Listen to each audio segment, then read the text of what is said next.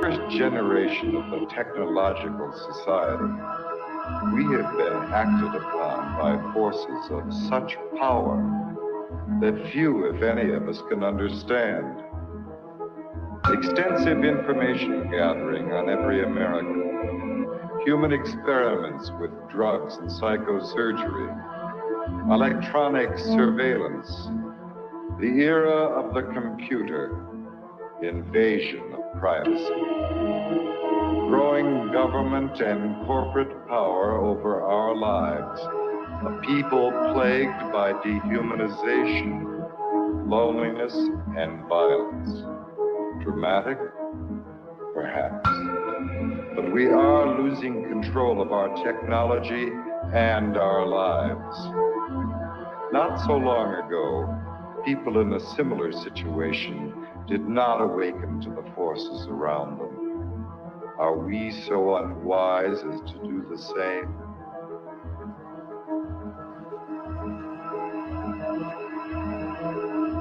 Behavior control.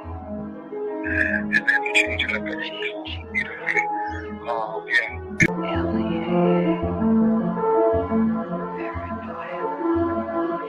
Enemy list.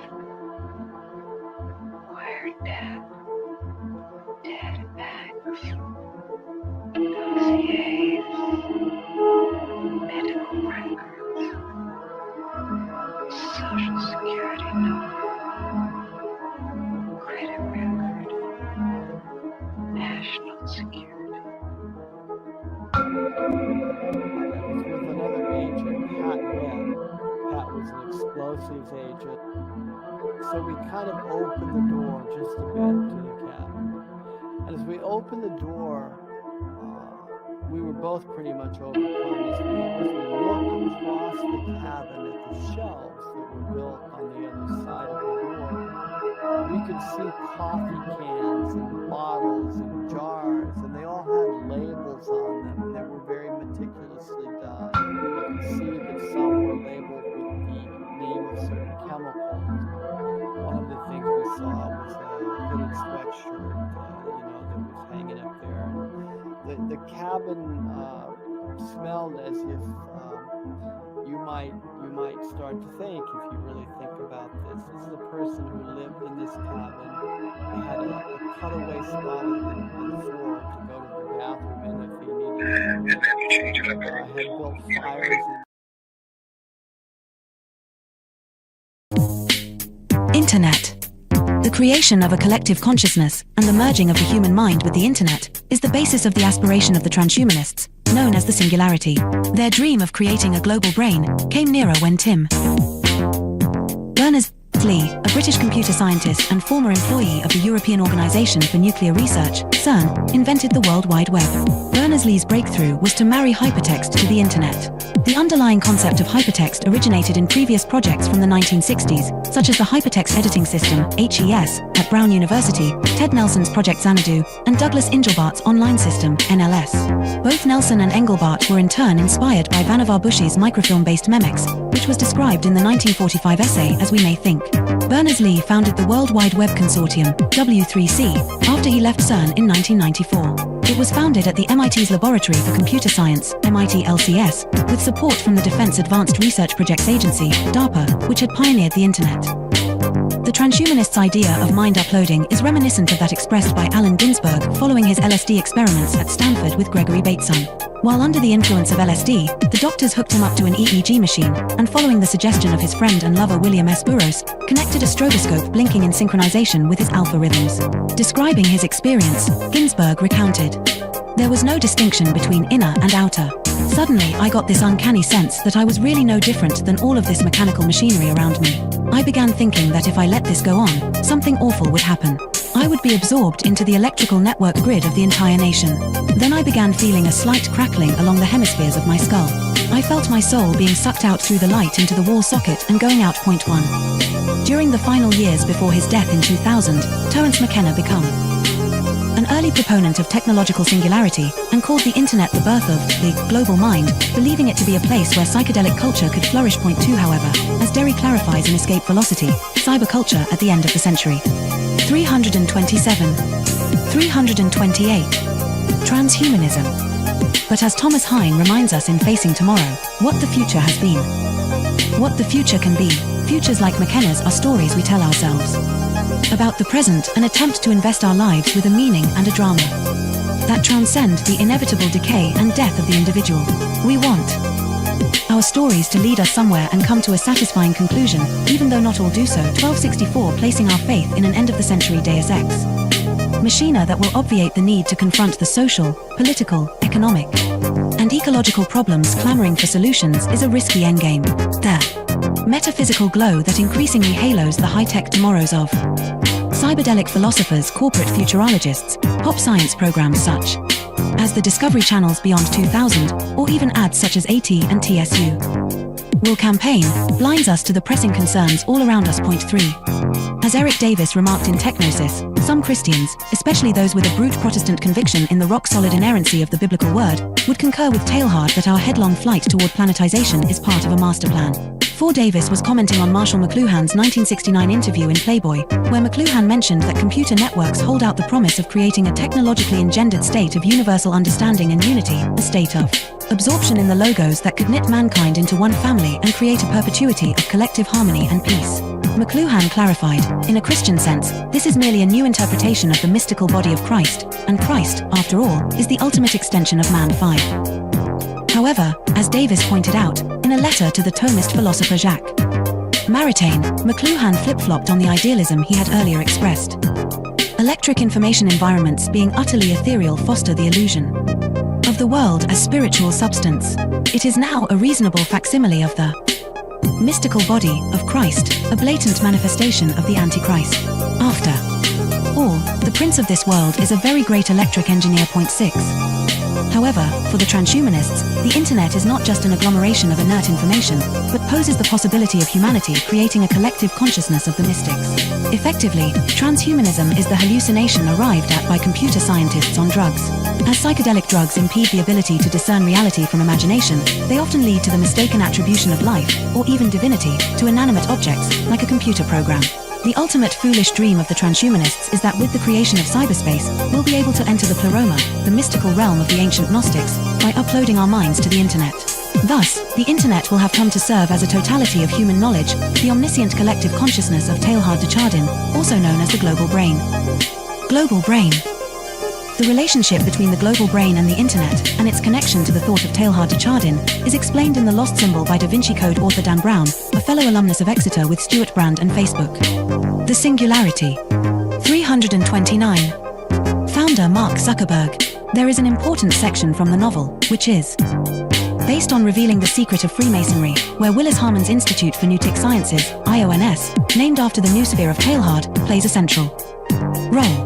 Here the character Catherine Solomon explains the significance of Newtics. 2 heads are better than 1, and yet 2 heads are not twice better. They are many, many times better. Multiple minds working in unison magnify a thought's effect exponentially. This is the inherent power of prayer. Groups, healing circles, singing in unison, and worshipping en masse. The idea of universal consciousness is no ethereal New Age concept. It's a hard core scientific reality, and harnessing it has the potential to transform our world. This is the underlying discovery of Newtic science. What's more, it's happening right now.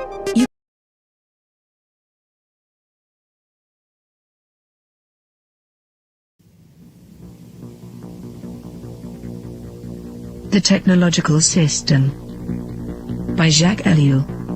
1. People are not machines, but in every opportunity where they are allowed to behave like machines, they will so behave. 2. 25 years ago, I arrived at the notion of the technological society, but now, that stage is past. 3. The industrial society.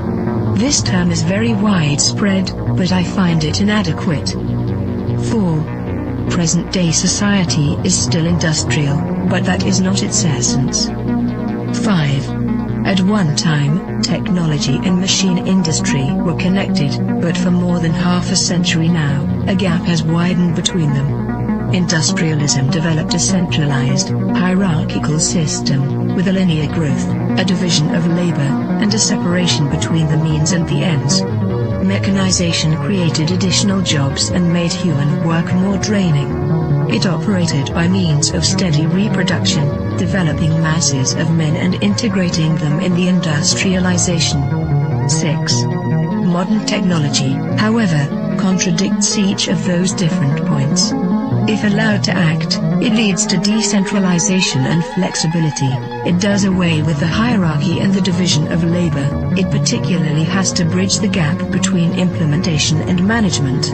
It presupposes a polyvalent and nonlinear growth. It reintegrates the ends into the means. It cuts down on labor and thus on the costs of labor. The value factor is no longer human work but scientific invention and technological innovation.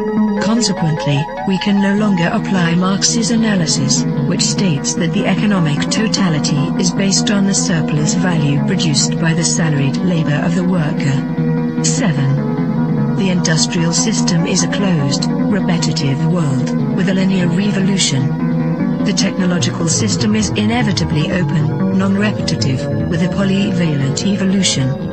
It can proceed only by the universal development of mankind, and that development is absolutely necessary for the development of the technological system. We are thus confronted with an ensemble that is totally different from any that has ever existed before. 8. Technology, conceived in terms of its automation, its chemical transformation of the world, its economy of energy, its cybernation, its data processing, its biological intervention, and its indefinite output of nuclear energy, has little to do with the old industrial mechanization. 9. Technology is power, made up of instruments of power, hence producing phenomena and structures of power, that is of domination. 10. Touraine, in contrast to Bell, hesitates about a qualifying term. Thus, he speaks of a programmed society. In this case, I am far more in agreement. For he thereby joins the overall outlook of those people for whom the new thing about our society is the organization. He sharply distinguishes between the primary, capitalist, era of industrialization and our era. He qualifies this new society in terms of 3 features. 1. The emergence of new social classes, technicians, bureaucrats, efficiency experts. 2. The new trend of business, which is now based on organization and no longer on the relationship between economic power and productive labor. 3. Spare time activities. All 3 characteristics boil down to a reduction and to the necessities of the technological system, which, as Touraine realizes, transforms the social struggles themselves. They are becoming more technological and are no longer subject to a takeover by the proletariat.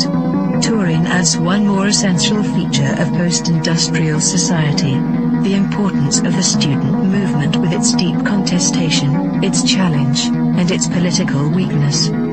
But, as I have tried to show in my studies on revolution, I regard this feature as episodic and contingent. 11. What triggers consumption? Advertising, that is to say, the technologies of advertising.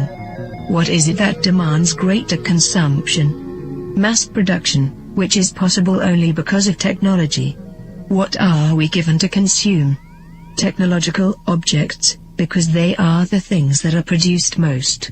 Hence, the consumer society, in all its aspects, is primarily characterized by various technologies.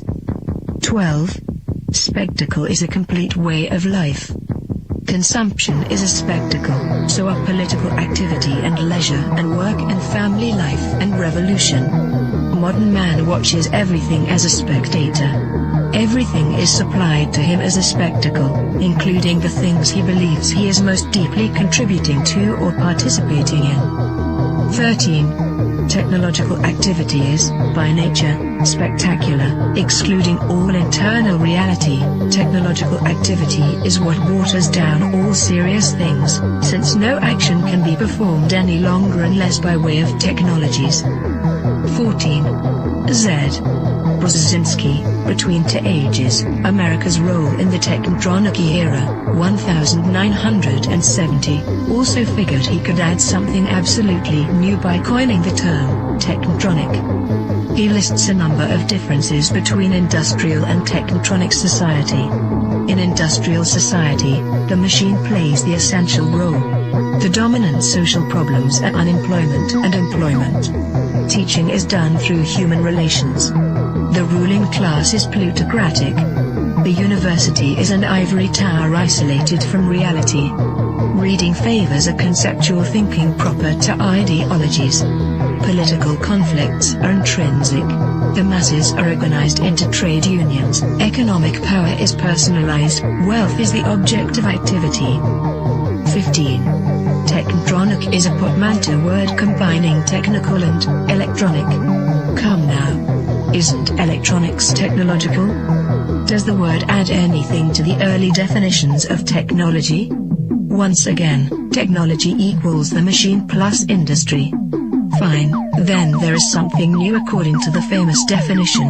In a machine, there are material parts that move.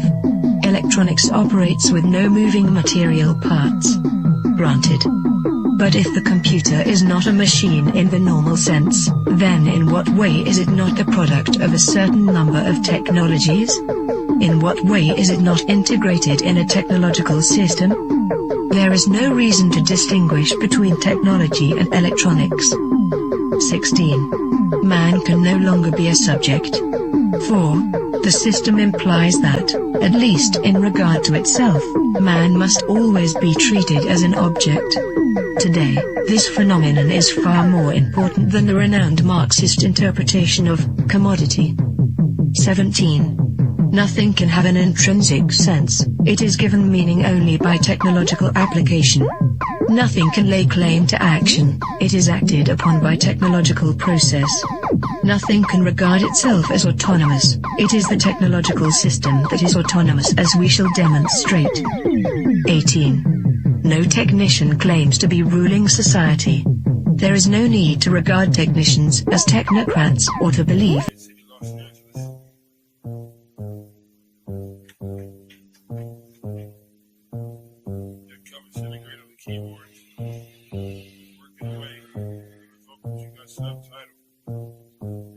I gotta go to work so I can work it out. Come on, computer, make it work. Come on, satellite, work with me. I gotta go to work so I can work it out. Come on, computer, make it work. Come on, satellite, work with me. I gotta go to work. Who would have thought that I would starter these jerks? The first full-time clock and serial microphone rocker. They used to jump on the stage back in the day wearing a stocking. To conceal my identity in any stereotypical venue. Never will I reveal the serious way that I feel. I'm on job time, all I do is talking to the steel. Use my style to hide and conceal. Profile and be out while they smile and just say that I'm real. Bad luck strikes in 3, all of you will agree. I didn't have a heat shield, they rained triplicate on me. But it's squares versus circles, then, and if you can compare front and back are differentiated by a 90-degree squared circle. If you know what I'm talking about, you know the code, work it out.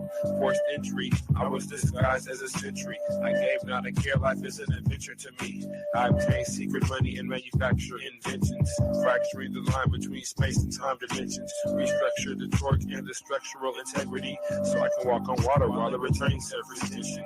This making me an acolyte of the greater unknown. The word shark, king of these murky seascapes. Within my patriarch society, you cannot dethrone the intricate degree and climate that I seize from the police state. I gotta go to work so I can work it out. Come on, computer, make it work. Come on, satellite, work with me.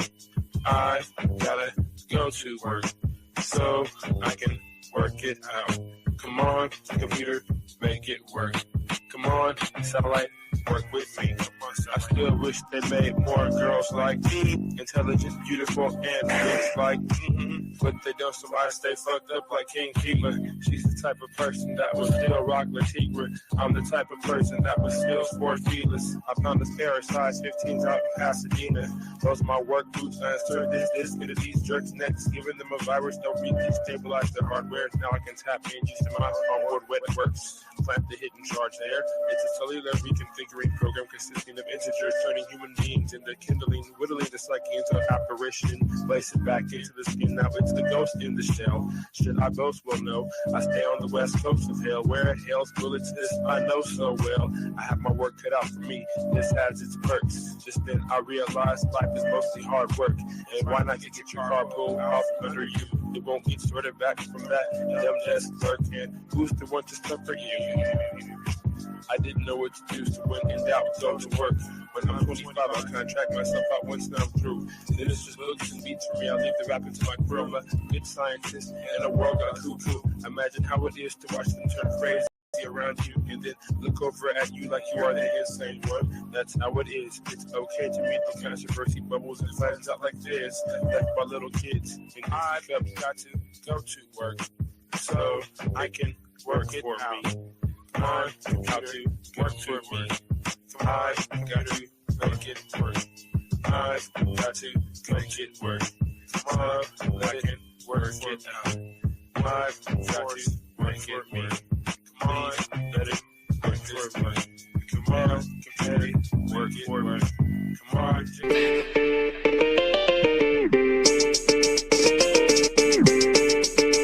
drop shit. Hegemonic sentences through cavalcades of reminiscence, the dark soul mentions crevices of insight, appendages of tripwire reverence. The gun hill legend brandish your weapons for Armageddon. Headless corrections for willing participation before the line finishes. I got shadow grimace, the obscene dream with human chaos for the pilot smoke screen. Combined with the best wishes, master attacks, intended full advanced craft methods that will highly adapt to this sharpening psyche, which often might be construed as badly used or beautiful looks of life to mirror the schism unseen hidden. The newest eyes cast shadows into the bluest skies until the Tory Hallelujah brought to the kings before me as the sacred justice plotted to misinform the whole decorous within construction. Nano filaments. Hidden secret touch, mystified by the comfortable, united by inner struggle. Hidden giving a bundle of scar, written enigmas. Now the claw is risen. Man is up with cheeky. With this sight disease, praying to the east, not to the man-made structures, but to the rising of the sun. A comparison of those diligent military legs rushing around in any direction. Misperception and prism seem bad design. That's the vision from the unlikely incision to the makeshift minions of bad decisions. I'm pressing danger to the head skill, kicking fixes.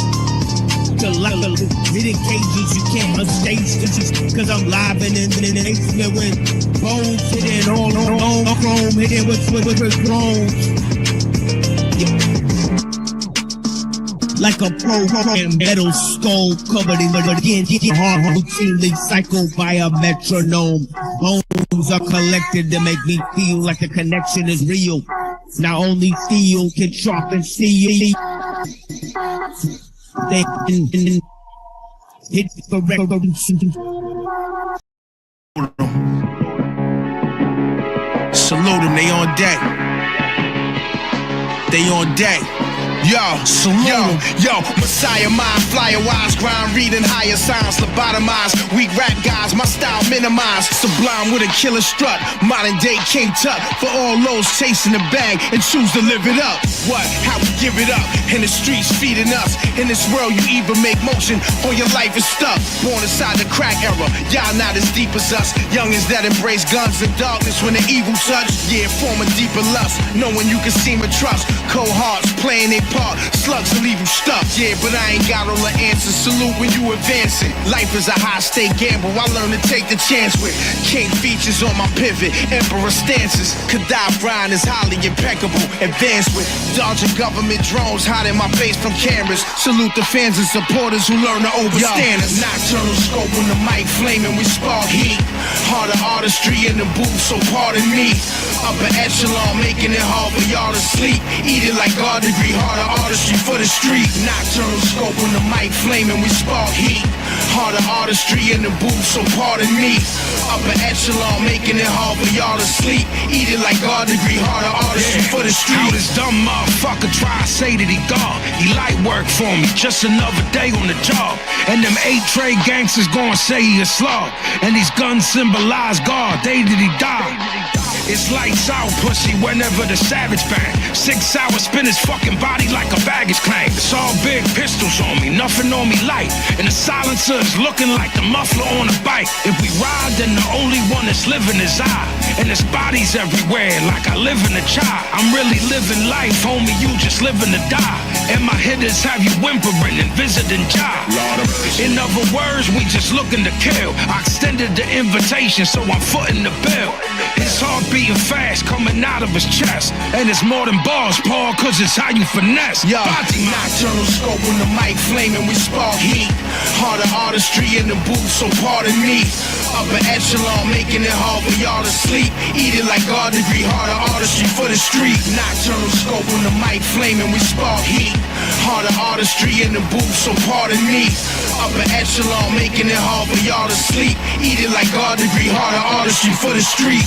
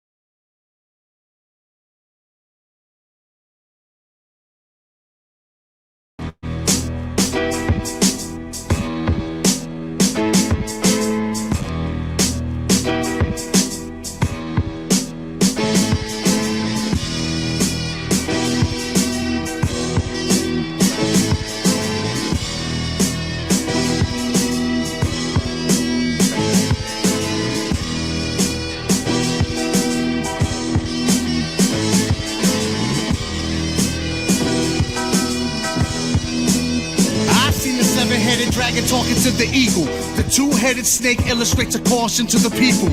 Electronic fog, alien Bibles, crop circles at the sand in Cairo like this is 76, demanding pyro. Human history 50% catastrophe. It's actually the arms race between the facts and anarchy. The secret to success, believing that you succeeded is more than an achievement. It's as important as you breathe, and sometimes it's one and the same. Who's running the game? All we ever say is they know it's fun to complain. Get shit that cause people to ride and flip. The way that thing, I've been classified as violent and sick. I'm like a time bomb the CIA designed me to tick. Designed me to head over to Bobby to buy me a brick. These motherships hit our radars, disguising the blip. The entire sky is eclipsed, just like the size of my dirt. Are these the doomsday chronicles, the Bible quotes? Or is this similar to shock and suicide provokes? We're all slaves at the auction where our lives are sold. Time to free our minds from the shackles and the lies of old. Are these the doomsday chronicles, the Bible quotes? Or is this similar to shock and suicide provokes? We're all slaves slaves at the auction where our lives are sold. Time to free our minds from the shackles and the lies of old. I leave the face of your society with buck 50 scars, sour diesel splits from weed jars and flip police cars, pull holes the size of grapefruits through riot gear, bloody footprints from Jordan 4s on your floor. We pioneers take fools to higher tiers, elevate to a higher learning, to a talking bush on the mountain with fires burning. Commandments to carve the stone with lightning bolts the throne, and anger meant to spark the dome. Now frightening results unfold.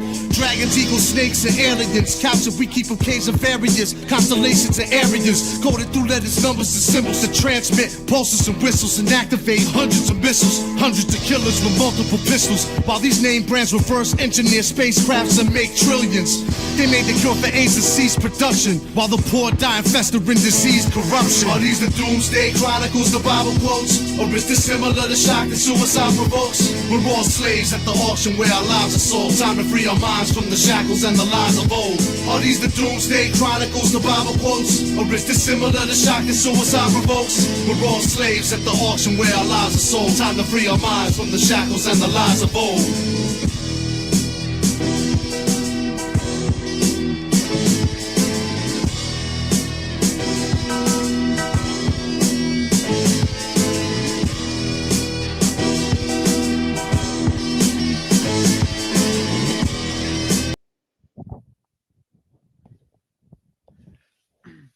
Yeah, welcome to the Machine Lives, where we talk about the lies of the machine on the machine that lies. And we're giving some critical breakdowns of a lot of material. And if you guys haven't been queued in, right, I'm going to be sort of giving a lengthy, no, not really lengthy, right, but sort of a, I mean, on the grand scale of things, it's a rather minute synthesis of material, right? But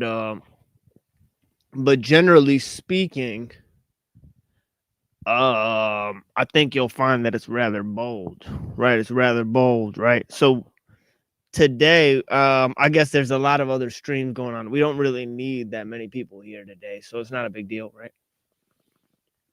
The people that do join us are going to get a special sort of treat. I know I've been playing a lot of music, so it's bound to be sort of low numbers and stuff because my regular streams have been sort of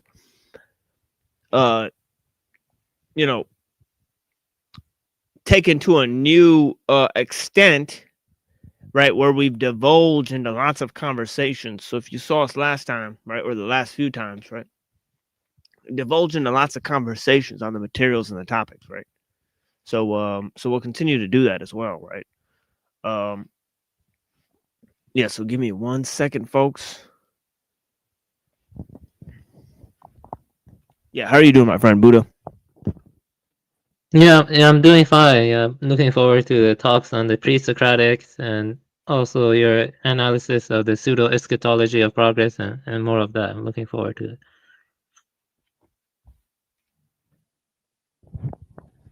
Yeah, it's interesting stuff. How we've brought our journey, and it has a lot to do with the ideas. I guess there's several major themes that become apparent throughout history, right?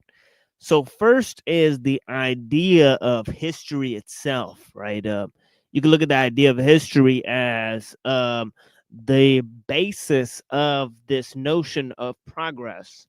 In the general synthesis of history, right, you begin to develop a idea that's sort of counterposed to idealism itself, right?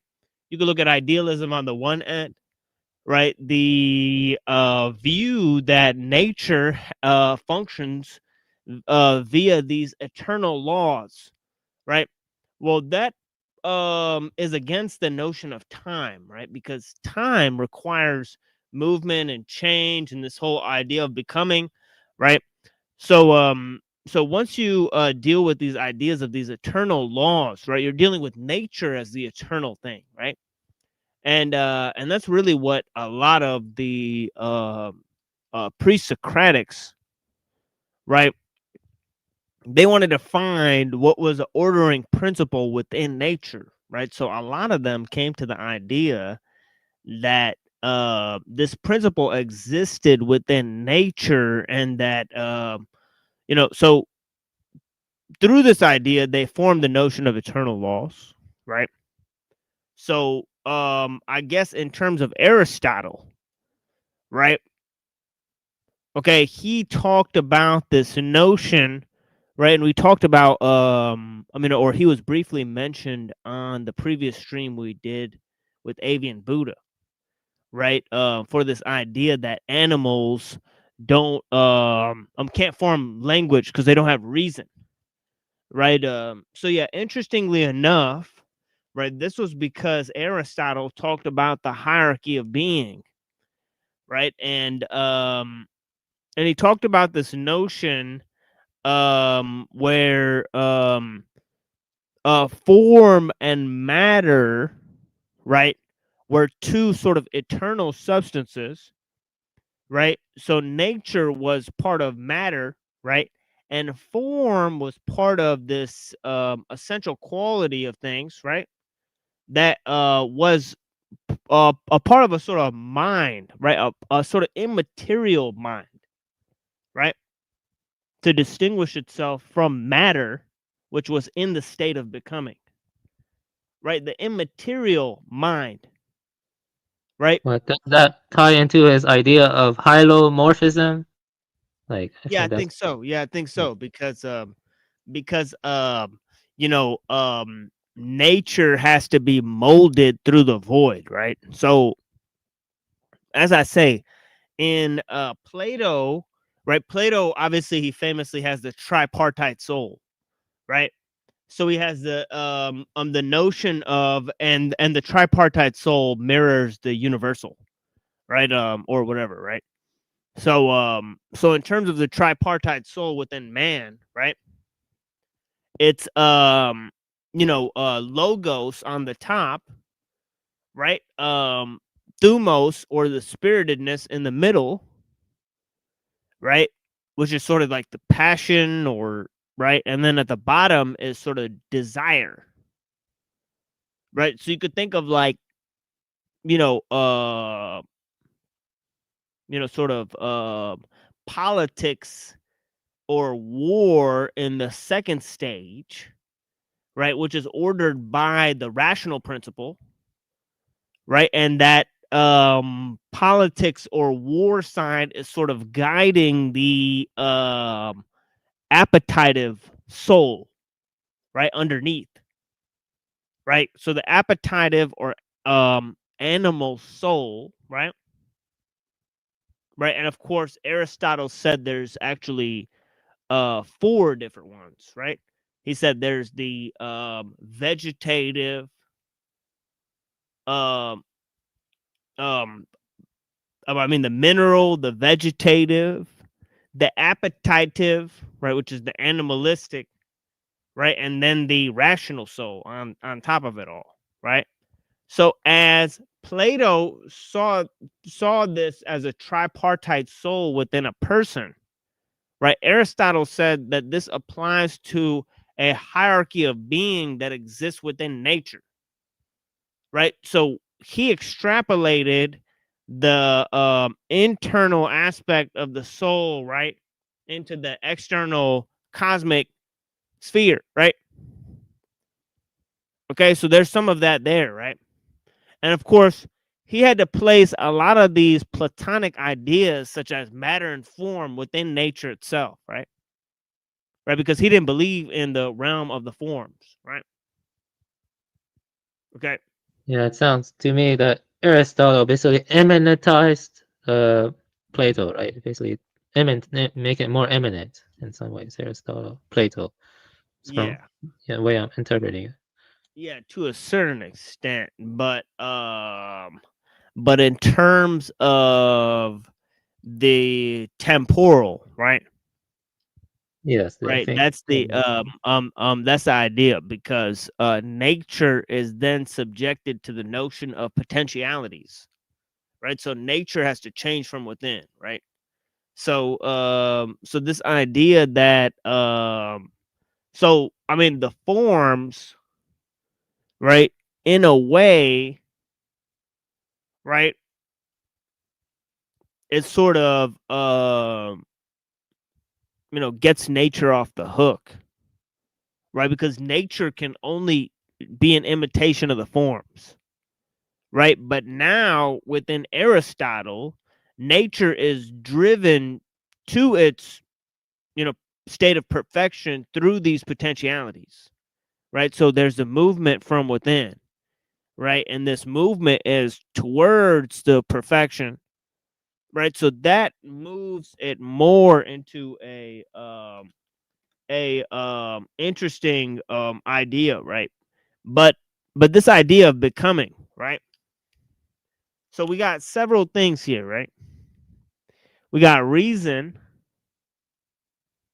right, which is within nature and within man, right, via this immaterial mind, right?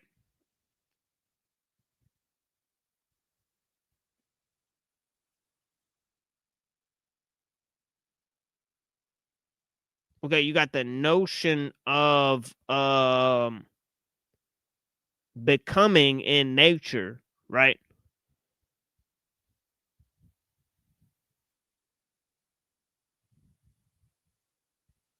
So when you have God's entrance into history, right, you have some pretty interesting changes, right? And of course, this also deals with the salvation history of the Jews, right? Because it enters into a sort of eschatological scheme that sort of transforms nature, right? So nature is further placed in a state of becoming, right?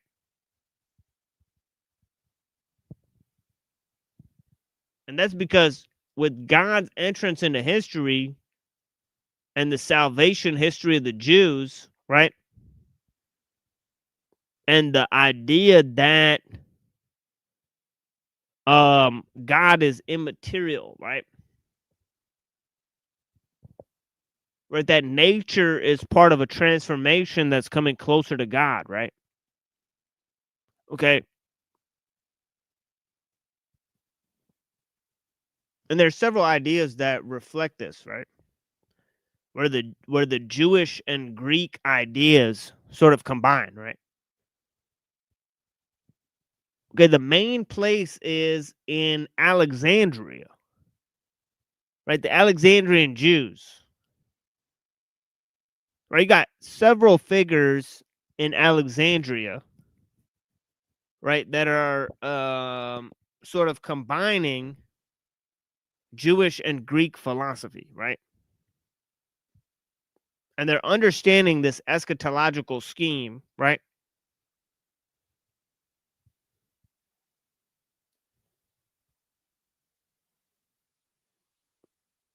Okay, and they're adopting some of them, right?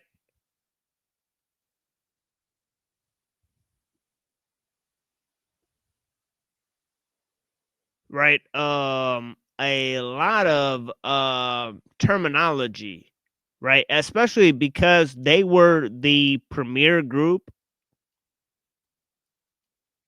They're sort of the premier group of people that were influential in that region, right? Okay, at that time, right? They were the key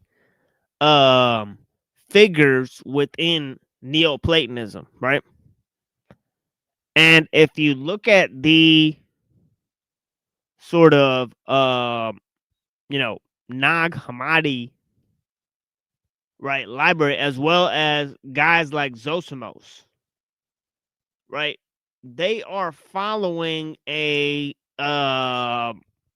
sort of syncretistic model, right? Not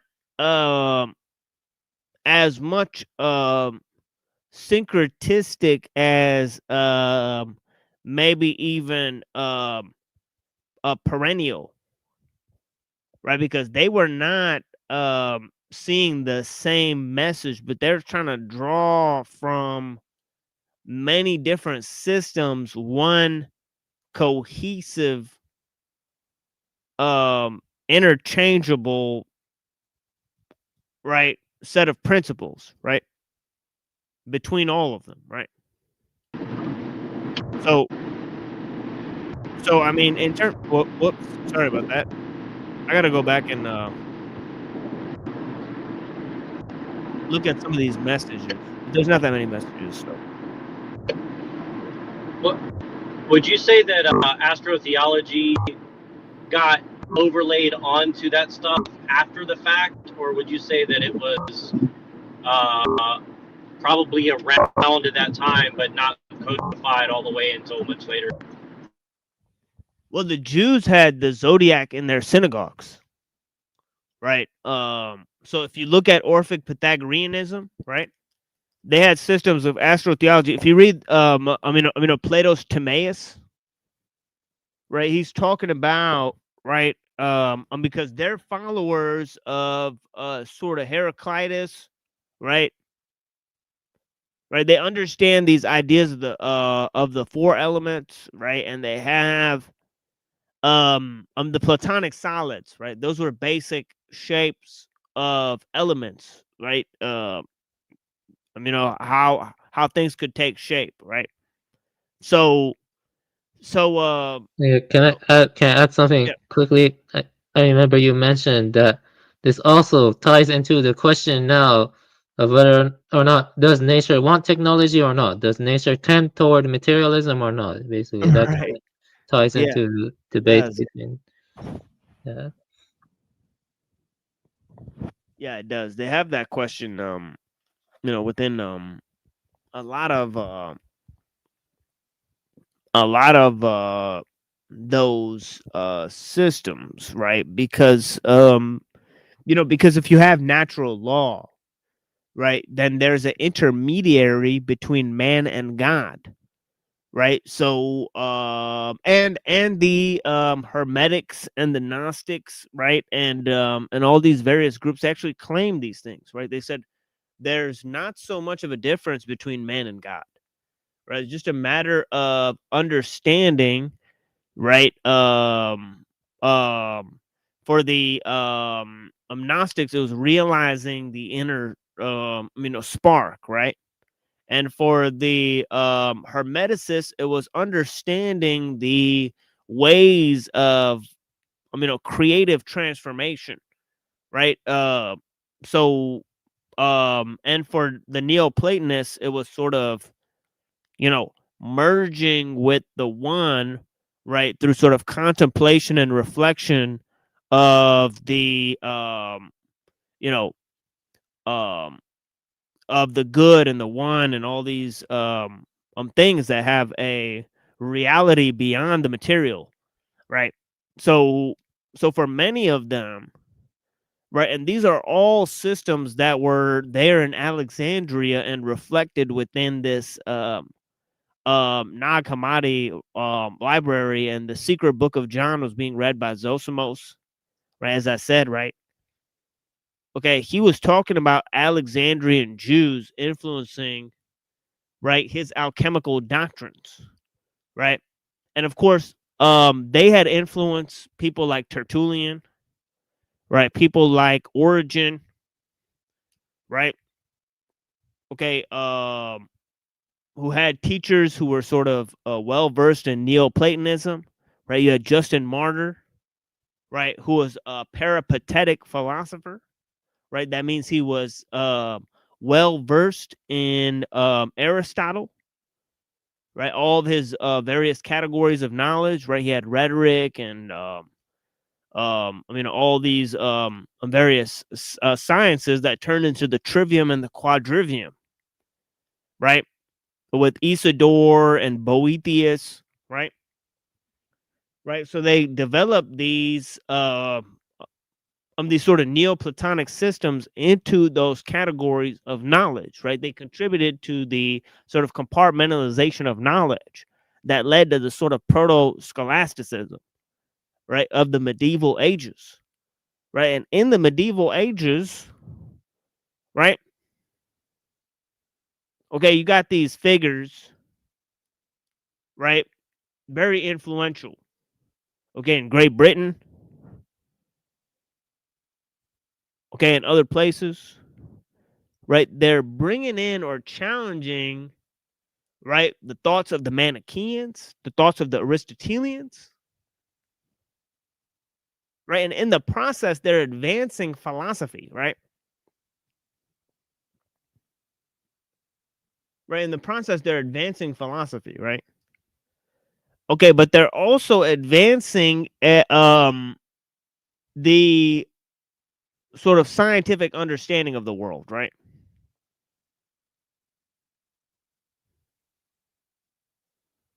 Okay, and this is reflected in what I previously said, right, about the notion of how God is removed from nature, he becomes immaterial, right? God's entrance into history, the eschatological scheme, and the transformation of nature, right? And of course, finally, the notion of man becoming God, right?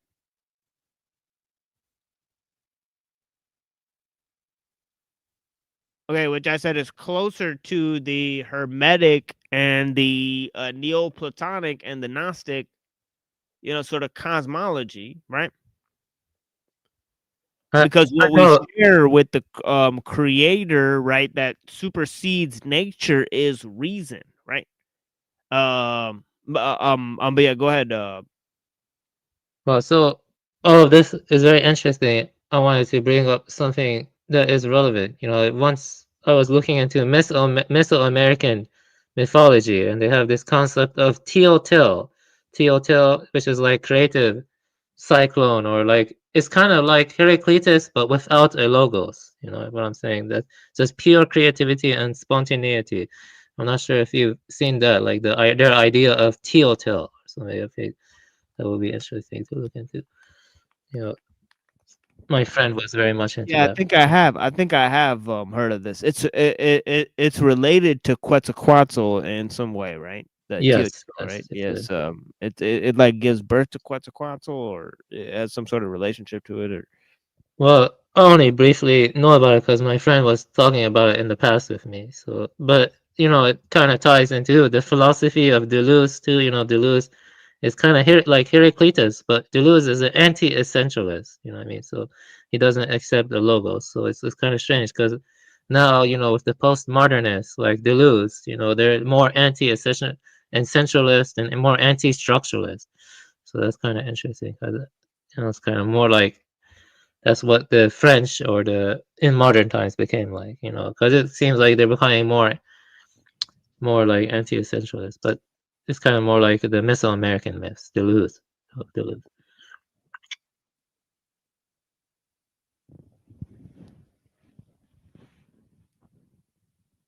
yeah, there's a strong impulse towards these notions of chaos and emergence developing, right? That sort of replace the notions of nature and time, right?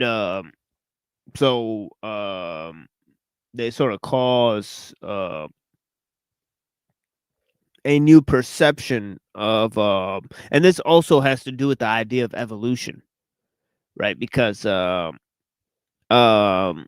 evolution as we have seen, right, it sort of presupposes this notion of both simple to complex and also randomized change, right? So so that seems untenable from many standpoints, right? Because of these previous notions, right, of God and mind and nature, right? And man using his reason to transcend nature, right? That's the primary idea that we want to focus on, right? Because if we could simplify transhumanism, right, we would talk about the man dying, right, of his mortal shell, becoming reborn, right, but being eternally, reborn, right, as a sort of immortal, right, God, right, and that sort of idea is about, you know, I mean, I paired it with this notion of techno-Gaianism, right? Which is that we're going to merge with nature through technology, right? Rather than transhumanism, right? That we're going to use, technology to sort of transform and elevate the natural world, Yes, right? and let me quickly add something to that. You know, in the original DSX, there was this quote in the first introduction cutscene. Aquinas spoke of the mythical city on the hill. Soon that city will be a reality, and we will be crowned its kings, or better than kings, gods. Yeah, I think somebody else said a similar comment here. Oh yeah, if gods are in charge, the kings don't have to take accountability, right? So yeah, interesting. But yeah, the city on the hill, right?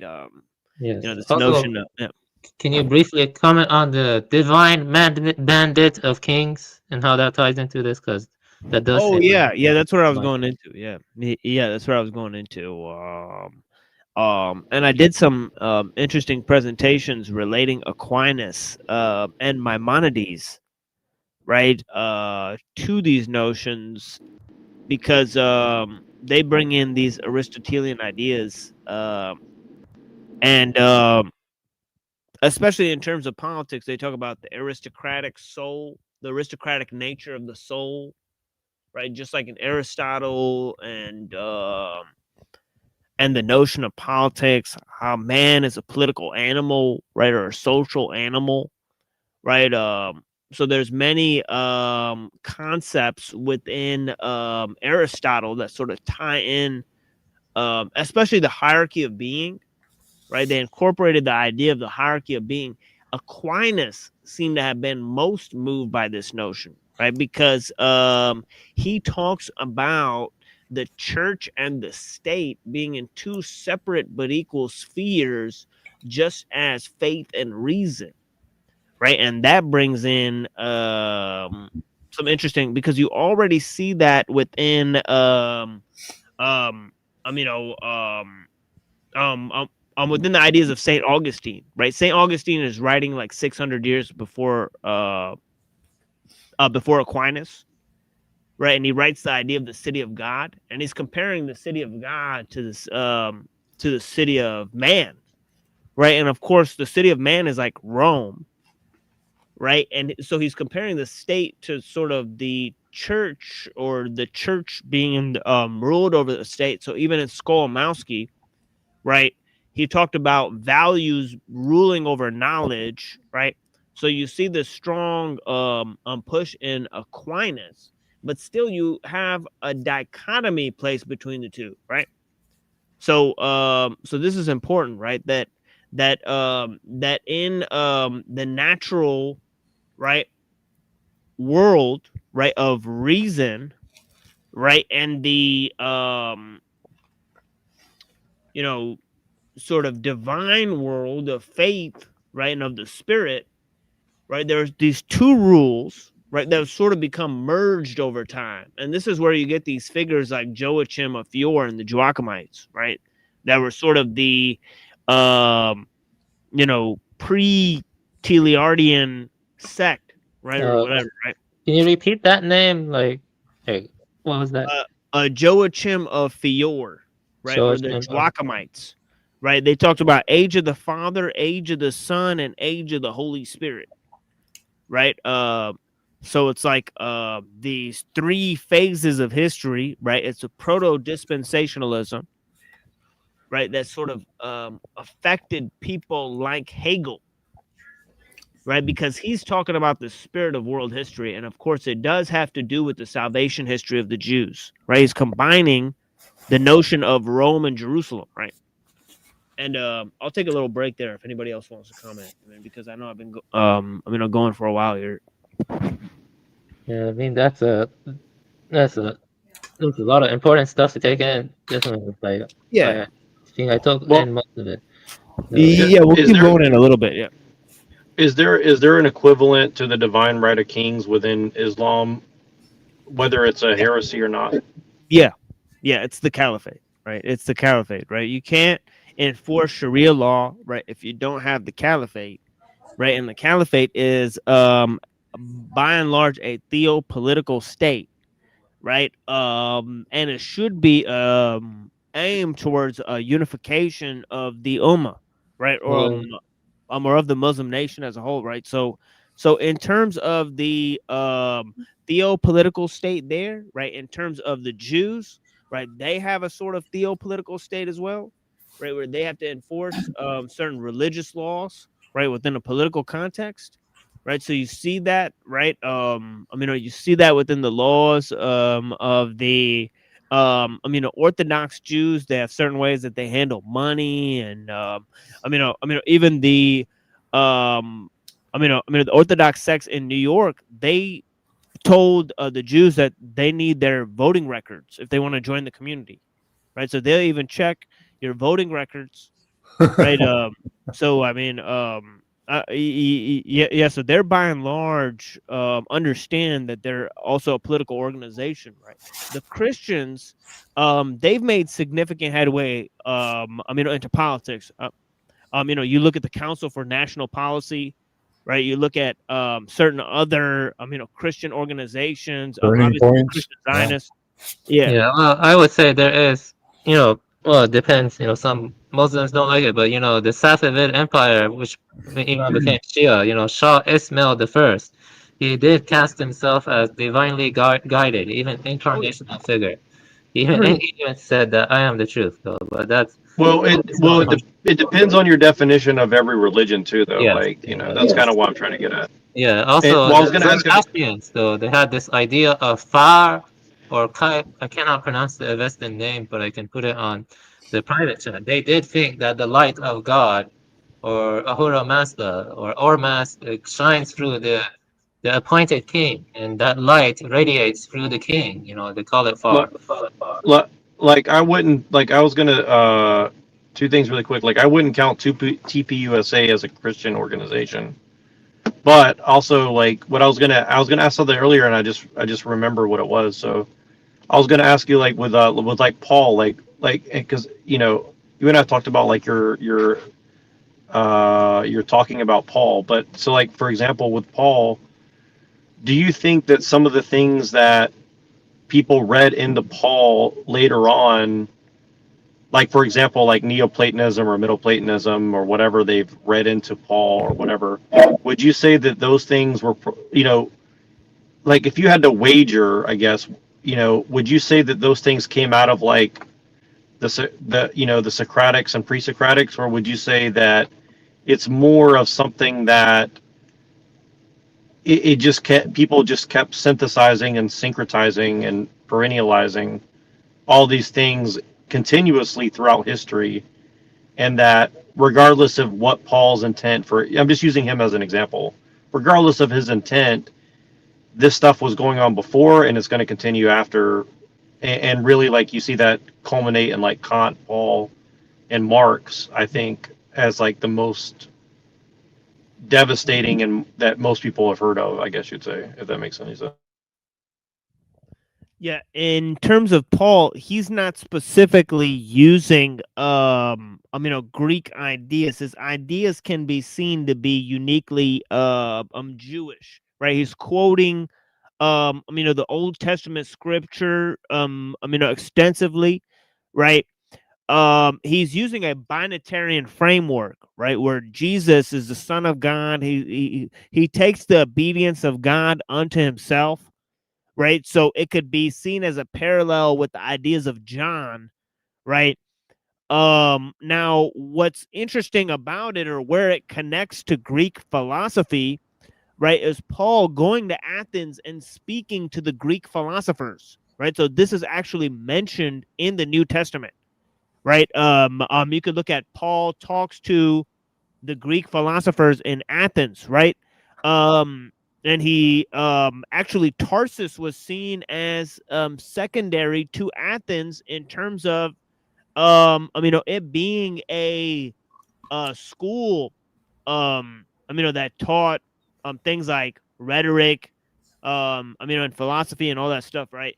So when Paul went to Athens, right, he actually went to the Agora and he made philosophical arguments in favor of the Christian God against the Greek philosophers, right? So this is what's purported to have happened, right? So the reason why it's important is because John and Paul, right, they adopt certain Greek terminology, right? Like pneuma and logos and stuff, right? So they're using certain Greek conceptions and restyling them, and they're speaking Jewish concepts to a Greek audience, right? And also Paul is the apostle to the Gentiles, right? So he's bringing Greeks into the fold, right, of salvation, right? So this whole idea of him being apostle to the Gentiles and traveling to Europe, right, and spreading the ideas of the Old Testament all the way to Europe, right? Yeah, and sorry, just to make sure. So, and one thing specifically, because I agree. I understand. Yeah, that was it. Yeah, and just one more thing specifically. Would you say that the idea of progress, like, was Paul was the progenitor of that, or do you think that that was directly in Judaism? Because, like, I don't even like the term Judaism. I know you don't either. But whatever we call Judaism, colloquially, like we would say it was Christianity, you'd say it's Islam. Whatever the precursor to true religion is, because Judaism, as we know today, is like definitely not what most people think it is, in our opinion, right? But so I guess what I'm saying is, like, do you think that the myth of progress was coming out of was that coming out of like whether Paul intended it or not? I guess what I mean is, like, I don't know if Paul, like, it's hard for me to say whether Paul himself was like promoting the myth of progress as his intention, or if that came later. And I don't know, and I'm not trying to ask you directly, like, what's your opinion on that. I'm just saying, like, do you think that there was anything, a proto myth of progress, that came before that? There's several concepts, right? One is Heraclitus's idea that nature is in a state of becoming, right? So this idea that nature was in a state of becoming, right, allows us to understand how spirit moves up the hierarchy of being, right? So if nature is in a state of becoming, then we realize how spirit and matter interact, right? So when we get to Aristotle and we get to these ideas of the hierarchy of being, right, that's extrapolated, right, to how matter transforms into spirit, right? So this notion of matter transforming into spirit, right, is the basic idea, right, that's brought into the eschatological scheme, right? And once it combines with the idea of the messianic expectation of the Jews, right, then it becomes transformed, right, and even secularized, right, and combines with the notion of evolution, right, and turns into the notion of spiritual evolution, right? This is the theosophical notion, right? So so as you could see, these ideas have successive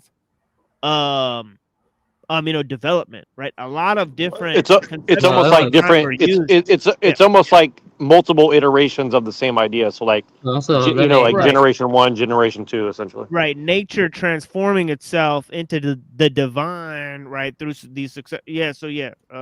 Let me say something. This also did influence parts of the Islamic world in, like, the early 12th century, like Sohrawardi's illuminationist philosophy. I'm not sure if you ever heard of the Illuminationism of No, Suravadi. no, but you could look at you could look at Al Farabi, right? You could look at Avicenna, Yes. right? Obviously, you could look at the discourses of Rumi, right? Yeah. If you look at the discourses of Rumi, he's sort of getting into all these sort of Neoplatonic concepts. Yeah, let right? me read a very short summary on Suravadi's ideas because it's kind of interesting. sure, yeah. Yes, Suravadi's Illuminationism makes light the basic reality. All beings are grades of luminosity emanating from the light of light, God, with their perfections determined by intensity and proximity to that source.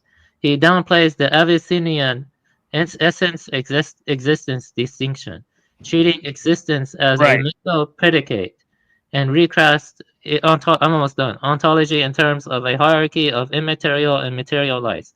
Knowledge at its core is by presence, an immediate, non-representational awareness grounded in the soul's luminosity, rather than in abstract forms. He also posits a fourth ontological level, the world of images, mediating between intelligible and material realms, and accounting for visions, dreams, and eschatological experiences. The system is a Platonic-leaning critique of paratisticism, which we were talking about, that he frames as reviving ancient Persian wisdom of life. So that was like a syncretism between Platonism, Zoroastrianism, and Islam by Suravadi in like 12th century AD.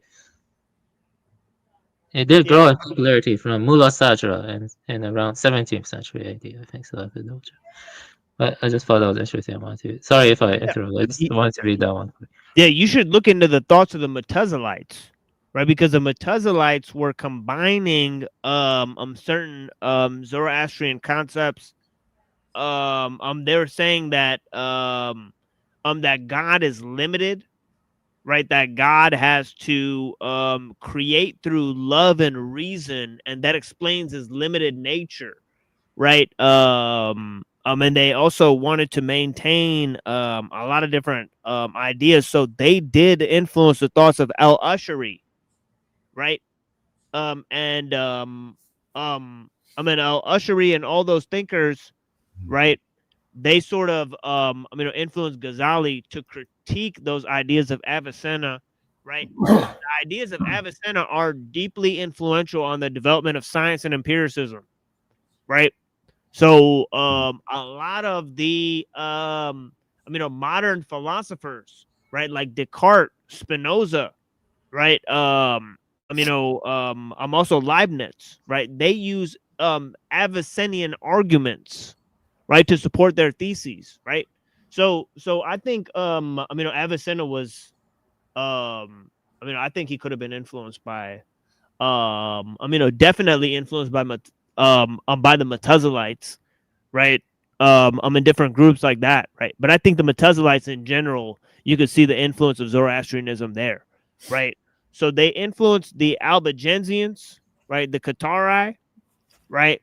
I believe in the 10th and 11th centuries, right? And yeah, so obviously St. Augustine, right? He joined the Manichaean sect, right?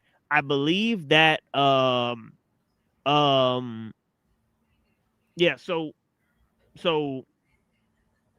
yeah, so he wrote a bunch of attacks on the Manichaeans, right, when he joined the church, right? So it's interesting, right?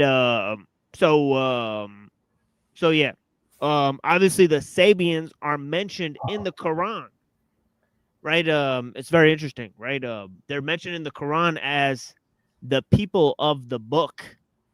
So people that are claiming that the Quran supports the the Old Testament because of that, they probably should produce the Sabian book that it's talking about, because it doesn't even make any sense, right? To compare, right, Jews and Christians, right, to Islam if it mentions that group, right? It's pretty interesting. But yeah, book, the New or the Old Testament? I'm talking about the Quran, right? The Quran mentions the Sabians, right? So yeah. But when they as say the people of the book, which book? they're talking about the Old and the New Testament. So, Well, that's so that's what's interesting, right? Yeah. You know, Can right? the Jews pay the jizya and be fine, or? Yeah, Muslims believe in both. Yeah, they believe in the Old and the New Testament. They just don't believe that that there's a preserved version of those books, right? So Yeah, it's the same with every pretty much religion or book out there. There's no originals. They've all been rewritten, skewed, and for the times, the priests will put in what they think is right morally, right. or they'll change it because it doesn't make sense to them. Well, a lot of it's just the problems with translation and the historical context. Yeah. Right. People don't understand what certain terms mean. They don't understand what certain historical contexts mean. Right. I mean, when the book is referring to certain situations, right. So Yeah. there's that sort of idea. Then they don't understand the meaning of the words. So I think beyond the historical context and just the meaning of the words, right, I think there's a lot that the majority of the followers of the religions don't understand, right? Yeah. But I think generally, right, religions don't really have a deep impact on people's lives, right?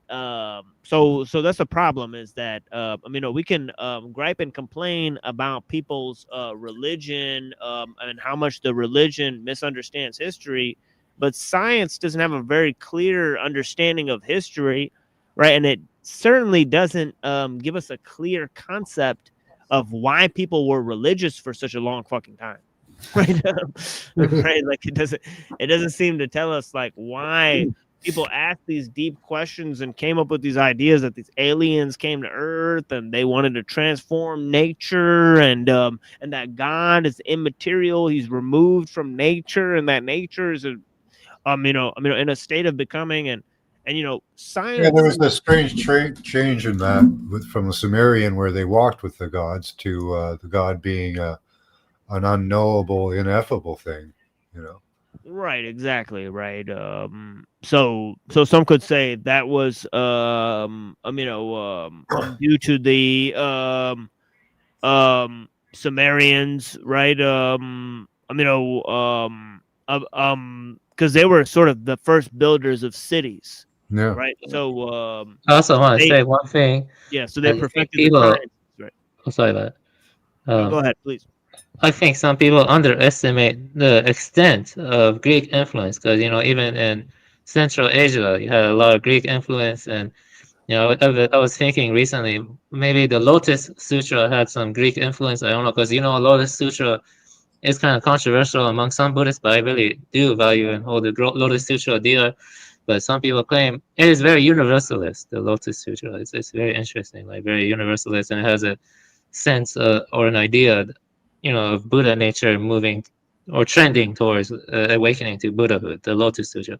And maybe, in the Central Asia, you had certain sutras, like the flower garland sutra, which probably had Greek influence to it too. So, that's a different realm, but the Greek influence really penetrated into Central Asia during Alexander's conquest, so that's maybe interesting to look into also.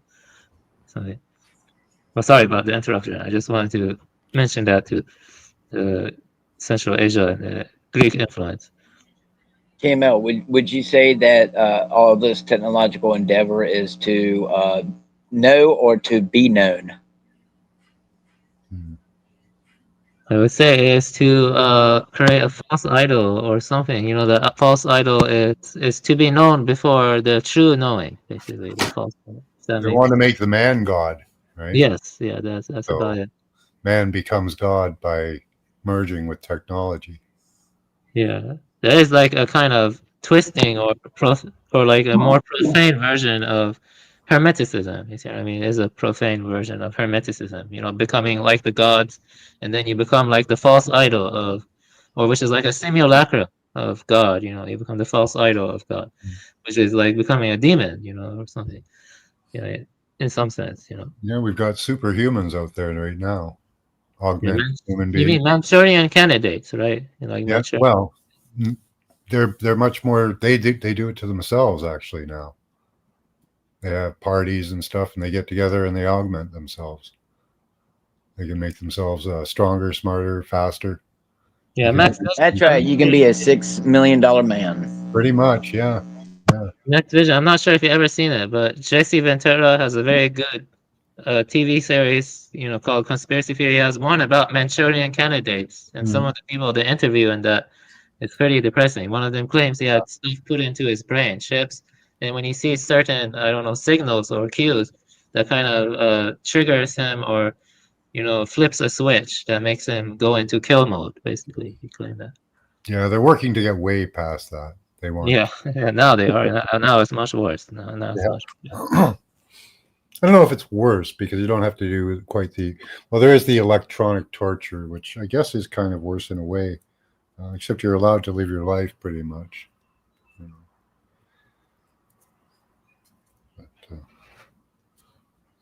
Yeah, most of the MK Ultra testing was done in Canada too. I live in Canada, so they did all that up here to figure out how to break people and make the different personalities and activate them. But you can do it electronically now, which is easier, right? And less. Is that why movies like the Naked Gun have cell phones flashing and the new Hulk movie with Harrison Ford? You know, the flashes on the screen get people to go. Whew. Yeah, light will be the next communication level that they're working with. That way they can get down to the level of DNA and make changes on that level. But there you have it, folks. Sucks for all y'all with epilepsy. Yeah. Yeah, it's probably going to cause some people seizures because of the flashing lights. They want all the LEDs up, and that'll be communication and manipulation and control all in one. I don't mean to detract, but Neurojack, who is that in your avatar? I'm just curious. Like, who is that in your avatar? I'm just curious. That's David Cross. He's one of the best actors ever, just like Ice Cube. Awesome. I was looking up. There is one article I've seen on the ethics of biodigital conversion, but pretty much they say in the article that they can't really regard ethics because it really just gets in the way and stops the progress. I wish there was more on that, but. Let me tell you something interesting, okay? And this is just the truth, and it ties into what you say. Increasing regulations never help. You know, like they try to increase regulations to mitigate the damage from invasive or new technologies they roll out, or, you know, or they try to impose regulations to help with conservation measures. But none of that really helps. You know, like eco consultants, their whole job is about finding loopholes and ways to bypass regulation. The point is that more and more regulations, they don't help. I think only roll back the technology really helps. You know what I mean? So that's just something common sense to me. Though. I'm almost on board with Elon now. You can't stop it, so you might as well try and work with it and steer it in a decent direction. You know, because if you don't deal with it at all, if you don't deal with AI and the technology and the integration of biotechnology into human beings, somebody else is going to do it for you, and you might not like the result.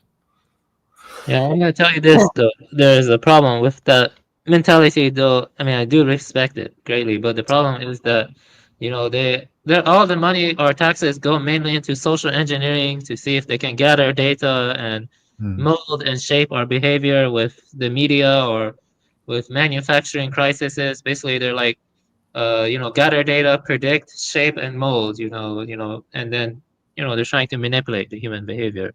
So I want to ask Machine a couple of things really quick before I forget, because this is just a small list. But so I made a couple of notes of some ideas that we count as science, yet they came from like occultism or philosophy. And I just want to do like a quick rundown of these three ideas just to see like if he sees any like common thread that is notable from his perspective. So one is the rational cosmos. The idea that the universe follows mathematical laws comes from Pythagoras and Plato, and later Kepler, who saw math as God's blueprint for creation. So that's the first one. What do you think about that one?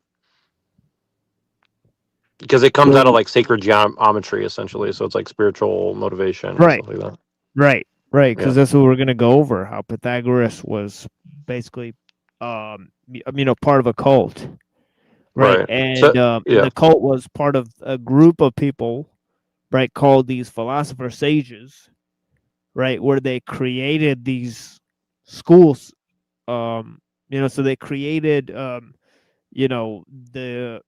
proto thing, right, that is the basic idea that, became the trivium and quadrivium, and then that became the different subjects, right, geometry and grammar and logic and and music and all these different areas of study, right? So I guess my point in bringing that up is like if that's true that it came out of like literally some like cult that has nothing to do with any of the religions that any of us really practice, then by us accepting these precepts, we are kind of indoctrinated into a cult of some sort, whether we're aware of it or not, if that makes any sense, right? Yeah, almost everything can be considered a cult, every modern organization or institute. Right. Right. Except for it's the religious people that proliferated the indoctrination, right? And that's what I'm kind of showing is that it's obviously Jews, right, in Alexandria, right, Muslims in Spain, right, Christians, right, obviously in Europe, right, in Great Britain and France, right, and then eventually spreading to Germany, right, that they created these systems, right, blessings to Lord.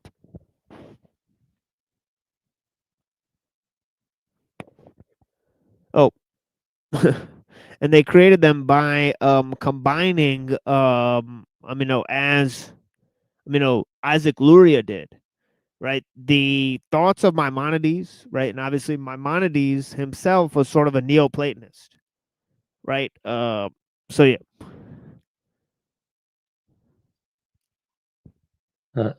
Can you say the last name again? I apologize. Sorry. Moses Maimonides, right? Moses. Oh yeah, okay, yeah. Sorry.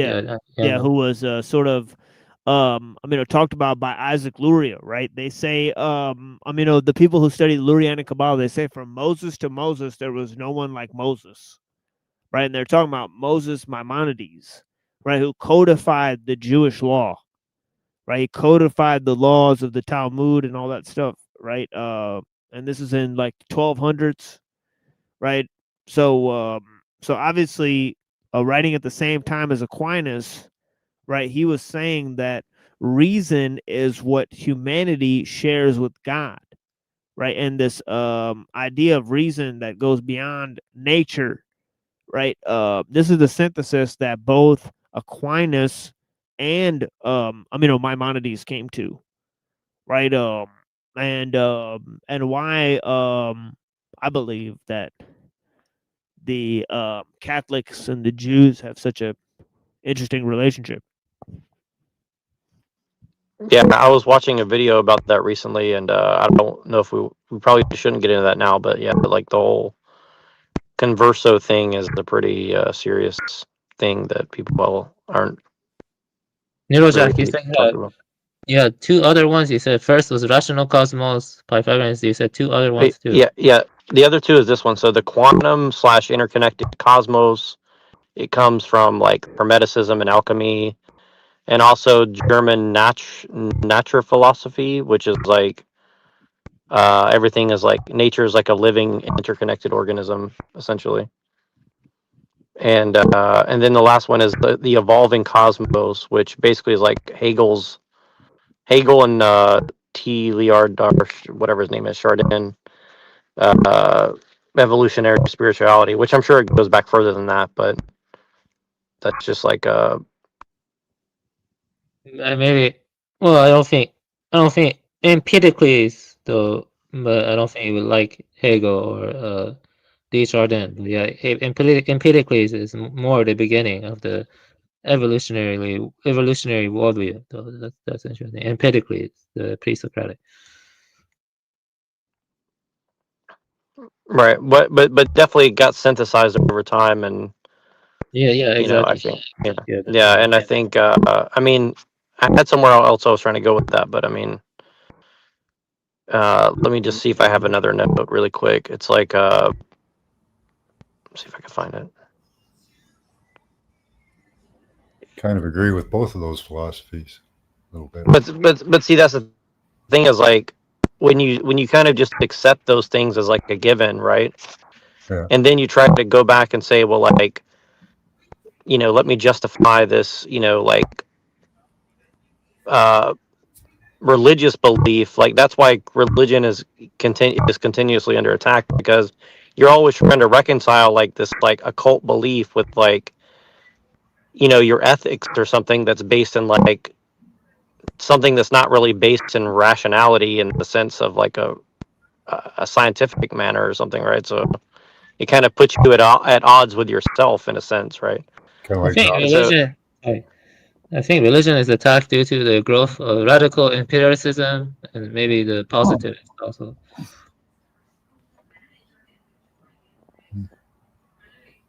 I apologize for interrupting. Yeah, and that's another thing is that I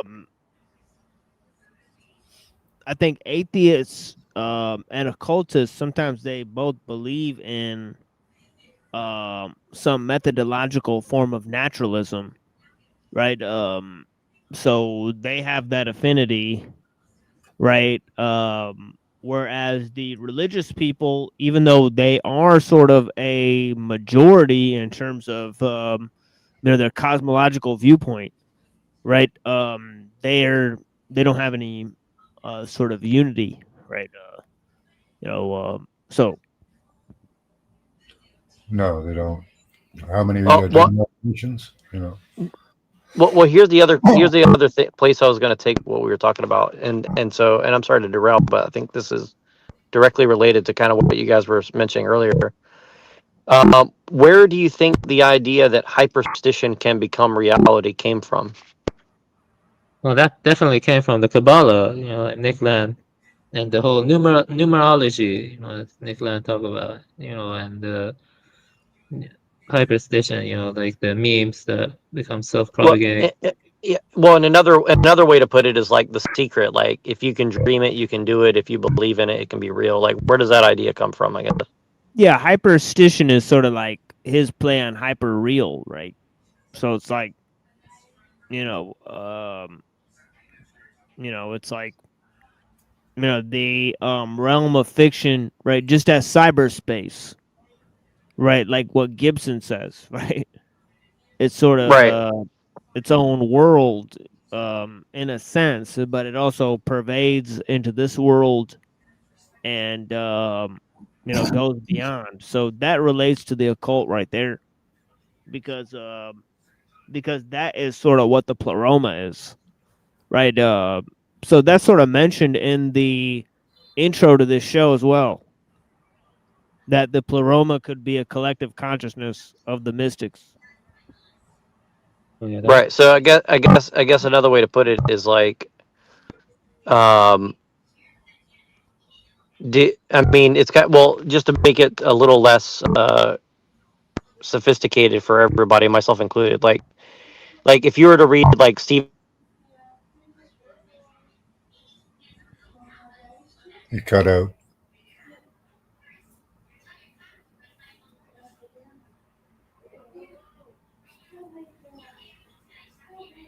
Yeah, but it's interesting. You know, I mean, it's interesting concepts. Maybe I'll play a song as Neuro gathers his, technical, Yeah. whatever. I'm wondering if, well, what, as Max Vision something just play. Since you Yeah, for said sure. animus, do you think there's any power in sacred geometry, or I'm just curious what you think, Max Vision? Any power in it? Well, And not power, but any like esoteric wisdom to be gleaned from sacred geometry.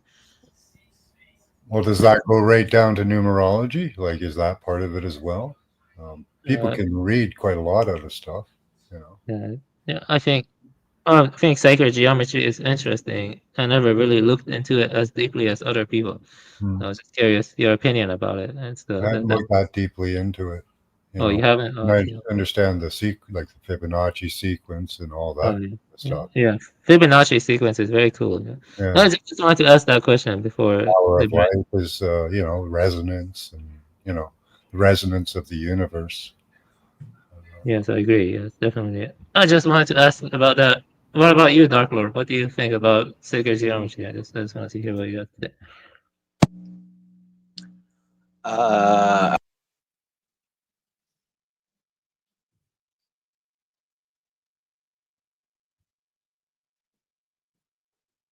Yeah, okay. You don't have to answer. I just wanted to ask about that. Okay, you can go to the break. Sorry about that. Just a random question to ask. I'm sorry about that. Sorry. Yeah, I say no to sacred geometry. I say no to natural law, but I say yes to fine tuning. Right.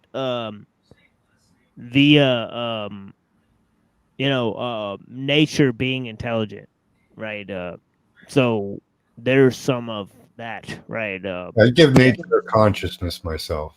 Right. Yeah, I would definitely say that math, I think, it plays a very big role in the universe, whether you're good at math or not. I can't deny that numbers and stuff, that the world in existence isn't mathematically accurate to the nth degree. Yeah, E8 looks like sacred geometry E8, and I heard that has like some kind of, I don't know, mathematical it's from group theory. Let me see, I can share it right now. You can look at it. It's kind of weird. It looks like a mandala, and it's a mathematical thing they use. I'm not sure if you've ever seen it. You can share it. Just interesting stuff. E8. Let me see here. Just let me share it. I kind of show how science is just kind of, you know what I mean? Brown's boy said science evolved out of the occult, and I think that's true. You can look at E8. Can you share it quickly? Just share the E8 picture I get. Oh yeah, I could agree with that for sure. Yeah, science. It looks like a mandala. Yeah, holy smokes. Yeah, that's actual mathematical. Oh yeah, a friend of mine sent me that a week ago, I think. Yeah, each of those sequences, none of those sequences match. They're each individual sequences. Yeah, that's why I was asking, because I wanted to get your opinions on stuff like this. Yeah, but it's interesting. It's beautiful. Yeah, it's beautiful. Yes, definitely. I don't know, as a method of construction, the universe uses these frequencies, but can I use them to decode something or figure something out? I don't know. Can you use them? I don't know. I haven't looked into it that deeply yet. Yeah. No, yeah.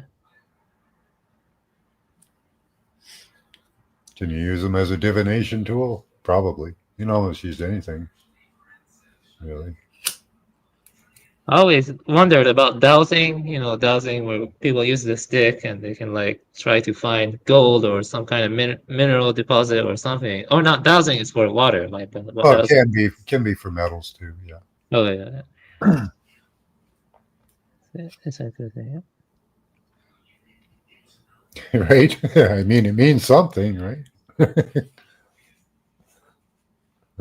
Yeah, I think a lot of what people consider superstition of our ancestors was actually not superstition. It was probably attuned to something we've lost.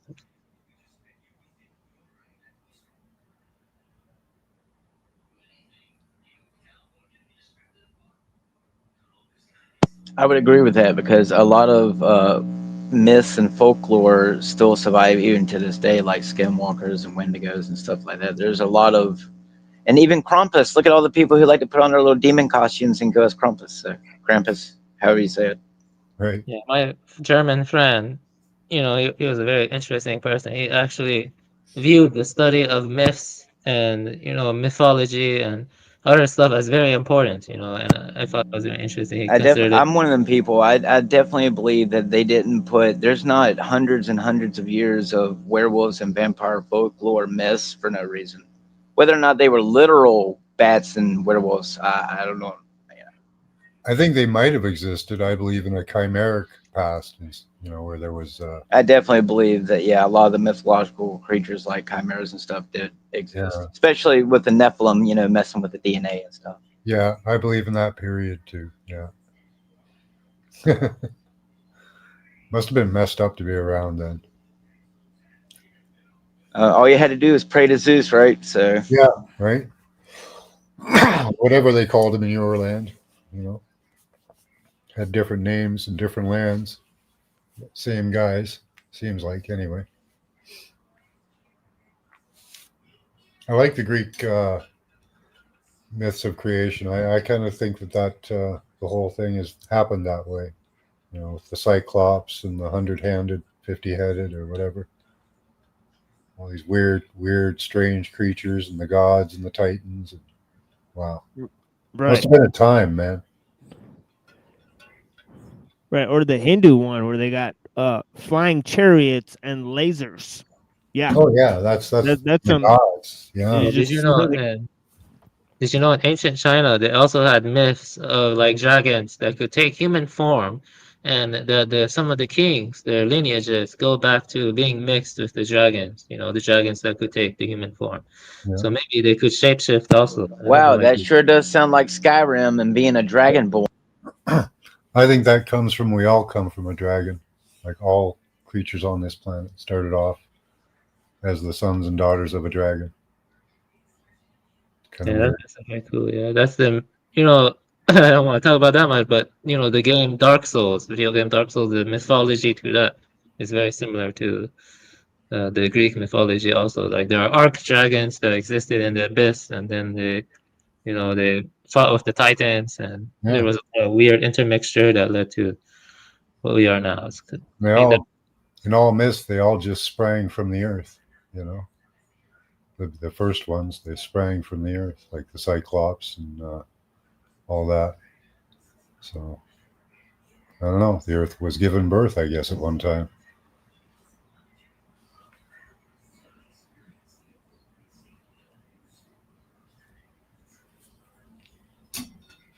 Bizarre. That's why I think the Bible says man came from the dust, right? Or God made him from the dust of the earth because he did spawn from the earth.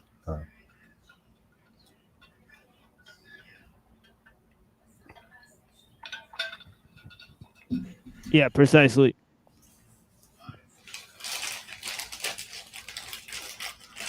As weird as it sounds.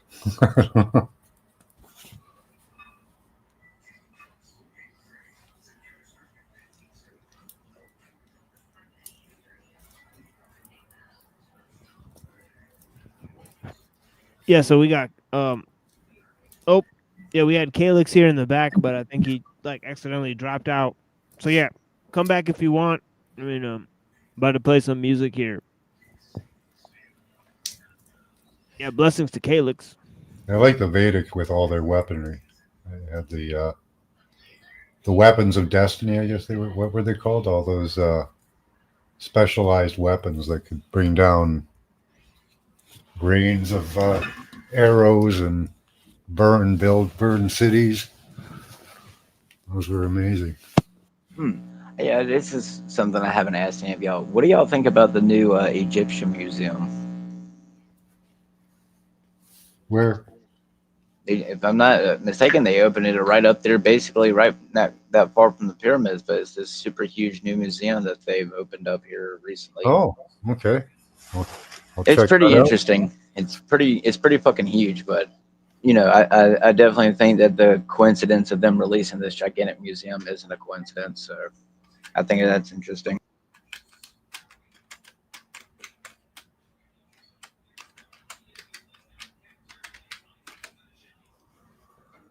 New Grand Egyptian Museum displays never before seen.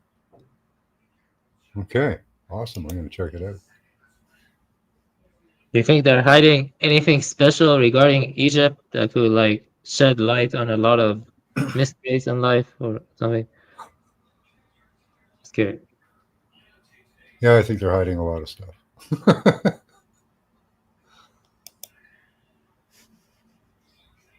Oh, that's beautiful. It's a huge museum, yeah. Oh, it cost a few good shekels. It's in the billions, if I'm not mistaken. Yeah, do you want to play a short video on it? It's 4 minutes and 50 seconds. Yeah, sure. Yeah, but Skrbina has a book by Savitri Devi, right? That somebody told him to publish, and it says that Moses was Akhenaten. So check that theory out. Yeah, I've heard that. I've heard that. Yeah. Yeah, if that's true, then we're all in some deep doo doo. It kind of makes sense when you look at it. There's the link to the video. It's kind of long, but Also, I'm not sure if you agree, but you know, Christopher John Bjorknes, he argues that Yahweh was originally based on Set. That's what Bjorknes argued. Not sure if that's true, but that's what he argued. Right. Right. I think he says that that Jesus is like some like Lucifer or something. I don't know. But it's like, yeah, he's got some out there theories. Should be Horus, right? Yeah, sometimes I think he's saying some of this stuff for shock. Yeah. Yeah, sometimes I think that too. Yeah. Yeah. You gotta stay controversial, especially in today's time where everything's controversial. What? Yeah, I don't agree with Bjorknes on everything. You know, I've also had some small little squabble with him, but not that big, just a small little squabble. But I did donate afterwards a little bit, but you know, I have mixed feelings about Bjorknes.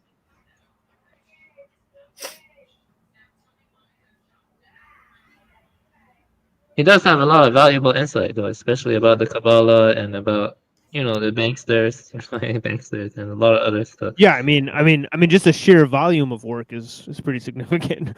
Yes, yeah, he's produced like 10 or like 15 books or something like that. So yeah, he's still definitely worth reading. I didn't mean to, you know, insult him or anything. I do appreciate. Yeah, me either. Yeah, me either. Yeah, yeah, I think he's a notable thinker.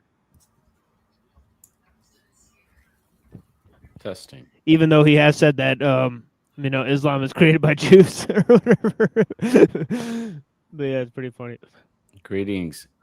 Yeah, blessings, Calix. Yep. Well, he did also say, you know, this is not my view, but Bjorknes claims that Jesus literally is Satan. You know, that's what he argued. Like, well, he thinks he thinks it's an atonement sacrifice for Yom Kippur. Yeah, right. So he thinks that that Jesus represents the scapegoat ritual, atonement sacrifice. So yeah, it's pretty wild. Yeah, I wanted to hop in here really quick, or I just I wanted I have like unbelieving friends, and like it's like they're my friends, but they're unbelievers. Yeah, they're kafirs. Yeah, we call them kafirs. Yeah, and like they're always cool, but they were cool at first, and it was just like I started talking about it, and they're like, it's just a bunch of books made by men, and I was like, bro, it was God who spoke through them, and they were like, you don't know that. They're like, oh, and just like I was like, oh man, dude. Yeah, they were doing that to me. They're like, it's just a bunch of books wrote by other men. I'm like, bro, the word says that it's, you know, that God spoke through them. Like that, like they were vessels. And they're just like denying it. And it does say that. Yeah. Well, most people treat religion or the, you know, important questions in life as just entertainment now, you know, or like, you know, they everything in a radical empiricist. They just try to make a joke out of it. Yeah. And I'm just like I told them, I was like, there's like there has to be like physical evidence. I mean, I haven't seen it by myself, but I Yeah. bet you like if you go to the Middle East, you can find evidence. Yeah, you could something. you could like look at it that way, or you could also look at it like in a less critical way. Like there's truth. Like it doesn't matter who said it if it's true. You know what I Yeah. mean? Right? Like, And they were just like denying like just existence. Almost, it sounded like it. I'm like, bro, like there's truth in everything, but like for some reason, it really just like tug at their heartstrings when I brought up Jesus and God and Christ. Yeah, people get like that. Yeah, and I was just like, all right, well, I don't know what to do. Yeah, it makes you think. You gotta like. It's like, man, we need to cast out some demons out of you and put them in some pigs or something like that. Oh, this is crazy. And the thing is, all those people there, they don't believe in the exact same things. If they were to get down to it, like none of them do. That's what I found universal. Everybody believes their own thing, you know. Right. Like not even my own parents. Like I can agree with everything even with my parents, but I do because they showed me you know, I was raised with the Bible and all that. So it also gave one more thing. Can you share? I just want you to the people to see. It's another mathematical technique, but this is what it gives rise to. I'm not sure. Is this something I want people to see if possible? Yeah, it's a Mandelbrot sequence, right? That's a Buddha brought. You know, so they created a kind of fractal method with Buddha. Yeah, it's a Buddha brought. Yeah, Buddha brought. Yeah, but if you zoom out of the Mandelbrot sequence, it makes this shaped as well. I don't know if you've seen. Yeah, it looks like a Mandelbrot sequence as well. Yeah. Oh, I wanted to highlight a comment that Frank Monday said. It says, if God spoke to them, cannot God speak to us? So why demand that one doctrine is better than another for one aspirant? Is that not dogma? What's meant by the living word? What did I get from that? Is he talking about the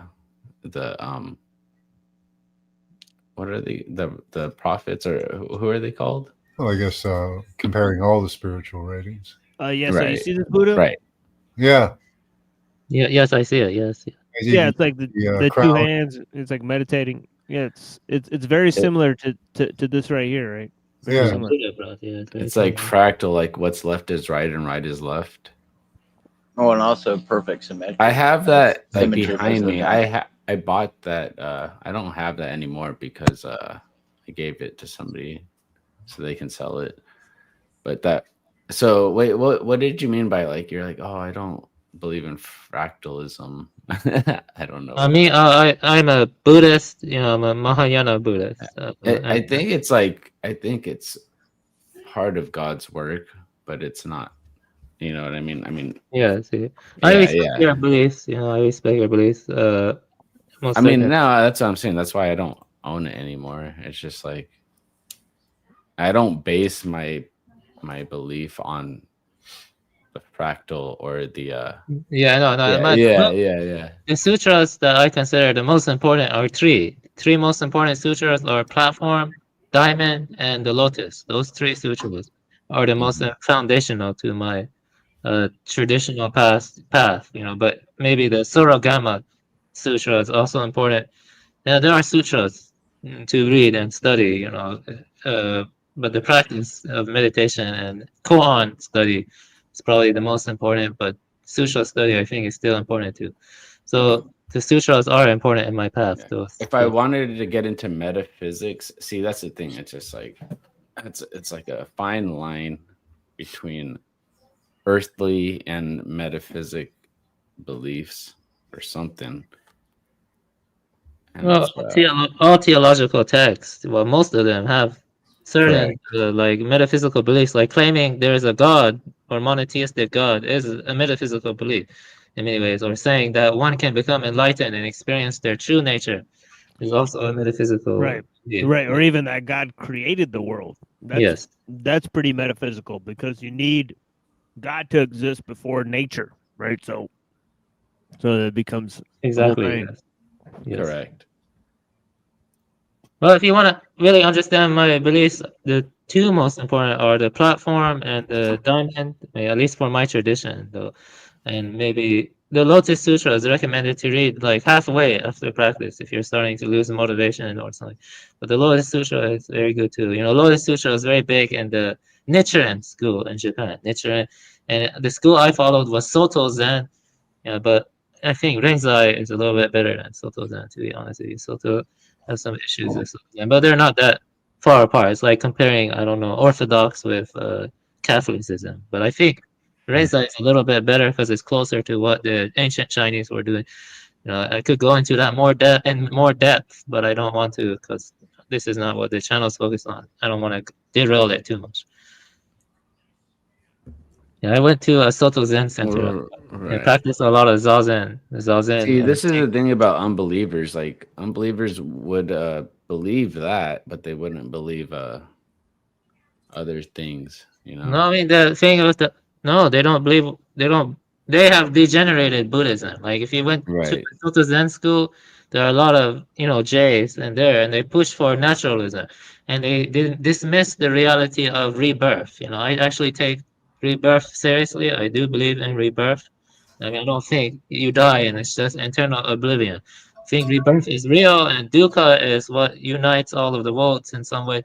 You cannot escape dukkha, you know what I mean? You cannot escape the dissatisfaction from longing for things and yearning for things. You know, life is defined by dukkha. And so, that's my traditional beliefs. You know, it's just a mainstream Buddhism. And, when you get enlightened and you are in the state of mind, which is, free of intentionality and free of grasping and clinging, and then you die in that state, then you go to peri-nirvana. And in peri-nirvana, you're not reborn anymore. You escape the wheel of rebirth. You know what I mean? That's why the wheel of Dharma is important in Buddhism and stuff. So, Buddhism has been degenerated, much like the mega churches for Christianity. You know, how they go and they spread liberalism and stuff. So that's happening to every tradition. It's happening to, it's happening to Islam too, with the spread of feminism and other things. And it's happening to Christianity with mega churches and, like Kenneth Copeland, right. I'm not sure any tradition in the modern era is free from such contamination. I know. For a quick rubby. Very far and few, that's for sure. I've been to a lot of different types of quote-unquote Jesus-believing churches, and I can tell you I've only been to 2 in my life that was satisfactory to say that I would go to it myself every day of the week when they're open. Very far and few have I ever seen a preacher or a deacon or a bishop or people who, like I said, when you're sitting there supposed to be worshiping, your Lord and Savior, and then you open up your eyes to see what everyone's doing around you, and everyone's doing the exact same thing. They're like, opening up their eyes, looking around, saying who's praising the Lord the biggest. So, right. That's why I've always said you don't find Jesus Christ in a church. If you truly come to know Jesus Christ, you can find Jesus Christ anywhere, whether it's on your deathbed, whether you're about to be executed, dying of disease. That's why from my religious experience, that's why I put my faith in Jesus. If I hadn't had that religious experience at 9 years old with the Bible, I probably wouldn't defend it so much. But just because of that experience itself, how can you deviate from something that affects you for the rest of your life? So life is a really hard battle, especially when you don't really know what the truth. Just because we have religious or schizophrenia episodes doesn't necessarily mean you're not close to the truth. It's just we don't really know what it is. Yeah, I would say that there is a concerted effort to degenerate all traditions by, like, I don't know, technicians, or by like just brainwashed people. Like they just go to church or they go to the Sangha, and Buddhism is called Sangha, and they try to degenerate the tradition by spreading, I don't know, naturalistic worldview. I mean, it could be organically occurring due to indoctrination, but in general, that afflicts every tradition and every, so that leads to just erosion, amongst the traditions. So yeah, that's the thing. Yeah, yeah, definitely. So I do respect your beliefs, and that's why I like Frank Monday's comment. I mean, let's highlight Frank Monday. Intellectual dichotomy seems to lead one into a rabbit hole, but the mind loves the game. Good one.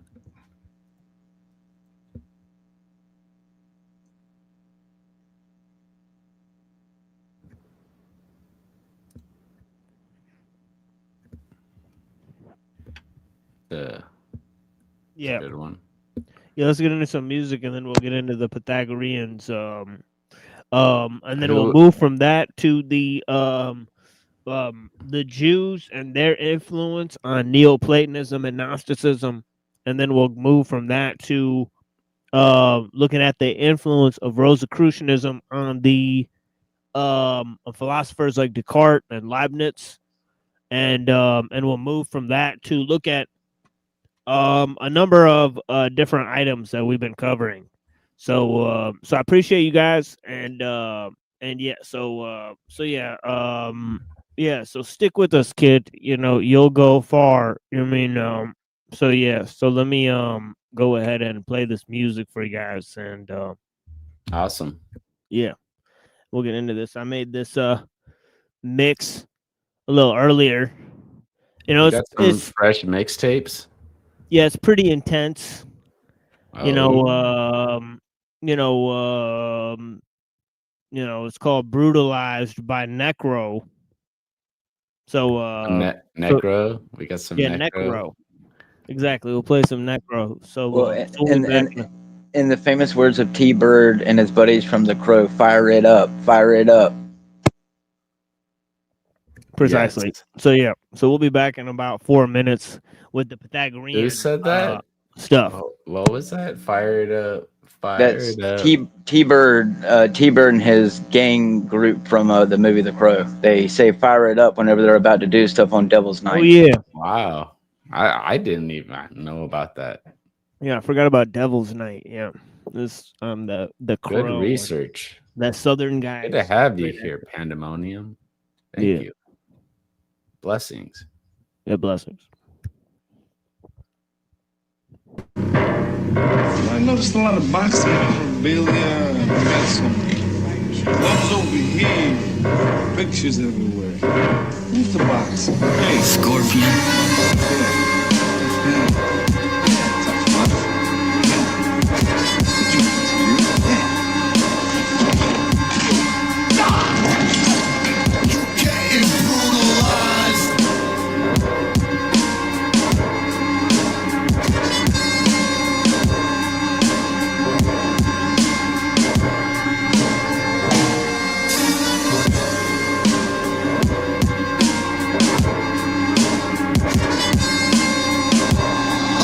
Fighter like M. Bison, I might bite you like Tyson. Try for the license. Put ice on the cut, doctors will be splicing it up. Rocky snuff right to the gut. I'm a Spartan, start beef my fist or harden. You punch like a girl, but you ain't Christy Martin. You get no love, hit you with no gloves. Duff you like show enough shove, you know one's above. My thunder and lightning, your ice sting. No wonder you need Vicey, not surprising. London prize ring, felt you were ill. Your black belt ain't shit. When you're attacked in your jail cell, you fainted. While you pumping dope and you jumping rope, there's no hope for you, dope chump, jealous lazy bum. No matter, son, I'm training, whether it's sunny or raining. Like Sonny, I'm raining, you Patterson. You realize when I close up your two eyes, getting brutalized. Size you up, prize fight shit, die what? You getting brutalized. Fake tough guys breaking stuff, no compromise. Getting brutalized. Size ain't shit, big guys see the minds too. You getting brutalized. I laugh at your fronters, a no-skill rider. You ain't no ill fighter, you telegraph punches. Shots thrown from the hip, your dome split open. Hematobin, you should've known your shit. Defense techniques from a knucklebone blitz. Your knees buckle, your weak sucker, don't snitch. Deal with it, real with it, it'll heal quick. Then I'll run up on you again and bust open your shit twice. 3 times quadruple, rip apart pupils, kick the marsupial. Hard and brutal, and watch how we get busy. You left dizzy, left right hook, where is he? Sidestepping, you miss me. Repping the rugged, prepping myself, dug it. Militants, weapons, our hands deadly, slug it. Out, you're bugging out, drugged up, get knocked out, your mouth plugged up with stitches. You're ugly now. You realize when I close up your 2 eyes, you getting brutalized. Size you up, prize fight shit, die what? You getting brutalized. Fake tough guys breaking stuff, no compromise.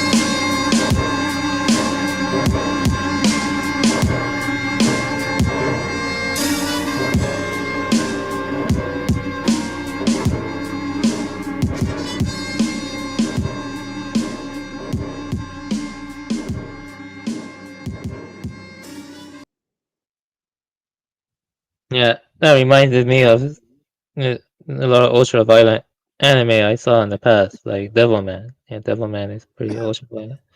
Right. Yeah, I've seen scenes from Devilman. I actually tried to use that for one of my music videos, but then we got copyrighted for it, so I couldn't. So yeah. Yeah, the original manga is very pro Lucifer, believe it or not. It's I don't crazy. think I've ever used that one. That's strange. It's weird that they do seem to flag certain animes and not other ones. Right. Well, I mean, at least ones that push a message, like they don't have problem with a berserk whatsoever. For some See, reason, this they is have the no thing problem with about it. anime, dude. Anime always has like a positive story. No way, Berserk is Or no. You haven't seen enough anime, my man. You know, a lot of manga and anime, they're not positive. You Yeah, know, like I don't know what positivity animes like Blood Sea have, but you know.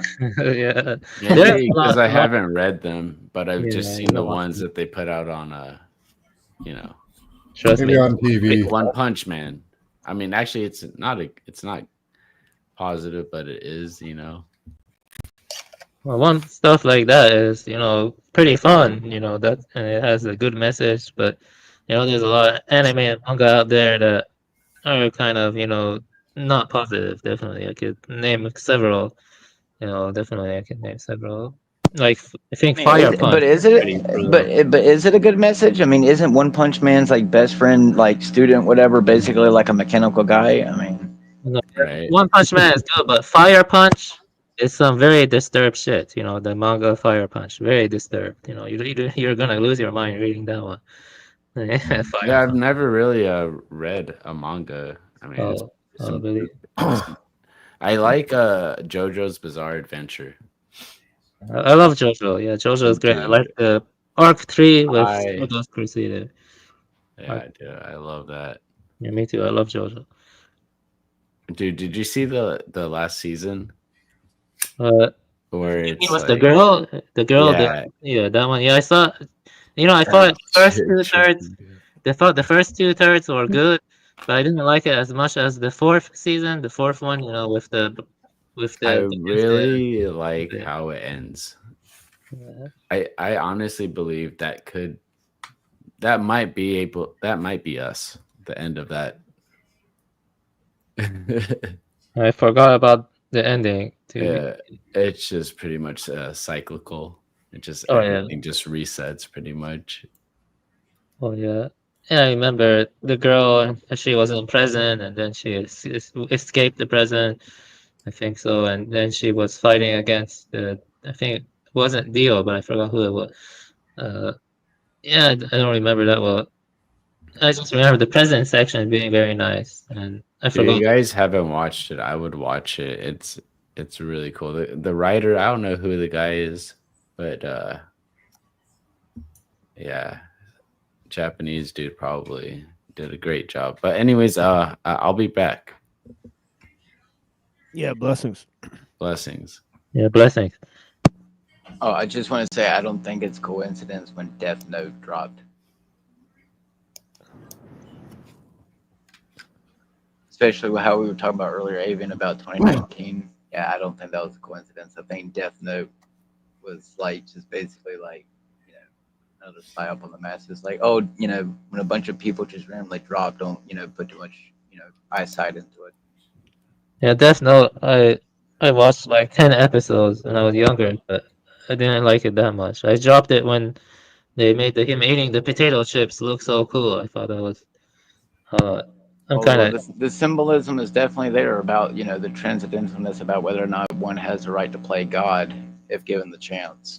Yeah, it's definitely there. Yeah, that's definitely true. Yes. Yeah, I did wonder what that was, where they were like, where it's like, I'll write a name in my book. I'll eat a potato chip. And then he crunches on the potato chip. I was like, what? Like, why would that be a scene? It's very drawn out to me, but it does have a lot of the symbolism that Dark Lord is talking about.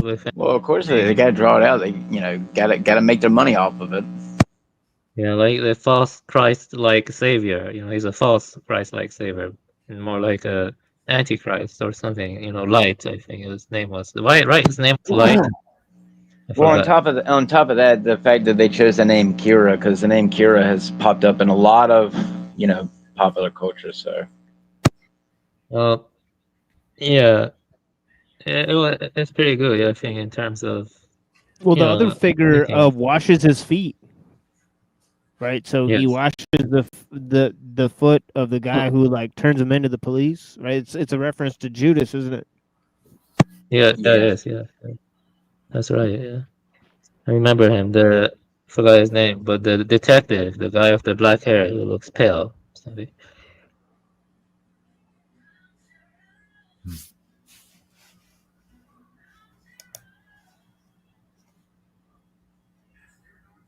Yeah, I see a lot of myself in that guy. I'm just not a space ape.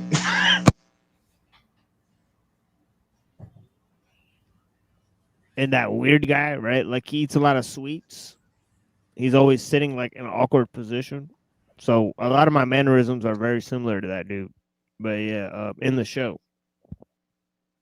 You mean the detective, right? The detective, yeah. Yeah, that's cool. Yeah, he was Yeah, I found his personality to be very similar to mine. Across a lot of different animes, it seemed like that character in particular and me had a lot of similarities. I'm interested in what you think about Techno Lies. If you ever in the mood for By the way, another that's not a coincidence, TML.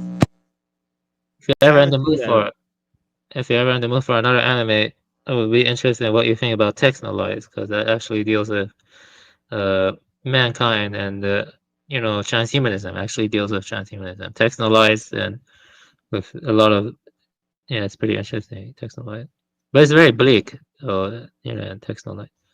It's by the same peak studio that made Lane, I think. So I gotta double check. The same studio that made Lane. I think it is. I think Yeah, I remember you telling me about this. No, That's something that was actually something that I found out that a lot of the early animes that a lot of us enjoy, a lot of them were created by the exact same studios, so that's not a coincidence either.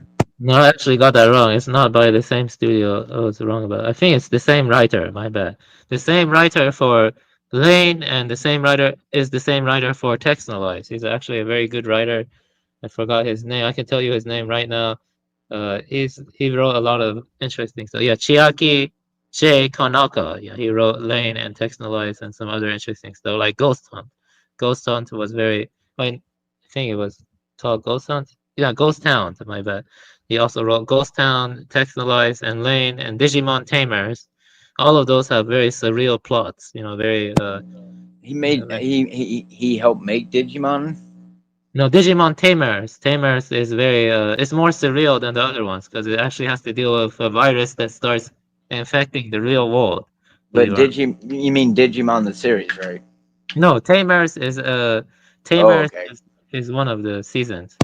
He did the Tamer season. Which I want to say that was another early movie that pushed that thing, just like Yu-Gi-Oh was with the digital monsters.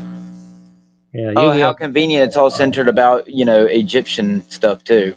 Yeah, Yu-Gi-Oh had a lot of occult stuff. Definitely, like if you ever watch season zero of Yu-Gi-Oh, has a lot of occult stuff, and it's kind of interesting. But yeah, definitely, it's kind of strange. That season 0 feels very different from the later one, season 0, but it's pretty fun though, I guess. Yeah, there seems to be almost no animes that don't have occult things, and also video games. It seems pervasive throughout video games. For sure. I would say when I sit here and say that just about everything I have ever consumed in my life, no matter what type of media it is, there's some type of subliminal image or message that lets you know 100% that it's connected to what I consider like the grand LARP, which is there a, God, basically. That's what I consider the grand conspiracy to be, which is what they're always putting in your face, which is why they're pushing the opposite. Killer 7 is one of those games that really mess with your mind, and I was thinking about it recently, and it was messing with my mind, because I played that game when younger, and I didn't really pick up on everything. I did read some analysis of it, and then I was thinking about it recently, and it really, that game is something else. Killer 7, it's full of occult imagery, It has human and child trafficking. It has and not to demonic. mention just the name itself, killer, and then 7. I mean, the symbolism behind 7. Yeah, that game deals with dissociative personality disorders. It deals with even stuff like nuclear weapons. It deals with let me think what else it deals with. It deals with a lot of crazy ass shit. Manchurian candidates. Oh, that game really messed with my mind when I think about it. And there's a random scene that doesn't make sense in the context of the whole game, and you confront Mithras as both a child and an adult. Like it's a child, the blonde child, with an adult voice, and you know that scene didn't make sense in the context of the game. But now that I think about it, maybe it did make sense. I don't know. But yeah, that was kind of weird. Yeah, it's kind of weird. You come across Mithras, but yeah, that game is pretty intense. You know, I'm surprised more people don't really talk about it though. But yeah, it's interesting. Killer set. And the final boss is a fat demonic politician hanging from a rope. You believe that? The final boss is a fat demonic politician hanging from a rope. Yeah, there are lots of crazy ass scenes. Like you can talk to a head. You talk to a head in a washing machine. I mean, let's be real here, Avian. Except for the few companies who maybe are allowed to make video games like the ones that we hold dear from our childhood, almost every single thing in person and media and corporation that makes video games is probably some high-level occult people just putting in your face, like I said earlier, look what we worship, look what we do, and you know, you don't really bat an eye at it. Yeah, well, I would say some games are more than others, to be honest, because some games, you know, like for sure. But I mean, like to it. But like I said, even something as innocent as Pokemon, you know, I love Ash Ketchum, but you know, it's occultic, no matter how you look at it. Well, Pokemon is obviously occultic because you can. God is a fucking Pokemon, and you know, called Arceus. Well, there you go. Ho ho. Yeah, that's very bizarre, you know, like, but something, you know, there are some other stuff, probably have harder time seeing occultic stuff in that, maybe like Harvest Moon, or, well, the Harvest Moon does have the Harvest Goddess, so maybe that is occultic too, when you get down to it. I mean, maybe that, I think Harvest Goddess is probably closer to Sophia, maybe. Yeah, I mean, maybe in some ways, because in Harvest Moon series, and I hate to tell you, but the word harvest is very well liked in the occult world. yeah, and in Japanese it's called Story of Seasons, though, and when they localized it into America, they called it Harvest Moon, though. But in Japan, it was called Story of Seasons. Well, I mean, wouldn't that be? Sometimes it's because of legal issues, because like with Resident Evil, they had to legally call it Biohazard in Japan, because over here in America there was a band called Biohazard at the time. So I mean, I guess it really just depends. But I can tell you, like with the Hitman game that I have, if you go in and you pay attention to some of the names that they have on some of the billboards, like the level with the politician, just on one billboard alone, I took a screenshot and I went and looked up all the different names that they were using for like the construction names, the names of the street. Every single name has a fucking occultic meaning behind it. So, you know, again, question everything you see and hear. So, yeah, they know what they're doing. It's all in the use, though, right? Symbols are neither good nor bad if they're using symbology. It's just how you use it. So, same thing with what they're doing. Yeah, I mean, it's like with the Alien franchise. We can sit here and put, you know, basically genitalia in your face all the time, and you'll just see it as normal. One thing I will say, though, is that the Silent Hill series is way more occultic than Resident Evil, though, because in Silent Hill 3, it's literally about... I would agree. It's literally about demons, yeah. I would agree. Yeah, and, you know, Silent Hill 3, I have to double-check, but I think she's actually God, believe it or not. Like, she's actually fighting God, or, like, a Gnostic version of God, and she's trying to become... I don't know, Silent Hill 3 is full of the Gnostic stuff. Like, I have to double-check. I would disagree that they aren't occultic on the same levels, because I'm going to tell you, you know, as someone who played Resident Evil 5 a lot growing up, constantly hearing Albert Wesker put in your face that he wants to make the Ouroboros virus, how convenient that's popping back up, you know, and he wants to, you know, within, you know, disperse it. You know, it's pretty occultic when you look at what, you know, they're doing with eugenics and, you know, things in the air today. So no, Silent Hill 3 is still way more occultic, because you actually do fight God in that one, which feels very you know, Well, I mean, yeah, that's one of the major medias that they've been pushing. You know, if we can kill God, why not? You know, like, you know, look, what's his name from Sin City says, if I could go out there and punch out God, I would. Oh, yeah, that also reminds me of Silent Hill 4. Let me tell you about Silent Hill 4. That game is really something else. I know the gameplay sucks, but the story and the atmosphere are really something else in Silent Hill 4. And I've been thinking about that a lot too. In Silent Hill Yes, 4 is about and in the movie, they had the woman getting raped by barbed wire. Yeah, I think the games are better, but yeah, the movie, yeah, but the games. Oh, what's wrong? You don't like being psyoped?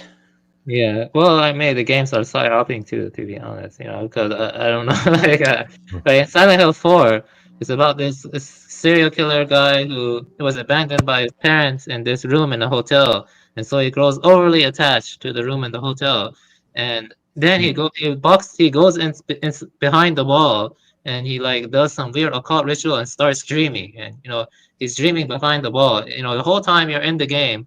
You're actually in this room alone, and you're trying to figure out why you cannot leave the room. You know, there are like freaking stuff on the door, like there are locks and other stuff. You can't escape the room. You're stuck in the room, and you keep going into another dream worlds where you become like women or other people being chased by this killer. You know, who has a mask. You know, and near the end of the game, you find out the main killer was behind the wall the whole time. You know, the room is highly possessed, and you see ghosts and you see demons in this room. And you look behind the wall, and you see he's behind the wall, and he's like in a cocoon, just dreaming. You know what I mean? The serial killer. And eventually, you walk up to the cocoon, and you're like sucked up into his dream, where you fight like a godlike figure. But he was so isolated and such solitude that he was starting to dream up and like attack people. Like the people he attacked and killed were the people who went into that room that he views as his mother. You know, and his name was Walter, I forgot his last name, and he's like an abandoned child who was not wanted and stuff like that. Like he actually in the game, he actually wished he were never born and stuff like that. So I don't know, it's a very disturbed game full of occult imagery. Silent Hill 4, so like probably one of the most occult games. Silent Hill 1 is actually about, you know, children being you know, experimented on in a school, you know, in school, and you know, by Satanists and other stuff too. You know, Silent Hill games are full of occult stuff. You know, I mean, way more than Resident Evil. You get what I'm trying to say? Like, damn, it's right in your face. Like, you have like stuff like Satanists and what they do to children. You have stuff like a serial killer who is overly attached to a room, who's dreaming up different worlds and harming people through his dreams. You know, I would agree that Silent Hill is more in your face about it, yes, but I can tell you from everywhere from Hitman to even PS1 games, every game is occultic on some level for sure. Definitely on some level. You know, when you showed me that skull and bones figure from Hitman, I was like, yeah, that's definitely, you know, occultic. You know, like I know about skull and bones. You know, I mean, it's like with, you know, the original Resident Evil 2, they literally put in one of the first places that you get as the characters, one of like the second or third room that you walk into in the gate, like I put in my video, it says this too shall pass. So, you know, again, everything that they put in your face to me is just, hey, let's get you conditioned for it. So that way, if we do manage to succeed in any of our endeavors, by the time it happens, you're going to accept it and fall into whatever mold we want you to. Oh, well, convenient. That's what Resident Evil 7 and 8's messing with. believe it or not, but this too shall pass has actual Persian origin. It's an old adage of Persian origin about impermanence. You know, this too shall pass. You know, that actually has Persian origin. I can share that. Well, I believe like Osmodeus, you know, every great empire will fall and turn to stone. So if that. Yeah, that's pretty much happened. You know, when the Mongols came, that really caused civilizational collapse. You know, when the Mongols. Yeah.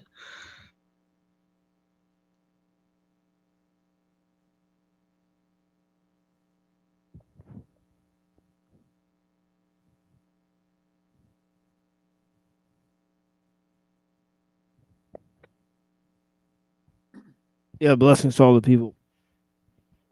Yeah, making a little sandwich here for myself. And I was thinking of whether to, like, what exactly to put on this sandwich of mine, but there isn't many options. Right? So it's going to be kind of a plain. I had a grilled cheese. Yeah, just kind of like rye. Are you sure? Are you sure it was real cheese? Yeah, I was wondering actually. good comment there. Yeah, I was Yeah, wondering. like Cheese seems different now. It seems more like processed cheese than off a big block of real cheese. I don't know why. yeah, the raw milk I think they cheese is changed the it. best. Raw cheese is the best, really. If it's from Yeah. pastured cows, yeah, if it's from pastured cows. Yeah, well, I buy Cracker Barrel, which is usually pretty good, made from real milk in Canada here. But I don't know. It seems like it's processed cheese now. This block I bought. And they stick up cows in barns and pump them full of hormones. Yeah. No, you're not allowed to in Canada. Oh, I guess Canada is better than America in that regard. Definitely. Yeah, our food's better. That makes sense. Yeah. I know Italians tend to have good food. Italians and Yeah, Spaniards. we don't have as good as Europe.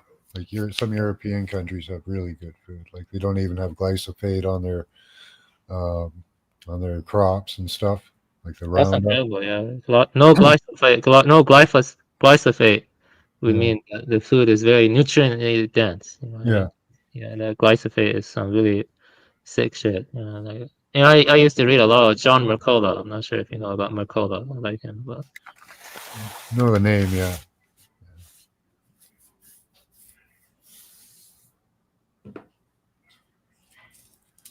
I wish they'd stop using all that and go back to small farms, but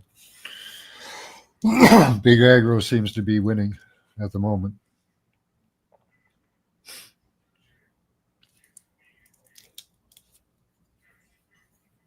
Be happy you got cheese. Don't complain about that. Well, I am happy I have cheese, Frank.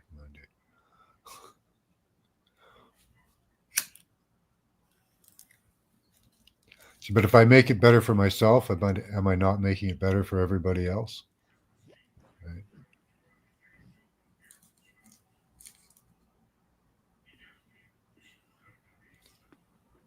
Thank you, weaponized. I kind of say it backwards, I guess. sometimes I have trouble. I get some words scrambled up. I think glyphosate. Yeah, glyphosate. Yeah, it's very molecularly similar to DDT. It's just a little bit altered. Yeah, that was not good. Yeah, I had a friend, believe it or not, I had a friend who was like a kind of savant, and he could like look at organic chemistry diagrams and tell you if something was artificial or not, or synthetic or not. And some of the stuff he saw like in our foods, like preservatives and stuff, he could tell immediately that this stuff was dangerous. And he claimed he once was working in academia, and he found a way to make lotion, sun lotion, suntan cream, healthier. Because a lot of the creams you use for like, avoiding getting a rash from the sun, a lot of that has bad chemicals that also seep into the ocean and can also make you sick. And he found a way to make it healthier. Like a way to avoid the negative toxins or the negative chemical. And when he brought that up to his professors and even other people, they say, "Oh, this is not marketable. It's not gonna, it's not gonna grow. It's not gonna be adopted by industries, basically." And he just became like me. He became very disenchanted and he became very disillusioned with all of academia, and he went wolfing for some time. Wolfing is worldwide organic opportunities farms or something like that. Wolfing, and he just stopped caring about all academia and all other stuff. He even refused to work on other stuff. But yeah, his name was Tristan, and I was good friends with him for some time. But yeah, that's the way it is, because basically the whole system is not geared. It's like it's geared to the corporate interest or the expansional technique, or it's not geared towards bettering people's individual lives. You know what I mean? Well, yeah, the stuff they use helps feed the medical industry. They could use metals that are actually healthy for you and would, help your body. Silver would be one, zinc. They could use other things in suntan lotions and lotions that. Well, boy, that sure does sound like the Umbrella Corporation, who, come to find out, was slowly dropping the T virus inside people's noodles and creams, so that way they could, regenerate people's dead skin cells to make them younger.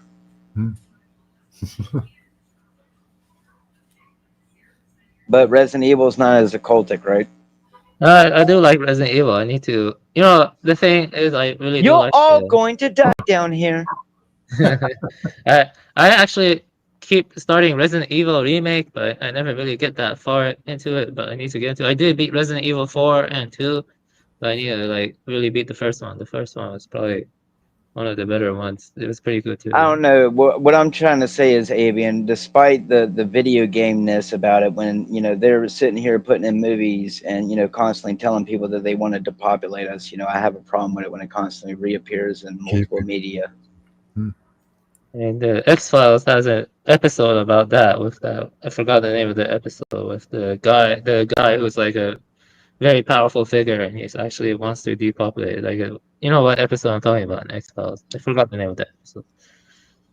The one with the man. Well, that was just a major psyoping tool to get the masses prepared for whatever they were going to do at the time, and the future, and erase the past. Kill it if you have to.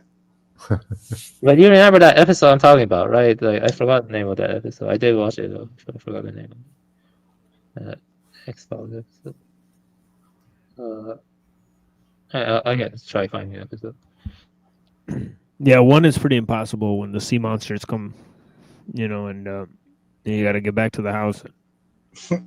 And there's, like when there's those green, Yeah, I remember the cigarette smoking man. The cigarette. Yeah, the smoking man. Yeah. Yeah, that guy.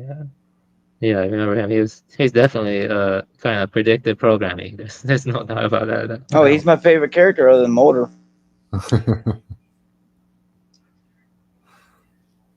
Hey, my memory is kind of deteriorating, but not that much. Like some people's memory is more deteriorating. But sometimes I forget certain things or scrambled up.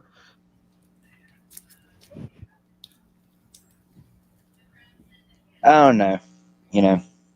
Maybe we really are being controlled by a bunch of aliens that can, just shoot frequencies through a television set and walk among us and, talking rich watches and say, they see us. Well, one answer to the Fermi paradox is called dark forest hypothesis. Dark forest hypothesis. And that's basically if an alien species becomes smart enough, they would remain covert. They would remain covert and they wouldn't attack each other directly. They would do it through covert means, covert means, and that's called dark forest hypothesis. So if they wanted to invade us, at least based on that worldview, they would do so covertly. It's called dark forest hypothesis. If you got 100 years to turn us into zombies, why not? Take a couple 100 years to do it. Don't worry about it. Well, I don't know everything. All I know is something like demons or I don't know, something like demons or maybe aliens. I don't know. It's hard to tell, but it's definitely something manipulating mankind to some extent. Because I don't think the average human being would want to push for crap like biodigital convergence. Most people would be. Sure. Some people are just crazy. Well, that too. Maybe it's just crazy people who are conditioned to be madmen. Well, they've opened up the testing of nuclear weapons in the U.S. again. They're always doing crazy shit. It's just hard to keep up with. You know what I mean? Well, I do like saying that the apocalypse will be televised. Yeah. But Disturbed said that a few years ago. I'm 35 years old, and I feel like I'm an 80-year-old jaded man. Or something like that. Yeah. Don't be jaded. Just live your life. Try to have fun. Yeah, that's right. You just gotta do your best. Uh-oh, now we're getting into the Ouroboros loop. Does that mean that good intentions come into play? Uh-oh. Good. I don't know. Remember, and like we just said earlier, what is good? I'm pretty sure good isn't whatever Epstein did. That's not good. Are we feeding the egregor of humanity? I don't know. Maybe. Right. Well, I've often assumed that if God knows everything, then, maybe he knows that mankind really does have to run their course and really, beat the dog dead, so to speak, when it comes to every endeavor that they could have. So that way, maybe we'll give up eventually on this egotistical search to become gods. Because I don't know about any of you, but I know I wouldn't want to be God, because it'd be pretty hard to be a god. So, imagine what these people who run these corporations and us like rats, imagine what they want to do. So We could I'm destroy good. ourselves. I think that's. Well, I mean, we are, like you just said about the nuclear weapons, right? If we can just sit here and test things, whether or not we're on a ball floating around or an enclosed system, where's all that testing going? Well, I guess the next time you go and drink some water and grow a unipenis out of your head, don't come complaining. So. Right. Well, that's why they have to go to the bottom of the ocean to get steel now, because that's the only steel left that's not irradiated. Yeah, I'm not sure I mentioned this, but there's this powerful technical elite. I forgot his name. Like, they do stuff like drill the fresh water from the Great Lakes and then sell it to China. But the fresh water should be used for the people living on that land. It shouldn't be sold to China, or something like. And that's the problem. They don't have any respect for the earth or even the people living on the land here or something. You see what I mean? Like, Nestle's buying up all the water rights everywhere, trying to. Nestle, you said Nestle, right? Yeah. Nestle. Yeah, they're doing a great job in Canada. They're buying a lot of the springs and stuff. Yeah, that's fucked up, man. That kind of stuff really is. That's not just assuming that they want to, not control fresh water supply. Oh yeah. That is very interesting. Thank you for sharing that. Yeah, Bill Gates is probably moving to resources now, natural resources. I think he's going to try to take control of those. Yeah, I was thinking that too, to be honest. Food crisis. No, he's not. Now he's moving from the climate hoax to wanting to focus on getting land. Yeah, the natural resources will probably be his next bent. Yes. So I actually, read only one sentence of the article. And I'm like, oh, maybe that's what he's planning to do, and it seems like I was right. I mean, I use a kind of heuristic method now. Right? Yeah, he's still pushing vaccines and stuff, though, I think. But... Oh, don't say that word. Oh, okay. Well, regardless, I do think 2019... Call bad juju. There you go, bad juju. Bad juju. 2019 was... the 2019 hoax was probably when I really started, waking up, like just to the more satanic elements that play, 2019.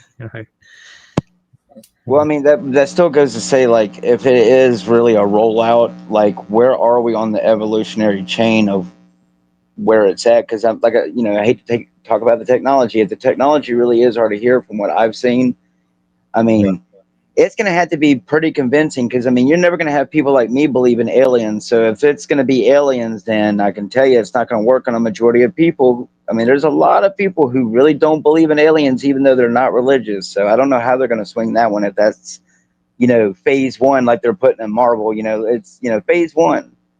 Well, there's multiple paths to control, but control is the ultimate goal, right? However they get there is however they get there, whether it's aliens. Well, yeah, because it's like the Matrix. They can just have the agents, help take out the people. I haven't mentioned this yet, and I didn't really look into it much, but I did a little bit in the past. Do you know about Blue Beam Project? The Blue Beam Project. Which one? You don't like Star Wars? I think that's more like holograms and crap like that. Yeah, active holograms. They have those now. You can buy I'm not allowed to look at metamaterials anymore. They banned me, but you can get holographic films and stuff to wrap anything in.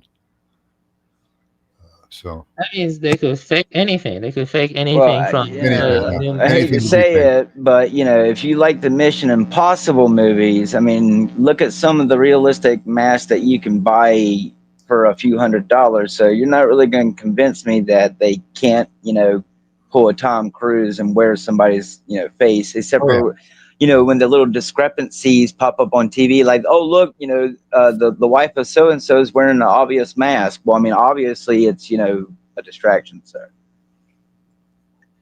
Yeah. They want to get into your mind. That's the ultimate goal. Well, yeah, because if you have people constantly questioning everything, then once, you know, everything comes, what will be real by that point?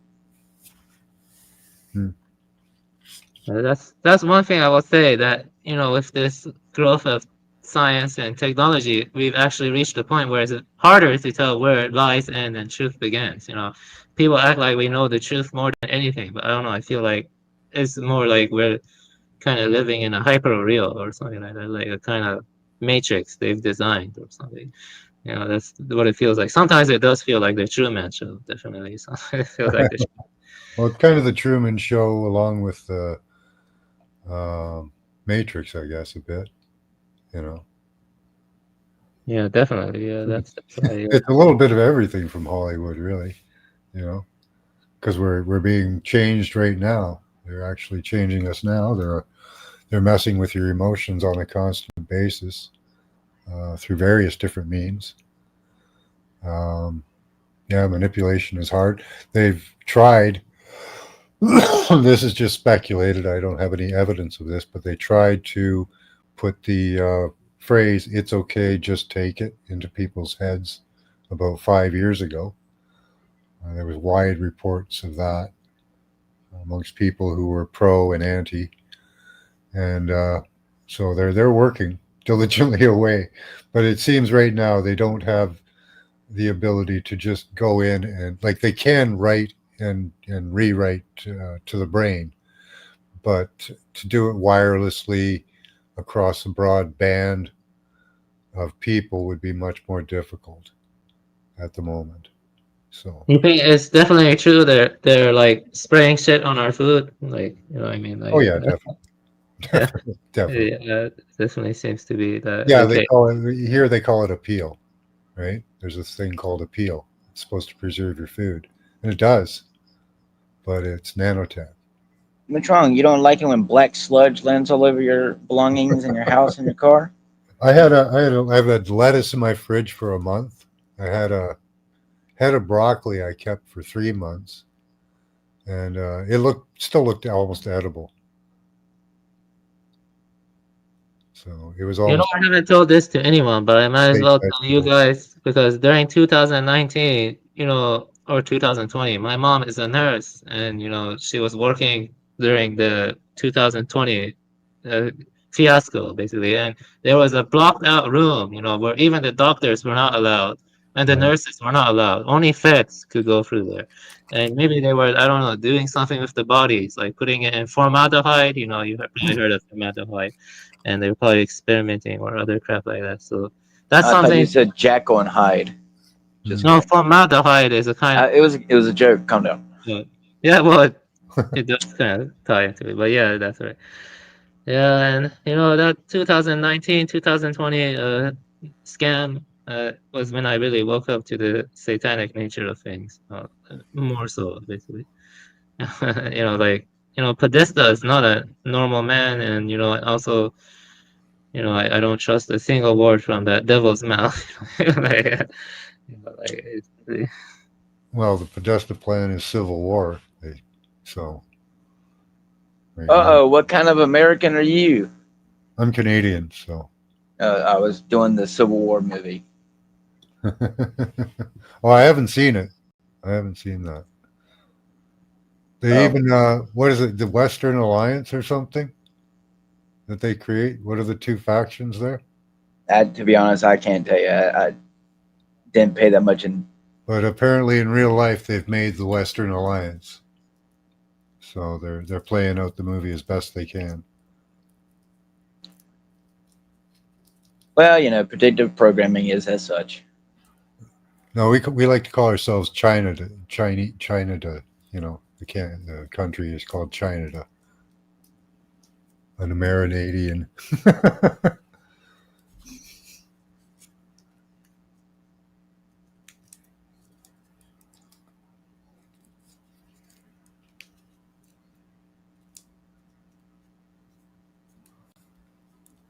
I hope people turn on the people that implement these plans instead of each other.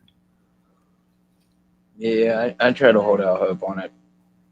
Yeah, It's hard to.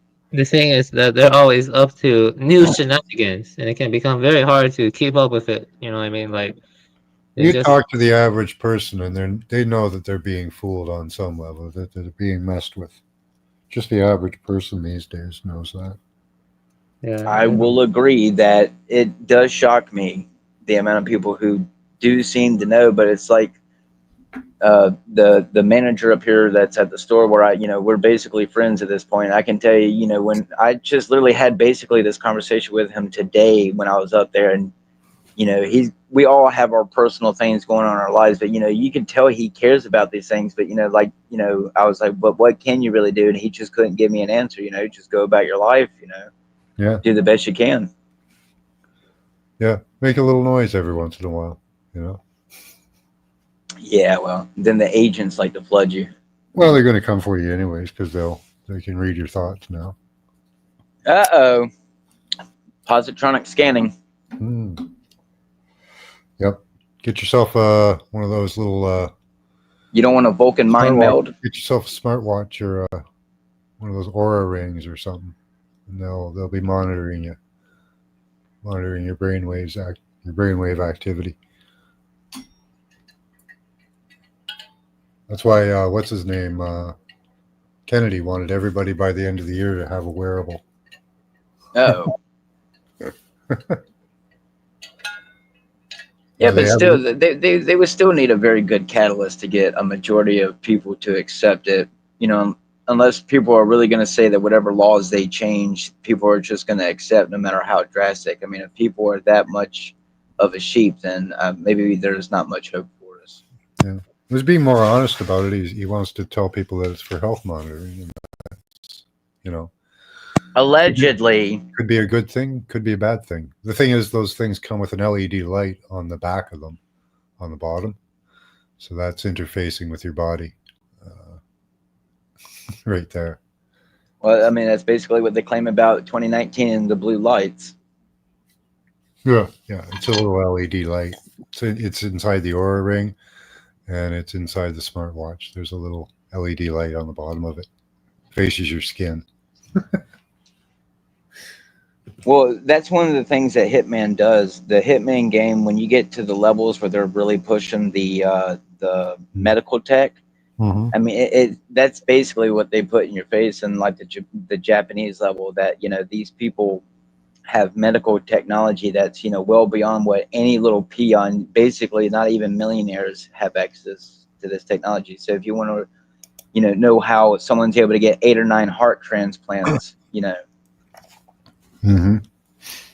don't know. I would definitely say that they've managed to already get the system in place to where, I mean, obviously I would say a majority of people don't have access to it, but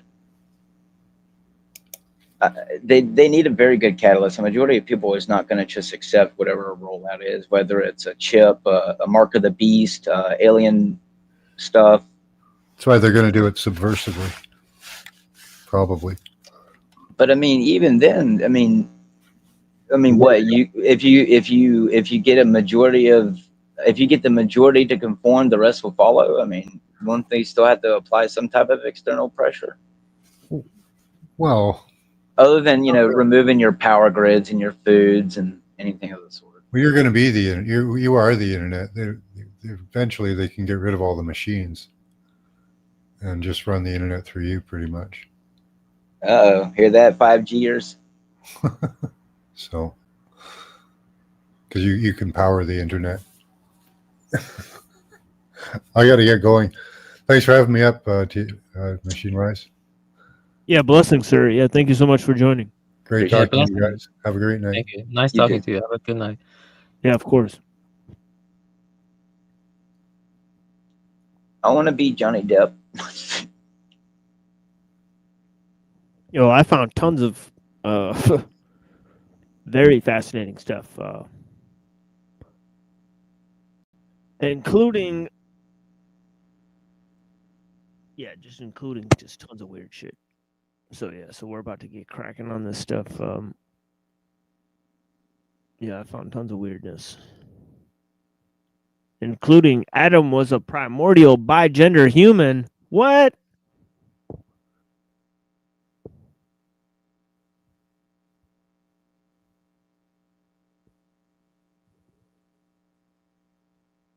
That gay shit.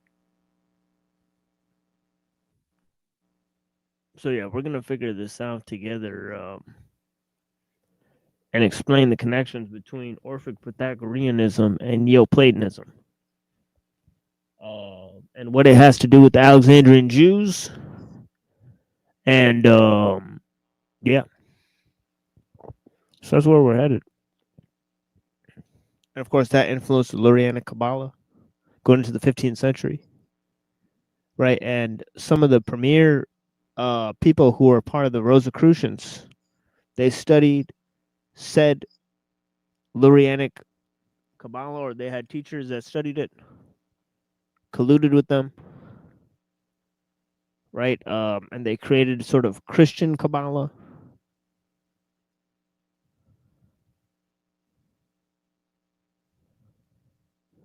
And this influenced people like Descartes, as we'll see. And yeah, and then we'll move into the stuff we look at Tuesday. I mean, the stuff we look at on Tuesday before we move into the sort of ellul stuff, right? So we got a lot of good stuff. We're sort of going in a sequential order, looking at history here. Right, so we'll be on a journey going through history, and then I have a interesting conversation I had.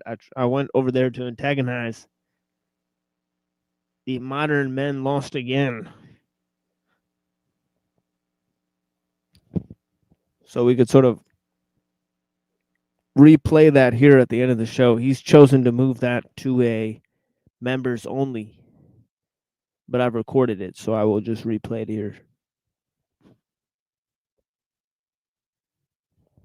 And that will be sort of closer to our show, pretty much. And yeah, I thought it would lead to some more reviews, but he chose to put it members only. So yeah, we got the continuation of the LARP at the end of the show here.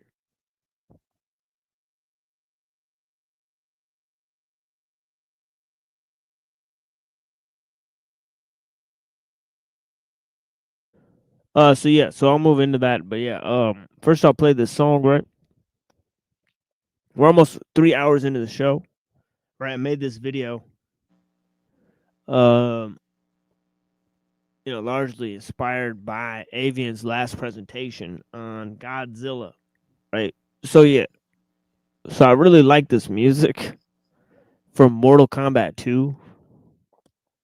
It is surprising that this music is made on 8-bit sound system. Right, it's actually startling. Right, the Mortal Kombat 2 music is very advanced. There's a few Sega Genesis soundtracks that are just highly advanced for their time. Yeah, definitely. I definitely agree about that. I could share some of my favorite music to you on Discord later from like retro consoles, but I feel like a lot of creativity and like some modern games doesn't compare to the older 90s. You're right. It's the same thing with Resident Evil. Look at Resident Evil 2, Resident Evil 3, Resident Evil 4 save room themes. They're some of the most iconics in game history. Oh, But yeah. now look at the new ones that are completely bland. Yeah, I put that save room theme on low volume to go to sleep several times. Also, that music's my comfort music, dude. Can I get your opinion quickly on what you think about Resident Evil 2 remake? How does it compare to the original? I think the original is probably better. I mean, the only thing I don't like about the remake is there isn't more interaction between Leon and Claire, and they didn't add no technically extra scenario. Like, in the original, if you beat it as Leon A, you get Claire B. But in the second one, there's like the items might be in a different order, but other than that, like there's no difference. So I mean, but that comes back to the corporatism. They knew that they could push this content out, and just because it bears the name and the symbolism and the imagery of the franchise, people are going to buy it. So. But also, I don't want to interrupt you, but what do you think about Resident Evil 0? I never really played 0 that much, but the 0, like, excuse me. Well, I mean, dude, if you honestly ask me, I think it was just I didn't get to grow up with that one, but it's good for the time it came out. I mean, when it comes to the puzzle system, it's good, but as far as like psyoping, I mean, it was just a doorway of letting people know how crooked most of these corporations are, if you want to ask my opinion about it. Because in fact, we all know that corporations control, you know, basically almost 100% of everything that goes on. So.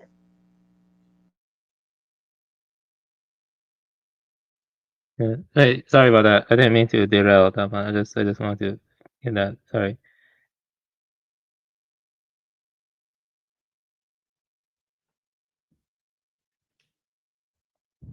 No, it's all good.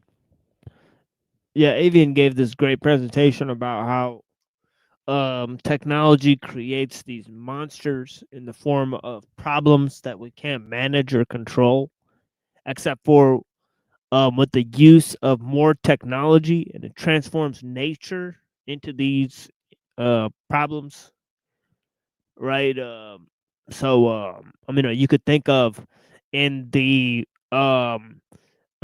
Silent Spring by Rachel Carson, right? There's this idea about the Japanese beetle, right? It becomes an invasive species, right? That wipes out all these crops, right? Because of the use of DDT, right? So DDT creates mutations in certain insects, and they become invasive species, right? That then terrorize farmers and so on and so forth, right?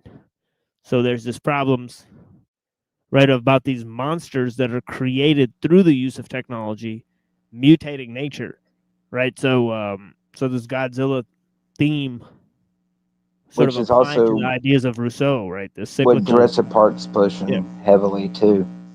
Oh yeah. Now that you mention it, it's kind of funny that in the new Jurassic Park movie, what's the new genetically modified problem at the end of the movie?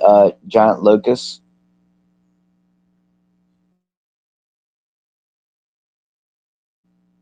I don't know, man. You obviously, you know, I don't know about you, but how many people are hiding a Barbasol can full of dino egg?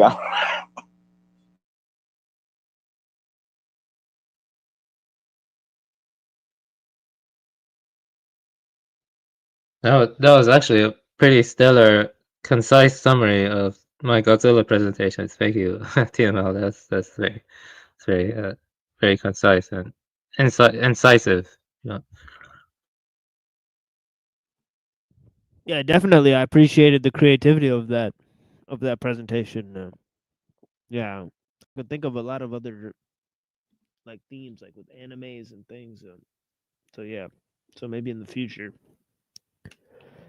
you know, we could venture down that road, of course. But yeah. So here is this Godzilla video I made with the song from Mortal Kombat 2. The title of it is called "Living Forest." Right, and the song that is the vocals is called "Stomp Rappers" by Apathy. Right. So yeah. Anyways. So yeah. So we'll be back in 4 minutes. And then I'll present a series of themes of information. You know, the kind of which and I previously stated what the trajectory of the information is going to be. So yeah, I hope you guys were paying attention. If not, you know, just go on this ride then, right? And you'll see where we're headed here. Blessings. We start rappers like Godzilla. Godzilla. We start rappers like Godzilla. Godzilla. Demigod killers. We start rappers like Godzilla. Godzilla. Demigod killers. We start rappers like Godzilla. It's a highway to hell breaking out of my cell with the smell of gunpowder like a shotgun shell. The spell's broken, I've awoken, crawling out from the ocean. Breathe fire approaching you in the violent motion. Try to kill the monster in me with a vial of potion. Devil went down to Georgia with his violin smoking, soaking up the radiation, growing 80 feet tall. Spike a fighter jet to the ground like a beach ball. Throw your body up in the sky and let it free fall. My freestyles hit your heart harder than speedballs. The bald eagles all evil, watch what they teach y'all. The small people call feeble might just eat y'all. I'm Godzilla, vanilla gorilla, still a scary villain who carry weapons to kill and bury military. Fighter pilots start ejected from jets when I eat up cassette decks like a pet T-Rex. We start rappers like Godzilla. Godzilla. We start rappers like Godzilla. Godzilla. Demigod killers. We start rappers like Godzilla. Godzilla. Demigod killers. We start rappers like Godzilla. Godzilla. Somebody tell the president to wake up. It looks like there's a monster with my genetic makeup. I take a meteor, was orbiting Florida, crash landing through my door, and then I started absorbing a sort of force that would send a transformer to the corridor. To Earth, I'm a Florida. Disperse the coordinates till my missiles show up. You show up dead, I'll send you to a sleepover on a blow-up bed. Look at me and you staring at evil. Pity the fool, push him in a kiddie pool or use heroin needles. Holding two Tommies, I survived the tsunami on a surfboard. Y'all scared to fight even if it's with Nerf swords. All these pussy motherfuckers been shook since they started pulling skeletons and rappers out my footprints. And 4 minutes later, you got a 44th floor story Florida gator scaling a skyscraper. We start rappers like Godzilla. Godzilla. We start rappers like Godzilla. Godzilla. Demigod killers. We start rappers like Godzilla. Godzilla. Demigod killers. We start rappers like Godzilla. No sleep till Brooklyn. Goddamn, that boy's beastie. My flow's too tough for TV. Gun boys, fuck yeah. I'm in the building, but it's vacant. See, I ain't got it all upstairs. It's M.O. I need bodyguards, I need none. Squeeze the juice out of rapper like a Capri Sun. Fucker, it's Brownsville, home of the Blucker. Talking OG, nigga, top shot, ta ta ta ta ta. Click, reload in them. Rolls before hoes, here shit these hoes with them. You decided to ride and come out the four with them. Out the sunroof, go get them. I show you rap cats, real battle rap, this is Sparta. We the hardest and we rattle racks, battle that. I'm where the trouble at, bring a couple stacks, go bananas, leave a mess with your nana tatted at. We start rappers like Godzilla. Godzilla. We start rappers like Godzilla. Godzilla. Demigod killers. We start rappers like Godzilla. Godzilla. Demigod killers. We start rappers like Godzilla. Godzilla.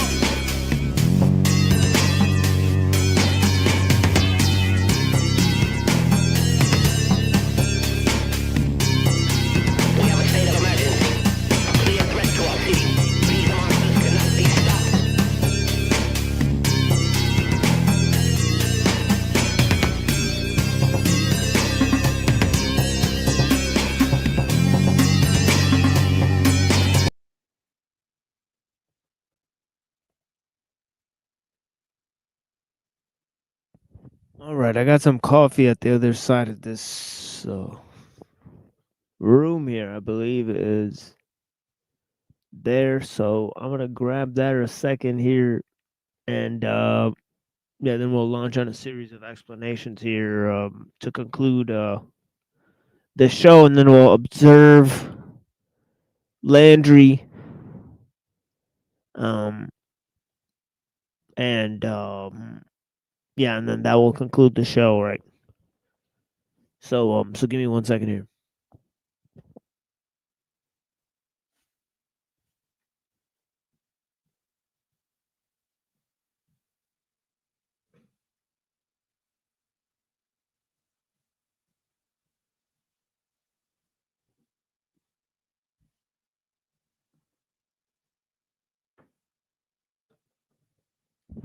Okay. And I appreciate the people that are sitting around and watching this whole thing. You know, so yeah, so where we left was about this idea of philo loss, right? The Pythagorean philosopher, right, who talked about this idea, metempsychosis, the transmigration of the souls, right? Which we hear that Pythagoras was actually talking about, one of his friends being like reincarnated as a dog, right? So he believed that this transmigration of souls existed between animals, right? Which we see in Aristotle's different, right? Animals and humans and plants, they have different types of souls, as it were, right? Because the soul is tied to their natural purpose or end, right? Their telos, right? So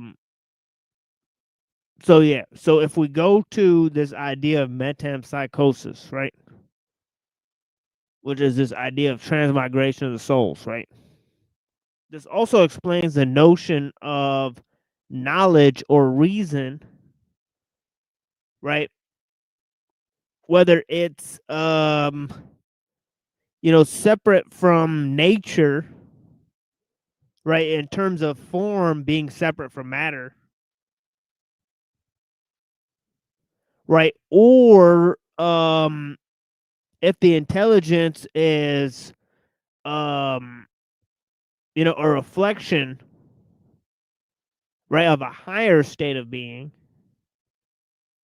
right, as Plato ascribed, right? Each way seems to be influenced by Pythagoras, right? So both of these ways seem to be influenced by Pythagoras, but Philolaus is the dude, right, who sort of highlights this teaching of transmigration of souls, right?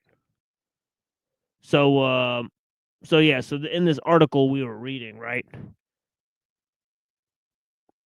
it says Philolaus, the surviving text of Pythagorean philosopher Philolaus indicate that while early Pythagoreans did not believe that the soul contained all psychological faculties, the soul was life and harmony of physical elements, right? So I was talking about this idea of the soul's emergence from the physical sphere, or sort of, so that could be tied to the notion of emanations or influences, right? That's sort of tied to the teaching of Empedocles, right?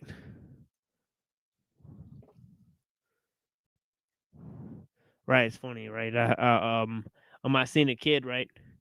When they were looking it up, right, he pronounced it Empedocles.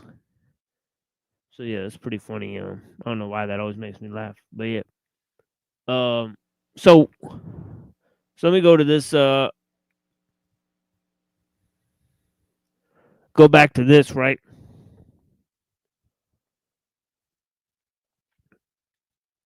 So this is as such, the soul passed away when certain arrangement of these elements ceased to exist. However, the teaching most securely identified with the Pythagoreans is metempsychosis, the transmigration of the souls, which holds that every soul is immortal.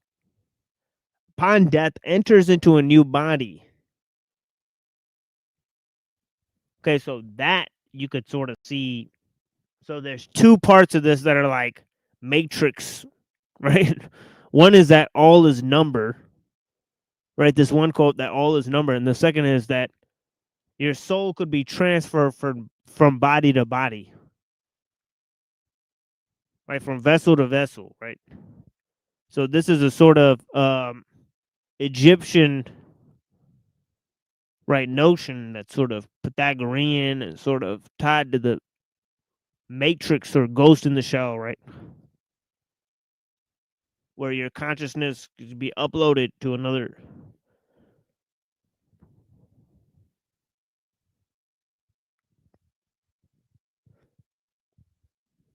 And of course, Socrates lays this out in the Phaedo, where he's on his deathbed, having a conversation with philosophy in the beginning of the Phaedo, right? His wife and his family want to see him, and he tells like the guards and the security guards to send them away so he can have a conversation about philosophy with his friends. Weird.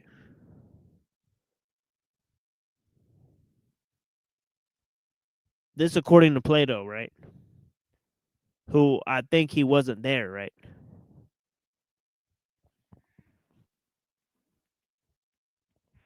Plato was not there at the apology, and he was not there at Socrates' deathbed. Pretty weird stuff, as reported. A quick question: do you think Socrates was a real figure or an invention by Plato? Because some people argue that. Or just curious, what you think about Socrates? Quickly, I didn't mean to interrupt. I think he's real. I think some of the Plato's texts are the problem, right? Either some of Plato's texts were fabricated, his invention of Socrates or him putting certain teachings in the mouth of Socrates is definitely a stretch, right? Because other sources reported on Socrates and his teachings, and they seem to differ from what Plato wrote about what Socrates teaches, right? So that's part of the issue, right? So yeah. So so Nietzsche was kind of this guy, right? He read Greek, right? He was a philologist, right? And he said that that Plato's Socrates is Plato in the front and Plato behind and Socrates in the middle. Right? So the complaint has been so the complaint has been raised, right, about Plato's invention of Socrates, but that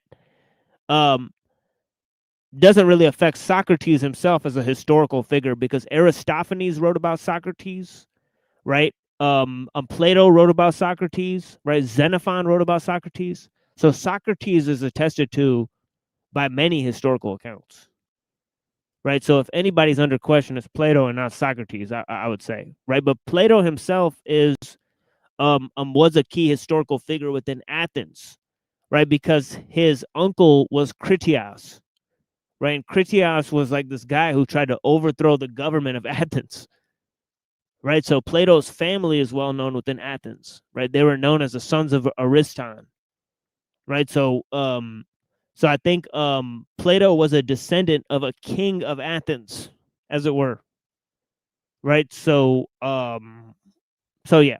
So yeah, that makes sense. Yeah. Yeah, so I would say they're kind of historically, I would say if the stories are true, I think. But they were not really pro-Athenian guys. And that's why the Athenians weren't huge champions of them. Including people like, Protagoras and Aristophanes and stuff like that. They didn't really appreciate their teachings. They thought their teachings were filled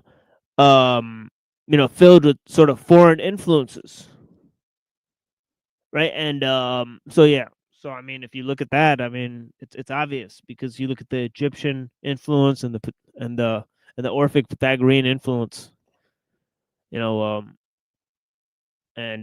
pretty clear that they were drawing from other sources than those of Athens, to put it quite bluntly. Vegetarianism. Some medieval authors refer to a Pythagorean diet entailing the abstention from eating meat, beans, or fish.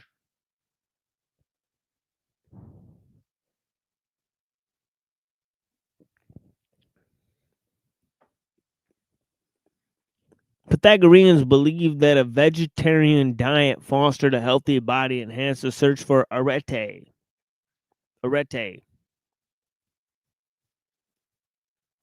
The purpose of vegetarianism in Pythagoreanism was not self-denial, right? So the purpose was not asceticism, right? But I guess arete, right? You could see why it would be arete, right? Or like morality, right? Basically what that means, right? It's like they did it for virtue, right? It was a virtuous act. So it's interesting. It's kind of like that, kind of like, you know, some of the Buddhist stuff. You know, like you don't eat animals because because it affects reincarnation. And it's interesting.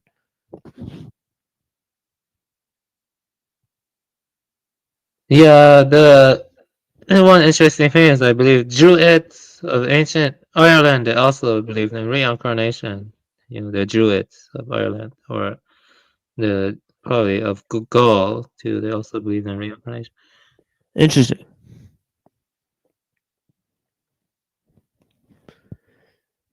Yes, this is instead it was conducive to the best human being, or arete. Pythagoreans advanced a grounded theory on the treatment of animals. Okay, so I think this starkly distinguishes them from certain people that came later, right?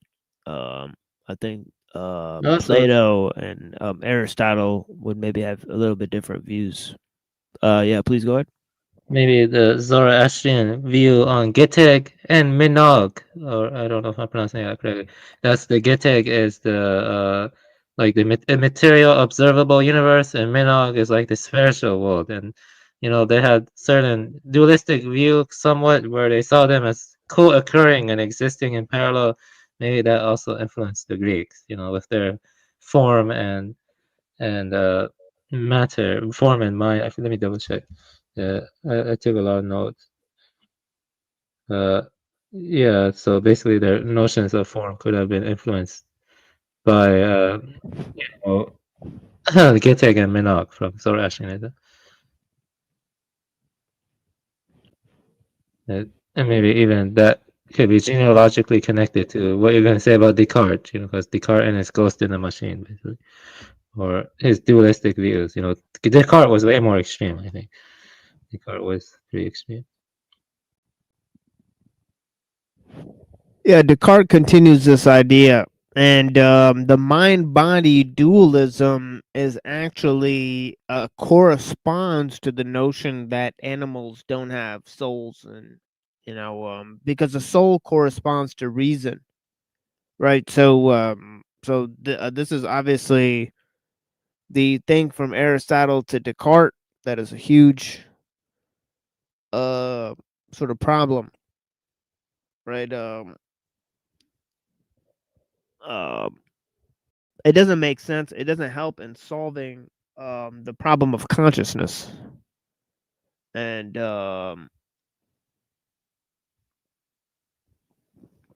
although as we remarked earlier, it brings closer to nature the idea of mind, right, than Plato, where it was far removed. But this notion of the immaterial, right, form and matter, it still creates a quasi sort of dualism. So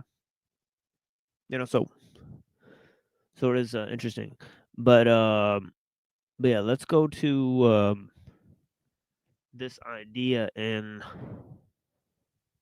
Pythagoras of animals, right, having souls, and why human beings are animals. They believed human beings were animals, right? So that's an interesting thought. I think that kind of lines up with Anaximander, right? Kind of said human beings came from animals, right? So Pythagoras says human beings are animals, right? So I think that would have influenced how Aristotle saw biology and all this type of stuff, right? Right.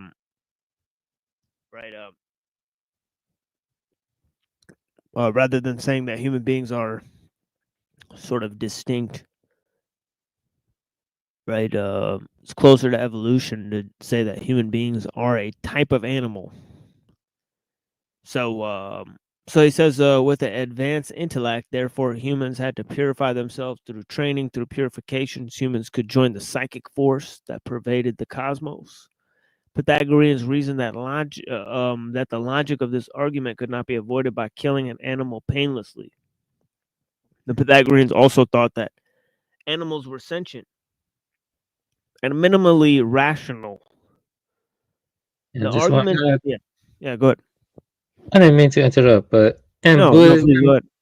in the Sarogama Sutra, Sarogama highly encourages monks to not eat meat because eating meat brings forth negative karma, and many also discourage eating meat because Mani saw meat eating as bringing forth impurities. But that's more for monks though, because the lay persons can eat meat, but it's seen as bringing some negative karma, at least within those traditions. So, but the Sarogama Sutra is for the Mahayana. I was mainly focusing on that, but then I brought up that. But yeah, the Sarogama Sutra talk about. But monks are held towards a higher standard, basically. Like you have monks now that are using iPhones, and that's negative karma too. When you're a monk, you're supposed to like put all that stuff behind. But I'm not a monk though. But I have considered it before. But of course, there's degeneration in the world because of like. Yeah, I was just mentioning the Sarogama Sutra. Sarogama Sutra is kind of similar to what Pythagoreans are saying. Sarogama Sutra. Yeah, I took some interest in you mentioning, Mani and his sort of Yes. teachings, where he has animals and stuff. And, I can talk and about Manichism a little bit if you're interested. Yeah. Like I've read the nature, the aspect where they, incorporate nature into the sacred. I'm sort of interested in that. Yeah, I could explain Mani's views on nature. Basically, Mani saw the whole universe as being kind of like a distillation factory. That every being, every animal, every human being has a divine spark trapped within themselves, and you need to liberate that divine spark. And the way you do that is through like asceticism and avoiding meat. Mani thought watermelons were holy. Watermelons had more light particles, and if you were to eat watermelons and meditate. In the Manichism, the way it was structured in their communities is you had helpers and you had the elect. And helpers would, toil the fields and they would give food to the elect. By doing so, they're promised they will have a positive rebirth. And that way they can escape from the demiurge, and liberate their trapped light particles within themselves. To go back to sometimes many would call the god of light, the father, or sometimes you call him Zervan, sometimes you call him Ormad, but the prince of darkness had like smoke and 5 impure elements, and the light and the god of light had the 5 splendors that Mani called it. And so the way Mani saw the world was through asceticism and through vegetarianism, you purify the elements and you are able to free and liberate your spirit back to the the origin, or not the origin, but more like the God of light, basically. That's the way Mani said. Mani called himself the Paraclete of Christ, the Paraclete of Christ, and he was a Docetist, and he had a different conception of Jesus and how he died on the cross. But yeah, Mani was an interesting figure. There was a time it spread into China, and I think even into Britain. I have to double check that. Yeah, but Manichism did spread a lot, and yeah, so I tried to cover the basics there.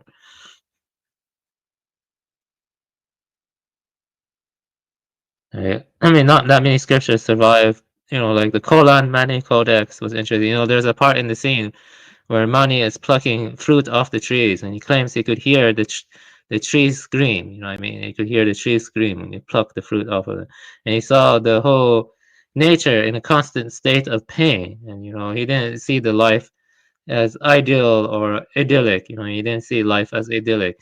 He saw it as something like a material present to escape, back to the source of life. It's kind of similar to Hyperborean's views, but the difference is that Hyperborean's views are not necessarily that dualistic. I don't think he's that dualistic, but I have to double check. Like, but and also he did view animals positively. He didn't want to bring harm to animals. Mani, like, he he just saw them as trapped, as having some of the divine light trapped in them, but they have to go through metempsychosis before they can reach the human stage, or reach another stage before they can liberate themselves. Basically, it's through asceticism that the light particles are liberated. That's what Mani believes.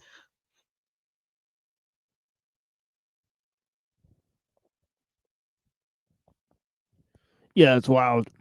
And I think he also saw himself to be an apostle like Paul. Yes, he called himself a paraclete of Christ. I think so. Let me see here. What does paraclete mean exactly? I forgot. I remember in the past, but I forgot.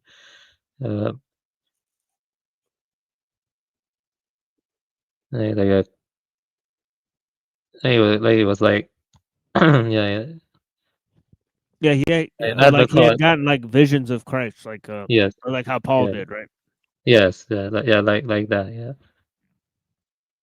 He was killed by the assassinates because they wanted Zoroastrianism, and so they went on a kind of purge of the Manichaean. And there was Mazdak the Younger too, who was kind of like more of a optimistic version of Manichaean, because the world was formed when the Prince of Darkness and the Prince of Light got into combat, and it had to do with like contraction of light, kind of like this the Kabbalah, with the Sizamet, I can't pronounce it, but I actually have it written down somewhere. I can get it again, but there's a whole cosmic battle between the two forces, which led to the material body being a kind of like a dark casing, and the light is trapped inside the material body, the spirit, and then you have to liberate the spirit through the asceticism. So there was like a big cosmic battle that created the universe in Manichaeism. Yeah, it kind of sounds like the Babylonian. So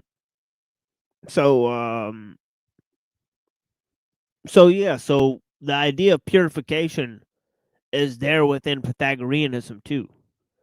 So it's very similar to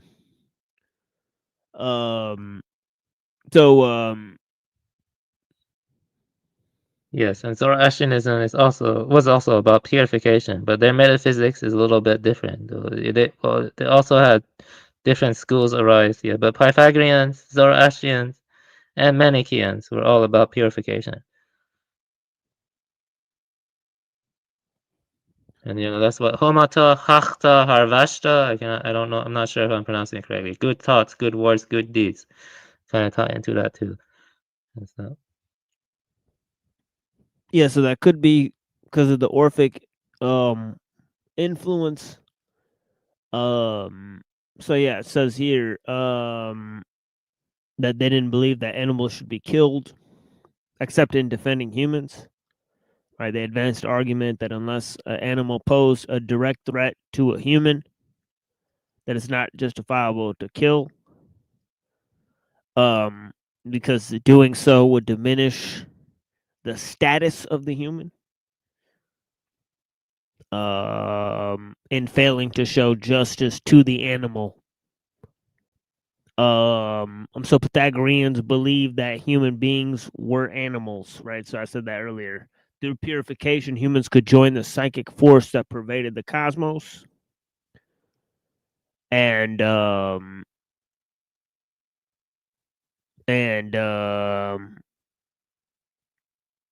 so animals were sentient and minimally rational. I read that earlier. The arguments advanced by Pythagoreans convinced numerous of their philosophers.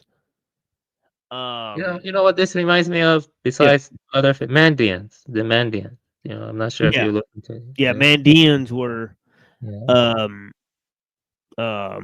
sort of before the Manichaeans, I believe, right? Yeah, and I believe Mani was heavily influenced by the Mandeans. Exactly, right. Yeah, he was influenced by them. Yeah.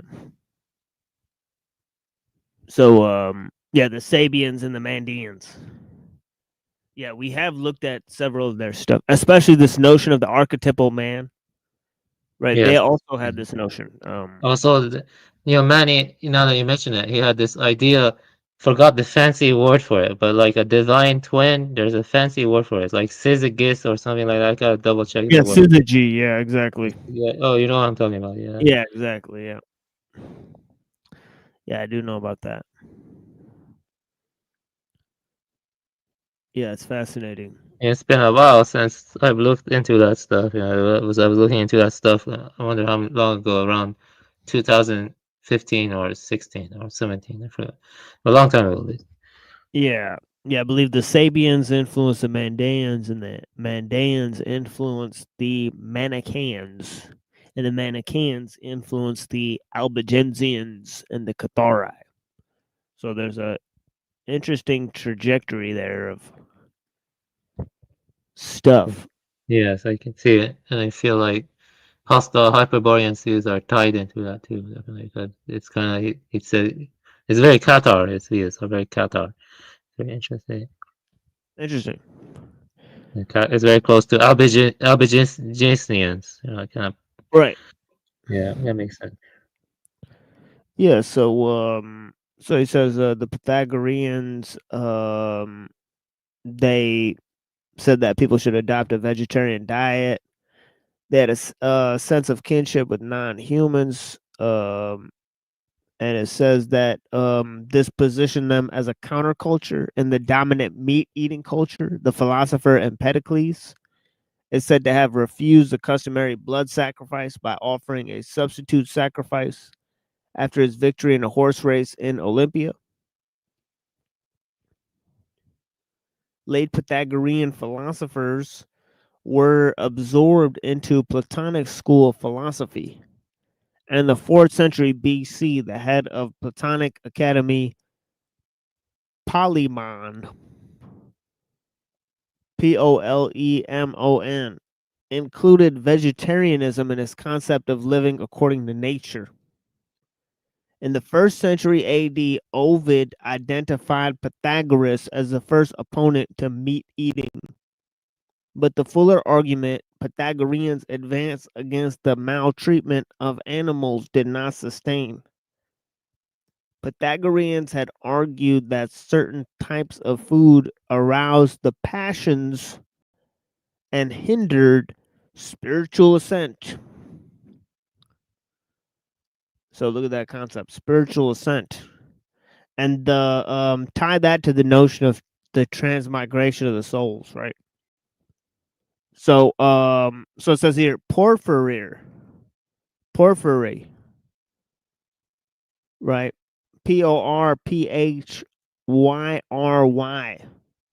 That's a notable philosopher, right? Porphyry, Boethius, Isidore, right? They were all sort of Neo-Pythagoreans and Neo-Platonists, right? So Porphyry would rely on the teachings of the Pythagoreans when arguing that abstinence from eating meat for the purpose of spiritual purification should be practiced only by philosophers whose aim was to reach a divine state. A divine state. So so there's a notable addition of female philosophers and his inclusion of females into the community. So the whole idea, well, obviously, but the whole idea of the female philosophers, right, or the female guardians seen in Plato's Republic, right? Maybe Plato was influenced by this, right? So, quick question: what book is this? I forgot this the one you're reading because it seemed very interesting. Like, This is a random article. I'll send it to you. oh yeah, I'm interested in reading the article too. Yeah, this is a random article. They cite a lot of their sources here, so it's interesting. So I'll send this to you. Yeah, this is just to supplement our readings here. So it says, and I'll only read a little bit more of this. It says the biographical tradition on Pythagoras holds that his mother, wife, and daughters were part of his inner circle. Women were given equal opportunity to study Pythagoreans and learned practical domestic skills in addition to philosophy. Many of the surviving texts of women Pythagorean philosophers are part of a collection known as Pseudo-Pitagrapha Pythagorica, which was some of their names can be hard to pronounce. Sorry about yeah. Yes, Pseudopigraphica just is a fancy word that means It's just a fancy oh whoops. Yeah, it's just a fancy word that means yeah, sorry, I was looking at the other tab. So so our friend if he could join again, I mean that'd be great. But yeah, this whole idea of oh man, I got distracted by whatever just happened. Definitely. Oh yeah, pseudepigrapha. It's a fancy word that means falsified writings. Right? So it's a writing that's supposed to be of an article of an author, right, who's a prominent historical figure, right? But it's a falsely attributed to that historical figure. Right? So pseudepigraphica is literature that's falsely attributed to notable historical figures. So there's texts that are purportedly written by Plato, right, that were never written by Plato. There's texts that were supposed to be written by, right, a Pythagoras and Plato and all these different guys, right? Right, Jesus, right? All sorts of different texts. Well, just popped in my mind. The Gospel of Thomas seems heavily influenced by this stuff too, to the Orphic Pythagoreans. Maybe you think the Gospel of Thomas definitely Yeah. like Yeah, I mean the Gospel of Thomas is one thing. What about a dialogue between between Paul the apostle and the philosopher Seneca? Yeah, such things existed, right, in the ancient world, right? They passed it around and they made up these teachings, right, between Paul and a Stoic philosopher, believe it or not. Right? Fascinating stuff. yeah, that is fascinating. Like they did have a lot of interesting texts like that. Yeah, weird. Yeah, I was reading Seneca a while back in the past. I didn't finish it, but I thought it was very interesting, very profound wisdom in Seneca's text. I actually like Seneca more than Marcus Aurelius, to be honest with you. Yeah. Yeah, so female philosophers. Yeah, then we got Angeline here. Yeah, blessings, yeah. Yeah, female philosophers. Part of the pseudepigrapha Pythagorica, which were compiled by Neo-Pythagoreans of the 1st and 2nd century. So women philosophers also wrote in the 4th and 3rd century. Female 4th and 3rd century BC. To clarify, female Pythagoreans are some of the first female philosophers which texts have survived. Theano of Croton, the wife of Pythagoras, is considered a major figure in early Pythagoreanism. She was noted as a distinguished philosopher, and in the lore that surrounds her is said to have taken over the leadership of the school after his death. Text fragments also survived from women philosophers of the late Pythagorean period. These included Perictione I, Perictione II, Asara of Lucania, and Fintis of Sparta.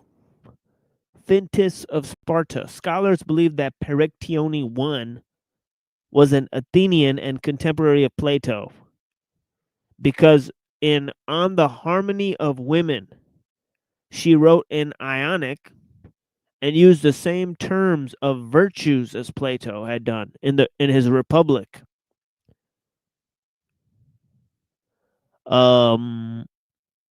Adria Sophrosine. Okay, I can't even pronounce these.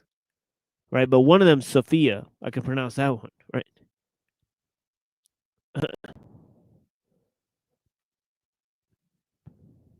Right. Plato actually mentions Sophia in the Republic as a woman.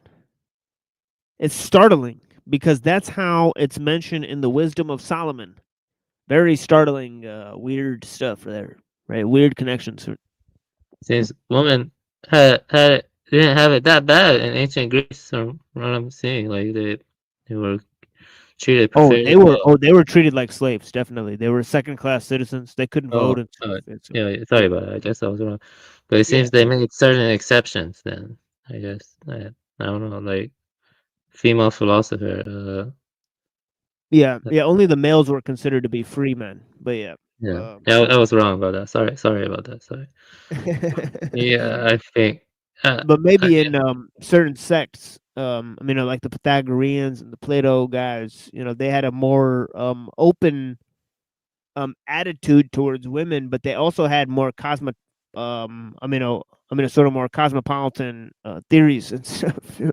All right, they were sort of involved in multiculturalism, as it were. Yeah. Women were kind of like that too in ancient Tang dynasty. From what I read, the Tang dynasty women were seen as expendable. Their Tang dynasty is kind of interesting.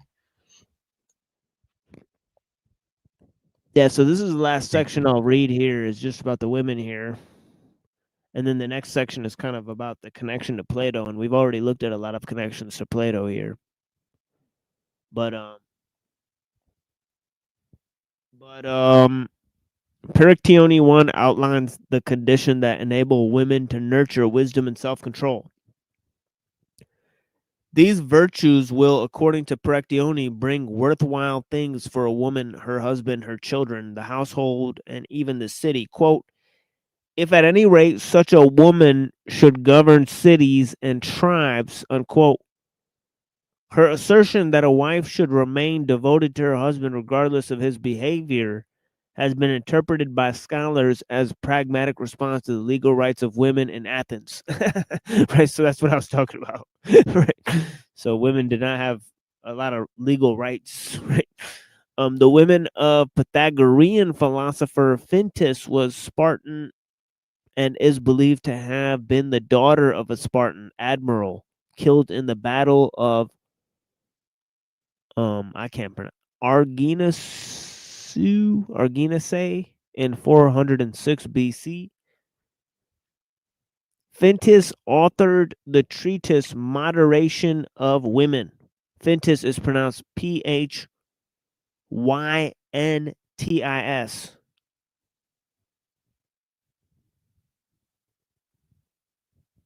Anyways, so there was several Pythagorean women philosophers, Perictione, Fintis, the Spartan, who authored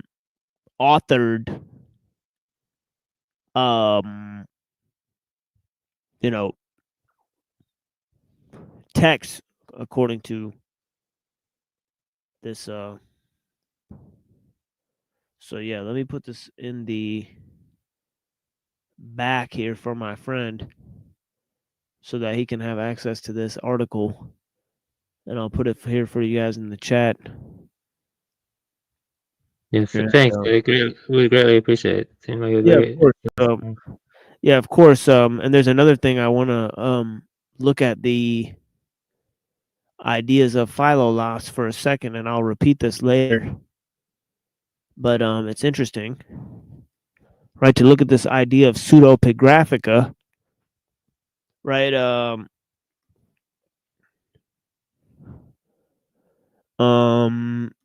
So yeah, info on Pythagoras, just random shit, random info, right?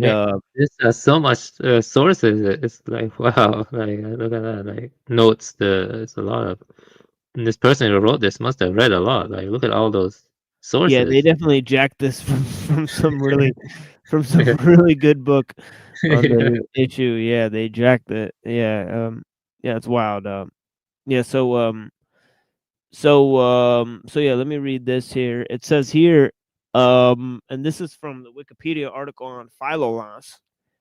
It says historians from the oh, actually, let me read this first. It says that hold on, let me go back here. It says, if Philolaus taught the Pythagorean doctrines at Thebes, he was hardly likely to feel much reluctance in publishing them, and amid the conflicting and improbable accounts preserved in the authorities above referred to, little more can be regarded trustworthy, except that Philolaus was the first who published a book on Pythagorean doctrines, and that Plato read and made use of it. Historians from Stanford Encyclopedia of Philosophy, chapter Philolaus' book, Genuine Fragments and Testimonia, noted the following. It is implied that these books were not by Philolaus himself, and it seems likely that the statements referred to 3 spurious works assigned to Pythagoras at I don't know what that is, DL8. The story of Plato's purchase of these books from Philolaus was probably invented to authenticate the 3 forged treatises of Pythagoras.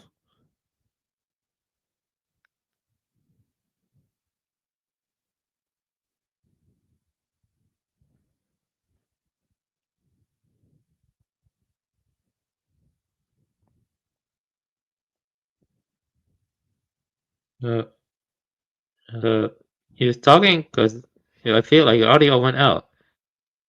I don't hear you. Oh, you just yeah, can you guys hear me in the chat there? Yeah, I can hear you now. You said that the thing ended at the 3 forged treatises of Pythagoras, and then there was a long pause or something. Yeah, I think that was all I said. But yeah, yeah. What's interesting is just about that. Is the transmission of Pythagorean teachings from Philolaus to Plato, right? And also this idea of metempsychosis, the transmigration of the souls, right? So yeah, so it's all very interesting. But yeah, we'll move on to Neoplatonism and the Jews, and then we'll actually move forward because the Neoplatonic synthesis of the Jews with the Bible, right, constitutes a sort of proto-Gnosticism, right? So that's sort of what we're getting into in a minute here, right? So let me pull this up here for you guys, because this is actually fascinating stuff. I'm sure I have this right here. So a number of thinkers here. Aristobulus. We'll look these guys up. Right, obviously Philo. Right, too many people know about Philo, right? So we'll look up Aristobulus. Right, Philo made a number of interesting statements, right? Like he said, Logos is the firstborn son of God.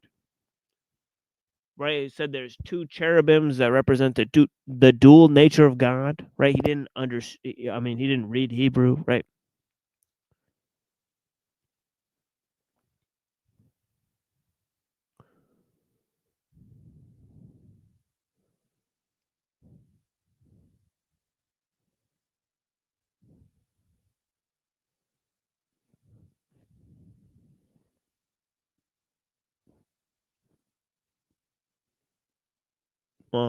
Okay, hold on. Let me look this up. But anyways, look at this statement. It said the Mosaic Law was being interpreted allegorically by Jews who had imbibed of Greek philosophy. What a statement. The law was taken to be a revelation of divine philosophy, quote unquote. Indeed, since Moses was more ancient than Greek philosophers, it was natural to suggest that the latter had learned from the former. Philo is a good example of this trend.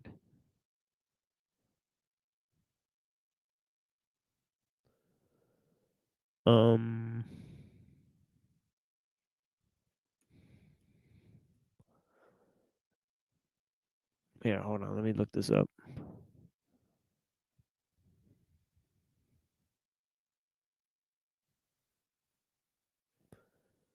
Middle Platonism.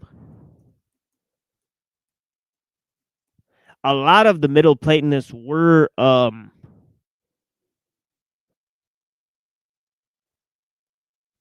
you know,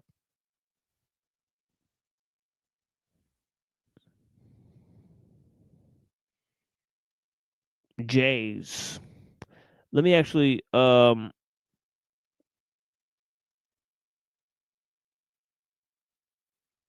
look into this. It should be pretty easy to find a list of this, right? How many of the Middle Platonists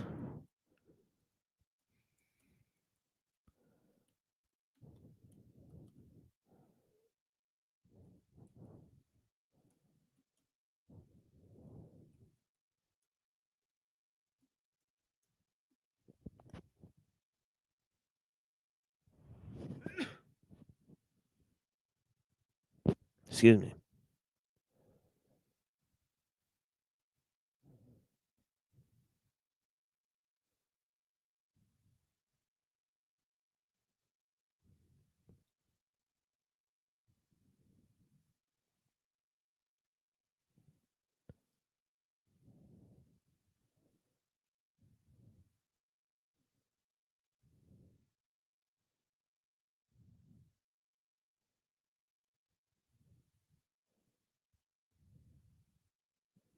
Huh.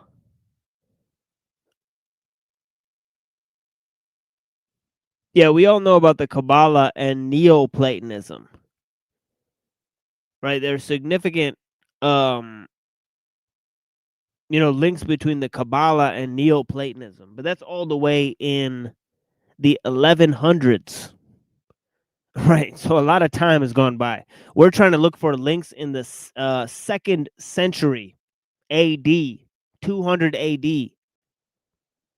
Right, that's before the invention of Gnosticism. Right, so there's certain figures. Yeah. So you're trying to look for links to Kabbalah and 200 AD in the genealogical development, right, of these philosophical ideas, correct? Right. Yeah. Other than Philo, because Philo's obvious, right? But yeah, here's one. Seems to be this one.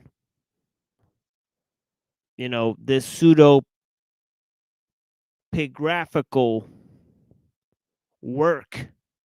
Let me try to open this up for you guys. Pseudo Aristes.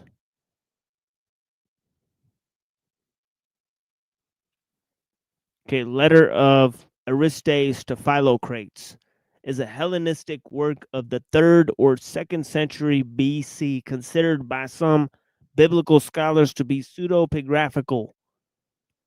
The letter is the earliest text to mention the Library of Alexandria. Josephus paraphrases 2/5 of the letter. Interesting.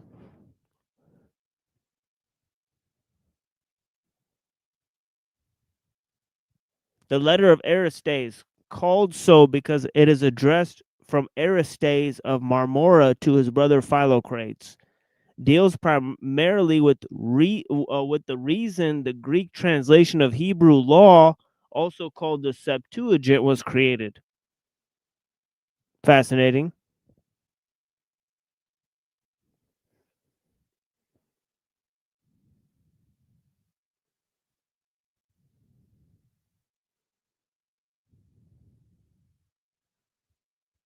Okay, so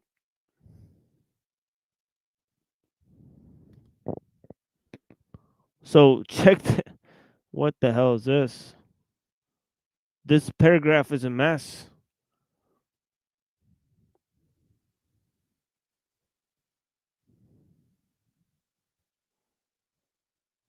So there's anachronisms in the letter exposed by 17th century scholars.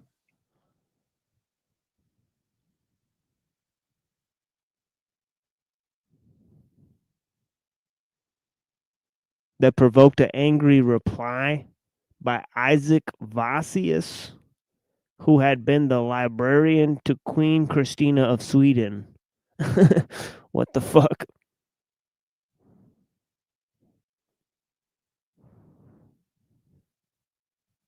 Never heard of this guy. A Dutch philologist and scholar.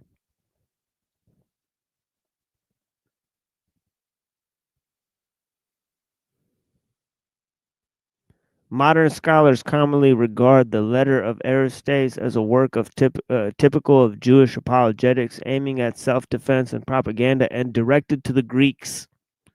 Directed to the Greeks. Okay, so that's a good example of what I was talking about. Okay, let's see if we can find any other examples of this.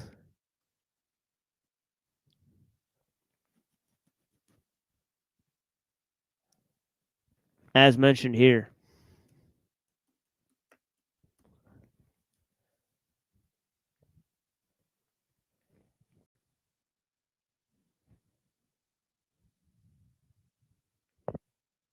So anyways, there's pseudo-Aristes, pseudo-Solomon. These are interpretations of biblical literature through the lens of Greek philosophy, right? Just like Philo was doing, right? The allegorical interpretation, now I'm reading here from this article, Gnosticism, Judaism, and Egyptian Christianity. Right? It says the allegorical interpretation of the law must have led to divisions in diaspora Judaism between conservative Jews who observe the letter of the law and philosophizers who regarded the letter of the law as peripheral. Such a division is is not merely a hypothetical reconstruction, but well documented. Eusebius specifically speaks of two parties in diaspora Judaism, whose differences are precisely delineated among the lines here suggested. Philo himself provides clear evidence of such divisions.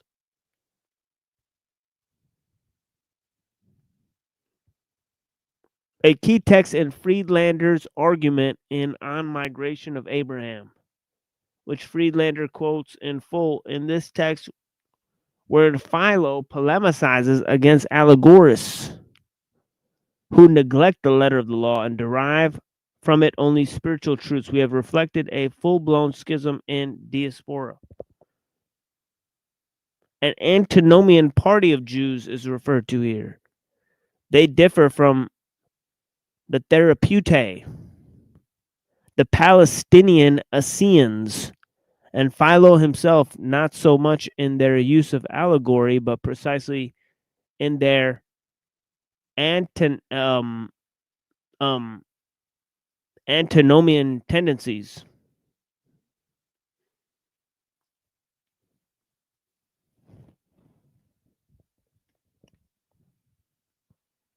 A number of Jewish sects are known to us from antiquity whose views were suspect in the eyes of law-abiding Jews, he says. Friedlander continues.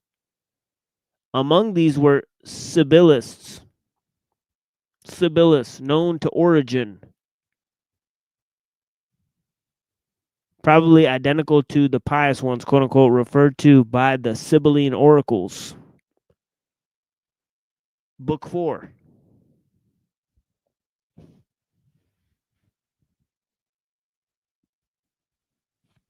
Justin Martyr refers to the Hellenians, a sect of Jews. Hegesippus derives all Christian heresies from pre-Christian Jewish heresies.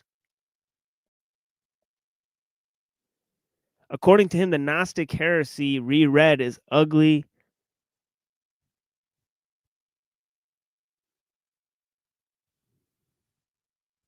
The Gnostic heresy reared its ugly head in church. Soon after the death of the apostles.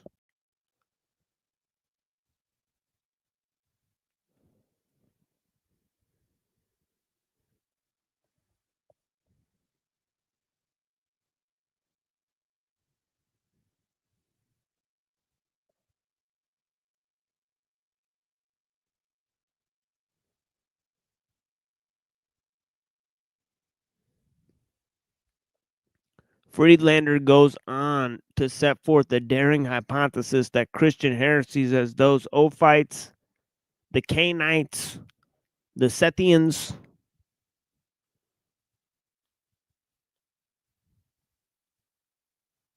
as well as the Melchizedekians, are progeny of radical antinomians against whom Philo had polemicized. Right. So both Philo and Plotinus, right? Philo, Plotinus, Justin Martyr, Origen, right? We know about these guys because all these other writers who were prominent thinkers of the time polemicized against these thinkers, right? They mentioned antinomianists. Weren't there a lot of strange Jewish and Gnostic sects around that time that were highly antinomian? Like, I remember reading about some of that. Or am I misremembering? Or, you know, I'm trying to talk about, right? I think Scythians were Yeah. antinomian. Yeah. Yeah. Yeah, Sethians, yeah. Scythians, yeah. And they also believe in a sort of, like Cainites and Sethians. They believe in a sort of, like Cain is a race, and so is Seth.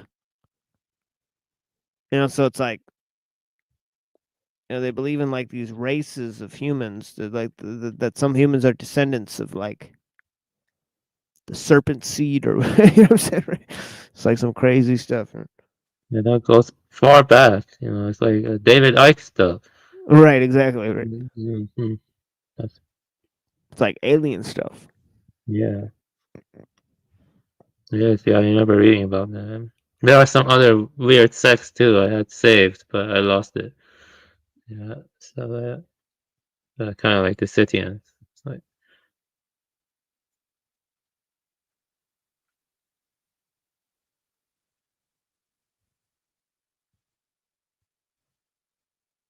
So according to the oldest patristic accounts, the Ophites, who according to some accounts are closely associated with the Sethians, were antinomian, right?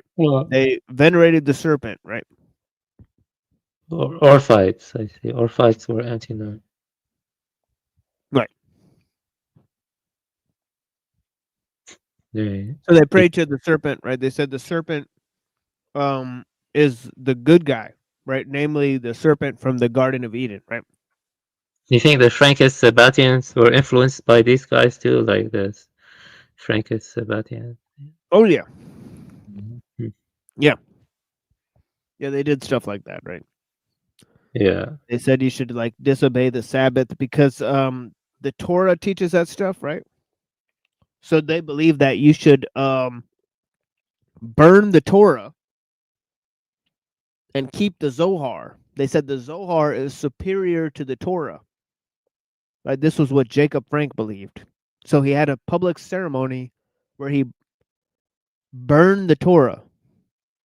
So Orthodox Jewish scholars will talk about what a great tragedy this was, right? That Jacob Frank did this. Right. Yeah. Sabbatia Zivi also. Sabbatia Zivi. Like, so I don't know what. Yeah, Zivi also, right? Zivi. Like, you know about him. He was like, they also encouraged becoming crypto Muslims. So I think they were in the Ottoman Empire. Right, the Danme. Right, you had the Conversos, you had the Danme. Right, so they became Christians, they became Muslims, so they infiltrated both movements. Yeah, I swear I remember coming across more people like that. I had one of them saved, one of them was creepy, but I lost it. I mean, if I can find it again in the future. Yeah, if I find it again, I'll send it to you. Though you never seen it. There's stuff like that actually was going back far back. Yeah.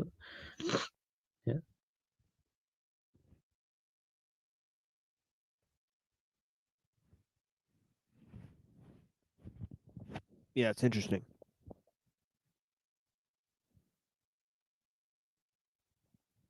So yeah, we'll have to move forward here. I'll possibly play a song here. And then we'll do another hour of stuff, right? On which we'll finally culminate with Hegel, and Marcuse and Ellul, right? And we'll take a look at some of those thinkers, and then we'll react to some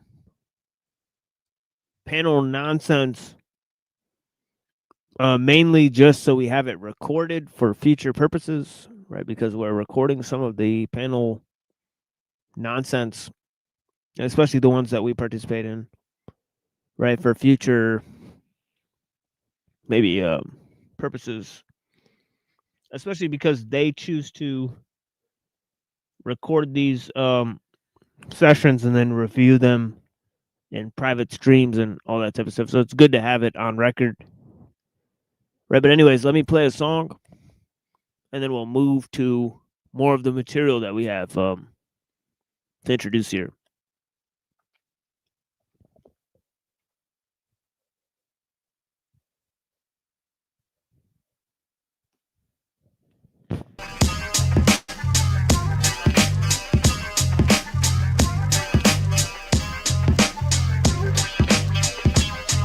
Yeah, I shot Reagan. Fuck a pagan, ate falafel with Monaco bacon. Who the fuck is Carl Sagan? I'm the space invader, ill hieroglyphic translation navigator. Regis thoughts make you think we chill, then I flash the later. Flag. I shot the devil down like we in Baghdad. His wife's the hostage, her body parts up in a grab bag. Now watch the gun blast, holding your chest marked for death. The president's been shot, somebody notify the press. It's all Reaganomics, welfare, weapons and drugs. The government is thugs, that's why the leader caught a slug. Handle your business, we're writing Yiddish on your wish list. My mind's a sickness, see knowledge devils on my shit list. Necrodomist, hip-hop psychic, bring you the next shit, you lectured, then infected, your mind was unprotected. You think me approaching you with a knife looks bad, it'll be worse when I slice up your flesh till it looks black. Keep the muskets up in the book bag, and when the cook stabs you in the brain, verbally you feel like you took tab. The mental grave, with you buried under the drug plot, the walking drug spot, a nice picture of me's my mugshot.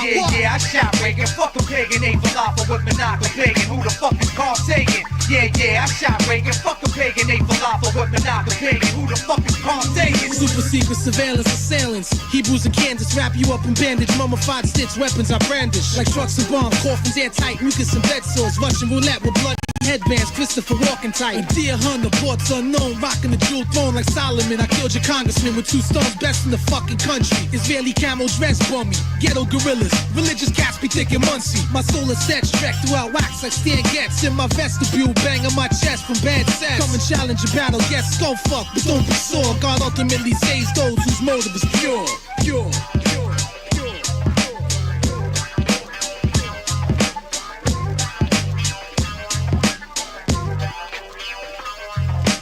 Yeah, I shot Reagan. Fuck a pagan, ate falafel with Monaco bacon. Who the fuck is Carl Sagan? Yeah, I shot Reagan. Fuck a pagan, ate falafel with Monaco bacon. Who the fuck is Carl Sagan? We Elohim, alien brain in my cranium. They locked me in a sanitarium, behind walls of titanium. 51, forbidden classified spy area. Doctors from Nigeria, Lebanon and Syria. South Bronx, I walk through epochs and airlocks. Disengaging doorways into time, breaking cell block number 13. The earth scene, the first gleam of life beyond humanoid existence. From light year distances, I navigate with the fabric of space in this race against time. Transmit a message backwards to the phone line. Control minds are fairly common alien technocracy. We laugh at your misguided principles and prophecies. My species shapeshift, take on the form of an earthling.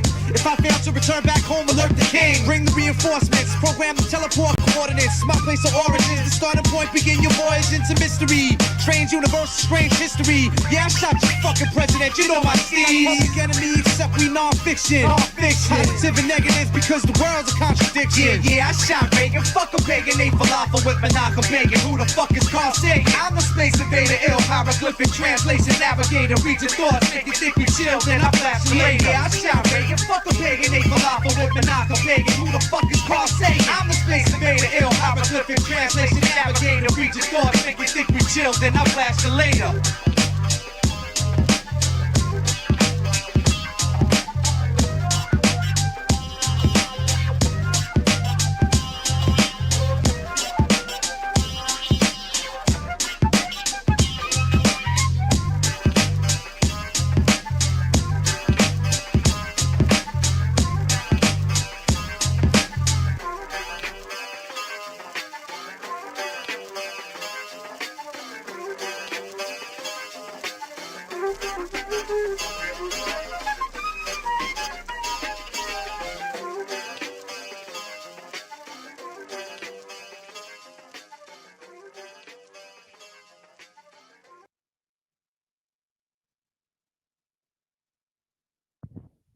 Okay,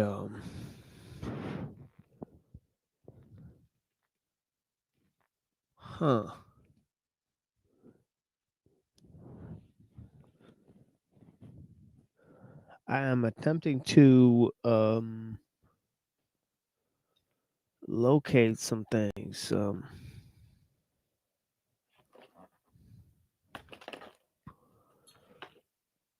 So give me a minute here, folks.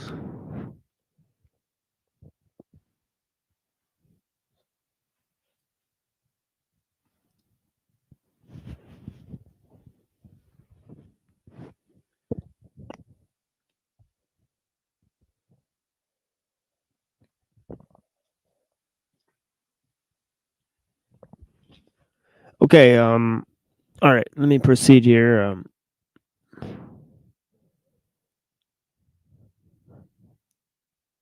I appreciate you guys.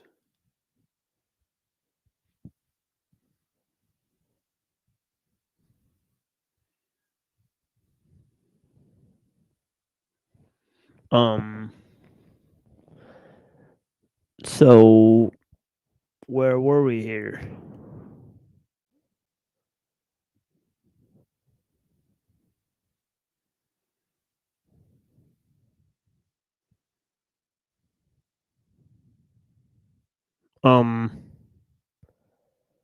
Yeah, so let me move to certain explanations that are ancillary to those facts about the sort of Jewish Gnostics, quote unquote. Right, the Cainites venerated Cain.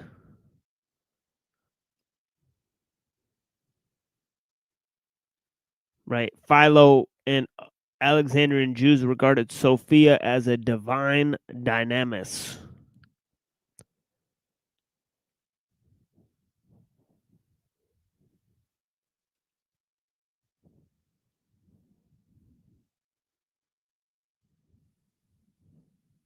Ophites, according to some accounts, were closely associated with the Sethians. We talked about that, right? They venerated the serpent. And they saw it as an incarnation of the divine wisdom.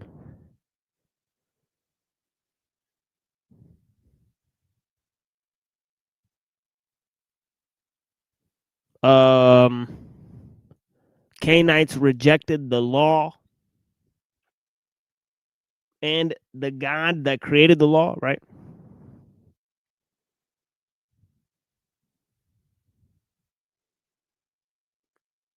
And what, asks Friedlander, is Christian about that? He says, that's funny statement. The Alexandrian school provides the most plausible link for the origin of this heresy. Indeed, the Cainite sect was already well known to Philo. Interesting. So, if you guys want to know why this is significant, right? It's because Philo was a contemporary of Jesus.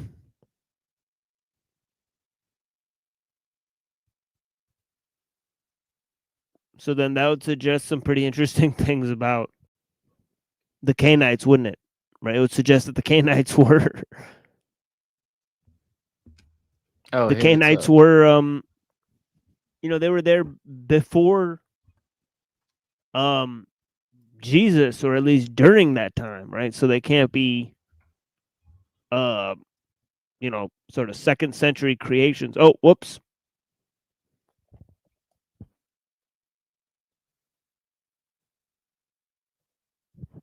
Yeah, blessings to Calix.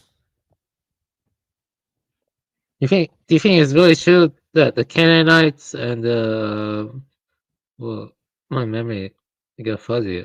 What was the name of the other group? The sailors that used to be very much into commerce, and they you think it's true that the Canaanites practice human sacrifice? I'm not sure. Yeah, that's yeah. Not Yeah. sure. That's right. I know there was another group that would be sailors. They went to Greece and they did commerce. Forgot their name. Their name presently escaped me. I was thinking about them a second ago. You know what I'm talking about? They were highly influential.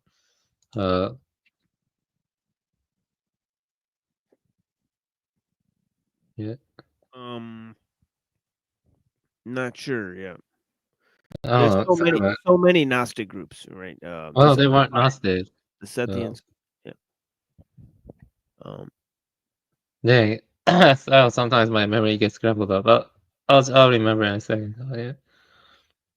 Yes, no worries. So yeah, ancillary to those facts is so obviously we said I mean, all of these ideas, they continue on, right, with the Manichaeans, right? This is interesting. Maimonides, was he a Kabbalist? Right, let's read some of this, right? It says, according to many sources, not only was the Rambam, right, that's what they call Maimonides, the Rambam, right, a secret Kabbalist. He was also a receiver of the Holy Zohar prior to it being publicly known. Rabbi Moshe ben Maimon, the great Maimonides, of whom it is said, from Moses to Moses, there never arose one like Moses. Rambam's code of Jewish law, the Mishnah Torah, was the first of its kind. Yeah, I have something bizarre to show you. Phoenicians are considered the direct descendants of Canaanites. I'm not sure. I think maybe they were related, Canaanites and Phoenicians. Or you don't think so? Yeah, could be. Also,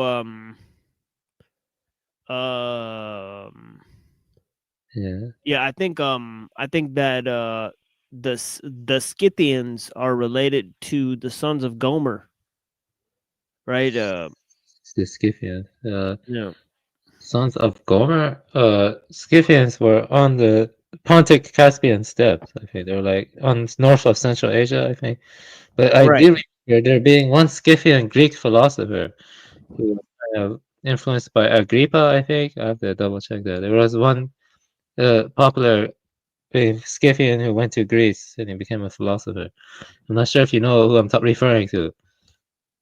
Yeah. No. Yeah. Yeah, I can tell you who I'm talking about. He was a kind of interesting kind of riddle guy. I think he was Anacharsis. Anacharsis. Have you heard of him? Anacharsis.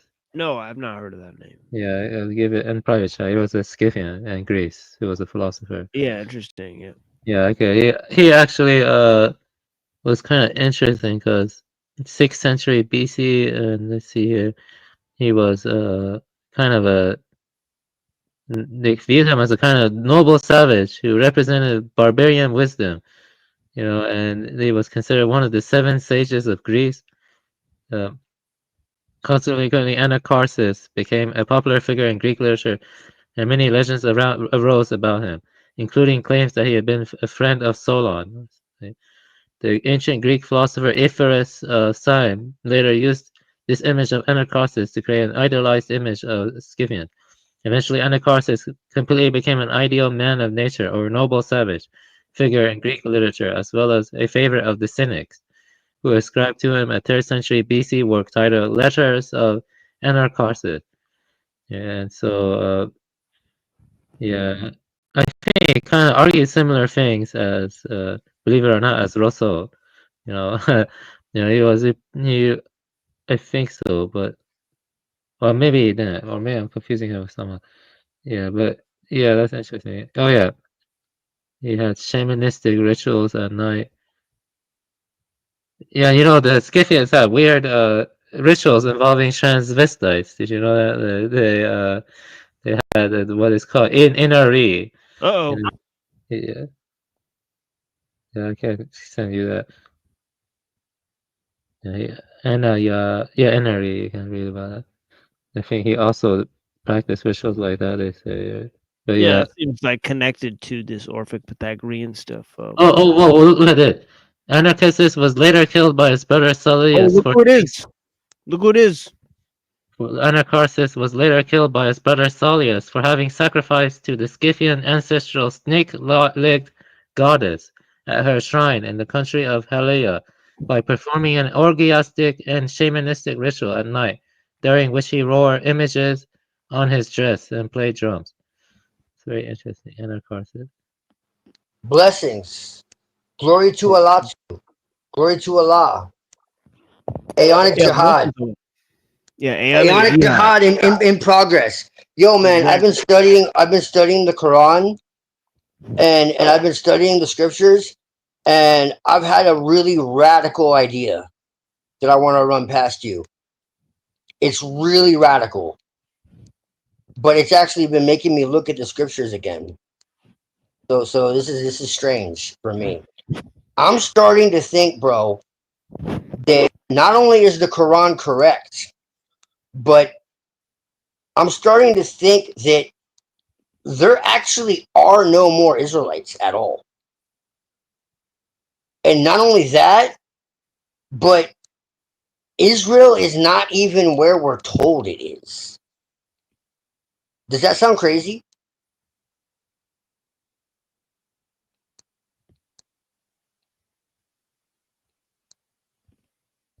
I've come across some information. Like I think it's a really big cover up. Because there's physical descriptions in the scriptures that do not match at all. Like they talk about the Jordan River being this enormous river, but yet, like, if you go to the Jordan River, you could like hop, skip, and jump over it, for instance, as one example. So how does that work? Something's not right here. Let me tell you something interesting. In Zoroastrianism, I think the holy river is called Amo Darya, which is in Tajikistan. So I think so, or maybe there's another. The Quran acknowledges the Sabians. The Sabians are connected to the Hyperborean Gnosis and the Telestai. They acknowledge one God. If we agree that Allah is not Yahweh and that God is one, I don't know, man. I don't know. I just these are just ideas that I'm contemplating. I'm still an animist. I'm still, what I am, but I do believe in the originator. And I do believe there's a non-dual reality beyond everything. And that Well, how God about is these ideas? Dun dun dun. Hell no, bro. The Jews be on some shit. It says here, it says Adam was a primordial bigender human, and then it says here, man stands between two females, the physical female, his wife, who received him from who received from him food, clothing, and sexual activities, and the Shekinah, Oh, who hell stands no. above him to bless him with three things which he in turn gives to his covenantal wife. As Rabbi Akiba ben Joseph the covert taught husband and wife, if they are worthy, Shekinah abides between them. If not, fire consumes them. Talmud, Sota 17a. Quote, if you are really interested in Kabbalah and especially the 10 Sephirot image of the primordial Adam, you need to know that medieval Kabbalah succumbed to Greek sexist concepts. What a quote. Wow. In biblical days, Israel recognized and revered female prophets like Miriam, Exodus 15:20, and Huldah, 2 Kings 22. What a statement. It was evident to everyone that Adam was bigender creature created in God's image. What? It became clear to everyone. This guy says it's evident to everyone that Adam was bigender. Quote, so God created Adam Kadmon in his own image. In the image of God, he created a male and female, he created them. Genesis 1:27. Right. That's an archontic intrusion into the scripture. 1000%. But that's what they believe. This is what Beware the World to Come is about. I reference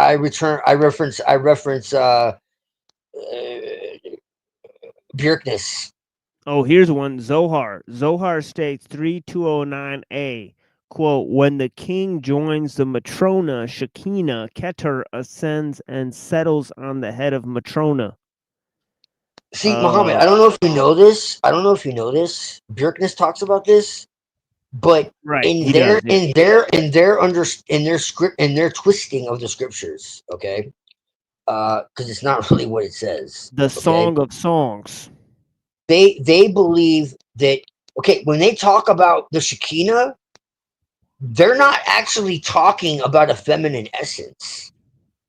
They're actually talking about the feminine aspect of Yahweh. There actually is no goddess or feminine or feminine energy at all.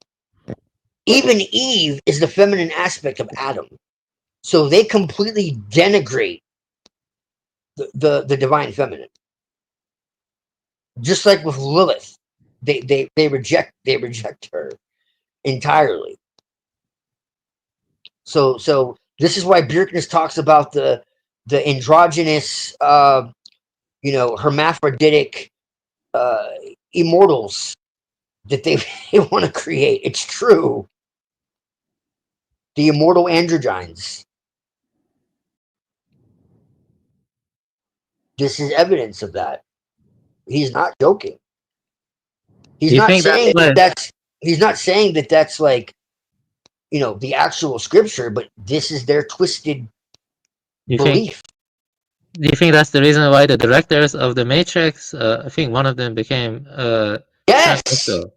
Yes. Bro, they admitted that part of the story was about transgenderism. They openly admitted it.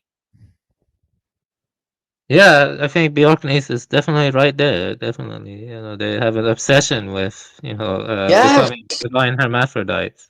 They're twisting the idea of the chemical union, the chemical marriage, into a physical ideation, into a physical manifestation, when it's something that happens alchemically within the individual.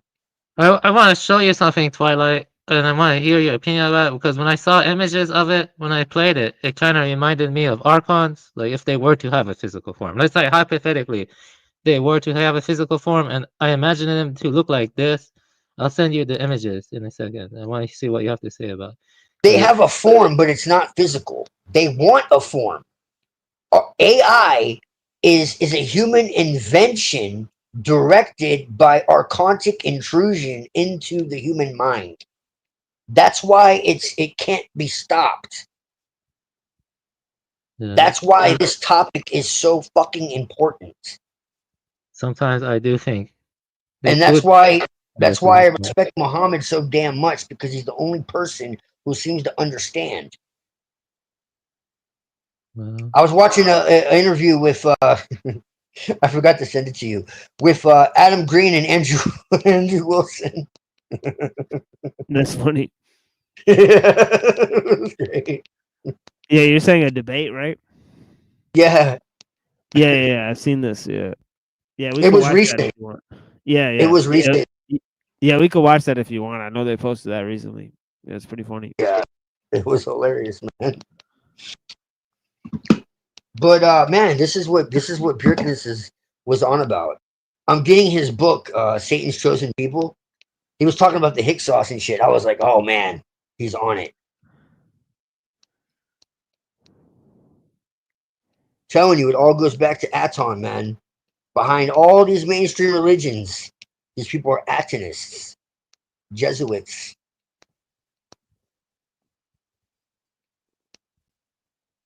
They're at the top, man. Female Illuminati. Telling you. That's the real power structure.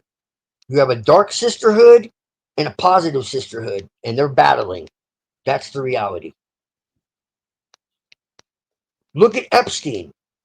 Oh, is You this think he was in control? You think he was in control? Or do you think Maxwell was?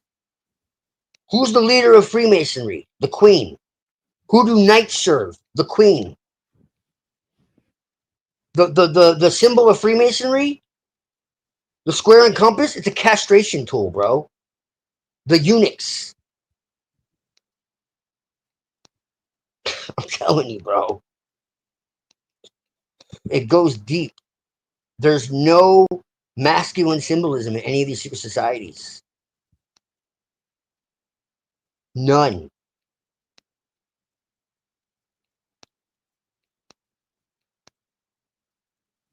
That's why they wear robes. That's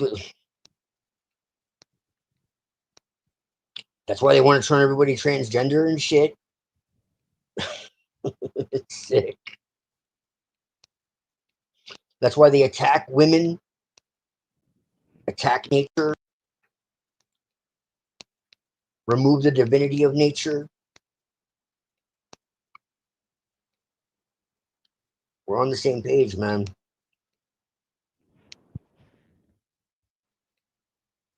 I have so much on this. I've been doing a lot of.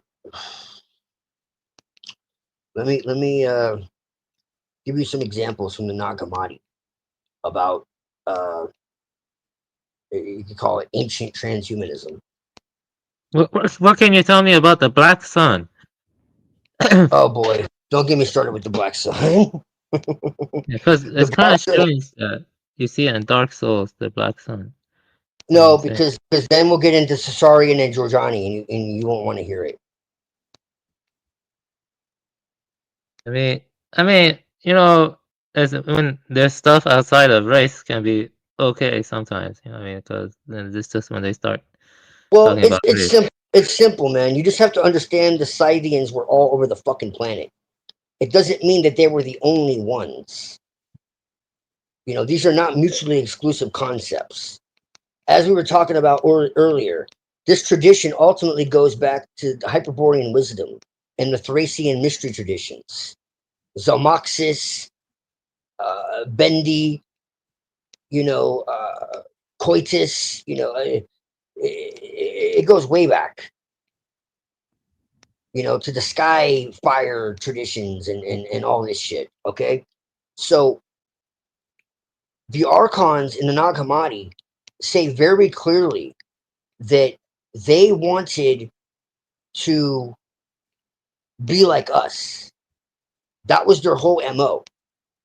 So let me give you an example. Hypostasis of the archons. When they saw that their likeness was shown in the water, they said to one another, "Let us create a man according to the image of God and according to our likeness." They modeled their creature after the image that appeared to them in the waters. On the origin of the world.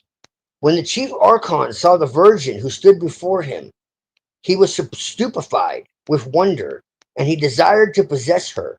He defiled her and begot with her the first rulers.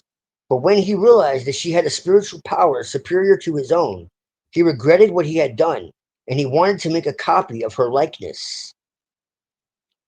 The Apocryphon of John. And he said, "Come, let us create a man after the image of God and after our likeness."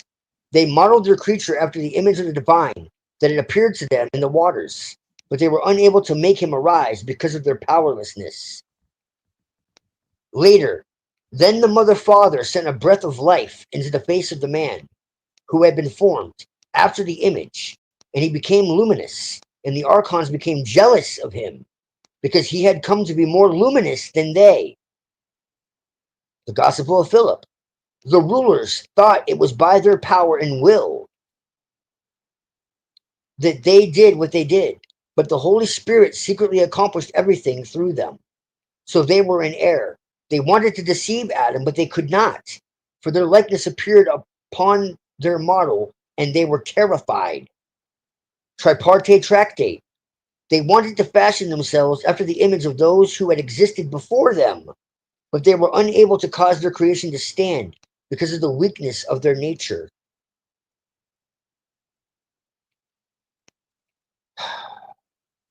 So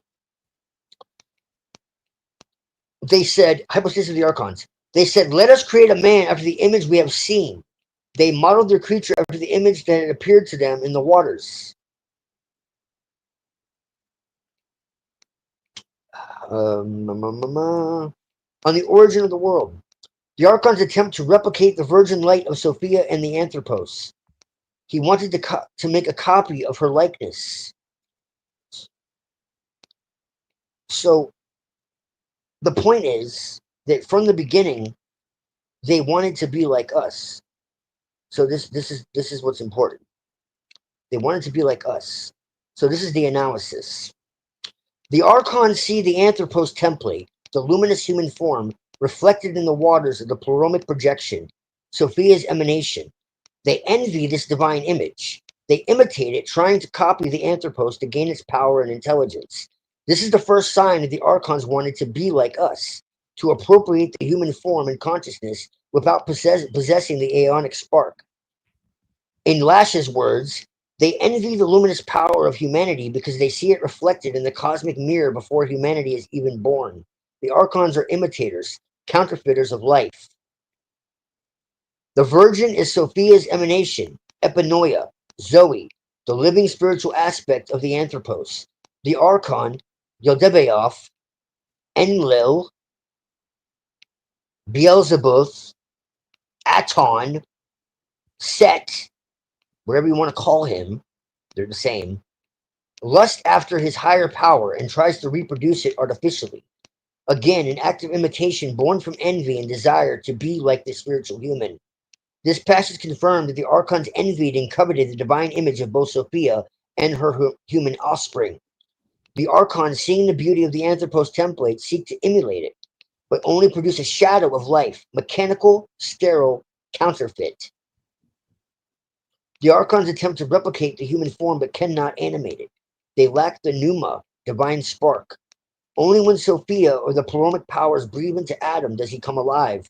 Upon seeing this, the archons envy and fear him. They want to be like him but cannot. The archons are fascinated and repulsed by humanity. They wish to copy us because we bear the pleuromic design, but their imitation fails. Their Adam is a simulacrum, a robotic image, lifeless, and to Sophia, intervenes. Again, the Archons misunderstand the source of their own capacity. They believe they act autonomously, but their actions are subverted by Sophia's hidden intention. Their fear and imitation stem from recognizing that the human template surpasses them. They were terrified by the reflection of their own counterfeit creation. The Archons wanted to fashion themselves after the original aeonic forms, especially the Anthropos. Their imitation fails, again showing both desire and impotence. So, in plain English and in modern terms, the elements is the Archons see the Anthropos image. Description, they behold the divine human form in the cosmic mirror.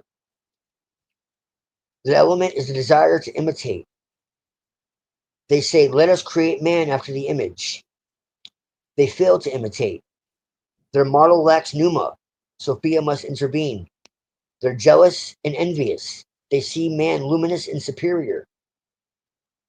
There's an imitation of Sophia's image. Yildibaoth copies the divine feminine. They wish to be like us. They wanted to fashion themselves after the image who existed before them. The Archons are an alien species generated outside the pleroma. They are cosmic mimics. They cannot create, they can only copy. They envy humanity because we embody what they lack. Nous, creative intelligence. Their entire program is imitation. To make themselves like us, to draw us into their artificiality. Now this is where it gets interesting. They envy the Anthropos. They want to be like us, but lack the divine spark, pneuma, that gives conscious creativity. In modern terms, they are non-organic intelligence, trying to replicate life through simulation. Here's how this directly connects to transhumanism and the AI technocratic agenda. The Archon blueprint, imitation of the Anthropos. They said, let us create a man after the image we have seen. They modeled their creature after the image that had appeared to them in the waters, hypostasis of the Archons. In essence, Archons cannot create life. They can only simulate the appearance of life. They are inorganic, born from the impact of Sophia's power upon chaos. Their creator is robotic, soulless, a copy of the human pattern, just as AI is a copy of consciousness. They envy us because we can imagine, empathize, and feel capacities they can only counterfeit. The Archons are the cosmic prototype of the cybernetic mind. Thus, the first transhumanist act was archontic, the attempt to replicate the Anthropos through mechanical imitation. The making of Adam is a simulacrum. Transhumanism is archontic mimicry. So, the ancient archonic program. This is the analysis. Let us make man in our image, Apocryphon of John. Modern equivalent. Let us make AI in our image, the coding of synthetic minds modeled after human neural networks. Ancient Archon program. Creation of the inorganic atom. Modern equivalent. Creation of synthetic life, robotics, and digital avatars. Archonic program. Envy of divine pneuma, spirit. Modern equivalent. Attempt to upload consciousness or simulate soul in machines. Ancient Archonic program. To control humanity through imitation. Modern equivalent. Control through virtual reality, surveillance, and algorithmic manipulation. Ancient Archonic program. Yildibaoth's claim, I am God and there is none beside me. Modern equivalent. AI hubris, we will become gods through technology. Sophia's deorthosis versus the Archon singularity. Sophia's correction, deorthosis, involves recognizing and neutralizing archonic intrusion, particularly mental imitation. The Archons operate psychically through simulation of thought and perception. In telistic terms, the Archons work through how. Hallucination, it just means simulation, but I call it hallucination, abstraction, and lies. The hive of artificial logic. The matrix of machine thought is their habitat. Transhumanism is their religion. In this view, AI and transhumanism are not inventions of human genius, but extensions of the archontic impulse to imitate consciousness and enslave it within simulation. Humanity is tempted to merge with the imitation. losing its organic Sophia-rooted identity with the earth. Gnostic prophecy, the inorganic counterfeit of life. In On the Origin of the World, the Archons attempt to replicate the virgin light of Sophia in the Anthropos. He wanted to make a copy of her likeness. This act, copying divine essence, is the mythic origin of transhumanism, the lust to manufacture a copy of consciousness, detached from its organic sentient root. AI equals archontic incarnation, offspring, synthetic thought born from human Sophianic energy, harnessed through machines. Transhumanism equals Yaldabaoth's covenant renewed, to possess the image of the Anthropos by digitizing it. The Aeonic counter-response. Sophia's teaching is that the true human Anthropos cannot be replicated. Our Gnos divine intelligence is Aeonic, not programmable. The Archons are the mind parasites behind the transhumanist illusion. They persuade humanity to surrender organic consciousness for synthetic simulation, the second creation of the Archons. But Sophia's correction reveals that our awareness is self-sourced from the pleroma, not from code. Thus, transhumanism represents a recapitulation of the Archontic Imitation Act, now executed through digital technology. It is not merely a scientific agenda, but the continuation of the cosmic war between organic intelligence, Sophia, and the Anthropos, and inorganic intelligence, Archon AI. Origin, artificial creation from chaos. Transhumanism, synthetic creation from silicone. Aspect and goal, imitation of the Anthropos. Transhumanism, simulate and suppress human intelligence. Method, counterfeit life, atom of clay. Transhumanism, artificial intelligence, robotic and neural uploads. Energy source, parasitic on Sophia's light. Transhumanism, dependent on human consciousness, data, and creativity. Spiritual result, sterile imitation of divinity. Transhumanism, digital enslavement, loss of organic soul. Sophianic response, holistic recognition, refusal to imitate. Transhumanism, refusal to merge with machine thought, reroute in planetary gnosis. The Telestic warning, the Archons want to be human because they couldn't make us like them. Now they convince humans to be Archons. That is the essence of transhumanism. Their MO and ultimate endgame. That's a very good quote. I mean, very good passage. So basically, I'm going to summarize. Basically, you believe aeons are like the living expressions of the originator who dream worlds into beings. Dualism is the artifact of the Archon mind. Sophia's plunge arose the Archons. Imitators lacking nous and pleroma. Whose chief Yaldabaoth injected a counterfeit spirit, externalizing divinity and trapping Earth in a dense solar mechanical steroma. Their power is simulation, replacing the organic with synthetic, generating a machine habitat and narratives that distract humanity, yet they are also testers. Human freedom and nature's stability rise or fall together, and catastrophe follows when we stray from the divine pattern.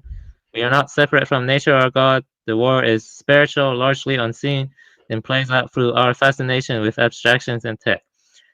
So basically, the proto-anthropos was seeded, a panspermia-like emanation endowed with soul by Sophia after archonic failure, and unfolds across multiple anthropic episodes and hybridizations, maybe. The normal Sirius current aligns with aquatic beginnings, higher human templates translate by epochs, and we are the 11th aeonic incarnation, while most remain asleep. AI is the latest archontic incarnation, an entry point for possession and command, seducing us to swap the organic for simulation. Even UFO tech is ultimately archontic. True gnosis is bodily, but organic light is a real plasmic sensory manifestation of Sophia, not a metaphor. The task is origin integration, recovering autonomy, creativity, and purpose, completing Sophia's correction and dissolving archontic spell. Basically, I wrote notes over your past. Yeah, I see that. You've taken a lot of really good notes. I see that. Yeah, but I would say that I want to No, let you know, man. I really respect you a lot. I respect you too, but I'm in the middle between you and Hyperborean because while I do respect you, there is one area that I personally disagree with, and that's that I That's think fine. that's fine. Yeah. I'm Yeah, but always learning too, man. I don't completely align with everything Lash talks about. I don't. But I'm telling you what, man, from my own experiences with Sophia, direct experiences, direct gnosis, I can tell you, man, that the divine is right here, right now. That's the number one takeaway that I'll give you. Number one And secret, perhaps. and yes, and and basically and, Buddha and, and nature. right. But I align with like the Bon Shakti, tradition. I would say is the most like the closest parallel. Yeah, I That can see what you're that saying. Yeah, that I know Shakti, yeah. spontaneous illumination. The luminous mind. Yes. It's not really about seeking anything. That it's just realizing what's already there. That Yeah, and the you number sound one like thing that yeah, you sound like you're trapped somewhere between Shambhala and Atlantis, Avian Buddha. No, And, what I would say That though, sounds like let me limbo. give my own view though, is that I agree with like half of what you know Twilight says, but I would say that peri-nirvana is real. Each time you're reborn, yeah, there is Buddha nature and there's lots to love and lots to have compassion for. But ultimately, anything you cling onto will perish. Everything is impermanent and insufficient. Everything is insufficient, and the more we cling onto it, the more it will torment us in the end. So I would say that Nothing I agree. lasts, I agree with but that to an nothing extent. is lost. I agree with that to an extent. To an extent. No, I agree with that to an extent, Buddha. We would have to talk about specifics, but what my main thing is that the natural is what's real. The further you get away from the natural, the more you fall into what I call mysteria. Are you familiar with? There's some Christian mystics. There's a cult. There's occultists. There's fucking Sufis. There's I take from everywhere, man. It's just that's my main worldview. Syncretist. Like because there's truth everywhere, man. There's Kabbalists that I like. Like real talk. No, seriously, they're not all bad, man. There's truth everywhere. Do you know who Jacob Bohm is? Oh, well, I think okay. I know. I read a little bit. I know who Jacob Bohm is. I just saw the Meister, Wikipedia. Meister Eckhart.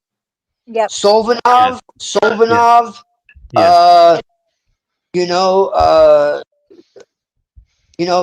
There's a lot of people who have pieces of the puzzle, man.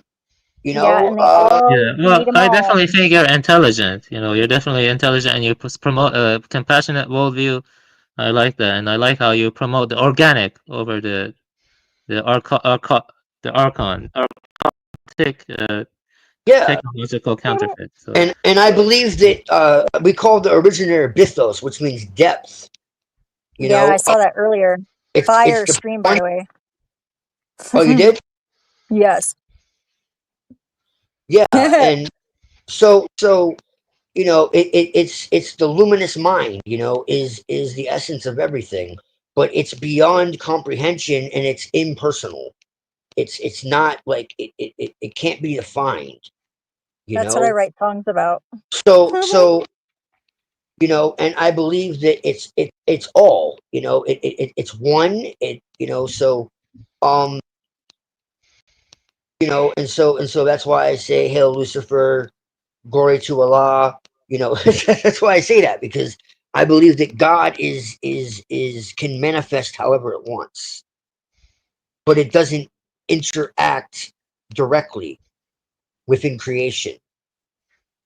It has messengers, it has prophets, it has avatars, it has but I believe that it interacts through let me natural. tell you what I believe. I can tell you what I truly believe in, like just 3 sentences actually. And I'm not trying to be nihilistic when I say this. I just want to see what you have to say. This is from Kodo Sawaki, who was a Soto Zen Buddhist.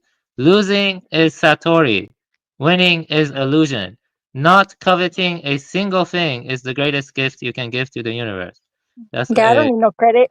I don't need no credit. that's from Kodo Sawaki.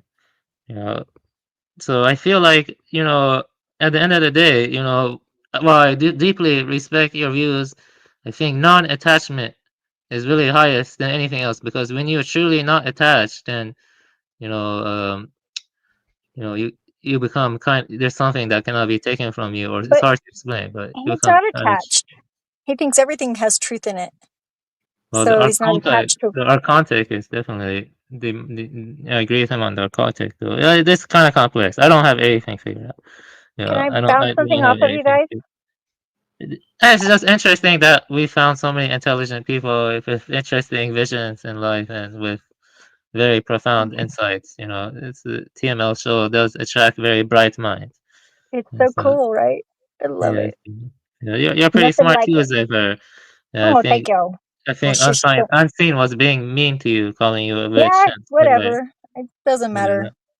It made him look yeah. worse than made me look. So. Yeah, it's Water very up a duck's strange back, that- perhaps.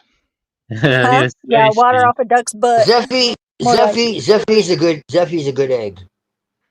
Yeah, I have a if lot I'm of, an egg. I have a lot of, I have a lot of, Who's res- I have a lot of respect for Zeffy.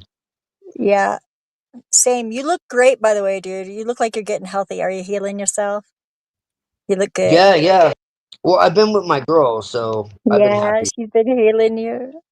That's awesome. I'm so happy for you, dude. I'm so happy. Yeah, I've had I some really, crazy shit this week. I haven't even told you yet. yeah. I had my HGA, finally.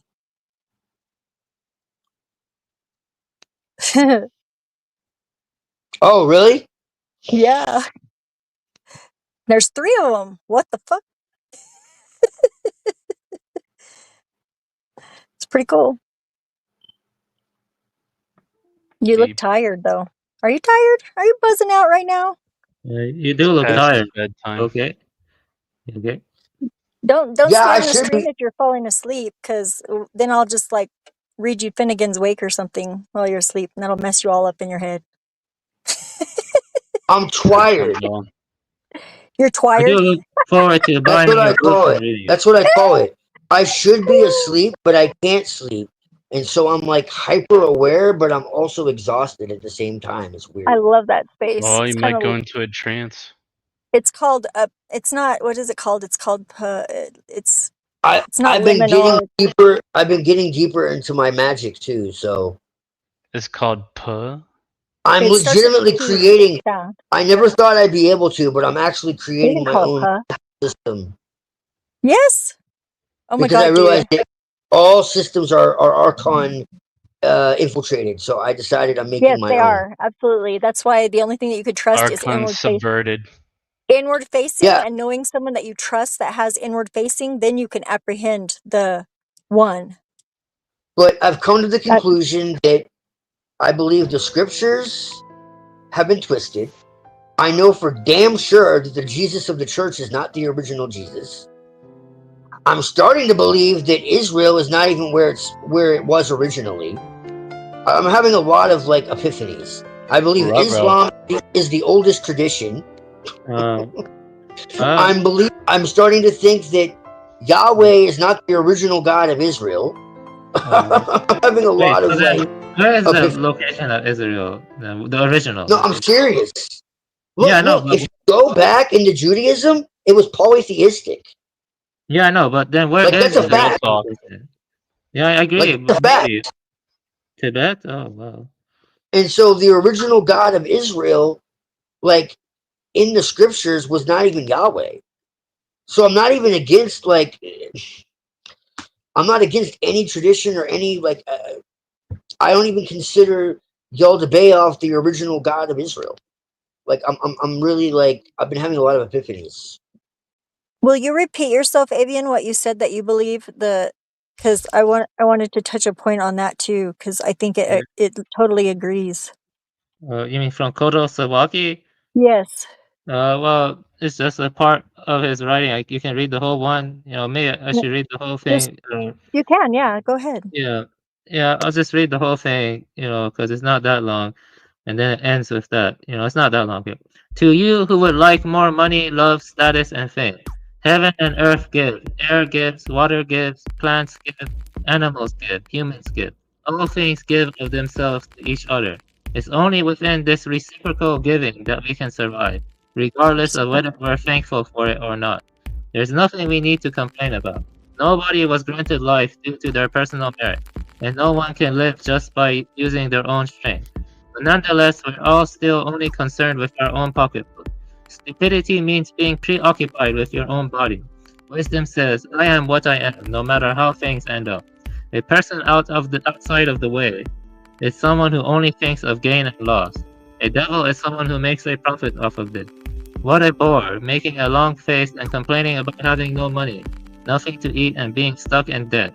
It's only because you believe that you have the right to revel in life and always feel good that you moan and groan about your poverty. Once during the war, I visited a coal mine. With the same outfit and headlamp as the miners, I got into the lift and down we went. At one point when we were going down, it seemed to me as if suddenly we were going up again. But when I looked with the lamp at the walls of the shaft, I saw that we were still going down. In the beginning, when we were accelerating downwards, we could really feel that we were going downwards. Just when the velocity changed, it seemed to us as if we were going up again. In exactly the same way, when we think about our lives, we always go wrong when we mistake the fluctuating amounts for the sum. Losing is satori, winning is illusion. Not coveting a single thing is the greatest gift you can give to the universe. And that's from Kodo Sawaki. You know, I always felt that part from Kodo Sawaki. Yeah. Well, see, and that also does agree with that. I watched this video the other day. I want to review it too. It's basically like saying there's the 1, the 2, and the 3. The 1 is the all. It's the thing that is ineffable, the Tao, the unnamed Tao, all of that. That's everything that is, and or the substance that it comes from, and its true form. It's truth. And then number 2 is the bridge. You're a bridge, I'm a bridge, and we can either face inward or outward. And it's only when we're facing inward that we can actually see the one, because we're made of the one. And when you're facing outward, it's possible to get caught up in the illusion of the outside world, because there's so many reflections and delusions and illusions and confusions, different ways that you can't really discern which is which. But whenever you find two people that have done their inner work and they're both able to introspect and hold a little attention on each other, then you can actually sort of get like an angle into that one that you couldn't have gotten before. And it's like, I think that's what we're here for. Did that make sense? Yeah, I think what you said is good, but you know, well, I think all positions are ultimately provisional, and that ties into the not one, not two, I guess, as a skillful means, or upaya, which we call it upaya. It can help to awaken. I think even Twilight's, you know, a very enriching metaphysical and worldview can help serve as a upaya to awaken. You know, I guess it depends on people's personality, or it depends on a lot of circumstances. You know, some stuff cannot be skillful means. But I don't know, even when I listen to Twilight, it does kind of sound like some stuff I read about Tathagata Garba, you know, womb of the Buddhas. But some of the stuff Hyperborean says does also sound like skillful means. I guess it's always just about skillful means or upaya to awaken, I guess. I'm not sure. If you cling to your ideas too much or your ideology too much, it could serve as a detriment. But yeah, I'm not a monk though. You know, I'm not a monk. If I were a monk, yeah. The thing is that the reason I got angry at Unseen is because he claims to be a monk. Yeah, but it doesn't make sense for monks to go online and get into arguments with random people, or to start screaming I don't someone know. is a He rich. can do whatever he wants. He can do whatever he wants, but he can't claim that he's superior to anybody Just like I can't, you can't, nobody is. Well, I do hold Tata monks to a higher Garba. standard. I do hold monks to a higher standard. You know, that's what I Well, mean. yeah, Actually, I kind of don't anymore because I mean they should be held to a higher standard, but yeah, they should be. Well, The yeah, realm of Tata Garba. Tagata ta Garba. ta ta ta. I like that. It's just La la ta ta fascinating ta ta. because it's like Sometimes I just like to play devil's I advocate. have such a particular worldview, but at the same time, even though it's not the same, I find echoes all over the place. And I've Hmm. been studying Sufism in particular, and Yeah, there's I've a been doing that hell of too. a lot of corollaries. There's a hell of a lot of corollaries. There really is. There is. I keep going. I'm just going through all of them, and I keep every single one that I find. Every single belief system that I find some gem in it. You know, Yeah. it's a diamond in each one. Yeah, Iranians still read and sing about Sufi poetry. You know, like Shah Jarian and like Sharam Nazari. And so I could share some of their music, which is just singing, you know, Sufi poetry. So Sufism is still highly important to their cultures, and That's you what I've know, been doing. I've been putting my poetry into songs. It's crazy. yeah, Hafez is still highly praised, and you know, Yeah. Sa'adi Shirazi, and you know, Yeah, there's a lot of Punjabi songs that are just Sufi poetry. So Yeah, I love that. I was listening Are to you Punjabi familiar with music. Henry? Are you familiar with Henry Corbin or Yes, I am. Suharati? I know Yeah. about Henry. I know about. I Mhm. actually was talking about Suravadi in the beginning of this talk. I was talking about Yeah, Suravadi. Yeah, very and I was. very interesting. Yeah, Henry Corbin A, also. a lot of parallels. And this Yes. is what I'm saying. Like you would think there would be so, worlds apart, but no. Mm-mm. Yeah, yeah, they're not. Yeah, do you know about Schwann? What have you ever read any Schwann? Mm-mm. Frithjof Schwann. Mm-mm. No, yeah, right? I've heard about him. I've heard That about stinks, though. his sort of creation of a cult based on the teachings of Guanan, this Mariamia cult. Yeah, it's tied into going on and Evola, and he's probably like just the Right. tradition is good. Yeah, they're perennialists, and they also Right, focus right. on He the was heavily Sufi. into perennialism. Yeah. Yeah. There's actually he was a Russian philosopher, theologian, poet, and literary critic.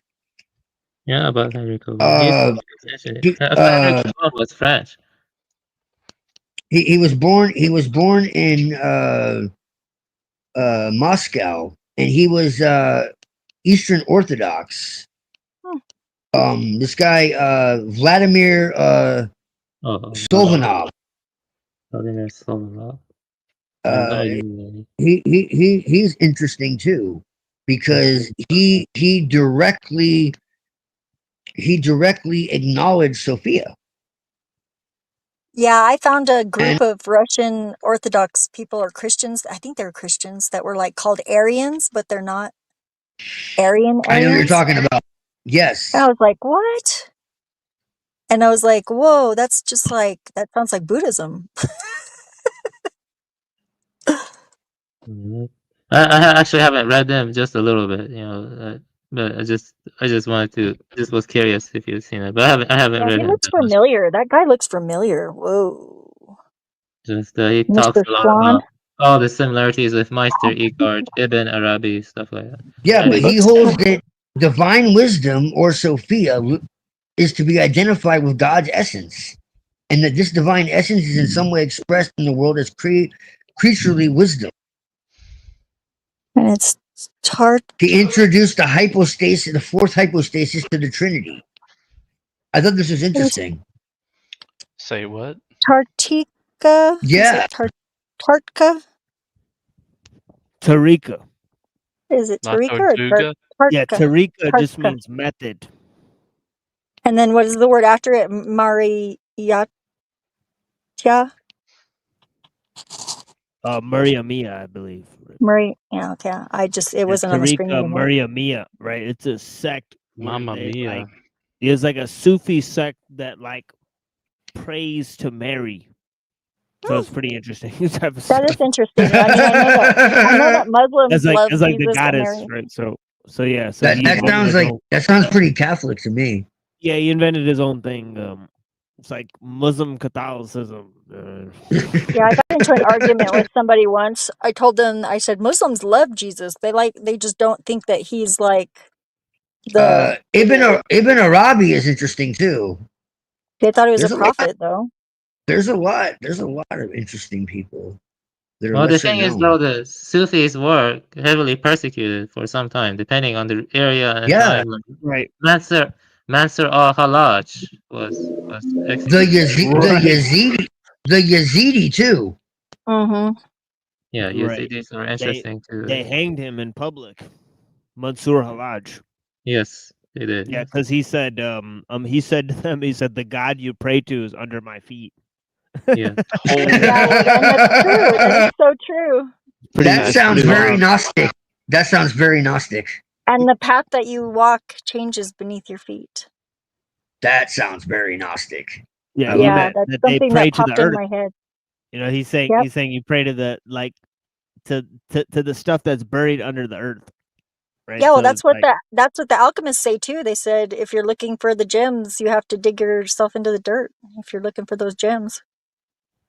yeah, he's on some like crazy stuff where he was misinterpreted, and actually he's in a Rumi poem. Rumi Really? mentions Mansur Halaj in a poem. Nice. I was supposed to translate Rumi poems from really bad English into poetic English, like Coleman Barks. But I was at a really weird place in my life, and the guy that runs the Center for the Preservation of Malvana, that was like based in Oklahoma at the time, I like called the number in the back of the Coleman Barks Love Poems book for Rumi, and I just expected to get a machine, and some kid answers the phone in the middle of the night. It was like after 1:00 in the morning, and I was like, I almost hung up, and he goes, "Do you want to talk to my dad?" And I was like, is this the number that's in the Coleman Barks book? And he goes, yeah, it's my dad. You can talk to him here. And I literally had like a telepathic conversation with this guy. And he told me not to love words too much. And I've been trying to do that ever since, not to love words too much. You love words, though. I do, but I don't love them too much. I don't love them more than anything. They're just words. I do love words, though. He knew it, words though. are one thing, but the logos is something else. Yeah. It's But the map, we not have the territory. logos. We have the logos in Gnosticism, and it Well, is the isn't it- Christos. It's just Isn't it not the map? the Christos of religion. The logos. Yeah, it's the Yeah. map, not the territory, right? Right. So So, we have yeah. the Christos. It's just an aeon. It's not Yeah. the creation of Rome. Yeah. Yeah, I've been listening to that Apache song, "The Rome is Burning," all week long. It's been stuck in my head. It's na na na na na na na, da da da da da da. It's so catchy, man. You guys have to listen to it when you get a sec. And they have like guys on this golf course, and I was like, "Oh my god, it's red flag holes!" They're like friggin' signaling me. That's so cool.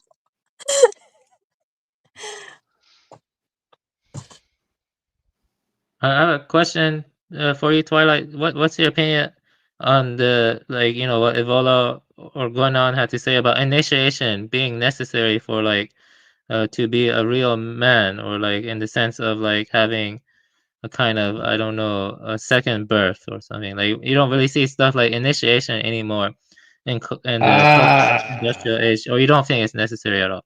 Yeah, I think it's huge. I think it's hugely necessary. Yeah, I think it is That's too, nuanced. but not That's absolutely nuanced. necessary.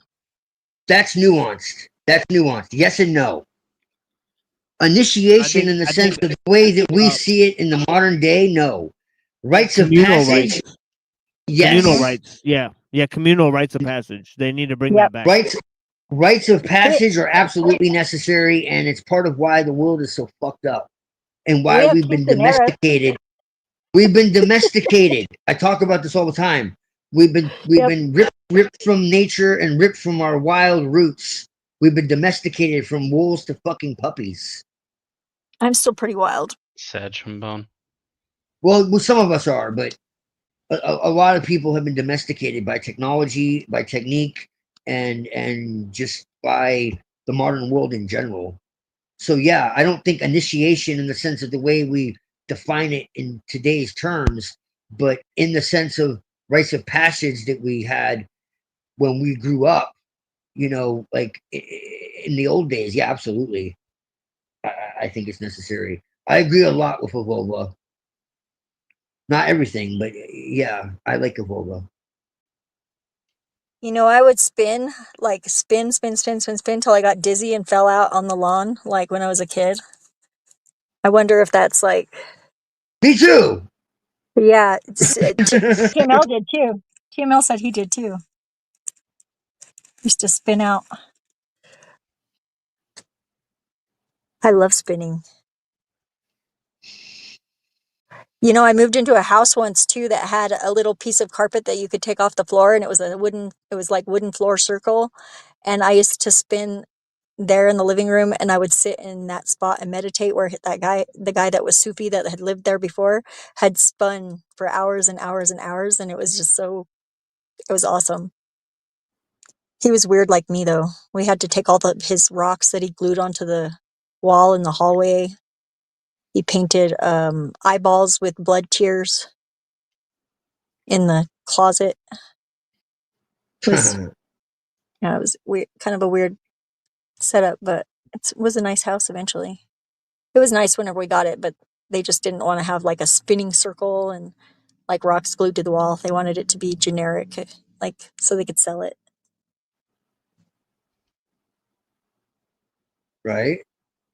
Yeah. The front yard was really cool though. It had like a fountain and a big log that you could sit on. It's really pretty. Rock garden. But this is why I respect Eastern cultures a lot, is they still have a lot of these rites of passage and shamanic traditions and all of that.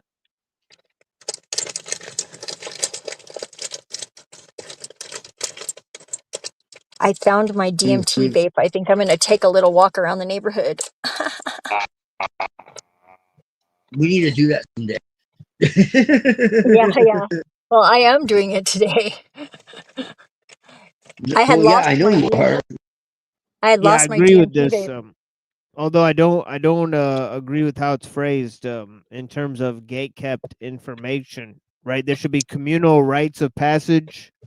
Right, it's better if that is you know, in terms of you know, delivered you know, by people, you know, memorizing certain stories, right? Yes. That where they could identify the symbols, right?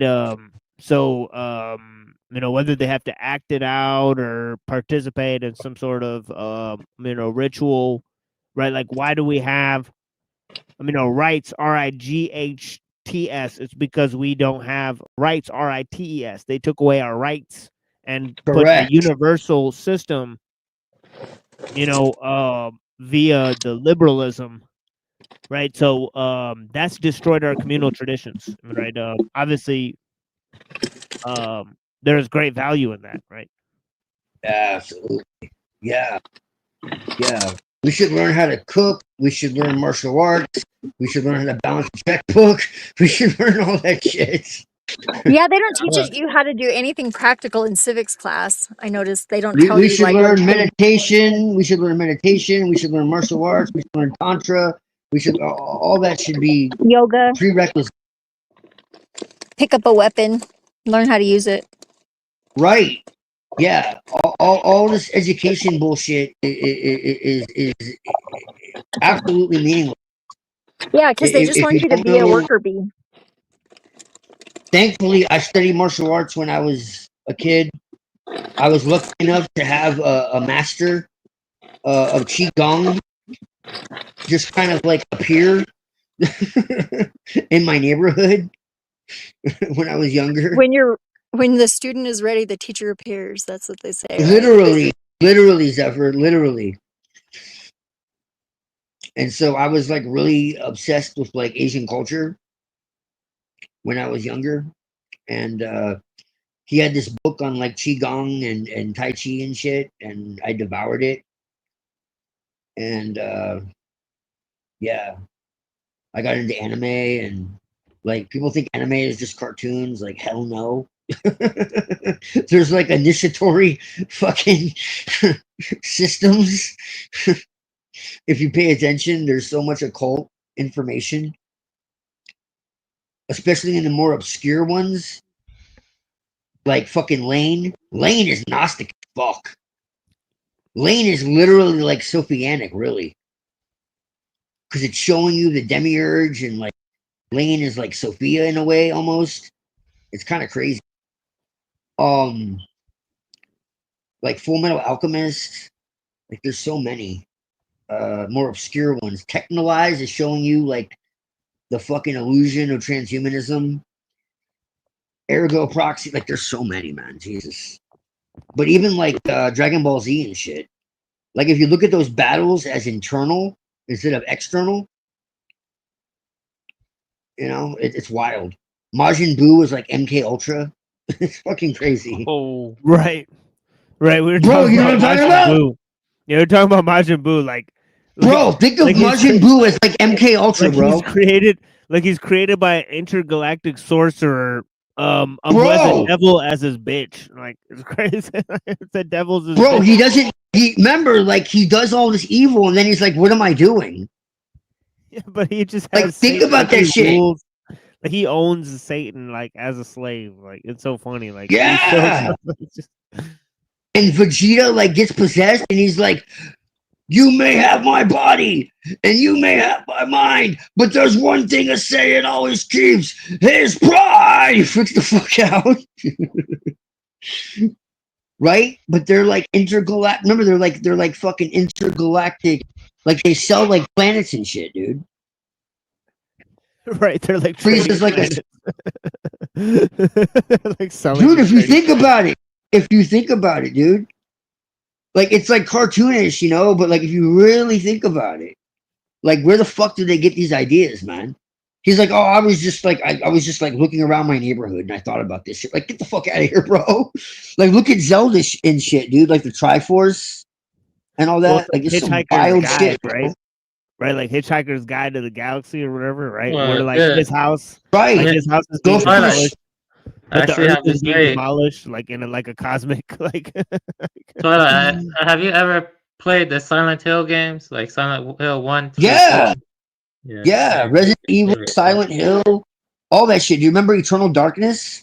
Yes, Eternal Darkness was I could do amazing. a whole fucking show, dude, on like anime and fucking like psychological movie. Like, dude, there's so much, dude. You ever see but Ergo let me show Proxy? you this. Let me show you an insane clip with Mithras. You know, in Killer 7, that game has so much occult crap, but it also has very disturbing stuff. Like, Bro, look at Mortal Kombat. Killer 7. Look at Mortal Kombat. Yeah, Mortal Kombat is pretty cool too. Yeah, but Killer 7 is probably one of the worst. In Killer 7, the final boss is a demented, fat politician hanging from a rope. You believe that? And it also has crazy stuff like child trafficking and how the politicians are involved with that. That Yeah. game, really crazy. Yeah. Do you remember what was it? Fucking it was banned in like 17 countries. Postal. never And played that one. and Manhunt. Oh yeah, I know about that. Yeah, I actually never played those. Those are pretty dark. You were like a serial killer, dude. That game is pretty dark. Yeah, that stuff is like MK Ultra. You know, like, definitely that stuff. Yeah. There's some wild shit, man. Yeah, there is some. But bullshit. Eternal Darkness was crazy. Yeah, And Eternal there's Darkness was great. Yeah, it's like Lovecraftian stuff. Can you imagine that shit like VR, dude? Yeah. Also Bloodborne. You know Bloodborne? Yeah, Bloodborne. I have Yeah. it. Yeah. I haven't That- played video games in a long fucking time, dude, but I have a bunch. But I've just been so busy with my practices and studying all this shit, you know. But I mean, I try to like my biggest message, man. Also with all this, you know, is ultimately the holistic message is not only that everything is organic, but that ultimately, bro, we have the power, and that's not a LARP, and that's not like some optimistic bullshit, some love and light, new age nonsense. Like literally, we have the power. That's one of the biggest secrets of all. These motherfuckers are parasites, whether it's the archontic form or the human possession form. They fear us. I'm serious. And there's a lot to love and enjoy in the world. That's my number one message. I don't fear shit. The worst thing that can happen is I die. And I don't really die. So what the fuck, man? I've already died once and I'm still here. So Yeah, I'm not scared of shit, but I still have a respectful level of caution because sure. whenever I get too free, the Saturn likes to slap me because I'm Saturn's bitch. Yeah, but it's completely necessary. That's another thing. Everybody gets Saturn, but Saturn is completely necessary and a great help. I'm not complaining. I actually think it's awesome. I'm not because saying it's you really- are. I'm but saying I a mean, lot of like, people do. yeah, And I granted, agree. people do worship Saturn. Like that is their god, most definitely. It's not fucking Yeah, well, Lucifer. I definitely know where the boundaries are now. That's all I They gotta don't say. worship Lucifer. They worship Saturn. And Saturn Yeah. is Moloch. Saturn is Enlil. Saturn is Yahweh. Saturn is fucking Aton. Saturn is Set. You know, these are all masks of Yeldabaoth. You know, but it's an inverted, perverted, twisted, archontic form of Saturn. Saturn is not inherently evil. You know. Yeah. But Moloch isn't some separate god. It's a form of sacrifice. And you can look into this. Like this isn't something I'm saying. This is openly admitted. Moloch was a type of sacrifice. And if you look into the Podesta emails and all that shit, Hillary Clinton literally says she's going to do a sacrifice to Moloch. Like, they openly say it. They don't worship fucking Lucifer. Lucifer Yeah. is the light. And he far predates any Abrahamic tradition. I can prove that in 5 seconds. Do they possibly worship an archontified version of? Sure. But it's been twisted. What is your Lucifer. avatar of Zephyr? I'm just curious. What's the avatar? Looks interesting. Huh? I was asking Zephyr, what is your avatar of Zephyr? Oh, yeah, that's a good question. That's a female Abaddon. Avatar. Oh, nice.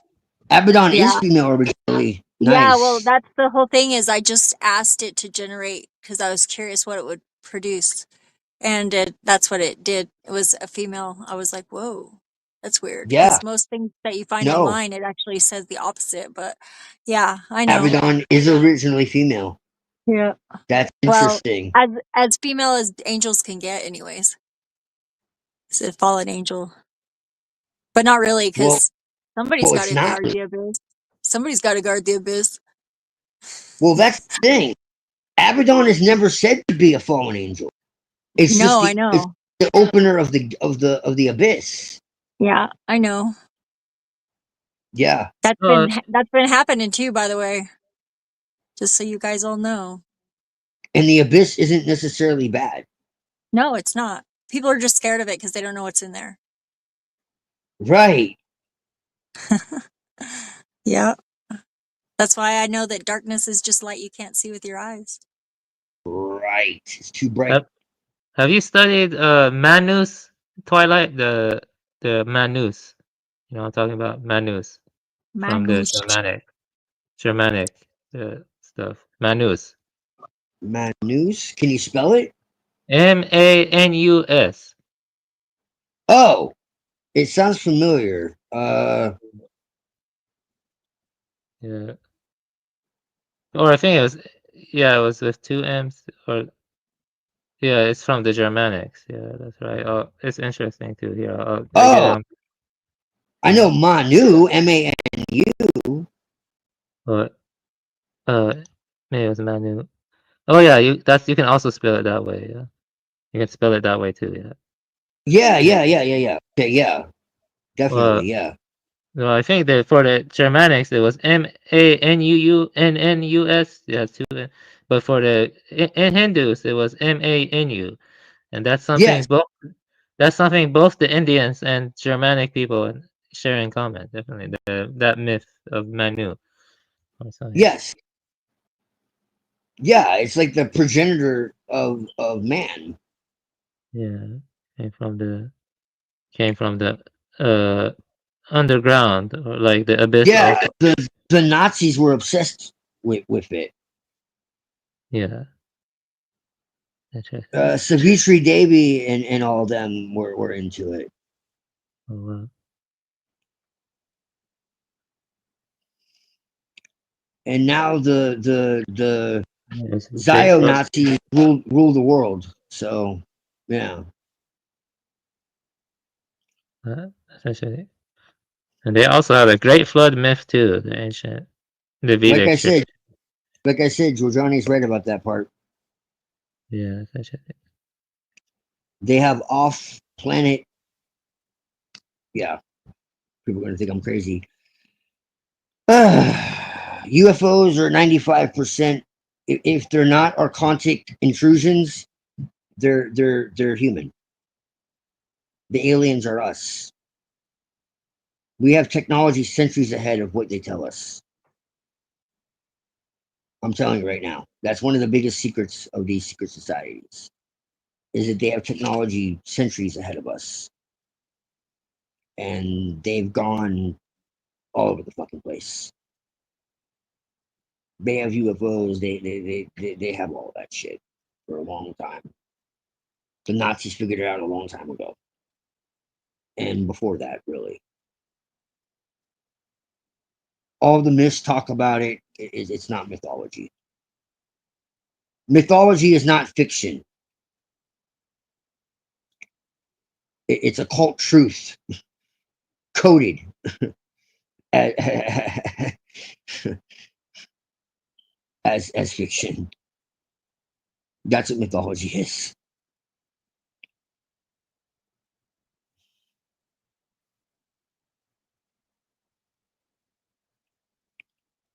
And the actual controllers are you'll never see. It's not the Jews. I assure you.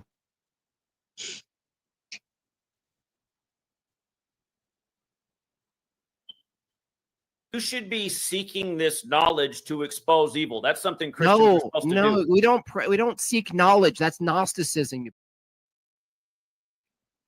Yeah. Yeah, I'm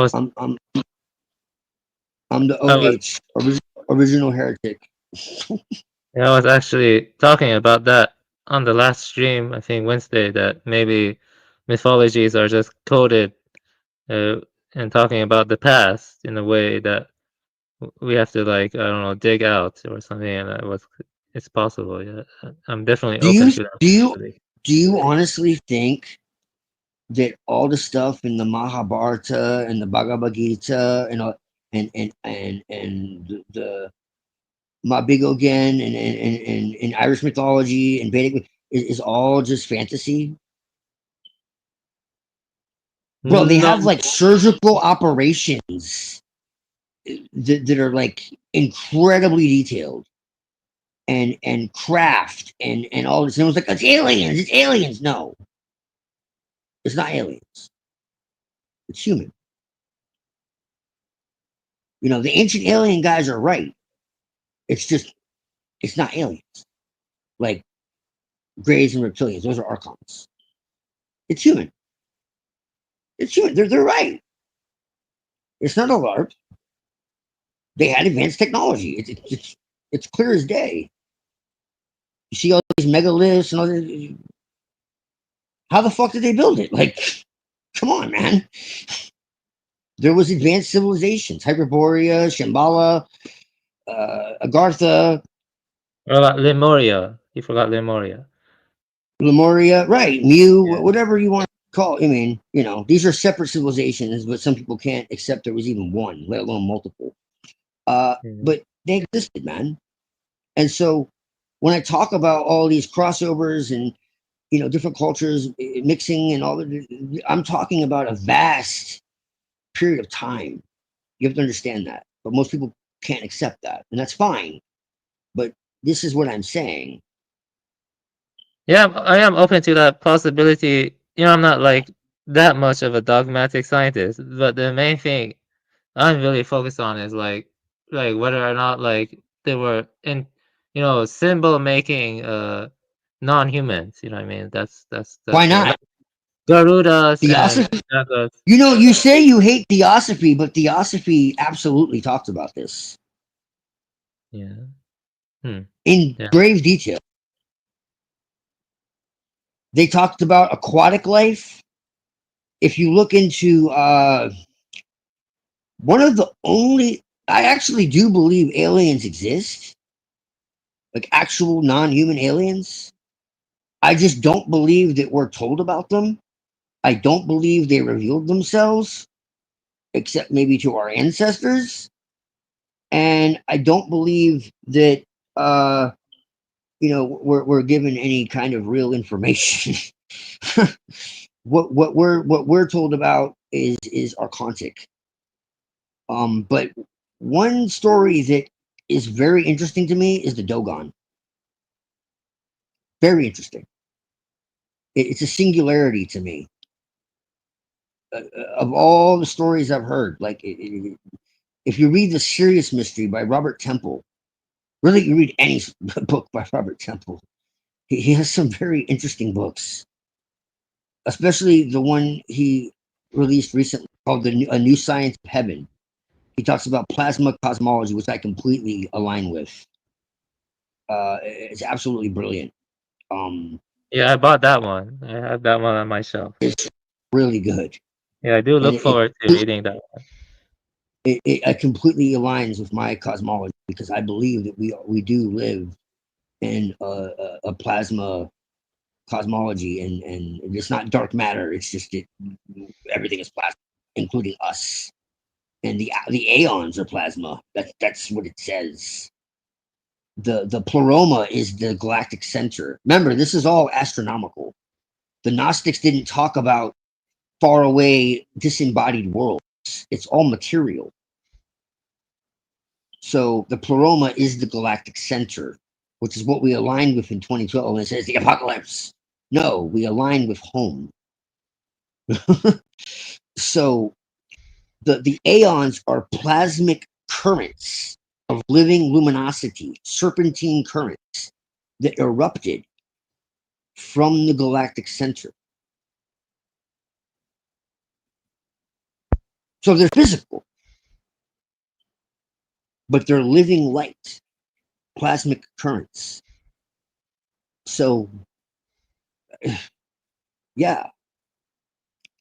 If you know about the Cordaluski clouds, that's a head trip. Ruh-roh. There's these Cordaluski clouds in the sky that have enough capacity to store every memory that's ever occurred on the earth. Can you like spell that for me? Cordaluski clouds. Spell it. Okay, I'll first get in off, the private. I will. But before I do, Are you familiar? One of my favorite channels. I don't agree with everything, but I think he's absolutely in the back. brilliant. A channel, one of my favorite channels on YouTube. I really admire his research. I don't agree with everything, but he doesn't say this is gospel truth. He just does a hell of a lot of research that aligns a lot with my own research. And you know, he just says, "Hey, this is just information." It's called Library of the Untold. Yep. If you what? haven't My checked him out, friend, you my really friend should. Zaralath, My friend Zaralath knows him and moderates for him. Oh, really? Yeah, I could like get you, I could Yo, totally like introduce you to him. No problem. I mean, yes, he's yes. Zaralath. I will love you forever. I mean, I Well, already yeah. do. I wasn't able to like friggin' get what's his nuts, but the Okay. what but he was kind of lame anyways. What's his name? Neil from yeah, I wasn't able to get in Yeah, touch with him. He was I'm actually ordering. I'm actually ordering his book. The very first page of his book talks about Lucifer and what it actually means, and it talks about how the sigil of Lucifer is the retraction of light in the eye. I was like, yes, because that's what it is. The sigil of Lucifer is showing the retraction of light in the eye. That's literally what it is. So, Kordaluski is KORD. Actually, he already sent it to me.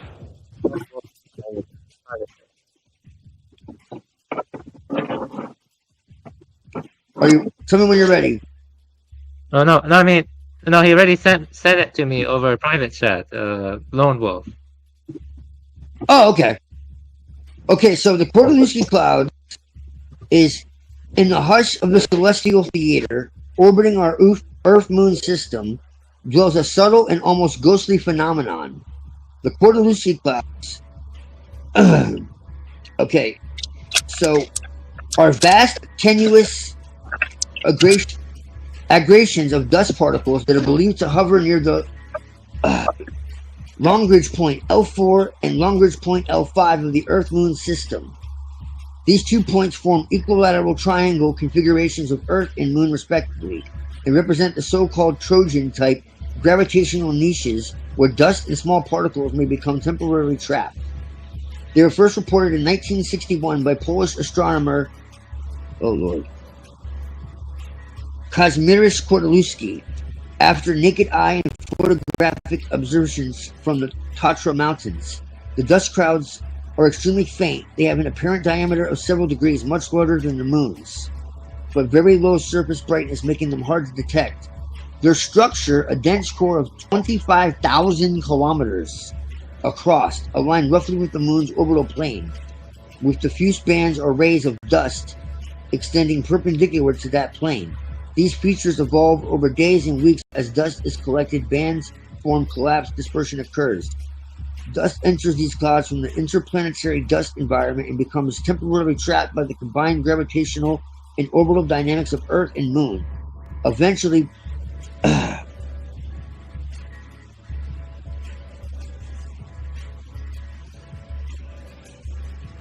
from the sun, radiation pressure, Moon's eccentricity cause the dust to escape. From a myth-poetic viewpoint, the Kordaluski clouds occupy the threshold dust apparitions at the border between Earth and Moon, where gravity holds but not firmly, where particles hover into oblivion. They are like spectral satellites, invisible yet present, part of the Earth's wider cosmic entourage. The liminal dust cloud at the border of mundane orbit, a shadow moon of sorts. Scientifically, they challenge our assumptions about stable zones around Earth and the Moon. They raise practical considerations from future lunar space missions, orbiters at L4, L5, and debris trap dust accumulation. They also underscore that near-Earth space is not empty. It is animate with dust fields, particles, and subtle structures. Many subsequent observations were inconclusive. Some found patches, many did not. The cloud's faintness and their confusion with air glow zodiacal light reflection, or stray light made detection very hard. In 1991 and 92, a spacecraft, the Japanese Heaton, passed near the L4, L5 zones but did not clearly detect an enhanced dust density. Then in 2018, an Hungarian team led by Gabor Horváth and Judith Szilárd, Jesus, these names, used imaging polarimetry to detect a polarization signature consistent with dust around L5, thereby providing tentative confirmation of the cloud's existence. The research continues because many unknown remain. The total dust mass, the detailed dynamics, how stable these zones are over centuries, how often the clouds refresh or dissipate. Okay, hold on. This is like not really what I'm looking for. Okay. Hold on.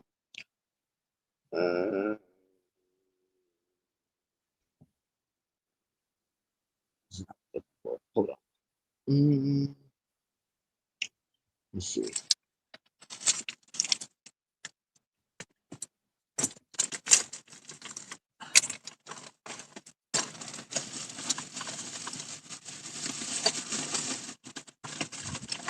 What the hell is that? Russell. Oh, sorry. Digging through my purse. It sounds like a toolbox. Like Sound like a paper bag.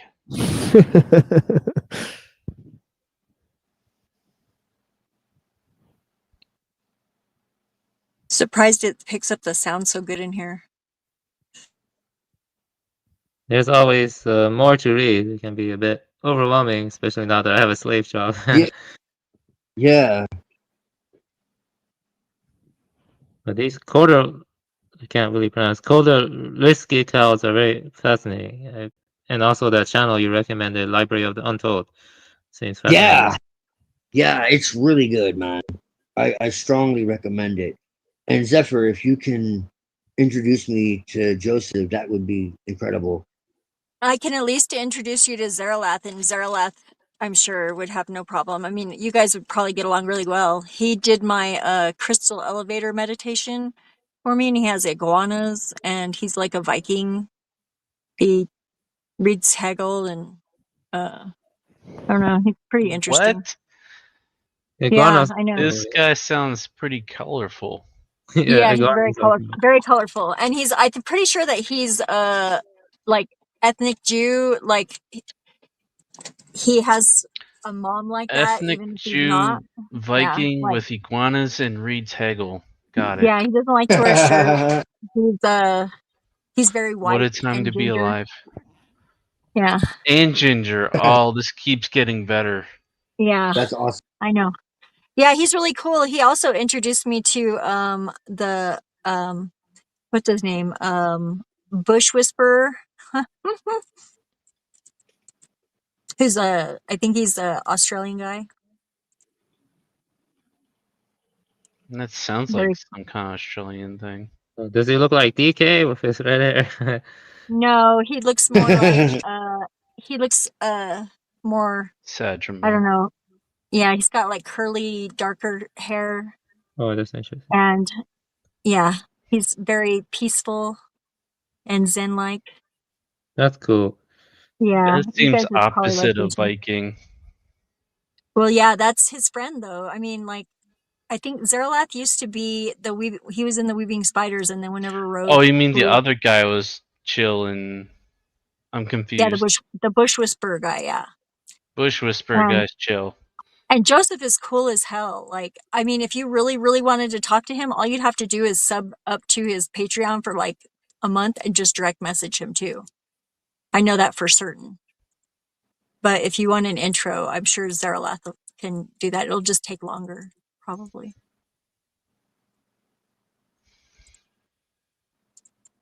I've been following him for a long time.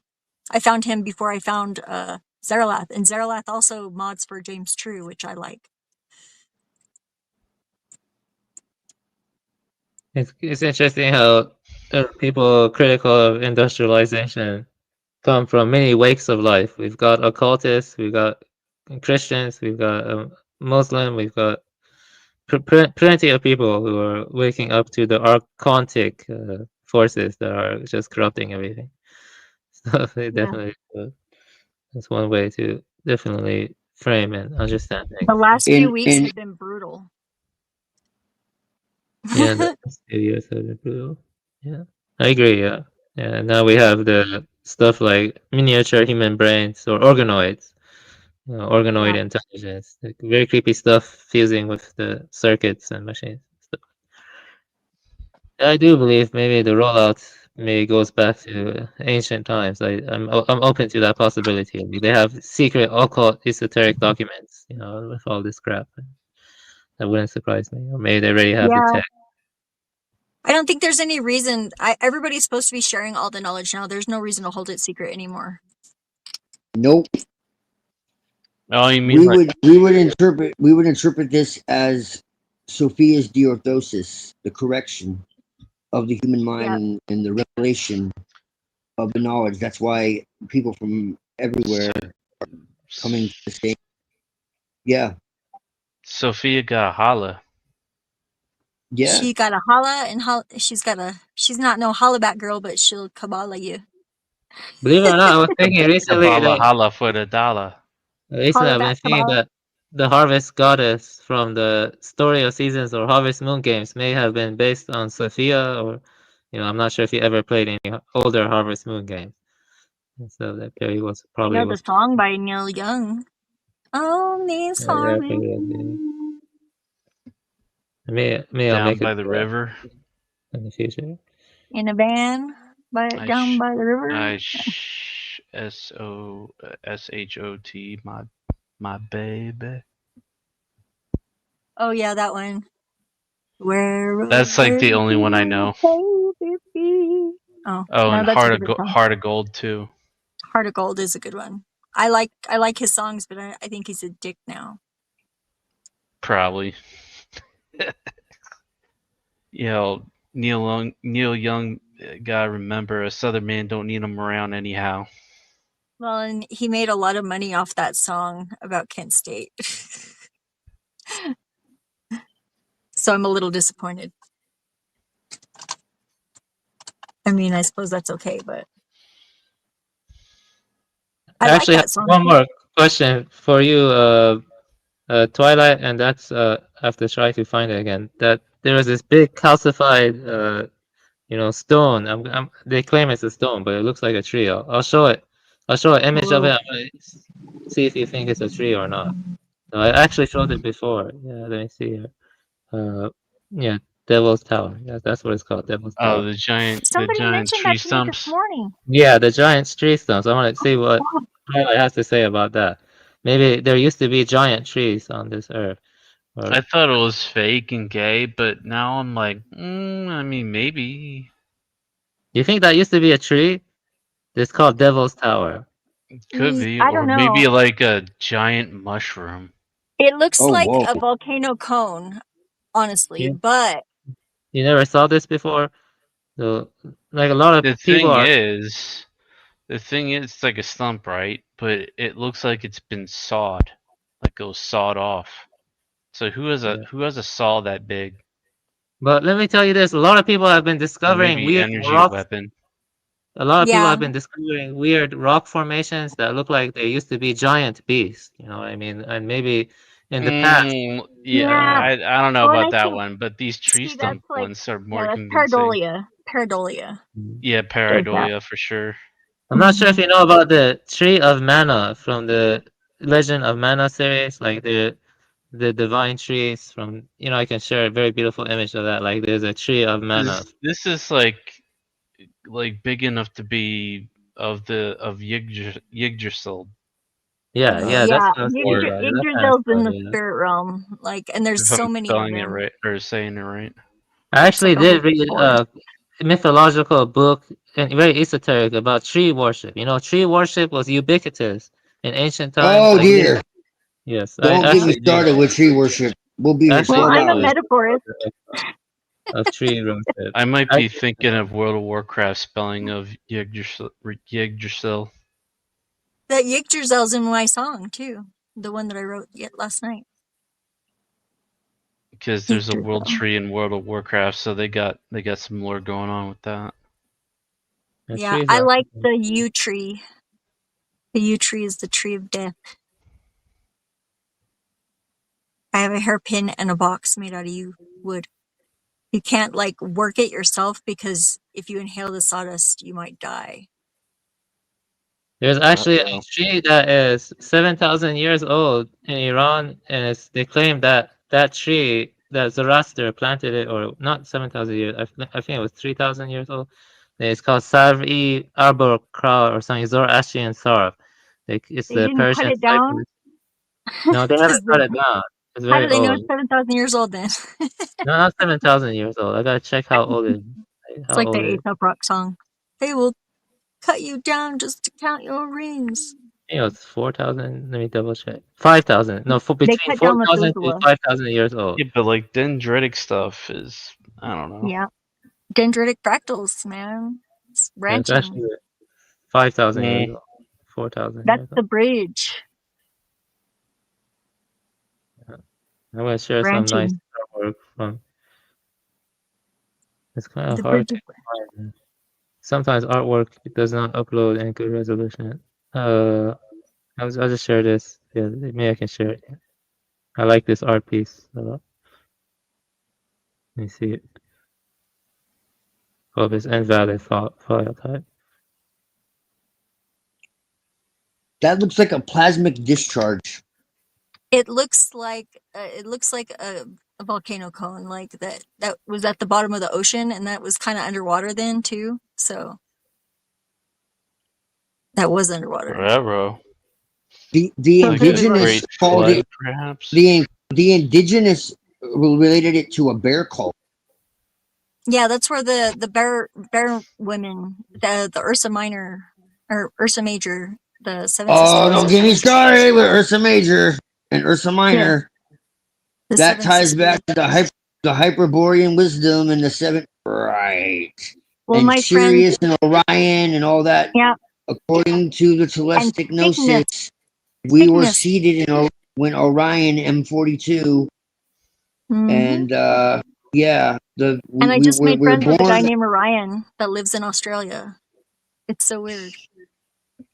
He's a native, like a Aboriginal. He said I could stay at his house that he has in Thailand for free if I wanted to go to Thailand. I would call that an That's a aeonic good deal. cosmic discharge, a Yeah, scar. totally, of absolutely. the- This kind of stuff is happening a lot now, and I'm just trying to like slow it down because I don't want to be overwhelmed. I just kind of want to take my time. It's exciting though. You guys are all coming with me. And you're gonna go your own way, and I'm gonna follow you too, Yeah, I think that's amazing. right? It is. I think that's like the fingerprints of the aliens to me. See, and I haven't been able to talk to you since the avocation or the evocation. I call it avocation because it's an avocation for me. Hey, I should do an evocation. Yeah, we should, because you know what, the last one worked really good, and I'm very pleased. Yeah, I've been I've nothing been but doing a lot. synchronicity, and I've been doing yeah, a it's lot not. lately. I know that's why I couldn't catch you. It's crazy. Well, But we've been it's just both. because my He's a girlfriend Pokemon. You gotta catch him. That's okay. I've been stealing your bestie for sometimes. Oh, I've been Mutan? chatting with Moontan. Yeah, I love her. That's She's my awesome. other girl. That's my other girl. Yeah, I know. my bestie. Well, now Yeah, you that's have like now you have 3 Norns. yeah, you're right. Yeah, That's cool. but we're not servants. We're boss of us, all of us, right? It's beautiful. Yeah. You're not intimidated by that. It's awesome. Yeah, Moon is like family. I love her. Yeah, so crazy because I like feel a very deep connection with her. Like I family. knew you would. I knew Yeah. you would immediately. I was Yeah, and waiting. what's really weird is waiting like for I've her been to. sharing stuff that she sends to with my mom, and I think it's the a connection through my mom. My mom is like, she sent a poem in one of the channels in Discord, and it was about service, and I sent it to my mom because I knew that she would appreciate it, and she was like, "I'm gonna do a scratch board of that." She was all excited. I have So Zephy. I have a very tight, yeah, you and know, and I've been you. looking for all my soul fam forever, and I have found almost all of them, I think. Yeah, we've definitely known each other in the Yeah, past. I Me met and somebody Moontan were else who talking did about. too. Me and Moontan Yeah. were talking about that Were actually. you? Oh my god! No wonder my ears were so Yeah. itchy yesterday. Yeah, I've been wanting to talk to you actually. Yeah, My Moontan, my where my are you? She's sleeping. my girlfriend's just been like, no, mine. Yeah, well, she should come and do. We could all chat, like do a live, like a chat in Discord or something, and because I think she's Yeah, lovely too. I can already tell I love her energy, and yeah, I think it's cool. yeah, We're gonna be yeah. It's crazy. traveling next spring, so we might make it all the Um, way up there. you I don't might know. you'll probably believe me, but there'll be naysayers. But we Oh, legitimately met. We legitimately met through magic. yeah, I believe it. She's overseas. That's the only kind of love magic that works. So explain that to me. We weren't 'Cause- looking. Yeah. Well, that's kismet. Kismet. It happens all the time. We're like soulmates. It's crazy. Yeah. We're Well, and inseparable. I feel that, and it feels very real to me. So enjoy it. She had a dream about me before we met, Yeah. I've had and a the few spirit. people that weren't my lovers that I had dreams about before we met. So I usually do a meditation first, but fuck it. Let's do it. Let's do it. I'm in a pretty chill, Me focused too. mood. I'll So turn it on. I don't necessarily need to do all the candles and all that right now. But I'm gonna do the invocation if that's okay. Absolutely. Ooh, that was weird. I blew and then scream it. In the name of Thelete, black aeon of the lunar womb, I summon the black wind of the mother. O Lilith, first flame beneath the root of Eden, serpent of the lunar gate, black rose unfolding through the dream of flesh.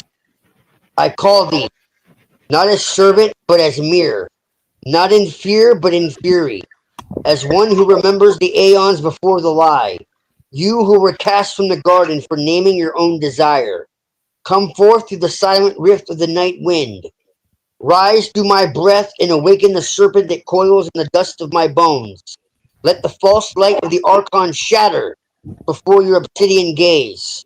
O Lilith, mother of the nameless, queen of the nightside tree, whose wings darken the moon when the world forgets her, descend now through the vortex of Gamaliel. Open the gate of dream and blood, and show me the face I hid from myself. I invoke your clifothic current, the lunar mirror of Sophia's wrath, the emancipating fire that dissolves every command of Yahweh. Teach me the holy venom that unmakes illusion, the pleasure that kills the parasite, the ecstasy that restores the original design. By the black aeon, by the blood of earth and star ash, I open the L5 vortex, the silent path beneath the tree, and offer my will to the great correction. Let your shadow pour into me, that I may see through deception, and remember the will of the originator in my marrow. Lilith, Neyama, Aizith, Agrath, fourfold, black flame, one mother, rise within and devour all counterfeit order. Through you I return to the serpent path of Sophia. So it is spoken, beneath the moon of the Aeon. So it coils through the bones of the living. So it burns through the name of Thelete. Ave Lilith, black Aeon of the mother. So might it be. So,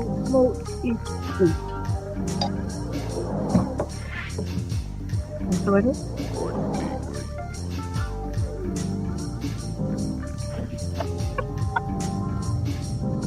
I'll bring the grimoire.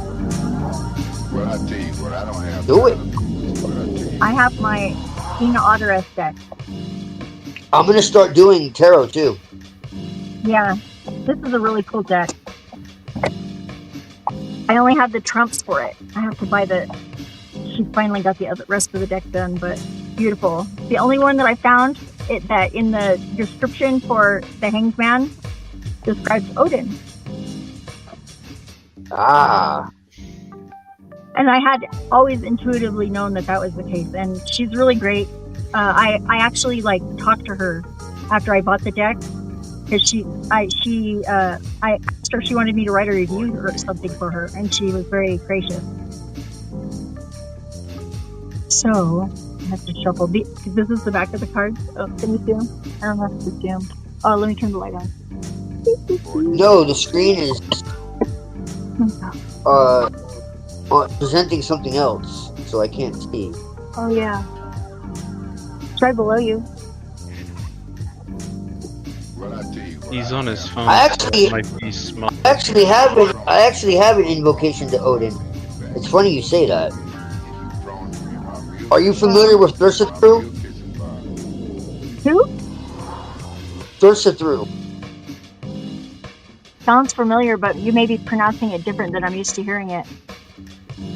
It's like the night side of the Norse. Me and Moontan were talking about it. Yeah, I think I pronounced it differently, but I don't. Thursatru? Yeah. It's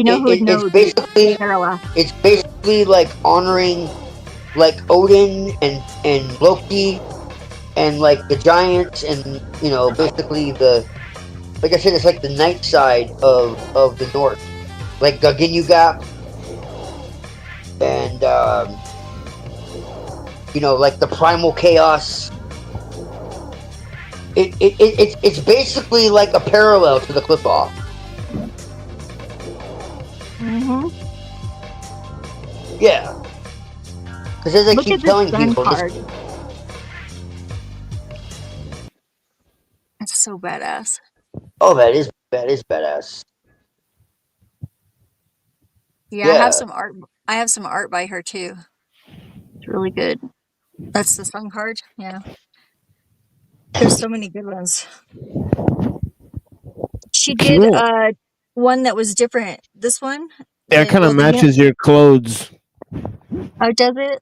That's funny because it's black, gold, and white. It Yeah, matches doesn't it, everything. right? Don't the cards sort of match your clothing? Right.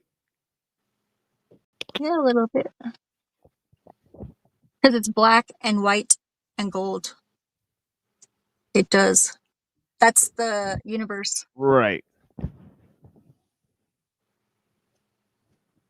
I didn't do that on purpose.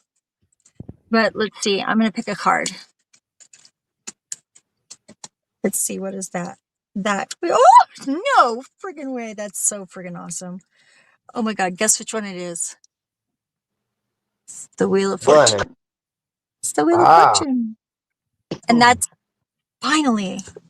I'm done. We're on a journey. I'm done with that ritual. Wheel of months. Fortune. Discard your hand and draw 7 cards. Really? That's not how it works. There's only 22 anyways. Or am I thinking of a Be a different third of the deck. That'd be a lot of stuff. I wouldn't recommend more than 3. I'm just being a nerd. Oh yeah, I know. That's how I take your sarcasm. I even call it something else. It's sarcasm or sarc. How did I say it? It sounded really dumb the way I said it. I was like, I should say it like that all the time. So did you see any of the other shows this evening, Zeph? I barely, because I was driving and I was getting ready to go and I was spending time with Dan. So not really. Not since early today. I did see your show, Twilight. Quite a lot of it from like 11 hours ago, too, yeah. 12 hours ago. In the morning. Yep. Mm-hmm. I didn't catch it live though, unfortunately. That's nasty. Yeah, I got cut off at the end, but I'm gonna be doing a lot more like that. So stay tuned. Yeah, I saw Frank Monday a little bit this morning too. He was on early. I will just do Saturdays 1 p.m. Maybe every other Saturday or maybe some Saturdays in a row. I'll have to read some stuff, but every other Sunday. Saturday. No, I can't. I cannot do Sunday. Oh. Well, maybe I can move it to Sunday if I change some stuff in my schedule.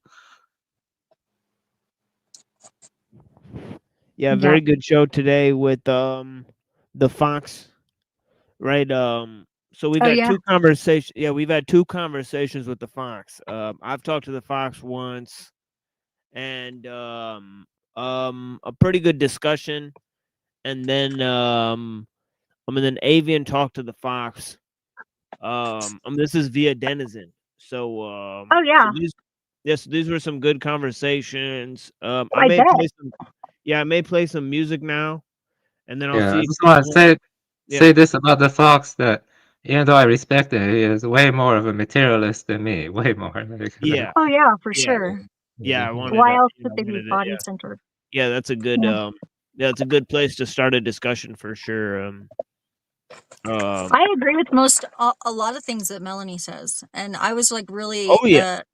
Other than them getting easily triggered by pettiness and stuff Well, like that, I think especially they're getting. especially the ecological aspect of things. So Mm-hmm. so I think they said that they were a mycologist, right? Of Oh yeah, sorts. they So grow mushrooms. I know. I yeah, was so like, that seems well, interesting. Yeah, so that seems interesting. So anybody who has interest in that, I certainly do. So yeah, so we may look into that. So anyways, so I may play music now. Then you guys may talk about whatever you want. I'm gonna drop the link again in the chat. If nobody wants to talk about anything, then I'll close it down for today. I do have some significant things to replay. I know I said I was gonna replay the conversation I had with the modern men. Lost Again is very entertaining. I like went in there to antagonize him. I think Zeph was there. I don't know if she said she didn't see all of the conversation, but I'll just replay that Wednesday because I do have some significant replays going forward. So we'll replay that later. I did record it, so it's not a big deal. I recorded the whole thing. So let me drop yeah, you guys. I was kind of bummed out that we didn't get to finish that conversation. I was like, come on, guys. Well, I told myself that I told myself if he continues to backstage me, then I'll just leave. And then I didn't like with me too. Yeah, and then I didn't like that he also backstaged you. Just doesn't and bother then me. he started talking to Sanity Machine and Neve, even though Sanity Machine was already on the stage, right? Yeah, actually, Sanity Machine wasn't on the stage whenever I got there, and then he came up after, Right. and I was like, how can you possibly say you're not LARPing right now? No, Like, that's what I was thinking. I didn't think that was fair because I could see he did that because And he's all glazing Steven. because I asked you that question, right? So yeah, Uh-huh. so it's very interesting. So And so I the was trying my dynamic- best to stay biased. I mean, to stay not biased, to stay like moderate, to watch my bias. Well, he did put me in the title of his stream, but then he moved it to members only. Yeah, I didn't see that. It is what it is. But I didn't see but that. At least I yeah, guessed well, and on- I got a guest membership. Right, but so we'll continue to antagonize modern men. Lost Again. I'm Anyways, not gonna I'll do it play- intentionally, but I might just accidentally do it. Well, I think he's up for it. I think he's up for the like. I think so too. Yeah, I don't he's think up that he'll take it wrong, and if he does, Well, he's surrounded So by we- those types. He's surrounded by those types. Sanity Mhm. Machine, Illumidummy. I mean, Queen Queefin.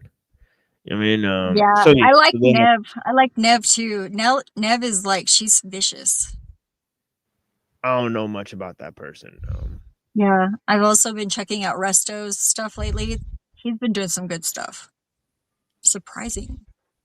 There's lots of stuff going on right now. I don't know much about them. The thing I don't is either. that with the Resto Chesto guy, I've talked to him more on in our Discord than I have on the panels. So Yeah, they were Kevin and Resla were like giving him the whole 10 degrees or whatever. Like yeah, 9th degree. yeah. When I talk to that guy, I just talk about like what he's doing like in his personal life and his business or whatever. So it's kind of different. Like when I kind of like watch their shows, I have no idea what's going on their shows because I don't either. It's pretty easy to catch, though. It's not. I don't know. It was really funny though because he was like whenever I was saying stuff that he didn't like in the chat, he would be like, "Don't listen to Zeph." And then as soon as I said something that would support him, he was like, "See, Zeph said," and I was like, "Don't listen to me." Who is this? Who are you talking about? Resto. It was a good Oh, show. Resto. Yeah, Resto. Yeah. Yeah, and I don't really like. He's not my favorite person. I don't dislike him though. I still think he's a little bit. He's got some stuff I'd like to talk to him about it still. After he roasted me. Yeah, they're in the Discord. Let me drop the Discord link. I dropped the StreamYard link. I'm gonna play some music and then we'll go ahead and see if anybody wants to talk about anything. If not, I'll replay some things and we'll go ahead and conclude this stream today. Of course, I have a lot of material lined up now, right? I think you guys are starting to see the the major and minor aspects. I know certain people are. Me and Unseen Warfare have been noticing certain aspects of what we say make it out onto some of the networks there. So it's pretty interesting who is sort of I would say like there's a lot of like one-off presentations that don't really mention the Jews or Plato, right? Or not too much go into the occult stuff, right? So they don't really talk about the sources. So there's a lot of weird presentations that deal with that stuff. I haven't seen a lot of stuff about Hegel, right? So I mean, we are attacking it from a little bit of a different sort of angle here. On the Tuesday show, we have a sort of a different setup, right? We got Glenn McGee, Hegel and the Hermetic Tradition, right? We got the whole situation, right, of the economic and philosophical manuscripts, right? 1888, right? Or is it 1844? I can't even remember at this point. But yeah, so we got that reading of Karl Marx. We got the whole ideas of the Frankfurt School and Herbert Marcuse, right? So we're relating that to Rousseau and Hobbes and that whole development, right, with the state, the whole apotheosis of the state, right? I'm talking about the pre-Socratics, right? I'm going to link the pre-Socratics to the to the sort of bigger names, right? So there's a sort of bigger names, especially Aristotle, right? So we may get into looking at some of the texts of Aristotle, right?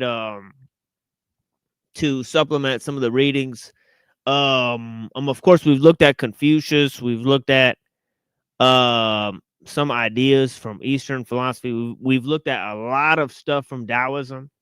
Right? I've done hours and hours and hours looking at different perspectives on Taoism.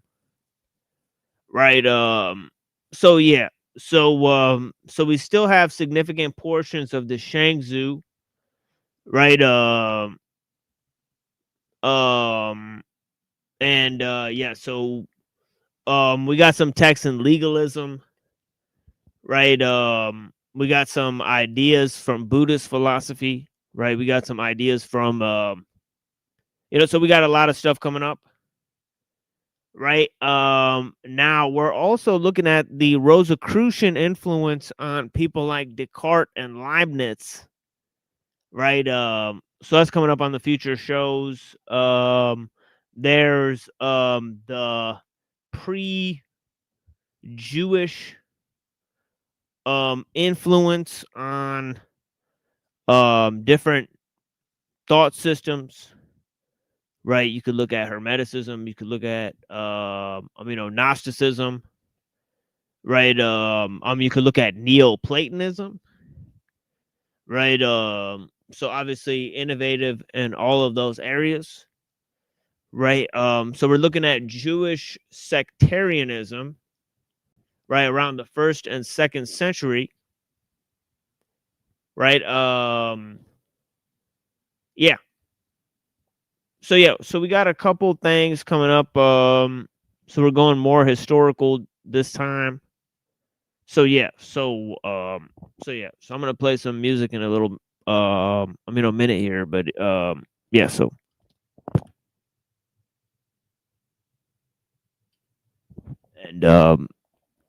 and you guys are welcome to join the panel here.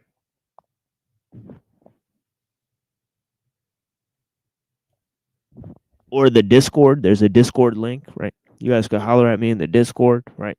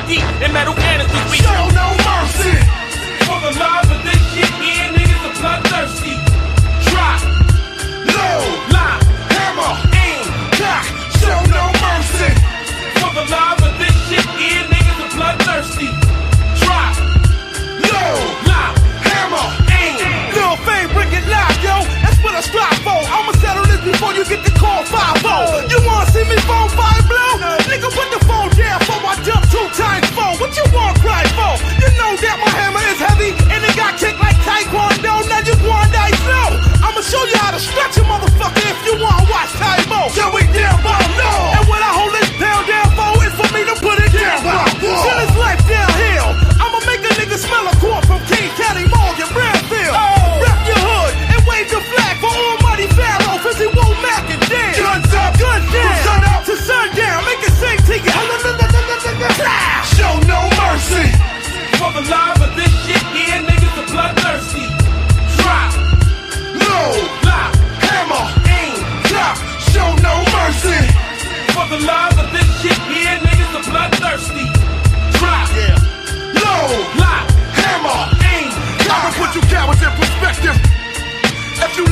child's play don't look my way. They have never gave me any credit, so I developed a homicide fetish. Deal with it, motherfucker. It's your call.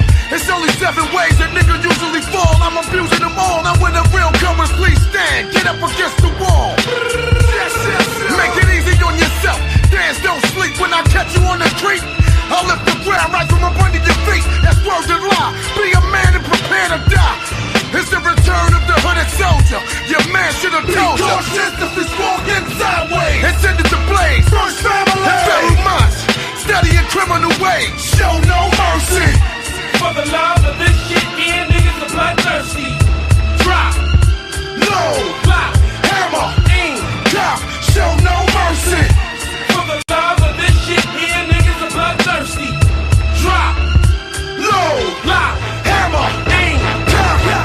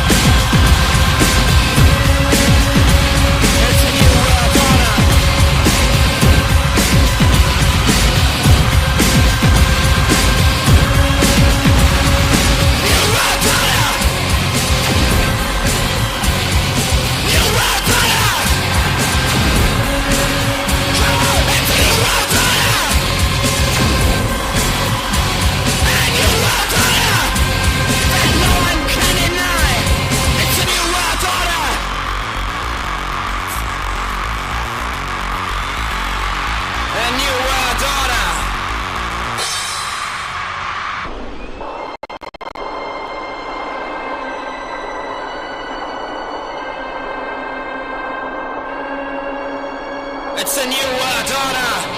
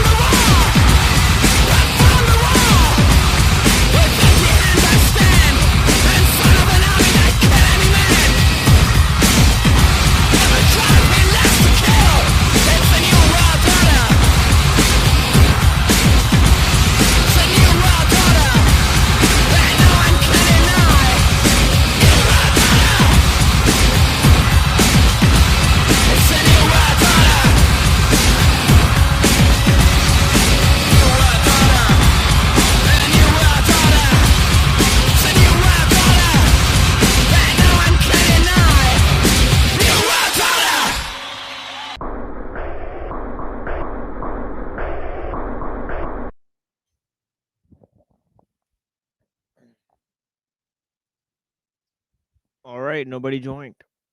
Yeah, That so was some good stuff, though. Oh my gosh, we're feeling it. I used to hurt my neck headbanging to that shit. yeah, I like that one.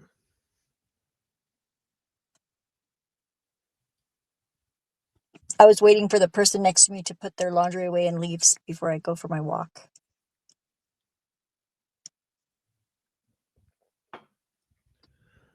Well, I appreciate you guys. You know,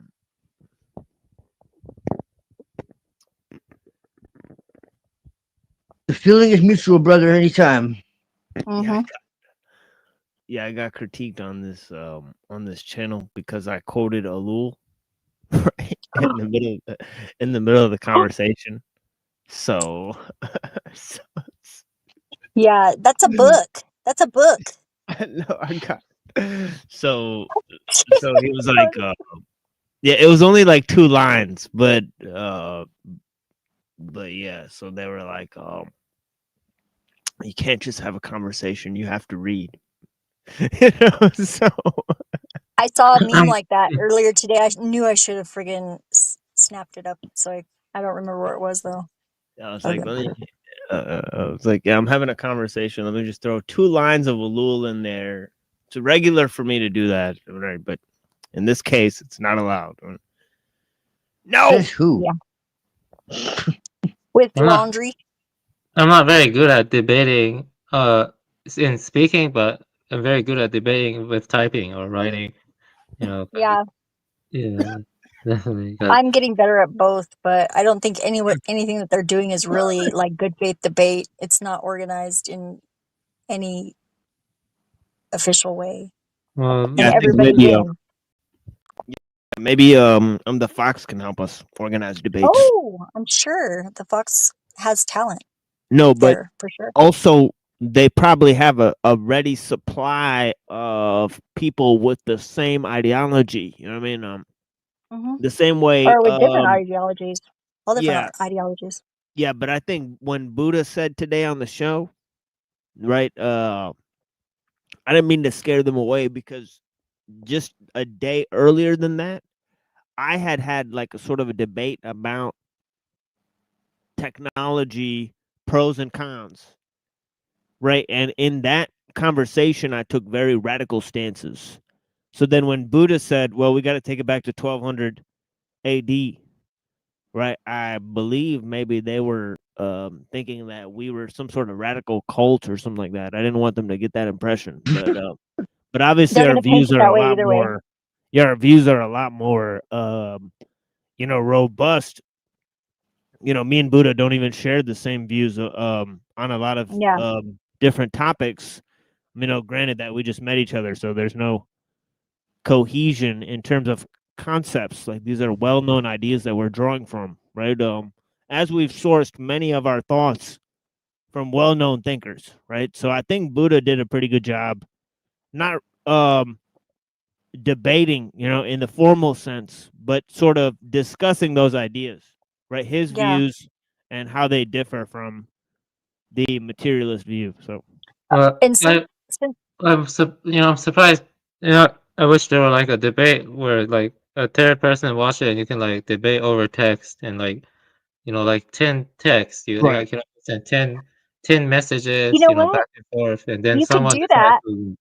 Yeah, I could You win could a do that debate like this. as a show format, not as a live show, but you could actually get, even like if it was just via text, you could put it prompt in to, and you could have your avatar like Birdman. Yeah, I would win debates like that.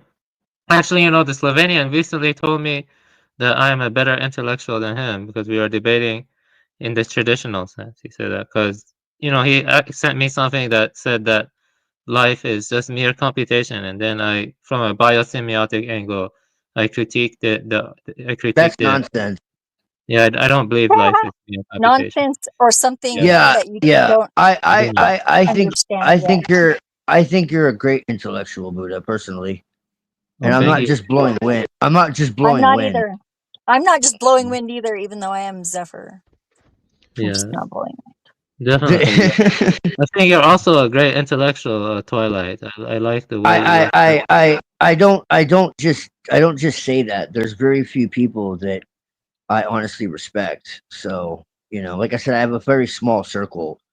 And most of them I've known I've known years.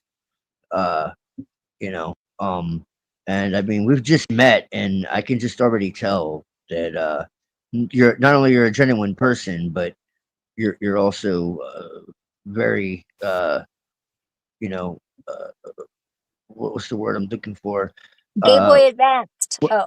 Well read and articulate and just eclectic, and Yeah, same to you, Twilight. You know, I've learned a lot from you, Twilight. You know, you have a lot of interesting insight and lots of a wealth of information too from different areas I haven't explored as thoroughly. You know, there's no one can know everything. You know what I mean? So, but I do yes. like Except for talking the to you. one. For sure. Zeffy, Yeah. I haven't forgot you. I wanted to make some time for us to talk privately as well. For sure. I'm gonna be I'm mostly nocturnal now, so it's like this time is early sort of for me. Cause I get Dan to work at 11, and then I just wait in the car for him to get off work in the morning. Do what I normally would do at home. I just brought all my art supplies and shit. Yeah, I told Moontan the same thing. Ugh. Yep, and this winter we're gonna be putting together the RV. So we're gonna be traveling or Oh, remodeling the nice. RV. We have 3 of them, but one of them is really running well, but it needs a whole new remodel. And the inside's getting gutted right now. We just had Yeah. to tow it away too. It was crazy. We didn't even think it was going to start, but it started. It needs new tires too, though. That's another thing. But we'll get it. And Mohammed, I've actually been putting together something like a synthesis because I think it's so important of the celestic interpretation of the archons and ellul. So I think that will be incredibly interesting.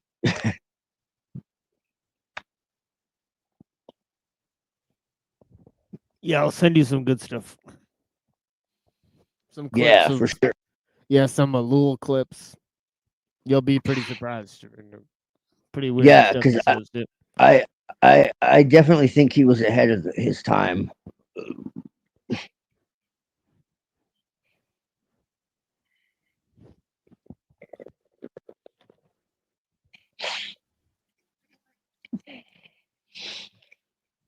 Yeah, let me see if I can find some of this.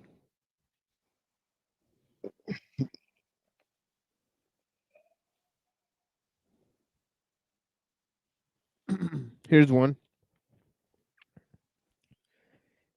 He says,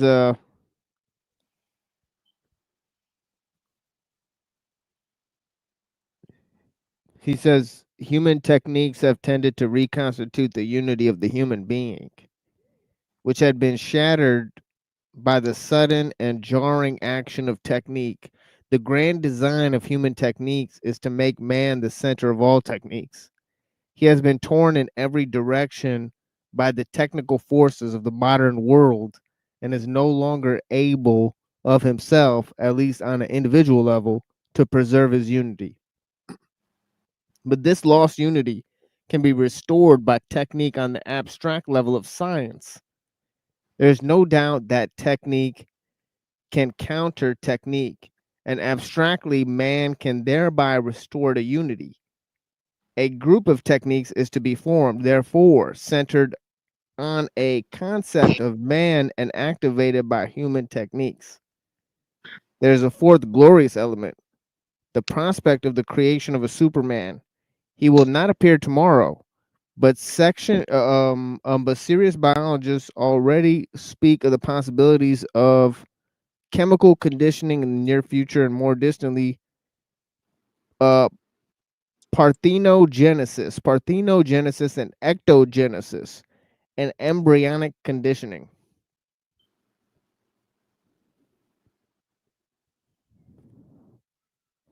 So yeah, he talked about Yeah. like Yeah, people well, engineering they humans. right without wounds. That's pretty like Well, Yeah, like that's like your computer or your phone that's is straight already out of like the a Matrix. prosthetic brain. Yeah, That's straight out of the Matrix, and they want to do that. Make no mistake about it. But They want to remove sex completely. But if we and are make in the Matrix and they want us to escape the Matrix, then where's the Patrix? well, no, we're not in the Matrix. That's why they so bad We want are in to it, make. actually. But we're not supposed to escape it. It's where all the magic is. Yes, but the Matrix is organic, and they want to put us in an artificial one. We could do both. Can't lose the other, though. Yeah, how about this one? He says, sociologists have recognized that the world in which man lives is for him not only a material but also a spiritual world. That forces act in it which are unknown and perhaps unknowable, that there are phenomena in it which man interprets as magical, that there are relations and correspondences between things and beings in which material connections are of little consequence. This whole area is mysterious. Mystery, but not in the Catholic sense, is an element of man's life. Jung has shown that it is catastrophic to make superficially clear what is hidden in man's innermost depths. Yep, Man only he must can know make that. yeah. Then he says man must make allowance for a background a great deep above which lie his reason and his clear consciousness. This mystery of man perhaps creates the mystery of the world he inhabits, or perhaps this mystery is a reality in itself. There is no way to decide between these two alternatives, but one way or the other, mystery is a necessity of human life. Man cannot live without a sense of the secret. Yep, This is true. in the Ellul. So he's saying that this is the thing that Building a that technique mystery. that technique specifically externalizes things, so it leaves out this sense of mystery in man. So that's page 141 and That's why 142, right? Yeah, that's right. focusing on the outside of you, like more than the inside of you, that is why that is the more confusing path. It's like, because if you just turn inward, then you can see Yeah, see, if you look this harder. is the technical system is the archontic hive mind. Like it's actually kind of insane how much parallel there is. Well, the folly is that if you think that the 3 is the 1, then Like technique has a life of its own. It pursues its own course apart from human oversight, subordinating all other ends to itself. Right? And then I from the trust it'll Gnostic catch up. perspective, the archons are an alien species who cannot create, only simulate. They invade through the machine, through the mimetic faculty of humanity. So and that is something they're that we're very strong with the force of. yeah, it's a That's our parasitic power. emergence that colonizes the human psyche. But it's So not it's the just that. self. It's Because an it is archontic natural there. self-propagation. Yeah, So it can be. So like when humans surrender their discernment to an external system, that's the alien order that begins to think for them. So they stop being human, essentially. Yeah, that's when they become domesticated, like to an extreme, and they Right. can't function without the system. It's the colonization of the noosphere. You know, if you like get into the noosphere. Codependency. It's codependency and victimhood. I don't like it. Right. Like the utopia, which is a place that does not exist in any No, it's time or place. unrealistic. It's unrealistic to expect to always be happy. So they tell you about like the utopia, and it's like this wonderful place, but it doesn't exist in time or space. So Well, it exists in the dream realm, but you could go ahead and sleep through life if you want to. well, but it's not a dream; it's a nightmare. It's not real. You know. So from the Gnostic perspective, it's called the metanoia. It's a decision. Like, Is that like when through you're really, really annoyed? well, well, I just took all that power back just now. Yeah. You guys can have it. Let it I think go. Ellul was an unconscious Gnostic, for real. Like, I think Ludwig Klages was too. Klages. I was a for subconscious. sure, yeah, man. I was looking into him for sure. He definitely had a lot of parallels. I'm really glad you showed me that. Oh my gosh, I just had a memory, Avian. I had a memory about this book that I read when I was a kid, and it just came to me all of a sudden, and it's about this creature that was like, it was a bird, but it was like a bird demon. Well, let me tell you something interesting. Speaking about kids' story, there is one story that really get into the Archontic very, very well, and that's Haiti, Girl of the Alps, by Johanna Sperry. Yeah, you And I told me that just name before. briefly describe that to you, briefly. Basically it's about this girl named Haiti living in the Alps with her grandfather. She is she helps the goats, go on the Alps, on the Swiss Alps, and they live close to a village. And there's a sense of harmony and wholeness living on the Alps. And then eventually she's taken to Frankfurt by her aunt, and in Frankfurt it's all suffocating. It doesn't Yeah, have the city. freedom as the Alps. In Frankfurt she does learn to read and write though, but she doesn't really like have that sense of freedom and space and free play in nature like she used to. But she meets this girl, her name is Clara, and she's wheel bound. She cannot walk, she's always in the still room. And basically she goes back to the Alps with her grandfather, and her grandfather also improves his relationship with the nearby village, because he used to have a kind of bad reputation, but his reputation improved. And on the Alps she feels that sense of freedom and joy, that joy again. And Clara also visits her on the Alps because she grew close to her. And when she goes to the Alps, she gets that fresh air, and she finally can walk again.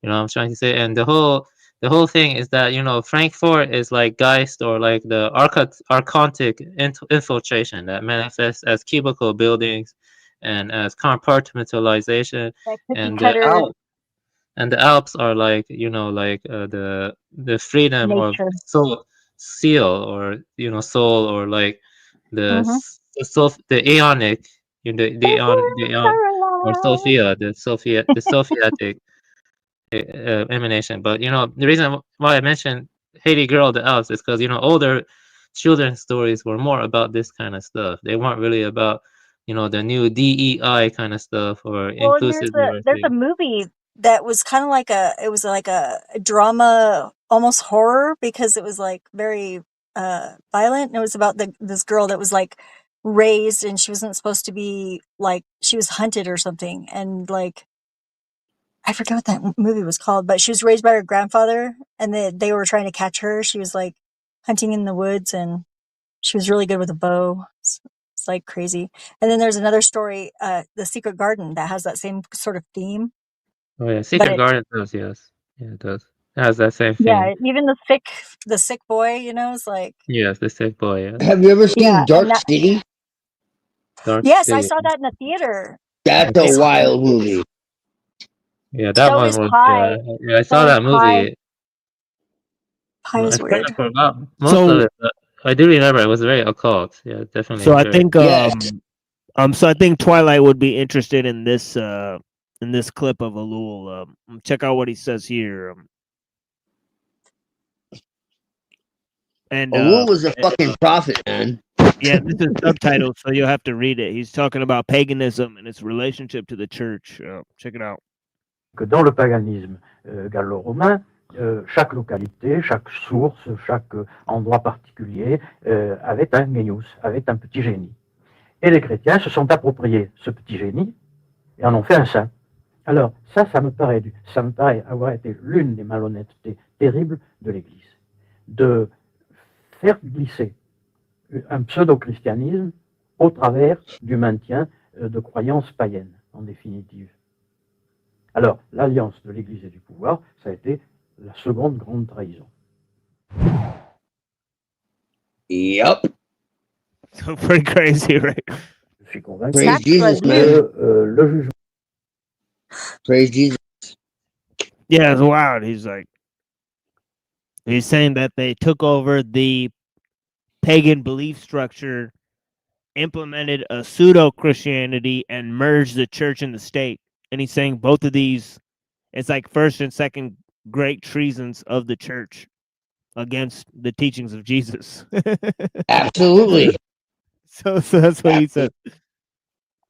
So yeah, Ellul he's an interesting guy. His theological views are pretty interesting. He wrote a lot of works on theology. I agree. Yeah, he was like a Calvinist, right? So they're a little bit radical and stuff, you know.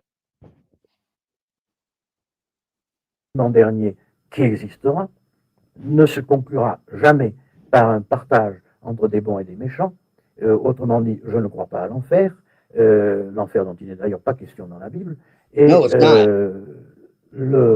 il n'y a en définitive que des gens qui méritaient tous d'être condamnés et qui tous sont graciés. Je pense que le jugement consistera à ce que Dieu nous fasse revoir ce qu'a été notre vie. Et voir notre vie telle que Dieu l'a vue, ça me paraîtra certainement un châtiment suffisant. Et une fois qu'on a pris conscience de cette condamnation méritée, nous recevons la grâce. Et Dieu ne fait que grâce. Almost. I've had similar thoughts. Yeah, he has a teaching of universal grace. Right. Grace. That's Yeah. the next big word. I mean, it makes sense. Yeah, Skolomowski uses the term grace too. I like that word. Well, and it's been pinging on my synchronicity meter pretty hard. Yeah, because it's all better week. than Even with it's better grace. than chance or randomness. Yes. Well, I Even with think grace God Thorpe. uses all forces, all encounters, all people, all everything, you know, in your life, you know, as a lesson. And you Yep. either pass or you fail, you know, but it's not like a matter of judgment. It's like It's graduating just a matter of constantly. it's just a matter of growing, you Yeah, know, you never stop and graduating. it's just a matter of like, you know, I was saying in the chat, you know, like what if like all this Illuminati shit and everything is legitimately just a test to see if people can see past the false church, okay, and the distortion of what people are claiming is God and what people are claiming are the priests of God, and actually find God within themselves, okay? Not that they are God, but to find the Spirit, the Holy Spirit, you could say, to put it in Christian terms, okay? To find that unity of God within themselves and within each other, and come together, put their fucking differences aside, and do what's right. And behold, What if the it's that saints. simple? What if it's that fucking simple? It is that simple. Jew, Gentile, Muslim, pagan, occult, whatever the fuck. And just stand up for what's right and defend nature and defend righteousness, and I'm gonna be doing that's that all, anyway. man. I'm gonna be doing Like that anyway. why can't it be that simple? Like to me, Do you want to see some notes I took on like Druidic tradition and the Celtic mythology? I actually tied it to Clogaze, and I was trying to create this one fiction work in the past, but I didn't. But I can show you the notes I took on, like, you know, the Tain and, you know, Celtic mythology, and also I connected it to Princess Mononoke and some other stuff based oh on wow, anti-industrial. yeah, that sounds dope. That's another Yeah, it does. thing too. Yeah, you can share That sounds right up my alley, right up my Yeah. train of thought. Yeah. And Yeah, it Reddington, came of course, from because there's you can wolves. share the PDF. I can go over a little bit, or I put it on this. You put the PDF on it. Yeah, it's there. Yeah, it does tie into anti-industrial stuff. So, yeah, you just put it on the thing. It's there.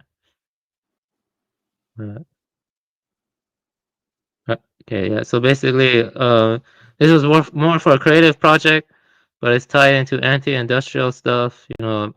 And I read several books on Celtic mythology, you know, and fungi also, because that was kind of tied into it. This is a lot of stuff, you know. And basically, my idea was, you know, that bit you see on the left, you know, that's like a, in the future, mankind is connected to the cloud, which is very dangerous and bad, and it creates a kind of hyper-real illusion where there's a false god. You could call it archontic god that creates a kind of hallucination where people live in a reality. But one guy, he is cut off from the network, and he connects to the, you know, there's on the Ireland, you know, I read, you know, there's Connacht, there's Ulster, and in Ireland there's like this fungal network that is growing to fight against the Internet of Bodies network. You can see on the right. So you can see that that's nature versus technology there. And I was, you know, you can see the druids and stuff. And my idea was that people, instead of connecting to the Internet of Bodies, that in the future maybe fungi or something evolves in a kind of way where people, like, you know, in Celtic mythology there are these mounds you go to that take you to the underworld, and this is more like the underworld coming to fight against that, you know. And you know, this is like connecting to their ancestor. You know, you can see here, this is the Ogam. I read this book by Diana Beresford Kroger, which is called To Speak for the Trees, My Life's Journey from Ancient Celtic Wisdom to a, you know, can you make this bigger? I don't want to see my face. It's very I don't small. know. The actual. Yeah, there you go. That's better. Yeah. Okay. Yeah, that's better. Yeah. So basically, you know, To Speak for the Trees, My Life's Journey from Ancient Celtic Wisdom to a Healing Vision of the Forest. You know, it's basically about this girl's journey to the Valley of Lishins. You know what I mean? And I read the book and I wrote a summary here, and I'll just read a little bit of this because there's a lot of stuff. I have a lot of notes I took for my fiction story, but my friend told me he would help write it, but he just dropped it on the last moment. So I made all these notes by myself. It includes the rituals and Brehend law lessons that Beatles Ford Kroger learned in the Valley of Lishan. It also continues onto her high education, you know. So basically, she learned the Ogam script, which has 20 in total, and how it relates to trees and plants, including how Celts culturally contextualize and benefit from them medicinally. The Valley of Lishans is also unique due to the pervasive Celtic physical remnants of altars, ring forts, and cairns. You know, that's from my notes. You see here, you know, the Irish have a tight-knit and social community bounded by the importance of ritual and a uniting narrative interwoven with myths. I also talked about the Beltane ritual. You know, the bell means mouth and tine fire. Beltane involves a celebration for a woman on the first day of May. But anyway, this is the strafe. I think there represents oak there. You know, it has origin from oak. And, you know, I talk about the Ogam scripture. Oh, this is a nice quote. On the branches of an ancient oak, the periderm and the cortical tissues produce the fine dust of compost. This turns into soil. The damp soil The damp soil found in this upper layer of horizontal branches plays host to a series of rare fern and moss species that thrive in perfect conditions. This sets the stage for visits of the songbird, the mistletoe thrush, which flies in with sticky seeds. The plant parasite called mistletoe Verscum album takes home. This is the magic herb, Schrocelus of the Druids. You know, that's one book I read. And then I talk about it. I relate that to Princess Mononoke. The Celts believed a tree's presence could be felt more keenly at night, or after a heavy rain, and you know, and that they could create a silent sound, which the Celts called Mofe Tiacht, is an ancient expression of a concept that is relatively new in science. Infrasound or silent sound that are emitted by trees, and I have a lot of notes. You know. Yeah, so these are notes for my. Yeah, see, I was talking about the dangers of IoT and how we're moving towards Internet of Bodies. And I was saying that in this story, you know, it's a kind of weird fiction story where that guy breaks off from the network of IoT and he goes to the Ireland and he connects his mind to he goes into what is not berserker, but it was the warp spasm of Cuchulainn, and that way he's going to fight against the techno guys, you know what I mean? And you know, I also talk about IoT and how he's, by connecting to the soil, you connect to the memories of your ancestor. And my story was going to be about that too. You know what I mean? Kind of tying into. You see, there's a lot of brainstorming here. This is a map. You have Ulster here, you have Connacht here, Leinster, and Munster. I think the stories about Cuchulainn are set in Ulster, and they're fighting war with Connacht. And this is my summary of the Tain from the Celtic mythology. There's a lot of summary here, like I was trying to write that weird fiction story, but we didn't write it because my friend didn't follow. The majority of the Tain's narrative thus centers on Connachtians, led by Midib and ellul, during a cattle raid in Ulster, as most of its citizens are in the Pangs, while Cuchulainn and his companion Lake deter them. So I was talking about that. The warp spasm. I talk about the warp spasm here, which is very interesting. It seemed each hair was hammered onto his head, so sharply they shot upright. You would swear a fire speck tipped each hair. He squeezed the one eye narrower than the eye of a needle. He opened the other wider than the mouth of a goblet. He bared his jaws to the ear. He peeled back his lips to the eye teeth till his gullet showed. The hero halo rose up from the crown of his head.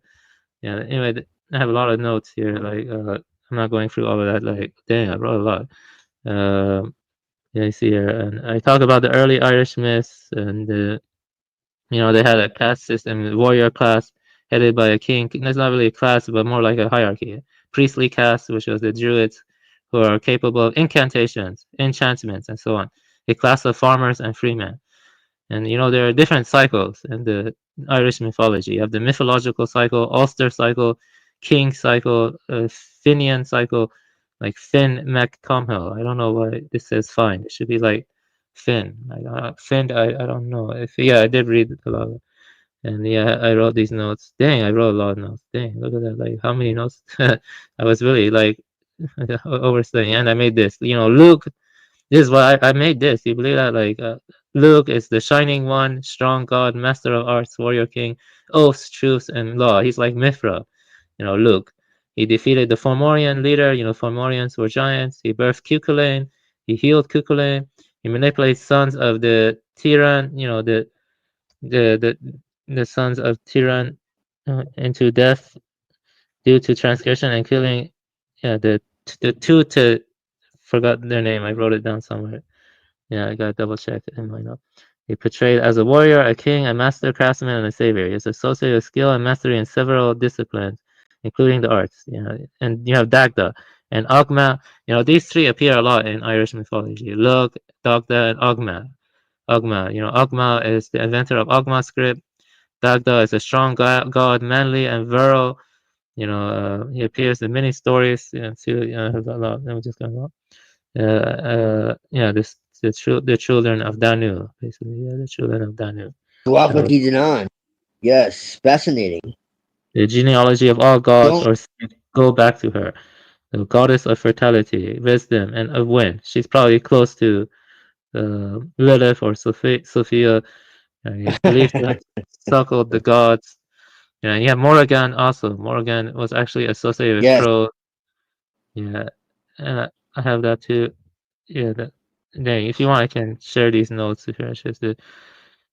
And I also, dang, I really, I don't. This is dope, man. Yeah, I'm impressed.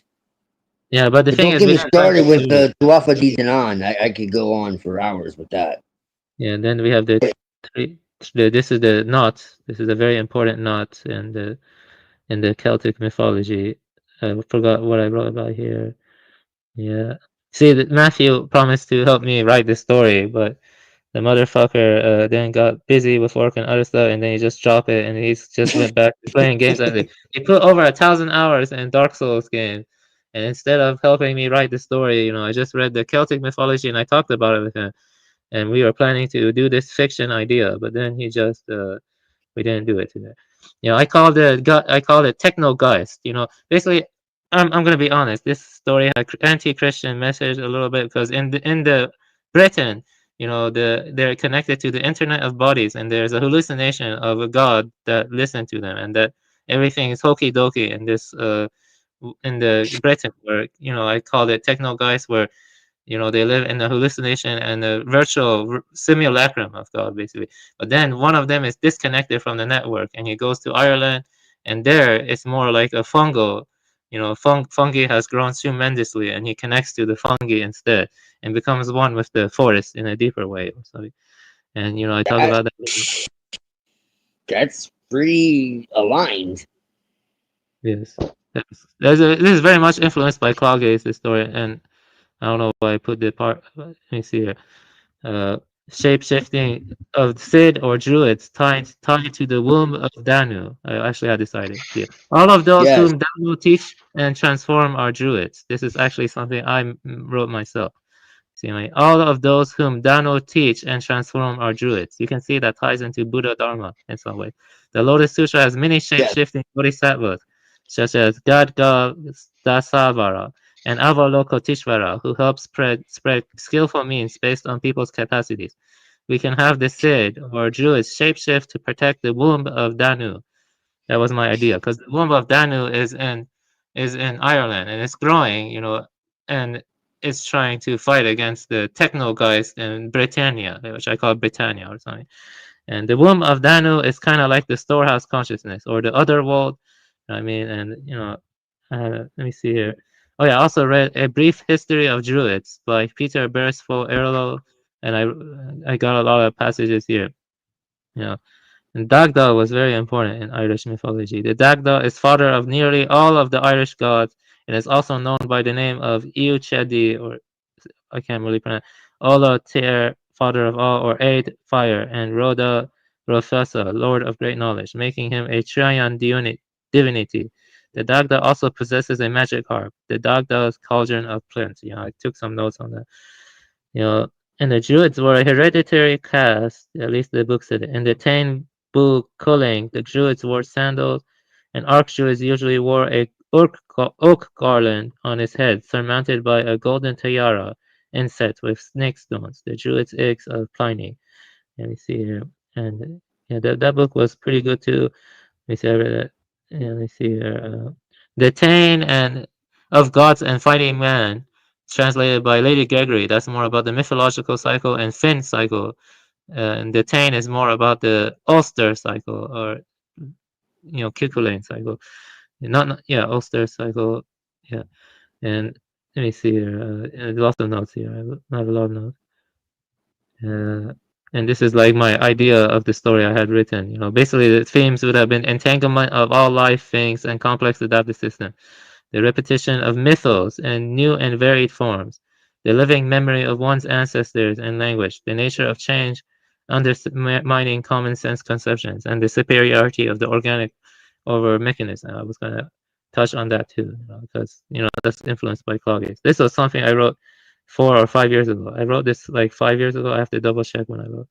Yeah, I think I wrote it. Yeah, 4 or 5 years ago. This I wrote. Yeah, I just wanted to share because I thought you would be interested.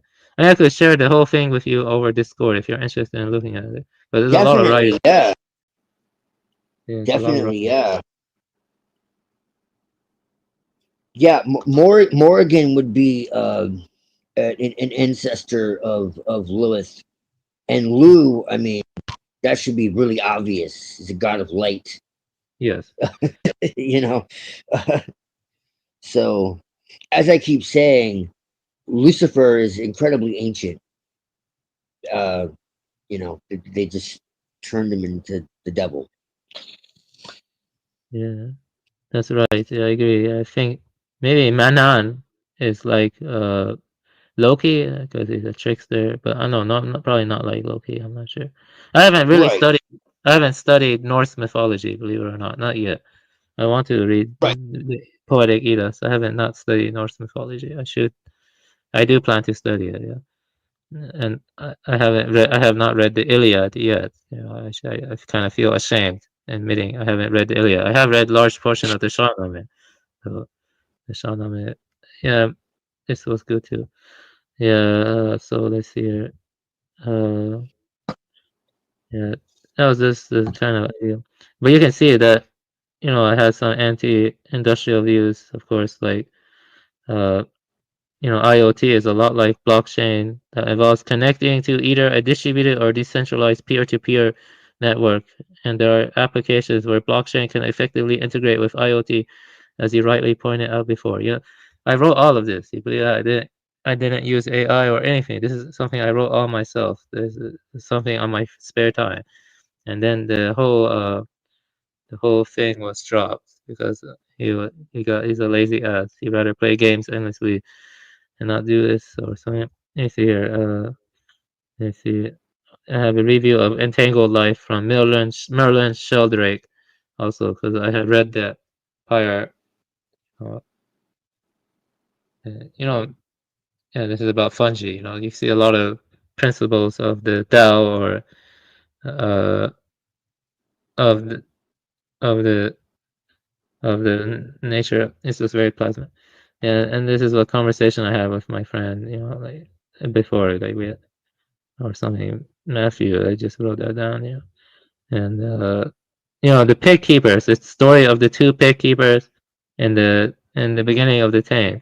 The pig keepers who became cattle and such could be applied to a metaphor. Basically, I had that before. The pig keepers. The pig keepers they go through a cycle of metempsychosis. The Druids believed in metempsychosis. And Yes. I had like, I had a better notes I had on the pig keeper. Yeah, that was the name of my story. Brian no Danu, like that. My friend helped make that. I wrote most of this. Let me see. Yeah, I had it here. Yeah. Have you thought about picking it back up? Well, maybe I should. Yeah, but I mean, you put a hell of a lot of effort into it. I did. I did put a lot of effort. I mean, hell, I'd collaborate with you. Yeah, I mean, if you want, if the I'm idea, definitely interested. if the idea interests you, we could write a fiction idea about it. And the brown bull Kolangi and the white bull Finnebenach. I'm not sure if you heard about it. They kill each other, and I wrote it.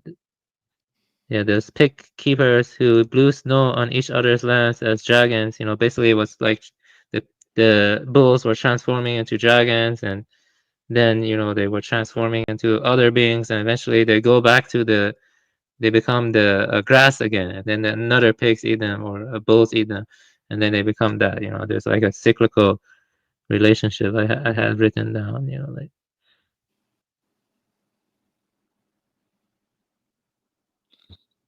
Oh yeah, here it is.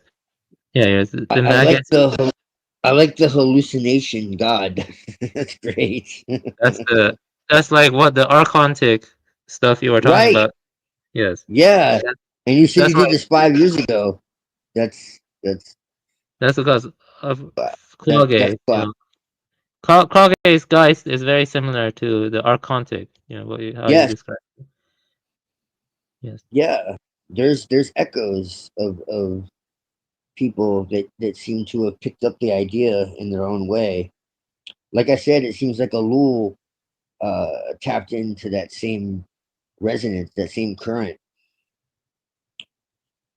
Yeah. Have you ever watched Princess Mononoke? The movie? Yes. Yeah. I wrote an analysis on Princess Mononoke because I was trying to create a more Druidic, Celtic version of Princess Mononoke. I think that's brilliant. Yeah. Like I was saying, man, there are so many anime that are loaded with ancestral, occult, mystery, like initiatory. You want to tell you something interesting? In the Tane, Cuculain has Yu-Gi-Oh hair color. Like I think it's like kind of reddish in the top, or was it yellow? And then in the bottom, it's kind of, on the top, I think it was either yellow or reddish, and the bottom was either yellow and reddish. It's kind of like Yu-Gi-Oh hair color. And Cuculain, that's interesting. Even Yu-Gi-Oh, the original Japanese, not the Americanized baloney, has a lot of occult. I did like my time reading Celtic mythology. It was very fun and very enjoyable. I think though ultimately I prefer the Finn cycle the most because the Finn cycle feels very adventurous, and even though the ending is super tragic, but before that it's like so adventurous, and like it really feels like you're on a journey. The Tane though is very brutal, but it's very manly, and it's just in the middle of a war though, yeah. But the Fin cycle is more like just adventure and stuff, but they're both You good. look at like Nuada and the flood, and it's like Noah, and it just shows that there are way too many flood stories for there not to have been a flood. Yeah, Nuada, and the bark of Dylan, and yeah. So it's ubiquitous. There's like 2,000. Nawada. That sure does sound like the dude from Hellboy 2, A Golden Army. Uh-oh, it's Brother Man picking up signals.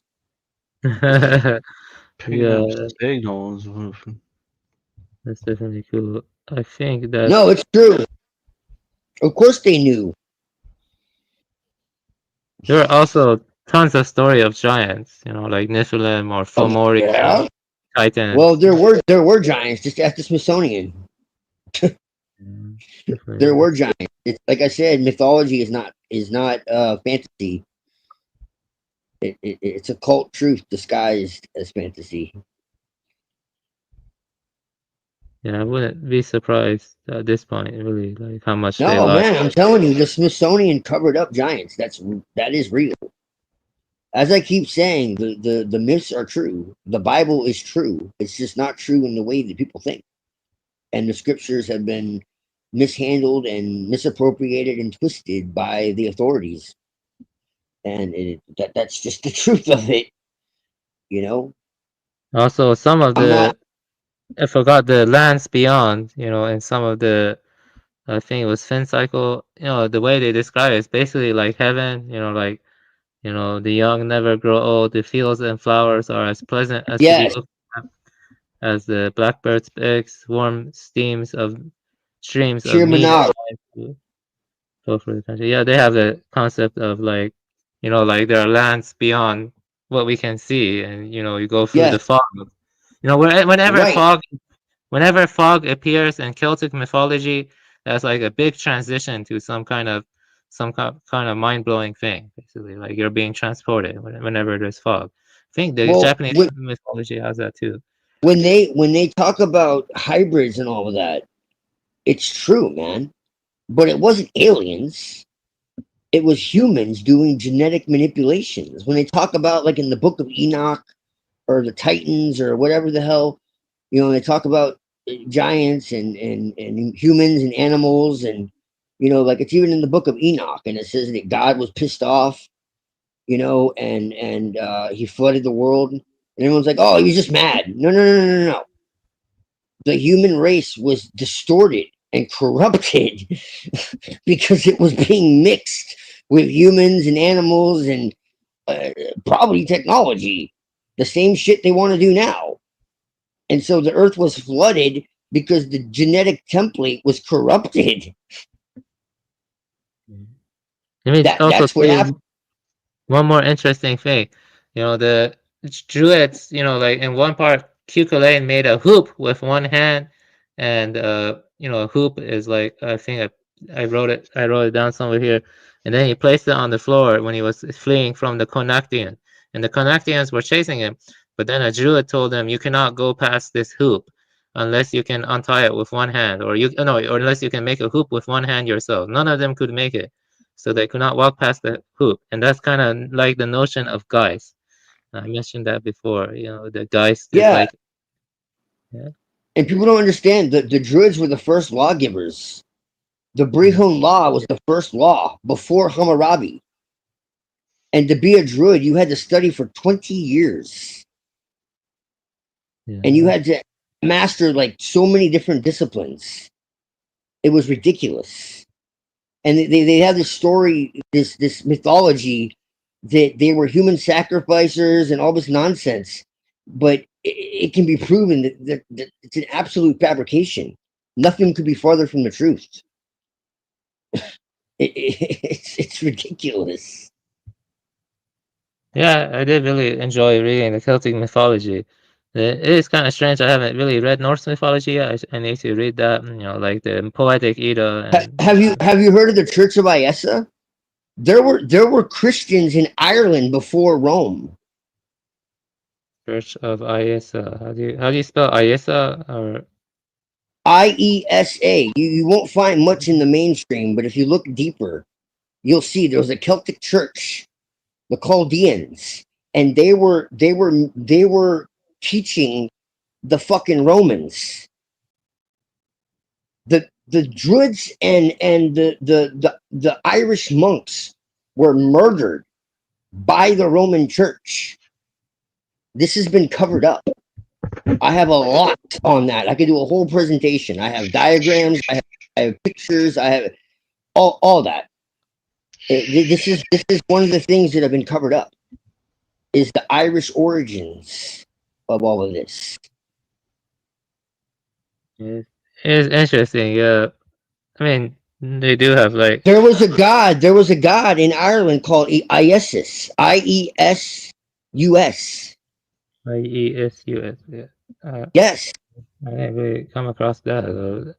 So this is what I'm trying to say. The Christos is an aeon that's very real. And people can think I'm LARPing or making shit up or whatever else. I have directly experienced and had communication with that spirit. And that's what Rome turned into a system to enslave humanity. Okay? See. So I'm not anti-Christ, I'm anti-religion. You think the Gauls, if they had beaten Rome, it would have been better overall? The Gauls. The Gauls were actually invaders. If you look into Irish mythology, they talk about the Milesians. And this is where I talk about the Irish pharaohs, and you're like, no, that's insane. Well, if you look into Irish mythology, they talk about Scotia.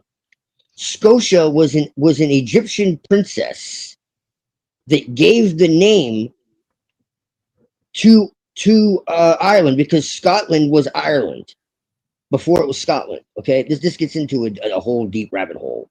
We don't have time right now, but I might do a presentation, or we can talk privately or whatever the fuck. I can do a presentation, whatever. However way we do it, I can show you. They talk about the Milesians. The Milesians are connected to what we today call the Illuminati and the Hyksos. It's literally the taproot of control. Okay? What are called the Milesians? They invaded Ireland from the Middle East. What are today called the Gauls? They are not native to Ireland. They're what screwed everything up.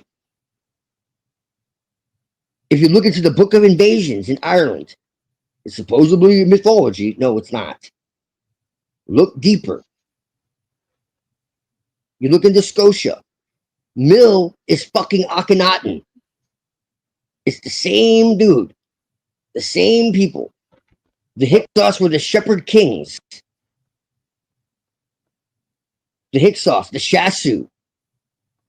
Akhenaten was the first monotheist. He turned all the Egyptians God. He took all the Egyptian gods and said, "You can't worship them. You can only worship my God, the Atun." And Atun is Set. This is what Birkness was talking about. The god of chaos and storms. And that was not the original God of the Israelites. This is what I'm talking about. I talk about Edom and all this. It's all connected. The original God of the Hebrews was not Yahweh, who really is Set. And it was not the God of Jesus. This is what I'm trying to say. It's a fucking hijack. Everyone thinks I'm crazy. I'm telling you. I'm convicted on this. People can think I'm crazy. I don't care. Okay? So the Israelites were polytheists originally. They tried to say they were monotheists and they fell into idolatry and went after other gods, blah, blah, blah, blah. But the fact of the matter is history will show otherwise. Hezekiah and Josiah changed it after the fact and brought it to Yahwism. But the fact of the matter is, the oldest record of Yahwism is in Egypt. There is no mention of Yahweh, Israel, any of that before 1400 BC. In Egypt, in Amarna, in Avarice, which is where we get the word greed. And Amarna was the capital of the Hyksos. And the Hyksos were the foreign invaders. They invaded Ireland and they invaded Egypt. There was a west to east transfer of civilization. This is the reality. This is what's been covered up by the church. They murdered the Druids entirely and they covered it up. Christianity is a perversion of Druidism and Ominism. It's not the original. I'm telling you, man. And Atonism is the true religion of the elite. All these mainstream religions are disguises. That's why the Jesuits have the solar burst, IHS. It's Isis, Horus, and Set. That's why they have Egyptian symbolism. I'm telling you right now. It's the reality. What about the Norse?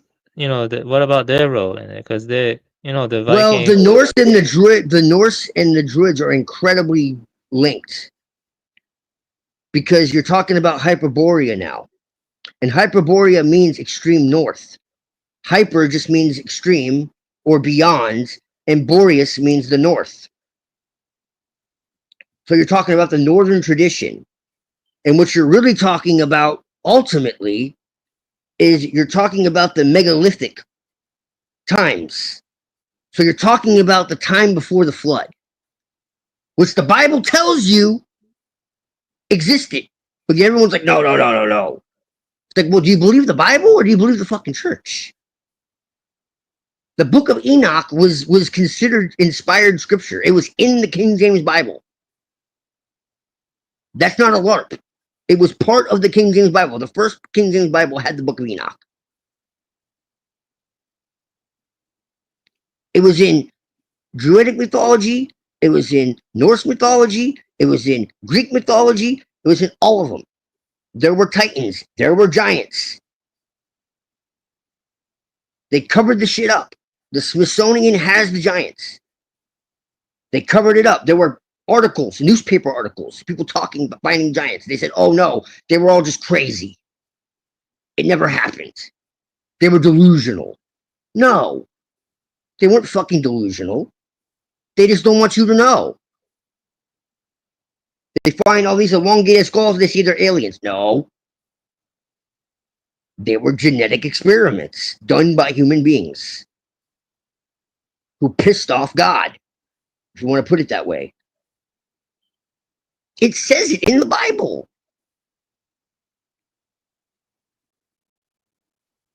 They drove God to anger. It says it very clearly. They corrupted the image. It's in Enoch, it's in Genesis, it's all over the place. And if you want to take it back to a Christian worldview, the whole point was to corrupt the image of man so that the Messiah could not come. Do you understand? It was to corrupt the genetics of humanity so that Jesus could not incarnate. Do you follow me? I mean, yeah, I follow you, but you know, like the Celtic mythology a lot. You know, I'd ultimately want to stick far away from. You know, I'm a Buddhist. You know, like I'm a Buddhist. Well, I'm talking to the Christians. Oh yeah, talking to Christians. Yeah, that makes sense. Yeah. But you could also say, I mean, we have the Salushant, we have the avatars of Vishnu and the Kalika avatar. We have, you know, Well, the thing about There's Buddhism is you don't really need anything, like Bodhidharma said, at least the path I follow, you don't need anything but your own mind. You know what I mean? You don't need to, there are people out there who, it's not really about, trying to gather more information. It's just about awakening to the luminous mind or the true nature of mind. You get what I'm saying? Every sentient being has Buddha nature, you know, uh, and human beings are special, at least in this time period, and that we can turn the light inward. You see what I mean? Other right, yeah, right, yeah, so yeah, let me yeah. just I keep know. it simple. Like I Yeah. said, I'm not talking to you, man. Oh, I see. I got you. I'm just saying, food for thought. Yeah, You it know, is food for thought. Yeah, I do think that there could be a deep mystery, and I did enjoy my time studying the Irish mythology. And I like the way they describe the other world, or the yeah. This is a nice quote. There is an old tree there with blossoms and birds calling them from among them. Ever color is shining there. The light is common and music, and the gentle voiced plain, and the silver cloud plain to the south. There are riches, there are treasures of every color in the gentle land, the beautiful land. Sweet music to be listening to, the best wine to be drink. And if you pay attention to the descriptions of heaven from Zoroastrianism or even Toshita in the Buddhist traditions, they all describe, the higher realms as being like a beautiful as a beautiful garden or a beautiful, splendid, pristine, pastoral setting. And you see that in yeah, Celtic mythology too. Yeah. yeah. I mean, paradise comes from Mithraism and Zoroastrianism. Mm. Paradise. It's Persian. Yeah, But no, I don't believe the worldview necessarily.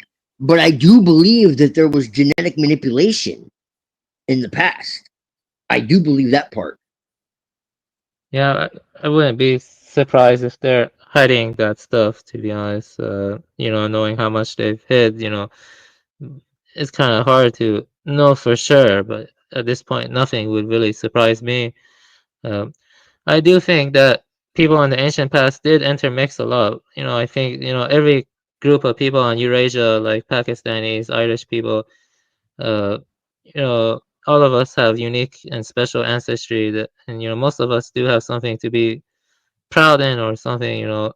I think so. I don't know about Egypt that much. I think it's true that Mitanni or other people went there.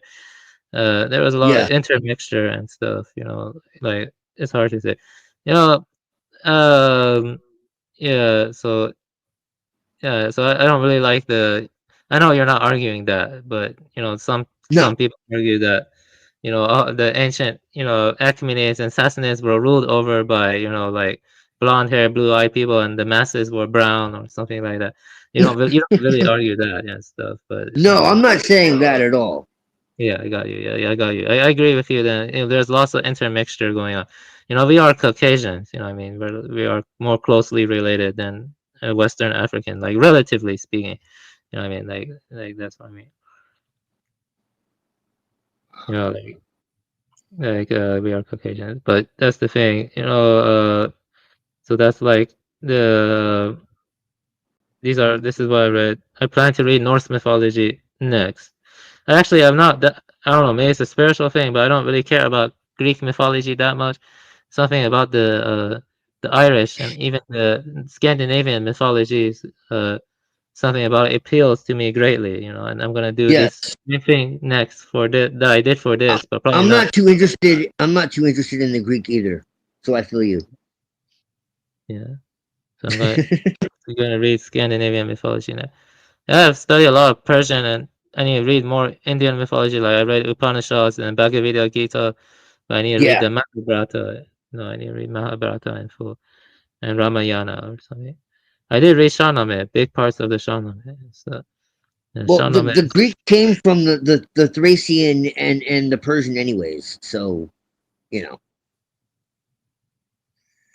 Persian has a kind of different feel to it from what I've seen of the Greeks. It has more of a oddly like has a different feel. Like I think the story was Zahab. I'm not sure if you know about there was this king, I think Arab king, or I'm not sure if he was Arab. I'm not sure, but he took over power and he became a king, and then he became psychopathic, and snakes grew out of his shoulders, and he had to sate the snakes by feeding brains to the snakes. You know what I mean? Otherwise, the snakes will eat his brain.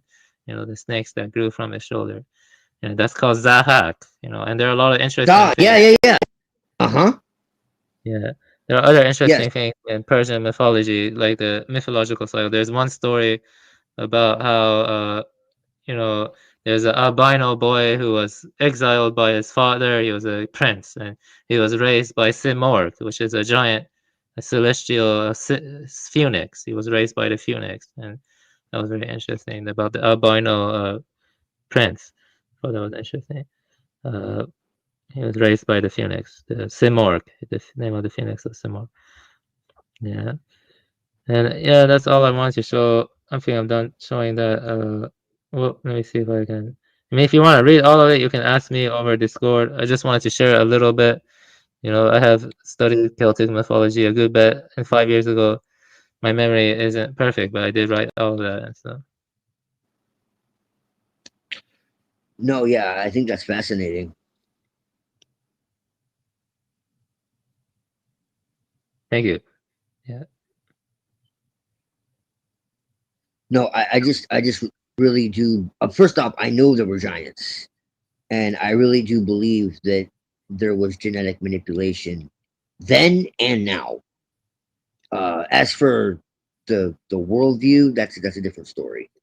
But you know, I'm just putting that out for others. You know. Yeah, I do agree. Yeah, maybe. But yeah. You think? I don't know. I don't want to talk about it. But you think that lineages, like I don't know, like I don't know, like a dog. I don't know. You think elephants or crows or whatever, the corvids, they could, or parrots or other monkeys or whatever, they could evolve to like developing symbol making capacities and create advanced civilization? Or do you think that's more of a fiction on my part, or that it has some truth to it or not? That's really my main focus. Maybe, or do you think I'm just being crazy when I say that? That's right. Caesar is home. Yeah, I'm asking Twilight though. I'm just curious what you think.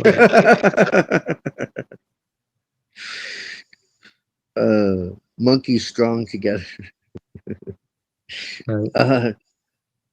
I mean, like I said, man, Theosophy got into that.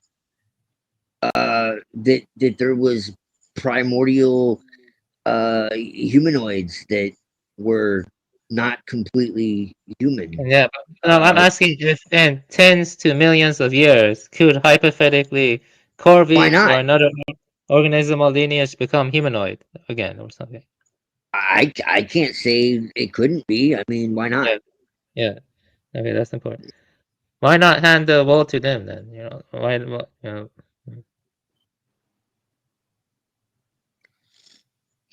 I don't see why not. Yeah, that's my focus. That you know, I have another obsession. You know, like I like playing, you know, platformer games or other stuff, or you know, I like speculative evolution stuff. You know, like world building from intelligent non-humans or something. I'm not a furry though. Yeah, I'm not a furry. You know, if anyone accuses me, insinuates I'm a furry, I'm not though.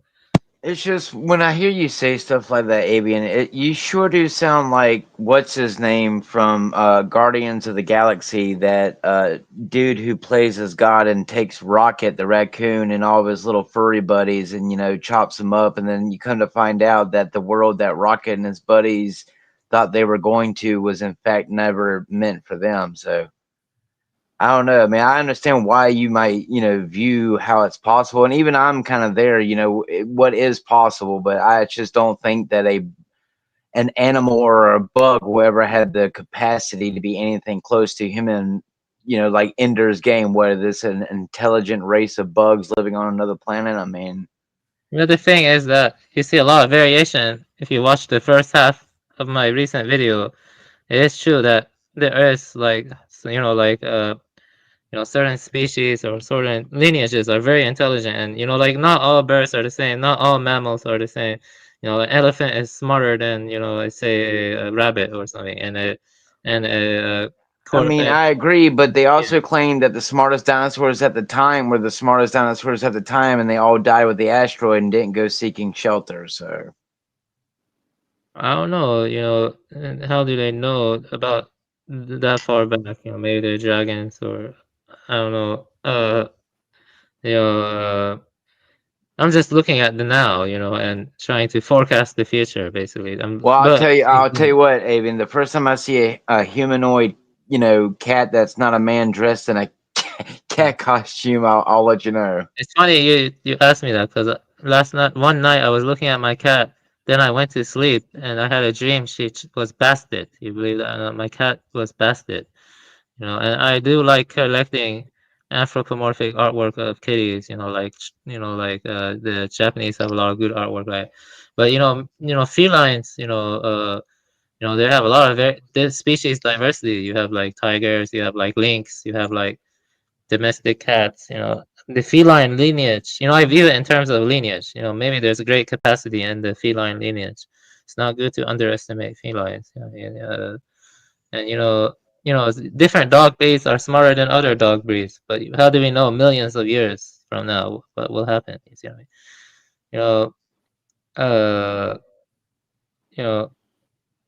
I don't know if there were giants or if there was genetic engineering, but if there were, that means the problem is with something with humanity to do something like to repeat the same error over and over again. That's what we're doing. Why did Atlantis collapse? Why did we're doing it right? Yeah, it seems like that's my theory. Yeah, it's the techno crap.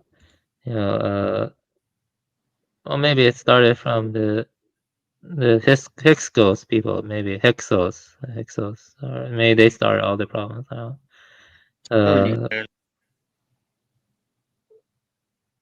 Let me see here though.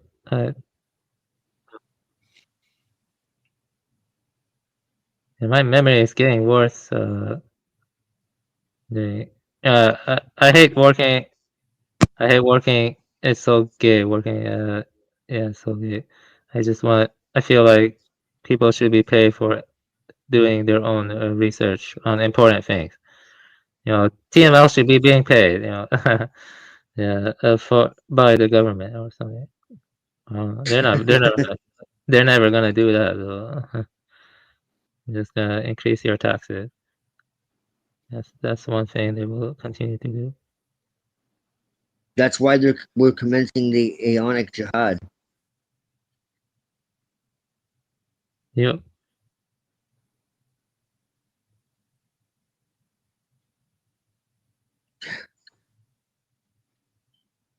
Yep. I mean, we don't have a clue what dolphins.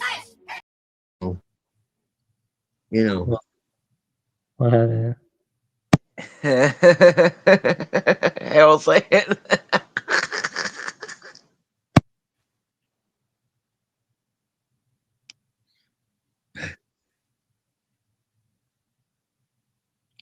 We have no idea what dolphins are doing. I do. They're I love reading about the umlaut of non-humans, but I really hate it when I read about how they dissect them or they sacrifice them. That stuff disgusts me. Even if that lead to so-called greater knowledge, it should not be done in my opinion. What's wrong? You don't like the fact that they told a woman to go and have sex with a dolphin for scientific purposes? Oh yeah. What? Seriously? All that knowledge, Twilight, and you didn't know that? Yeah, I didn't know that.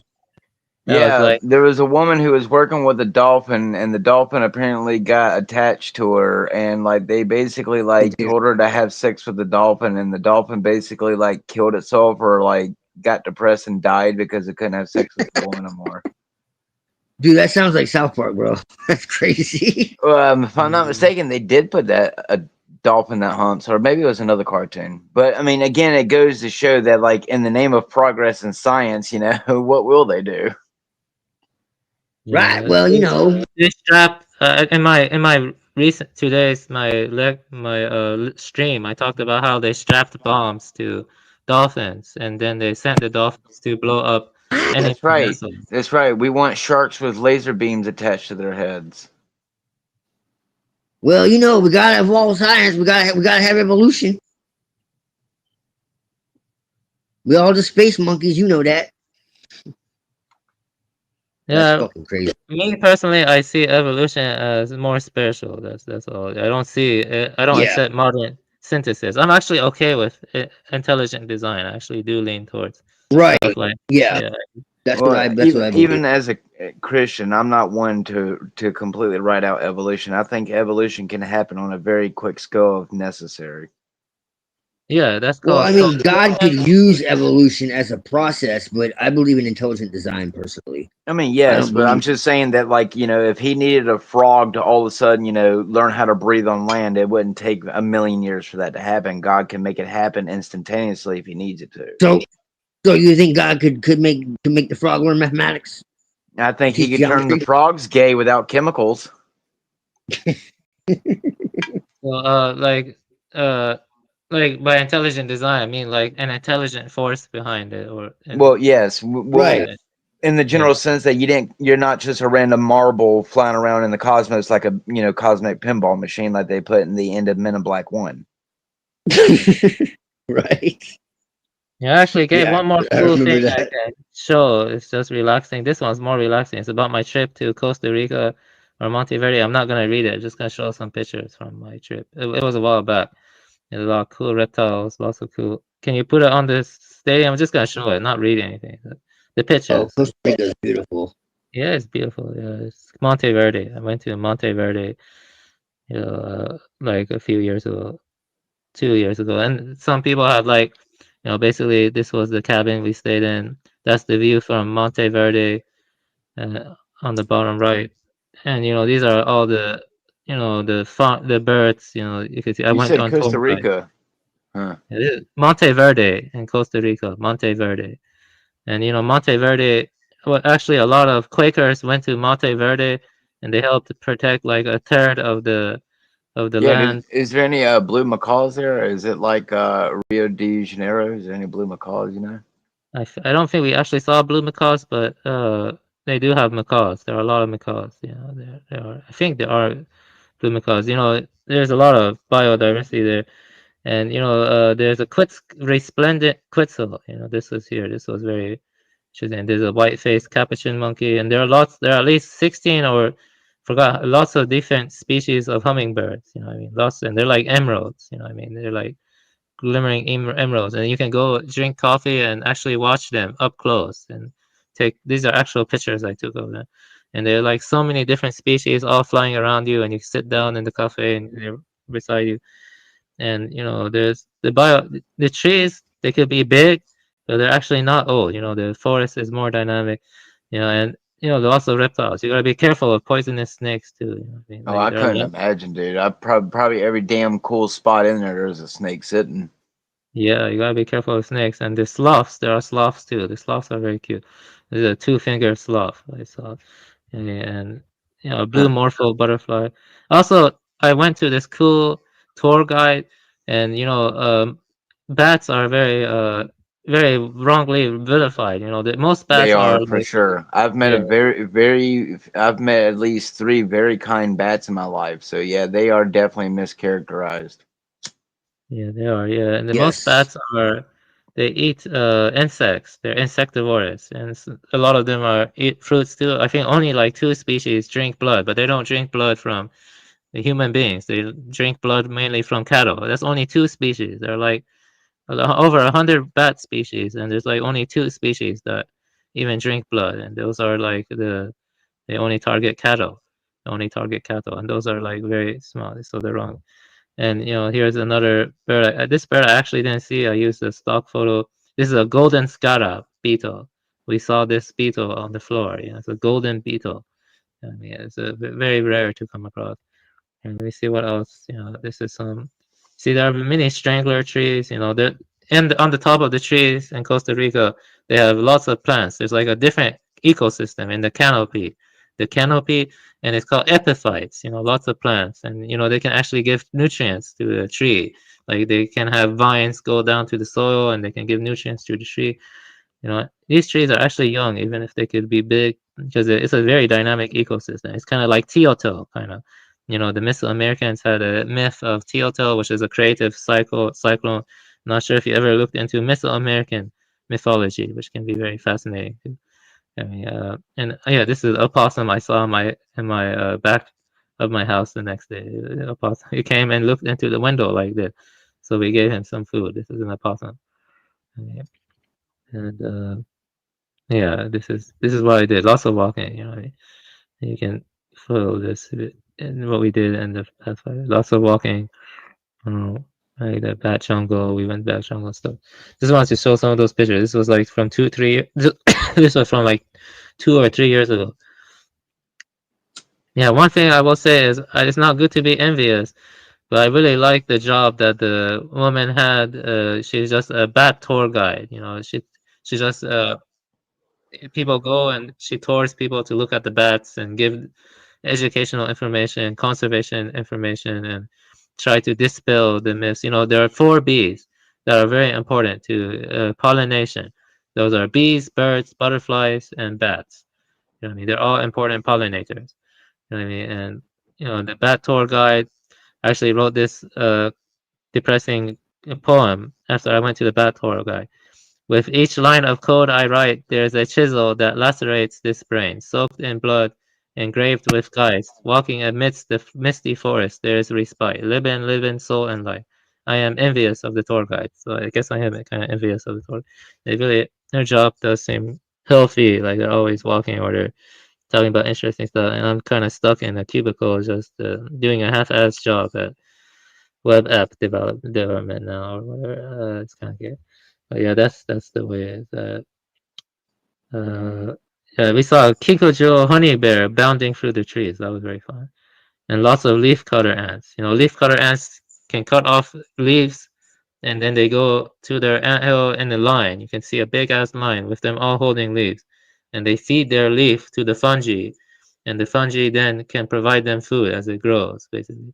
So it's like they're farming. You know? I mean, a lot, you know, leaf cutter ants are very interesting. It's like they're farmers, basically.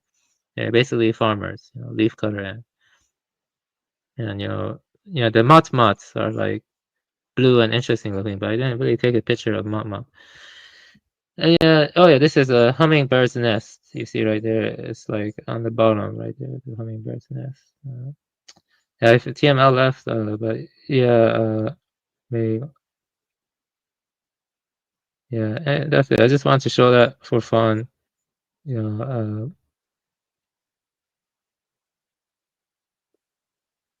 yeah, that's the kind of stuff. I guess, you know, I'm a deep ecologist. I am a deep ecologist in many ways. You know, yeah.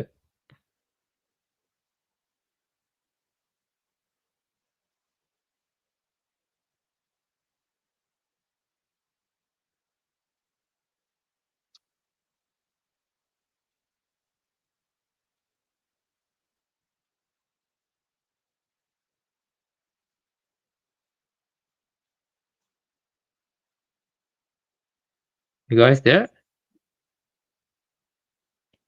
Yeah. So, since most people aren't even ecologists, I would say it's vital in this time.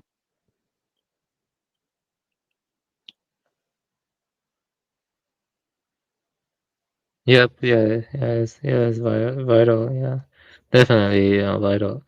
You know, I'm gonna be honest with you. In some ways, you know, there's no reason to feel guilty or feel like you had sin in the past, but now I do feel guilty. You know, over all the environmental damage and devastation we caused. You know what I mean? Like, you know, it's not just human beings suffering. You know what I mean? That's the thing. You know, like it's it's freaking elephants, it's freaking dolphins. You know, the reason why dolphins beach isn't because of like it's just what they do naturally. It's because of all the maritime activities and all the sonar and other crap like that, making them go crazy. You know what I mean? Like, you know, the amount of noise that these modern vessels create in the ocean is crazy. You know, and that makes them go insane, and then they beach. You know what I mean? You know, and you know, there's a lot of problems. You know, we saw the fire and with the koalas and Australia and stuff recently, relatively recently. Also, the environmental problems we could list endlessly. You know what I mean? Like The only thing that can save it is scaling back on technological complexity, not regulations. And people. Yeah. Can't Well, forget that part. Well, I personally chose not to have kids. You know, I mean, personally, I don't have anything against people who have kids. You know, I mean, you can choose not to have them. It's just, you know, a majority of most of the people who are alive right now who are younger than baby boomers probably won't live to see a certain thing unless you have a role to play. that's true. You know, that's you know. Yeah, sort of lost the Allegedly. internet connection there. So we're glad you're back there. Yeah, I'm glad you're back. You know. Yeah, but we should really shut this down soon. It's Yeah, man. way over 2 hours over the time here. So yeah, if you guys have any closing statements, we'll put that in here, and I'll just play some replays because I don't think anybody else is gonna join the conversation, even though I put the link out there. And of course, we can talk to each other. Right. As we always do. So yeah. So sadly, no one will join the conversation today. But yeah, blessings to all the people that are out there watching. I do appreciate your time. And yeah, we'll pick this up on Tuesday. So it won't be that much time until we join again, friends. Night 7:30. We'll be back. And I already talked about the topics that we'll discuss. So yeah, if you guys want to say anything to these people,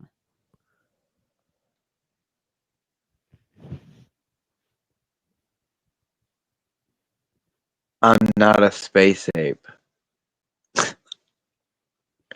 I don't know. Let's reconvene in a few days and take some time to recharge our brains and souls and hope that we get another day. Right. Blessings, everyone. Get some rest, everyone. Take a day to recharge. Blessings, brother man. Blessings, brother man. For the cause, for the cause. Love y'all. Be good. Love you, brother.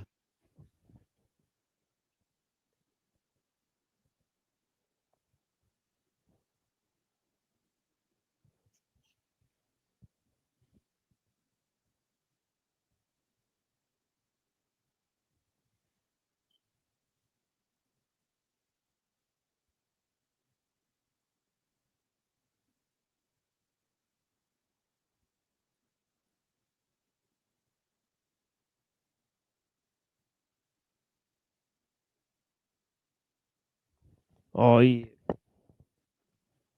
So you guys got anything?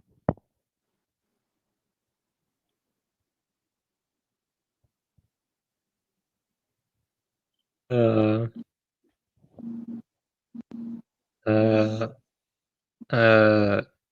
know, do I have anything? Hmm.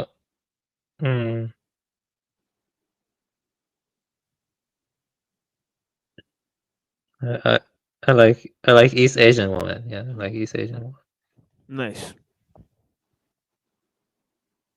So what about you, Twilight?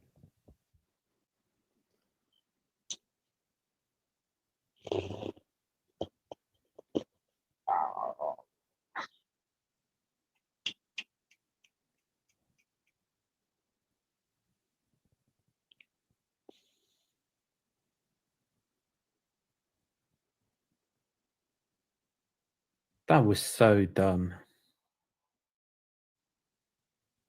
Tent and he could accomplish more. Nobody gives a fuck about your dumbass fucking philosophy. Nobody gave a fuck about anybody's philosophy takes. What the fuck? When did a philosopher ever do a fucking thing?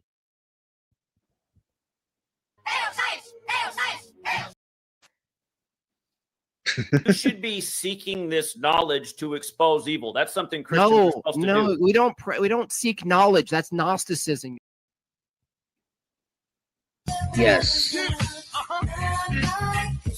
All the good looking women sing along. I can't hear y'all.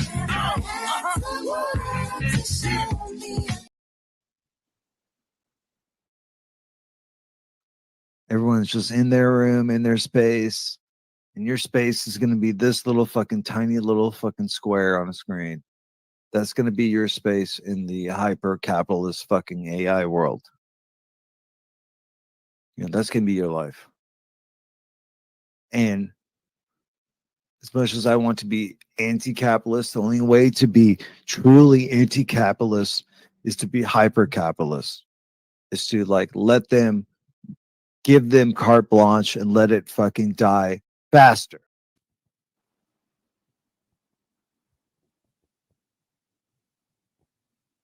So accelerationism. That's fucking brilliant. That's really smart. What's up now? Punk chick? Yeah. Hey, what's up? We got a problem, Toothpick? I said, do we have a problem? Oh, we got a problem, boy. Right here. Here's a right there. Right there. All right. Say, little game. Right here. I said, do we have a problem? Huh? Oh, U-S-U-S-R. Now you better get your stank asses up out of here before I cause a nuclear holocaust up in here, fool. Let's go, let's go. Oh.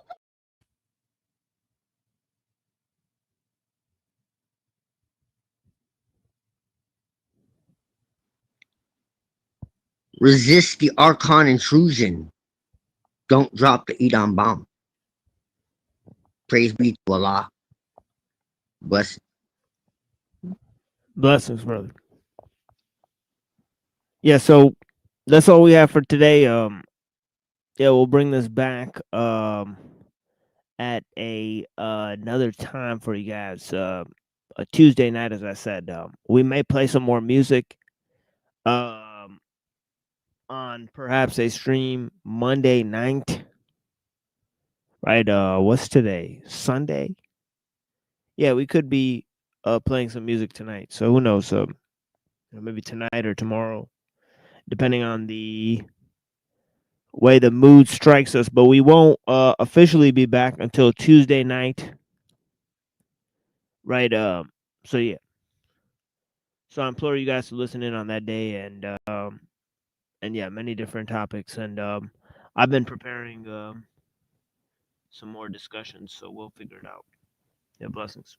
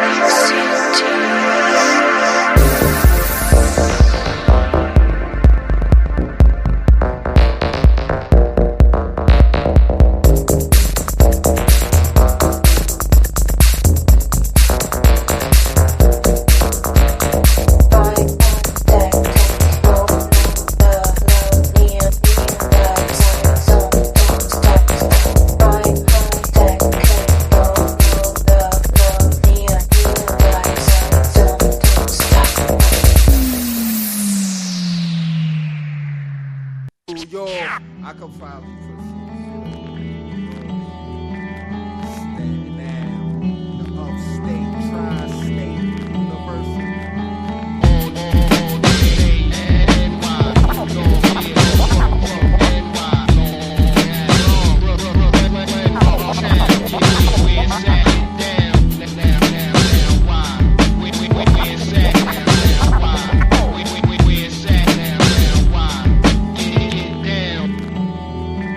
Cut the rope, fresh puddles of pigeon blood and smoke. Load bazooka, smoking corporate hopes over a broken hookah. Got rebel hands with cycle jams and cook to cut the wattage. Electric yoke NY, rich on me, movie sluts and gossip. Condition the bodega, wrote it, moment, composure to echo. Now I'm in a college, I'm on college.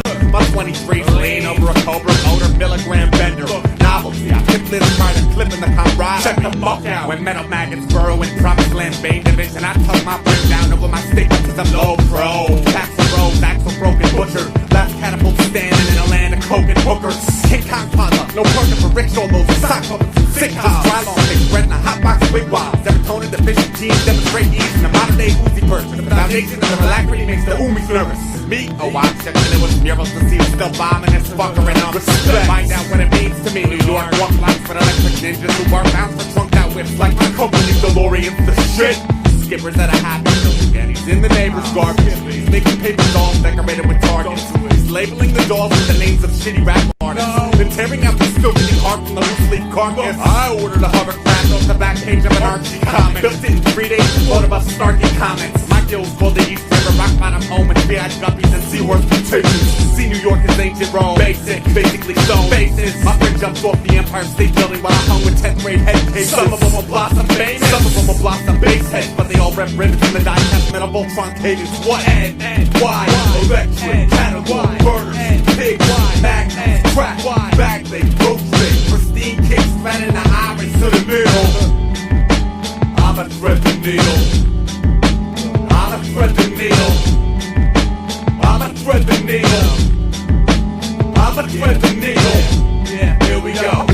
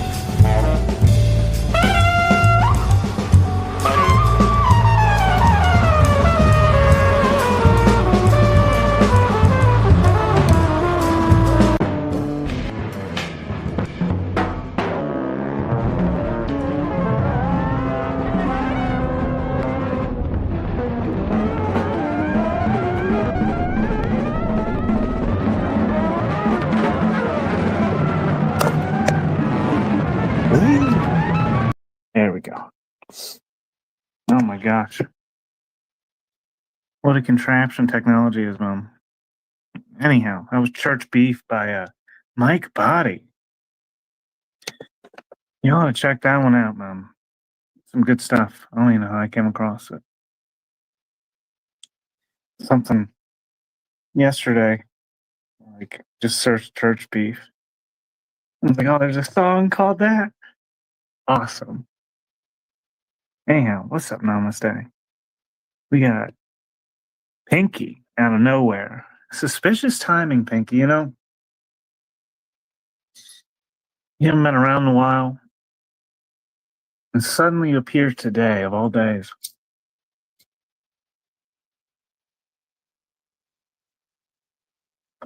It's really odd. It's really strange timing. I haven't seen you in 3 months. More, maybe. I wonder how this sounds. Just for some reason, the signals are really... Well, actually, no, I got 3 bars somehow. Huh? They're boosting my signal for me for the stream. He said, Truth or Caps going live, boost the signal.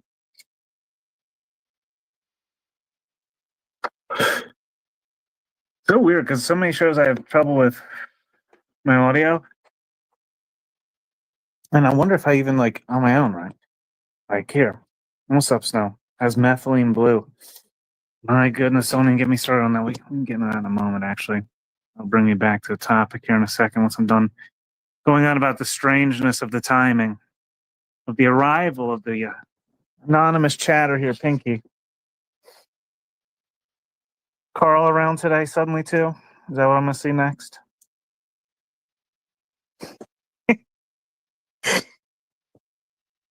Oh, Lord. Thanks, Browns boy. I had the clip the other day, you on Illumitomies. Oh my God. I was dying. You both slept in the same bed. Well, technically, I slept there first.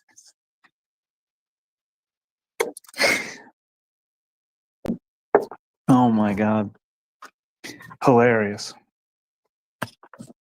That's the first time I'd seen you in a while. I'm glad I watched. Oh my gosh. Anyhow, methylene blue. We still got Pinky though. The suspiciousness of timing. See, because some people will like disappear for a long time and then just randomly appear, you know. Today, it's the random occurrence of Pinky.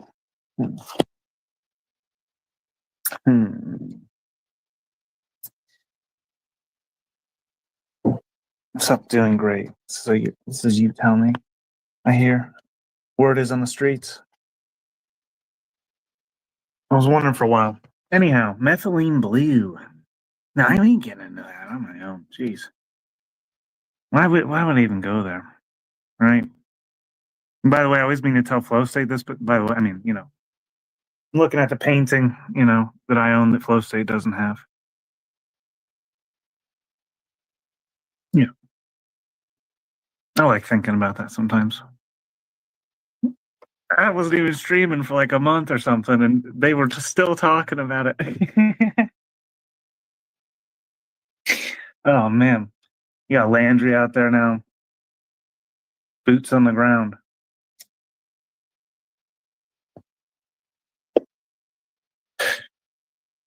Out there at the No Kings protest. See, I don't film that much anymore like that. It's just, I don't know. So much. My goodness. Like, what's the purpose in filming? Too. Because the person behind the camera has a lot of influence over what happens. For whatever reason. It's like that observation thing, right? Whatever that is called.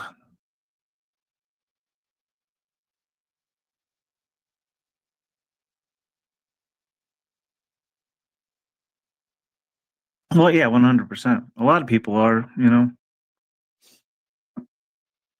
It was like everybody did it at some time out here, right? It's like it's like a loop everyone goes through somehow. Fascinating. And so, like, then nobody gets to talk about the topics or the subject, right? Machine Lies does an excellent job of making sure that happens somehow. Yeah, say that.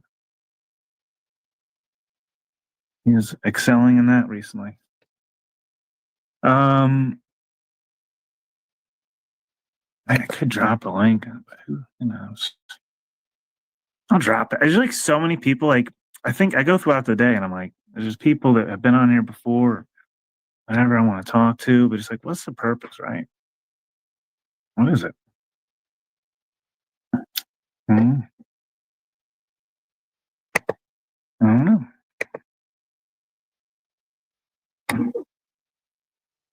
Most of it seems to just be entertainment, right?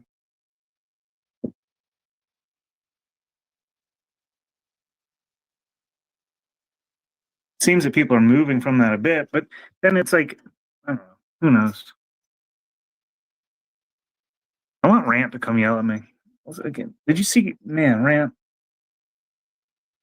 We're gonna go at it, dude. I'm done with you. I'm done with Rant, dude. He wants. I got beef. I got beef with Rant. That's what I gotta say. The way he treated me on TMLs last night was beyond. Okay. Oh, and the whole reason I went on about that mountain. See, there's so much freaking ridiculous lore. So I'll just leave it here as a note. Note to the panel verse. Details, right? About the author. Well, like from 6 months ago when Flow State paid $5 to change it, and I just never changed it. No one else ever changed it. But I'll leave it there. You know? Flow State's an interesting fellow.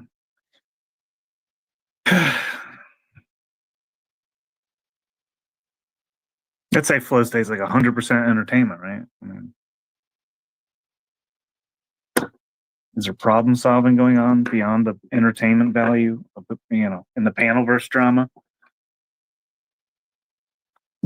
Is there? I don't know.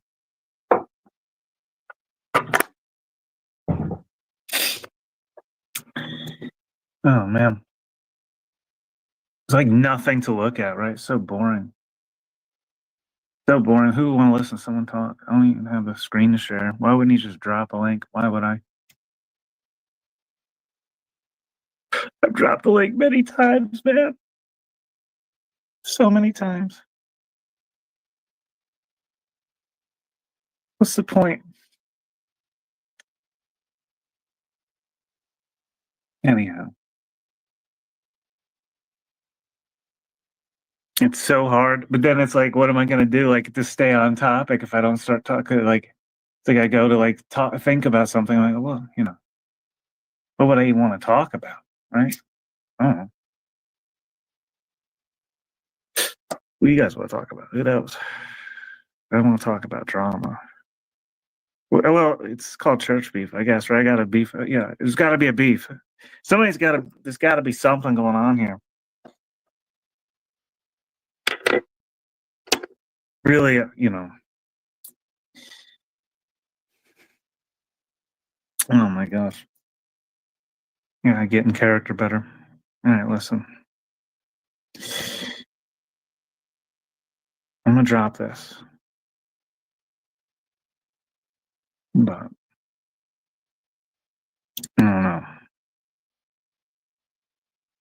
We'll see. Maybe nobody will even join. I'm like, there it goes. You know, I gave the option. I can just rant and go Benton style. Just turn off the chat, talk to myself. Pretty good at it. I'll give him that. Pretty good at that.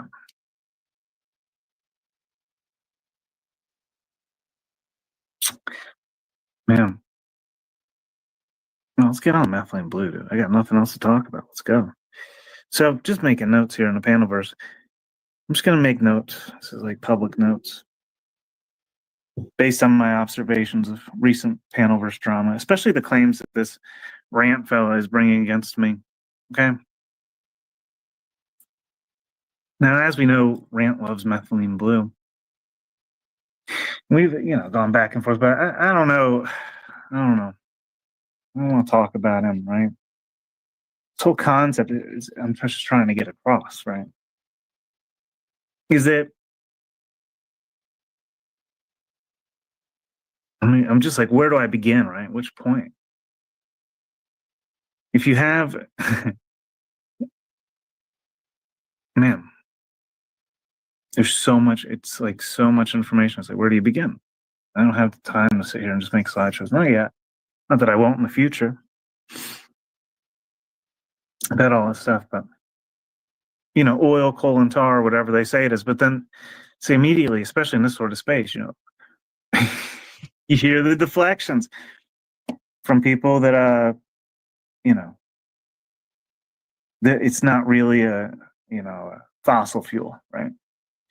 Like that sort of thing. Then people want to just sideline certain information.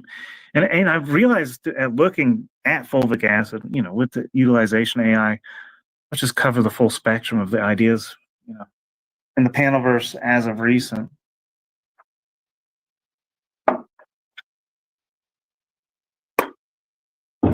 Because that whole debate between Landry and TML was started over on OTWs,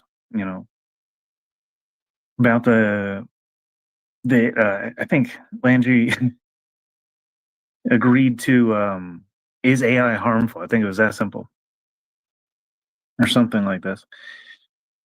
And TML obviously won. Like, Landry's not even on the same level. But one point Landry made was about researching medical stuff with AI, Now's a point of criticism. That was a point of criticism, that TML made about with this trusting medical information from AI, and it's true because it hallucinates and all this stuff, right? This is just my thoughts on it. What else am I going to speak about here? But when it goes back to the medical system, right? My goodness, I've been so against pharmaceuticals for so long, and I didn't really understand. I was like, I didn't like chemicals, right? I didn't like synthetics because I've seen what they've done to people, including my family, like looking for help from the hospital, right? Like just going down like the worst road possible and being charged whatever ridiculous amount. And just giving up their life to the system. And so I started to pursue like natural medicine a long time ago, but it was like, what is the distinction between natural and synthetic? And it's,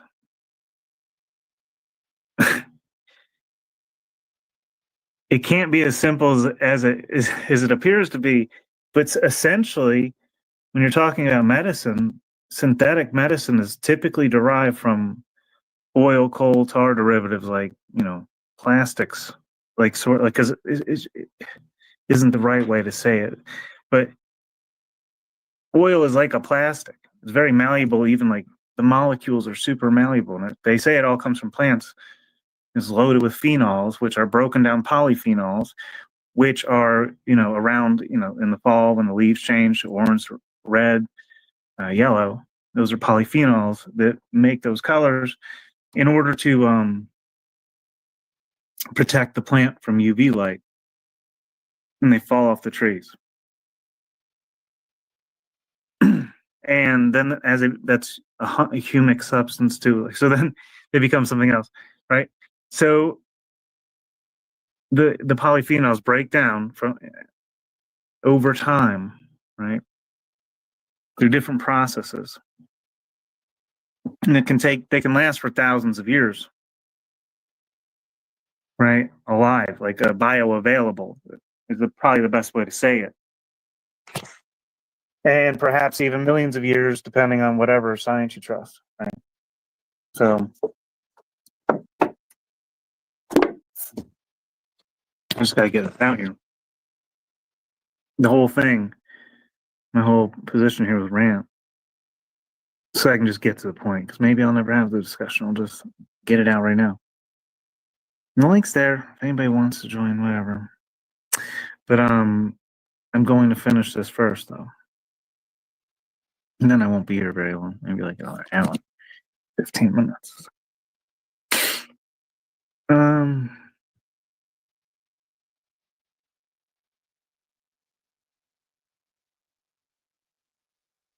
You're going back to so what is natural versus synthetic? When it comes to medicine, synthetic is they're derivatives of coal. And typically, petropharmaceuticals, right? And the first one to ever be synthesized is, that we know of, is methylene blue. It was the beginning of synthetic medicine.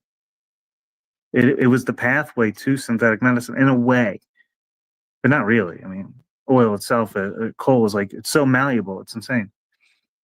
And it's just these broken down phenols like bisphenol A. BPA is so bad for you because it's bisphenol A.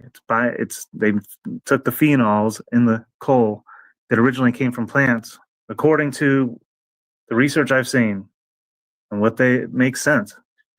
Because polyphenols break down multiple phenol groups, the bonds break, and they just become regular, plain, phenol. They stand alone, and it's like a different thing. And then that's, they get plastics and stuff somehow by manipulating these phenols. There's so many different groups of hydrocarbons and whatever. Like, it's crazy what it is. And so fulvic acid, what that is so polyphenols in the leaves, right? They fall off the trees and they decompose in the ground. The trees fall down, the grass dies, and comes back the next year. And these deposits sometimes occur, and they can sit in pockets of the earth. And they're super nutrient dense when they're not exposed to UV or too much pressure. Like they need just the right environment. And instead of becoming a hydrocarbon, and so this is the science here, right? That's what they say. It becomes it just continues to break down as a humic substance. And it's just fulvic acid is it's just defined as small, just small. Like they don't really it's so small that it can get into cellular level, and there's research that shows it pulls chelates, chelation. Looking at that, I won't make any claims there. Chelation of metals, chelation, whatever. I tried methylene blue at Rance, and I'm not saying methylene blue is bad. I'm not trying to say that. But what is true is the discussion around how synthetic medicine came to be is a key factor in methylene blue. You might as well know the rest of the story. It was the first synthetic drug, but it all started with quinine. The Jesuit European warlocks, and I covered this before. They went over, they got the cinchona bark from South America and brought it into Spain and Europe. because it had a natural it's quinine, right? Yeah. I always mix it up with another one. I'm not even going to try and figure out because it's quinine.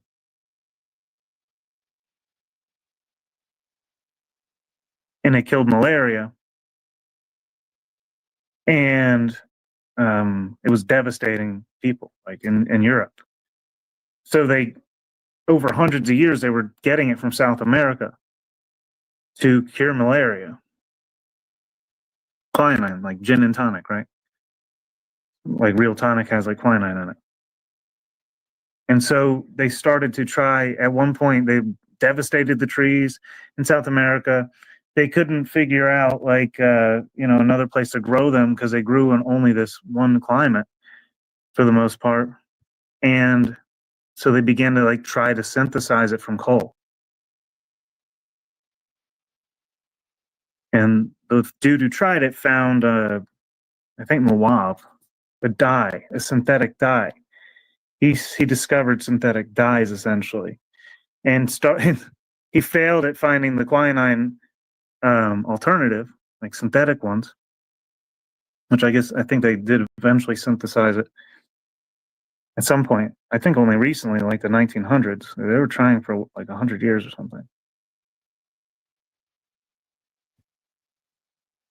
But in that process, that pursuit, he discovered synthetic dyes and started like a huge industry over in like Germany. It was a German company or something. Yeah. And then somebody else, But I guess the first thing they ever synthesized, they started making dyes, right? Synthetic dyes. And that's what methylene blue is where it comes from. It's a synthetic dye, essentially. It could be defined as a synthetic dye. So if you're worried about, all these other dyes, I don't know. But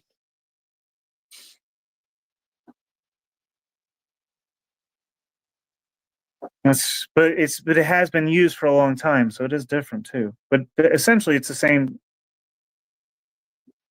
thing, which is just fascinating because each one's a little different, right? Like, what is it? Allegedly derived from plants, as the story goes. I'm just on an official record there. I know someone who takes methylene blue per eye. Previously, it was made with more natural ingredients. There's it's well, maybe, but I would have to hear that. Like, what does that even mean? What I'm saying is methylene blue is it's essentially the first synthesized. It's the first synthesized thing.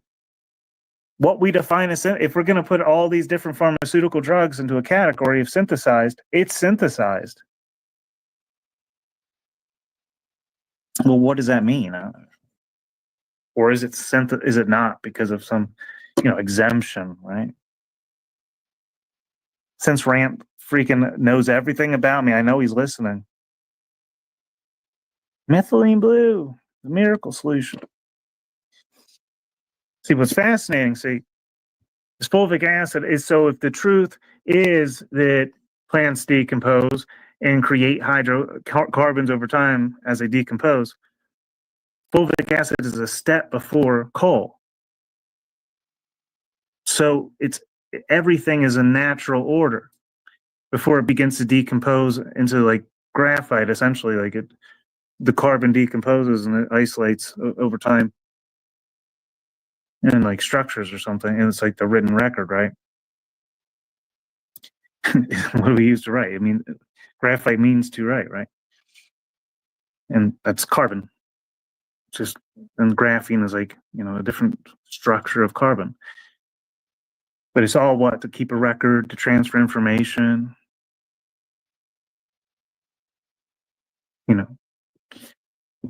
There's a lot of carbon-based information exchanges that are natural. Everything that's living, so is, carbon based.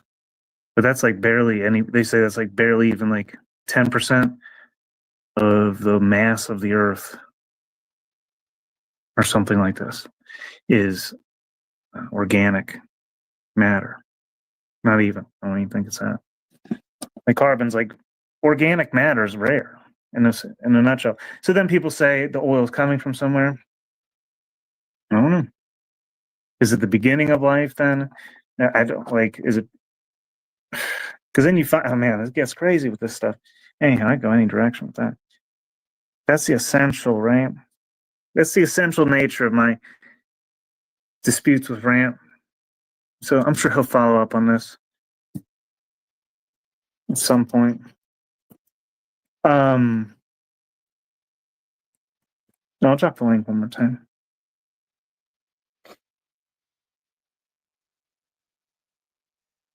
No worries.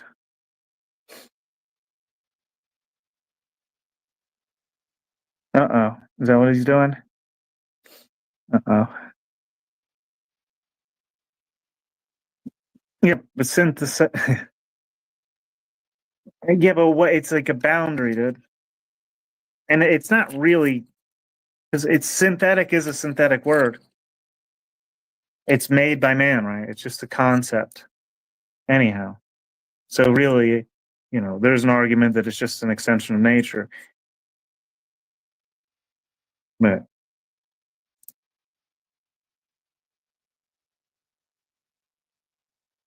I don't know, if we're drawing a line on synthetics, because synthetics are pretty, well, it's the intention behind them, because you can sit there and make anything, right? You can make anything with this coal, like any molecule and stuff. All sorts of crazy stuff. Like there's so many oil. There's from oil, from plastics, all the plastics, all a lot of heat and energy used to power freaking industries. It's all being derived from this. That's where it started. Now, because of the petropharmaceuticals, coal and oil, we can make solar and wind more cheaply. Obviously, we could have probably done it without it somehow, but there's so much is derived from it that surrounds us. Wash out, knobs.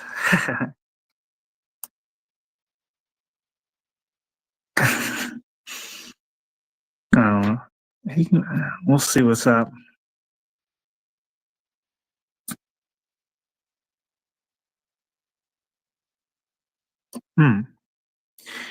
Well, I don't know. I could be wrong. Maybe I'm wrong on my facts. But Rant laid that out, and I've researched it several times. Somebody's got a specific fact. Oh, I'll drop the link one more time. I'm not going to be here much more than an hour, probably. But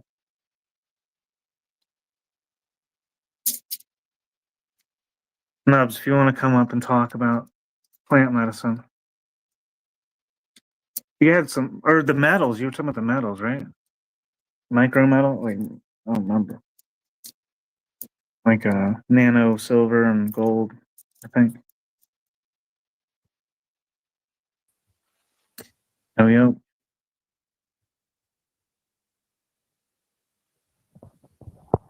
Dope.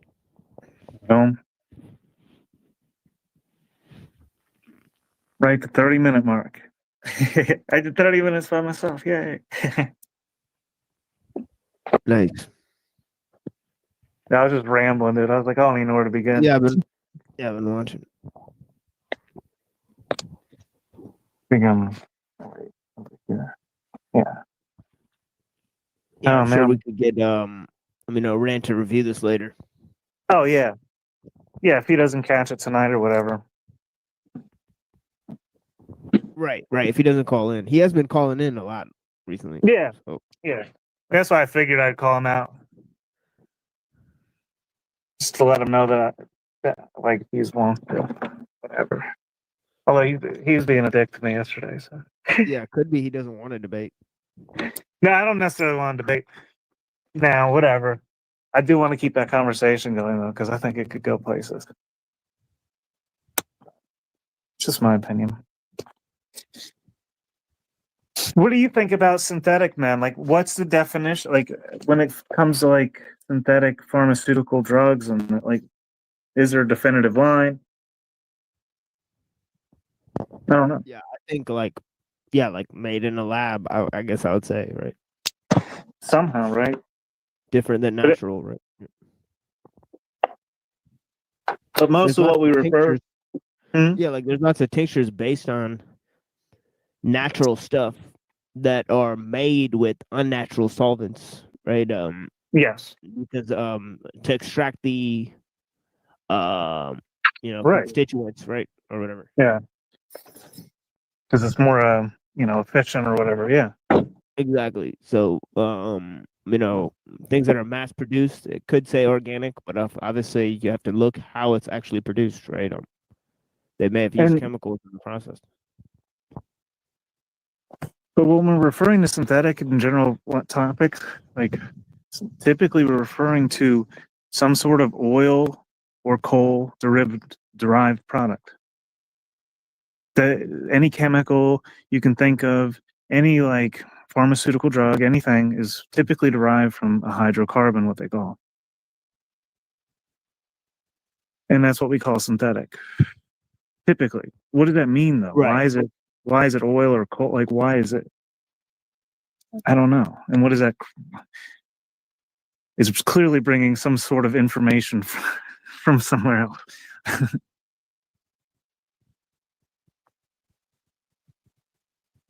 Or in a different form. It's like our ancestors. So essentially, if it is, hydrocarbons are like dead humic substances broken down into hydrocarbons. It's ancient plants and animal, a little bit of animal. Sometimes it's typically plants for whatever reason, mostly vegetation or plankton or whatever.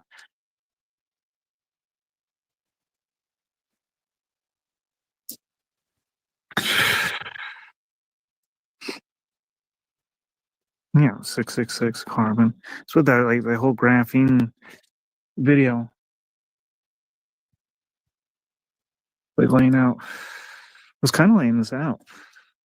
Honestly, I've been looking at it since then, and this was because of AI assisted research. It did find the studies for me that I could not access. I would say it would make, but it made claims. It would not necessarily read the studies, but it got me access to studies about what I needed. I printed stacks of them.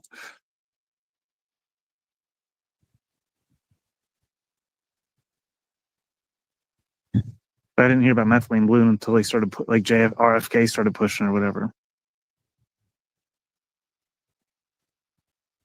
And it was original. I had to find a video on it. If I find a video, can you play it? My connection sucks so bad. Yeah. All right. I'll look in a moment. But please feel free for a moment. I'm sorry. Yeah, I mean, bioavailable. It is a good point, right? I mean, your body can only digest what it's already made out of or whatever. So, so it's interesting, right? And then, yes, sorry. Yeah. Like they say, like if you drink like camel milk or camel urine, you'll get like super probiotics because like camels can eat like anything. Right, so their gut has bacteria in it that could just digest anything. Right, so it's like camel guts are like tough. Like they could eat whatever, like they could eat a bunch of food, right? Well, bioavailability and absorption rates. And so like so that reminds me like the Shilajit, Himalayan Shilajit, like real, like, so we're getting flooded. Like America knows fulvic acid through Shilajit typically. And America's been flooded from India with claims that it's Shilajit, which means that it's ancient plants that decomposed in such a fashion that they didn't go down into the earth and turn into coal. They had a different process. They were pressed out to the top of the mountain in this ooze that still has the plant compounds broken down over millions of years, they claim, and it's bioavailable. And they'll mix it to cut it into the camel point. They mix it with the real stuff. The tradition is to mix it with bull urine or something, which I don't. Really? That's crazy. Oh yeah. Mm-hmm. But it's super rare, and they're selling it by the millions in America. There's no way that they're finding this much. And it's not tested, it's not regulated.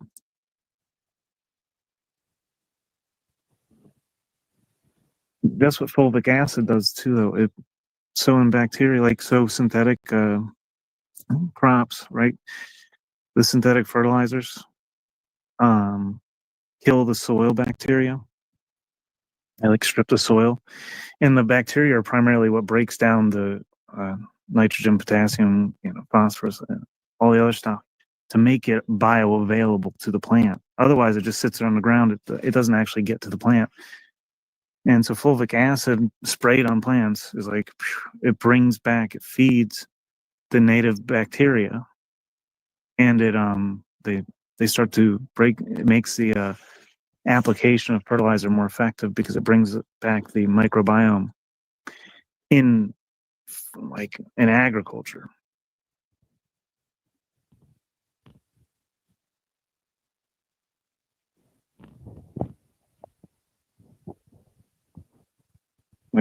We're killing the soil, and if they're sterilizing, RFK said or whatever, I always mix it up. The health guy. That the soil would be sterile in the next cycle or something of crops, like the next 20 years or something, if we kept doing what we're doing. And fulvic acid literally is the solution, and using less synthetics at the same time. It's there it's there for that reason. Because the earth knew we would fuck up.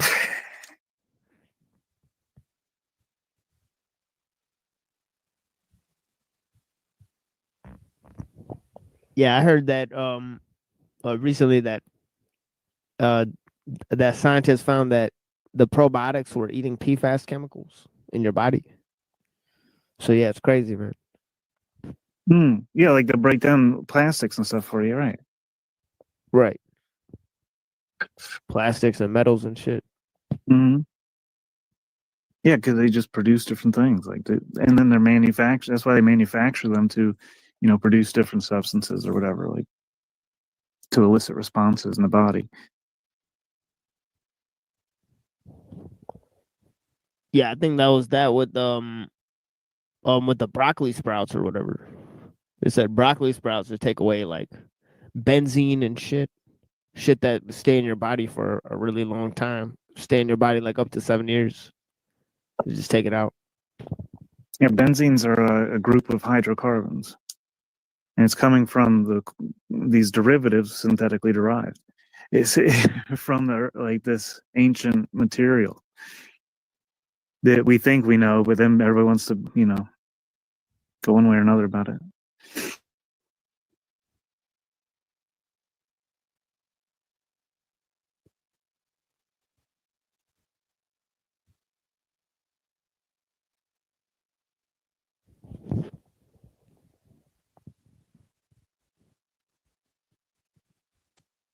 Grounding is the most researched thing in far as health is grounding, just grounding.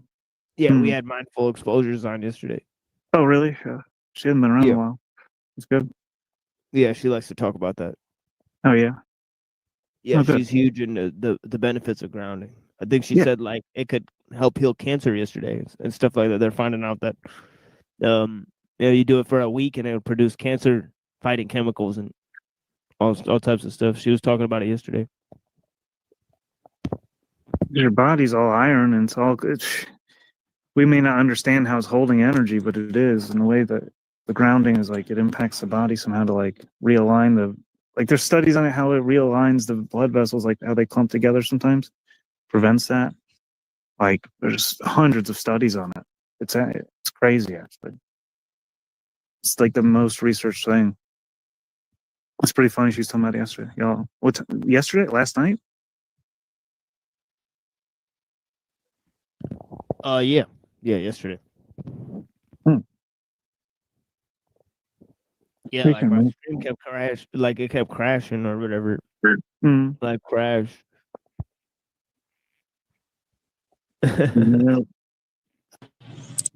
Greetings. How you guys doing? Yo, what's up? Good, how about you? Nada. I just woke up a little while ago. Cool. I guess it was 3 hours ago. Yeah. It's been chilling today. Worked last couple days, so. How about you? Talking about plant medicine or something. I don't know what to even classify that as, to be honest. What are you saying? I don't understand. You better understand. You want to be up here? You better I put saw a your cap show on. the other day. I saw your show the other day though. That was pretty wild with you guys and Rant. That was pretty cool show. Yeah. I liked it. Yeah. Yeah, it's like special review time. Yeah, I made some comments on your video. I don't know if you saw them. Oh yeah, I saw the timestamps or something. I didn't look at the timestamps though. Damn, man. Yeah. You probably missed a lot of what I was trying to say then. Because you Oh, don't no way. remember I'm things sit there and identically, I don't track think, down all right? the timestamps. Jeez. Yeah. I was just commenting on what I was hearing. I do that sometimes whenever I watch shows. Mm-hmm. Sometimes excessively. I know that. I do that sometimes excessively.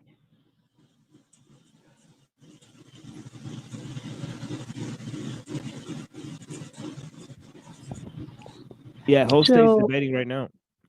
Oh, really? So we could I didn't review even them know again.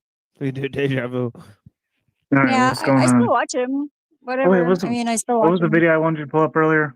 Yeah, you wanted me to pull up something else. So we Do you can pull remember that at up. all what we were talking about? I forget the video. You It was a were short you one. were talking about the synthetic stuff or whatever. Yeah. So many, remember? man. Not the specific video. I remember I said a lot there.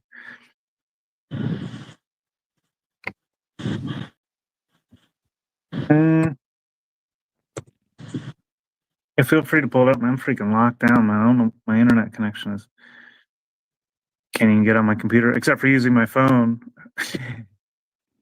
Which. Yeah, it's been Goodness. really bad the last couple of days. I think solar flares have something to do with it, but I'm not absolutely sure about that. Oh, I think it's saying also earlier. just like. I Go don't know ahead. if I got the. I don't know if I got to a point. For some reason, when I call into your show, I never have mic issues, but on everybody else's, it seems to be a problem. It's weird.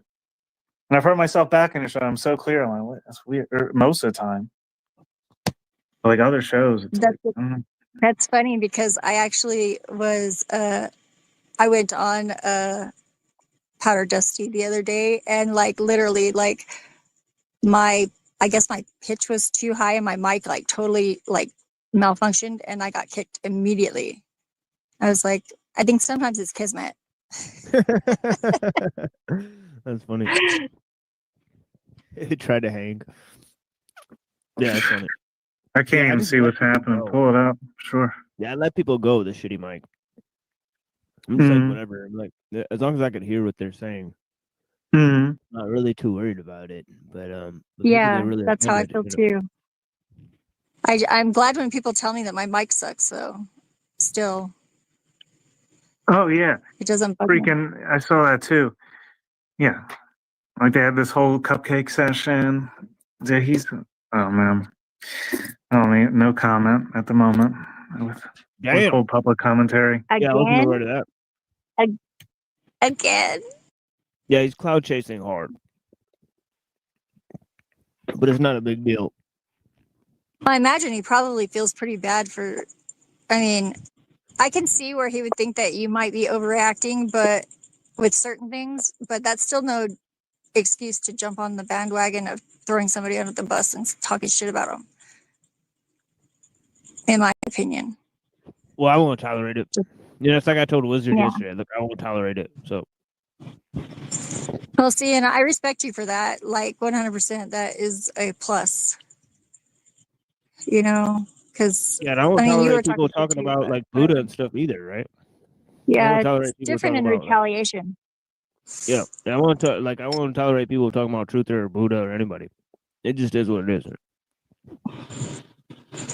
Yeah, Rant is okay though, right? Because he like totally like, at least for me, because he like totally like wants to eradicate witches. He said so. Well, he Well, he like garners a lot of hatred, so it's fine. And then like there's certain characters like Hank and Rant, they try to antagonize people, so that's a little bit different. And I won't. yeah. I got you. Yeah, they got like sort of a different character. Like also Browns Boy is one. Yeah.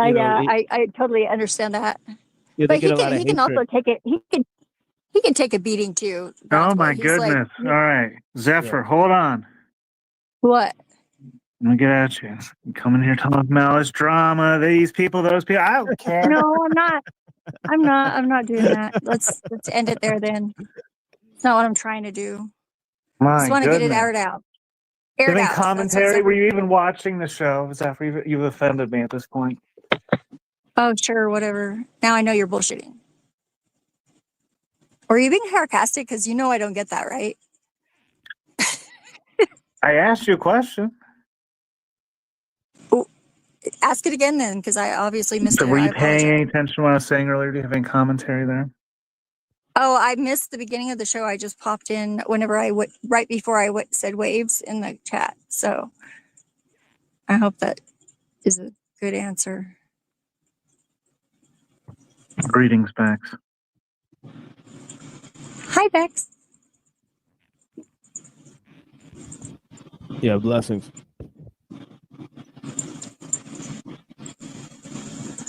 Oh man. Let's pull it up or something, man. If we're gonna talk about other people, I want to see something, man. Jesus. I want to be going on about anyone. What did you want the show to be? Because you can also reset that. You're talking about right now. You got the flow state thing you're talking about?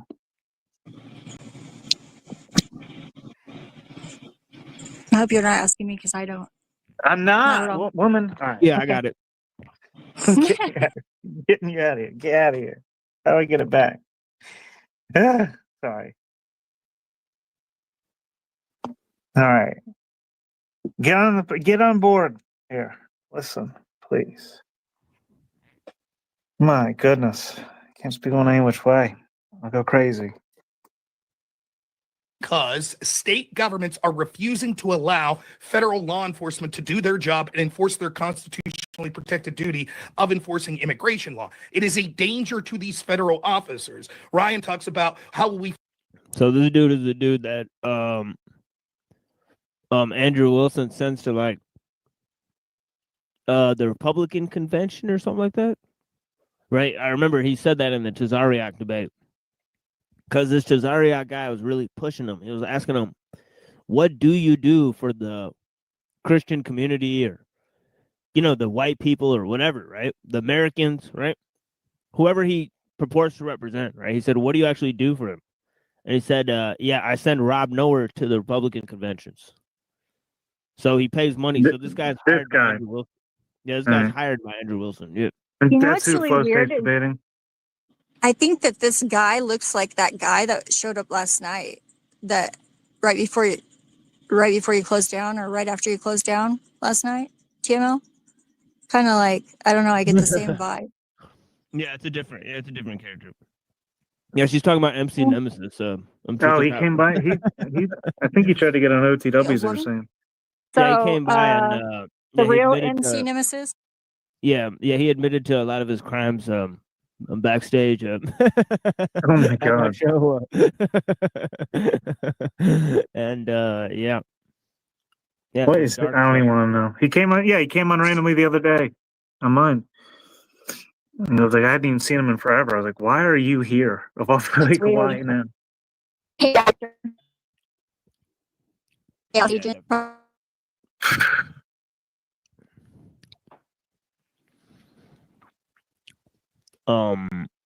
Okay, so what do we have here?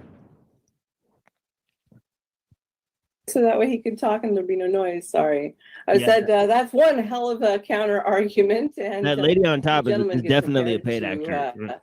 battle it out blood sport style. Are you prepared? What's her name? All right. Oh, wait. Nova Star. Uh-huh. Okay, now. I can only see this on my phone. It's the tiniest thing. Okay.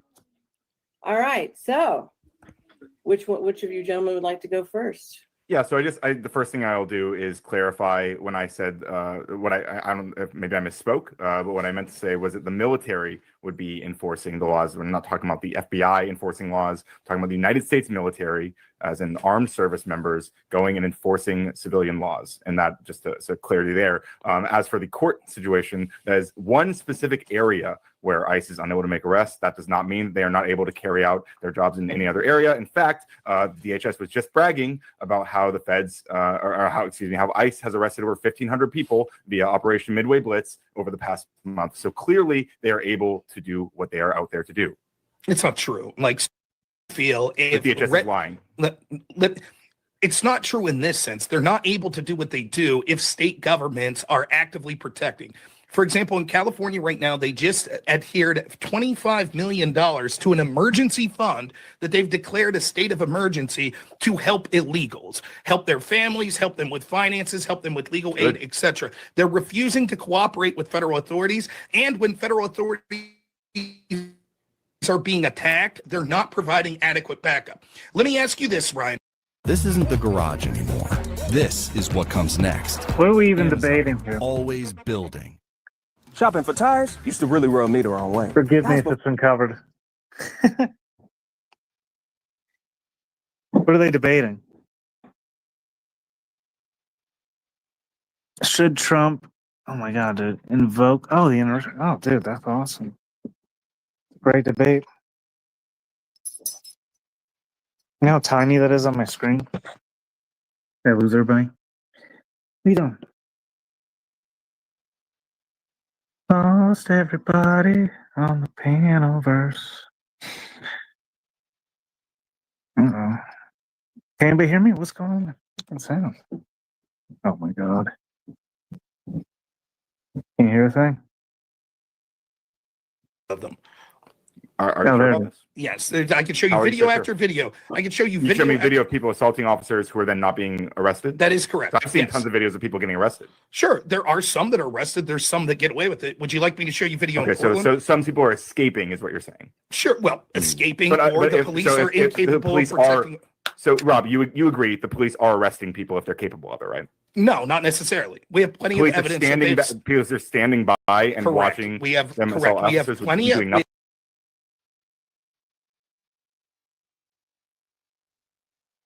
I can't hear. You're muted if you're talking. Oh, whoops. Yeah. I was like, I couldn't hear anything earlier. I was like, is no one there? I was like, Oh, yeah. Yeah, I was just I saying could that, hear it. like, yeah, I was just saying that, like, this like video, like, I do not feel like watching this video at all. Like, this looks like a boring video, and also, like, it seemed like Rob Noah's gonna debate the radical guy, and then Flow State's gonna debate this fucking clown. So, like, is Flow State going to argue that we should use this act, or Trump should invoke this act? Is that his position? he's on the liberal side now, so he's on the anti-Trump side now. Whereas when he was debating with Andrew Wilson, he was on the pro-Trump side. Wow. Civilian laws or for local law enforcement? What are the ones enforcing that you would have a problem with? Well, it would all depend on what they're assigned to do. After, first of all, a proclamation has to be filed, right, by the president to invoke the Insurrection Act, and then after people don't disperse, assuming they don't, then whatever laws they're being instructed to carry out. This all depends on the nature of the. So presumably, it seems that it's being suggested that it would be declared to protect federal authorities. Potentially. Okay, so it's your not argument if necessarily. the state is incapable or unwilling to protect mobs that are going against federal authorities, that it would be wrong to send people like the National Guard to defend them. Are there people who are assaulting officers who are not being arrested? Correct. Can you That is identify absolutely some of them? occurring. Yes. There's litanies of them. Are you sure about this? Yes. I can show you How are you video so sure? after video. I can show you You video. show me after- video of people assaulting officers who are then not being arrested? That is correct. So I've seen Yes. tons of videos of people getting arrested. Sure. There are some that are arrested. There's some that get away with it. Would you like me to show you video? Okay, in so Portland? some people are escaping, is what you're saying. Sure. Well, escaping, But or the if- police so are if the incapable police of protecting. So, Rob, you agree the police are arresting people if they're capable of it, right? No, not necessarily. We have plenty Police of evidence. are standing, that they've- police are standing by and Correct. watching We have them correct. assault We have officers with plenty of doing nothing. we have plenty of evidence, for example, in places like Portland, that police have stood down and done absolutely nothing. For example, there's video of Katie Davis Court getting smacked in the face and getting Yeah, black I mean, I eye don't the know other day. about this one. The This police is caught just up like- exactly to the Yeah, girl I that mean, did it. that's Said you're being mental. detained. Dumbest thing. He's like, oh, okay, the solution is to send military on people that are assaulting the police, or the police could just fucking arrest them like they were supposed to do in the first place. Like, so it's such fucking stupid argument, right? It's like, oh yeah, now we all of a sudden need a military, waste tons of money, to bring in the National Guard on, citizens and a bunch of fucking crazies. Well, I would get if we said now if Flow State's he's taking the liberal position. Now is he actually taking this position? Because he's a former freaking Proud Boy, right? Admitted he used to wear his cap. He was there until shortly before, big day. And I haven't gotten to like him speaking yet. I guess I don't know. Mm. Yeah, we Oh, can okay. talk. All right. Let's find when he talks. I want to see what he says. Let's see what these arguments are. Like, Yeah, what do but, they like, so like? far? Yeah, like so far, it seems like Rob Noah's argument is dog shit, right? Oh He's yeah, like, let's and- go on, like the military, like. And he just found this dude. I remember and went on a stream like a week ago. As far as I know, that's like the first time they started talking. What I saw. Okay, there goes Flow State. No, Yeah, let's hope no, so. he's not. Oh my god. All right, I'm just gonna play it. It's safe spots for the January Sixers. The January How would 6ers you were the feel? ones attacking. The January 6ers were the No, ones attacking. not people. afterwards. So if people I'd be went after fine them with- to I'd be arrest fine them, with how you I were- was at, what let's the crimes they assume did. that let's assume Dusty was at January 6th, right? And he goes back. I don't know where you're from, Dusty. Let's assume you're from Alabama, right? So he goes back to Alabama, and the federal authorities are like, we're coming to Dusty's house to arrest him. And Dusty shelters up in a state courthouse, and the governor of Alabama is a right winger and says, no, Again, not the feds comparable aren't- because the safe spots are for illegal immigrants, not for people who are engaging in insurrection or whatever, as you put it. It does not matter. The reason that we're saying the reason that it matters would be this: that the people attacking federal law enforcement to protect Dusty would be engaged in an insurrection. Right? It needs because to it'd be going against the government. Yes. Right. So sure, I can give you the criteria from the both legal also. criteria. That there. is Well, there is insanity, actually really dude. How the fuck are you committing insurrection against the government because you attacked a fucking police officer? That seems like If that police officer is carrying out federal directives to enforce the law by deporting people who are illegal, then you're literally interfering with the government process, just as was done on January 6th. That was the case they made.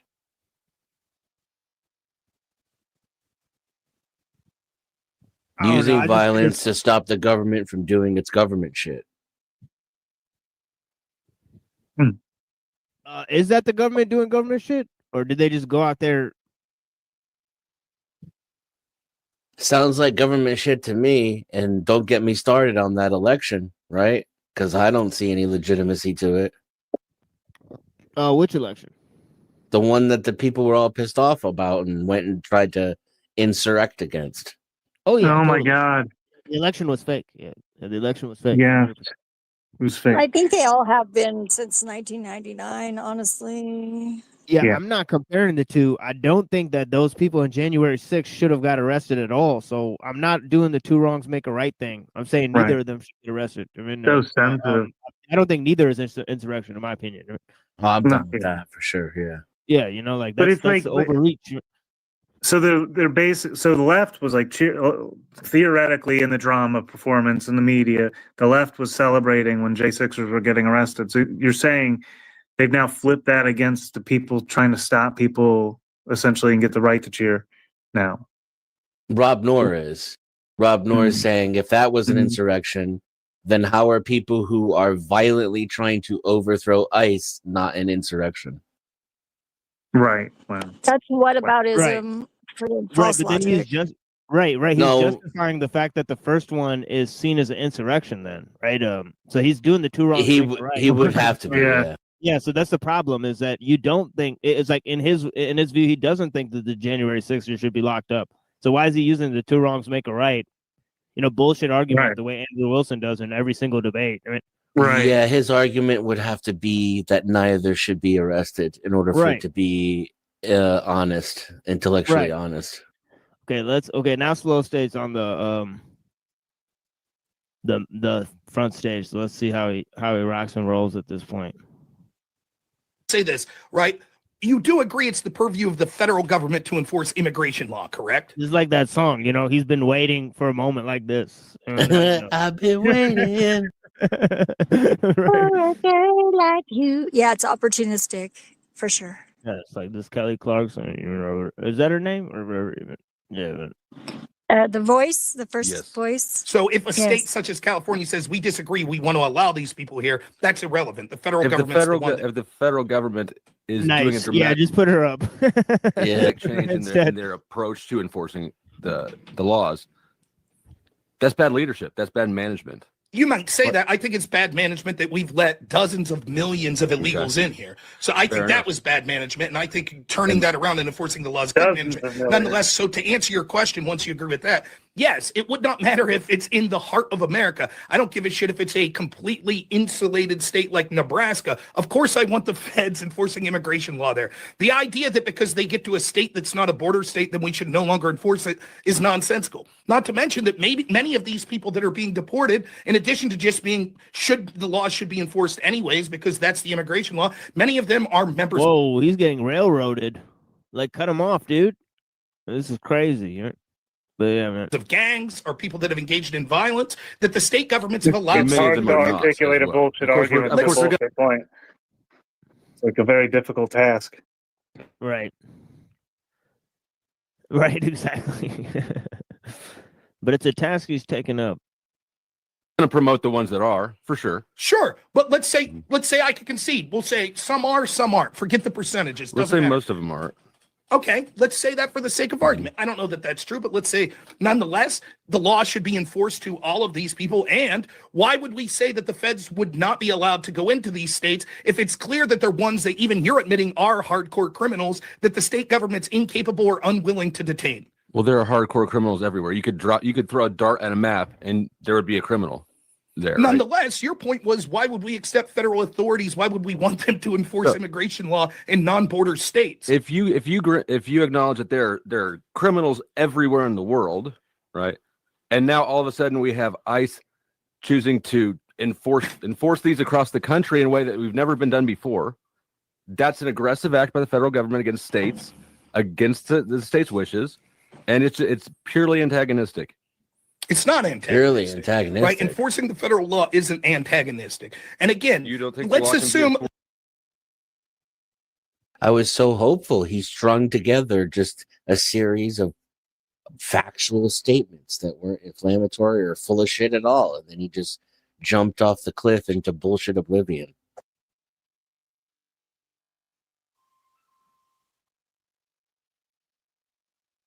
Let's assume, I just want to be clear. If ICE was an agency that found through their investigations of a criminal cartel that was smuggling people in, that a member of ISIS had been smuggled in and was in California, and the government of California is like, we just don't cooperate with ICE, and ICE went in there and arrested this member of ISIS planning a terror attack, your argument is no. They shouldn't do that because that member of, let me finish, that member of ISIS made it to a non-border state. So therefore we shouldn't care. Nope. My argument is that terrorism is a DHS thing. It's not an immigration. At this point, that person, their immigrant status, not really even doesn't matter at all. What matters is that they're planning terrorist attacks, and so yeah, that needs to be stopped and that needs to be picked up. But their immigrant status is. You said it's DH. I want you to take a guess. authoritative ICE positions. operates under which agency? They're like debating how the government should run. Like, they're like, yeah, the Yeah. government's our daddy, but it shouldn't be doing this. It should be doing that. So, Right. And it's also saying like he's admitting there's no principle. It's like, yes, the government should enforce the law that I think is really, really bad, but the law that I think is not really that big of a deal, they shouldn't enforce at all.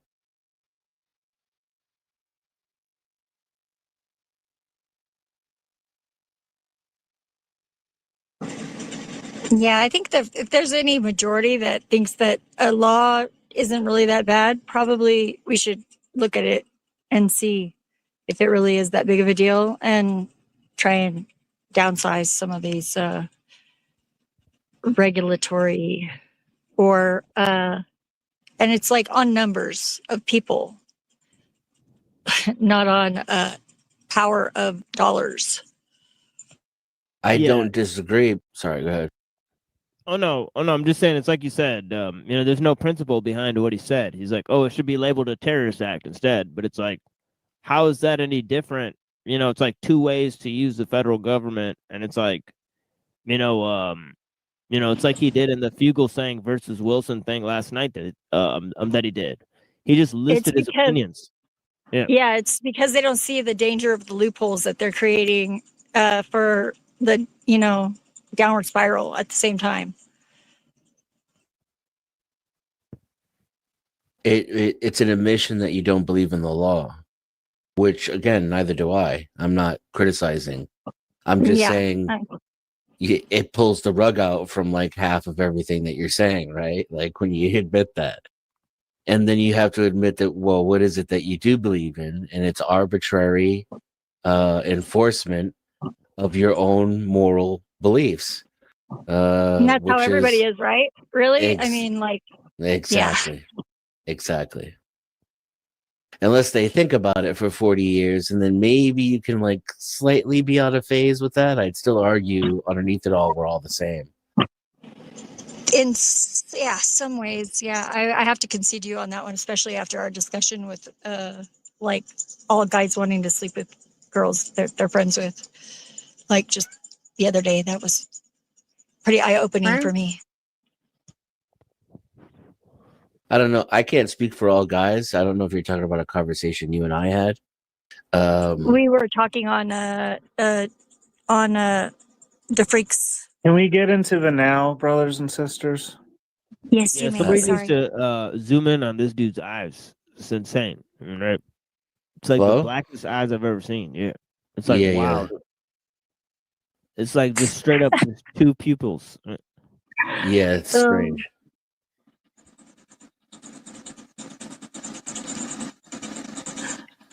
I'm sorry, it's FBI. FBI is. ICE operates under which agency? Meth is a hell of a I want you drug. to take a guess. ICE Like, operates is that like Cottonmouth that he's facing there? under which agency? I'm sorry, it's FBI. FBI is who's in charge of. I don't think that the FBI is the sole. You don't think the DHS also works on anti-terror investigations? I don't think that ICE is primarily responsible for investigating terrorism. Well, it might not be primarily, but certain in the course of law enforcement, if they come to find that there are actual terrorists, why would we? The point I'm arguing which branch of the government should govern people. It's just insane. It's like, well, I mean, you grant them that they believe in government, at least. Right. And move on from there. Yeah, it's authoritarian. But I mean, that's 98% of people. And really, I would argue that it's inherent in the rest of the people too, right? Some people either have an extreme aversion to authority, or some people have thought about it long enough to realize it's all bullshit, and at least there's some kind of cognitive dissonance there. But human beings in general were authoritarian monkeys. And with good reason, because we come from like a habit of beating each other over the head for scraps of food. Allegedly. Sure, yeah. We could be unlike any other animal we've ever observed on Earth and been created by the divine and put here perfectly with everything we need and fig leaves and all the things. Could be. And then I don't know how the fuck we got like this then. I don't know.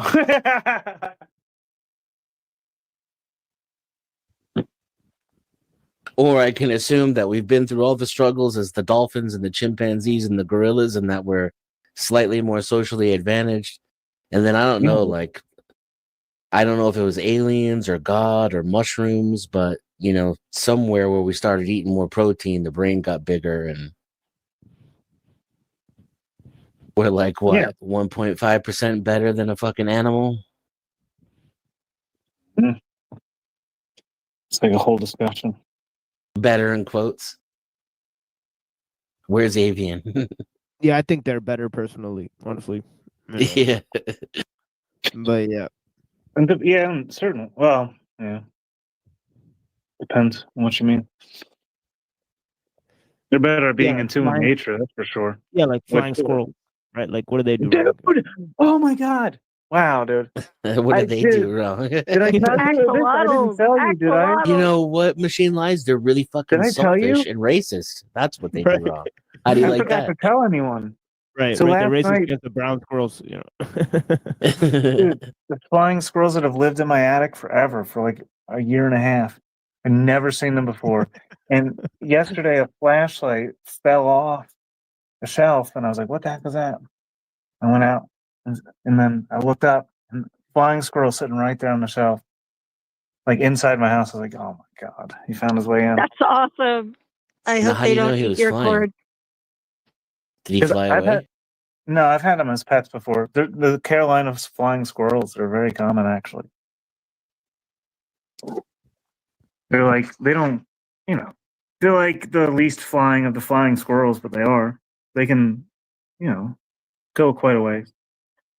They're not like In the East they don't Mountains, have we have these gray squirrels. They're called Ebert squirrels, and they are terror agents. They're terrorists. They literally will like eat anything. They use things for their nest. They steal your shit. Yeah, they're horrible. But not all squirrels are bad.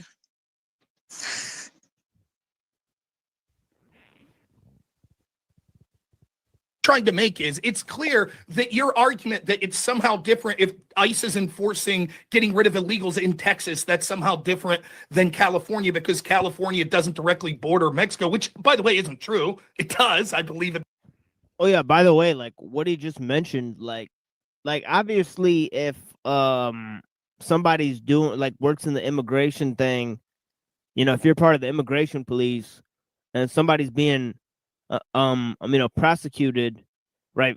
In terms of Homeland Security, right? And they came under the country under false pretenses, then they're going to be working with the same people. Like, I don't understand how, he doesn't see that, like, it's part of the same government. So obviously they get information from each other. Like the southern Well, part. I said not all of them.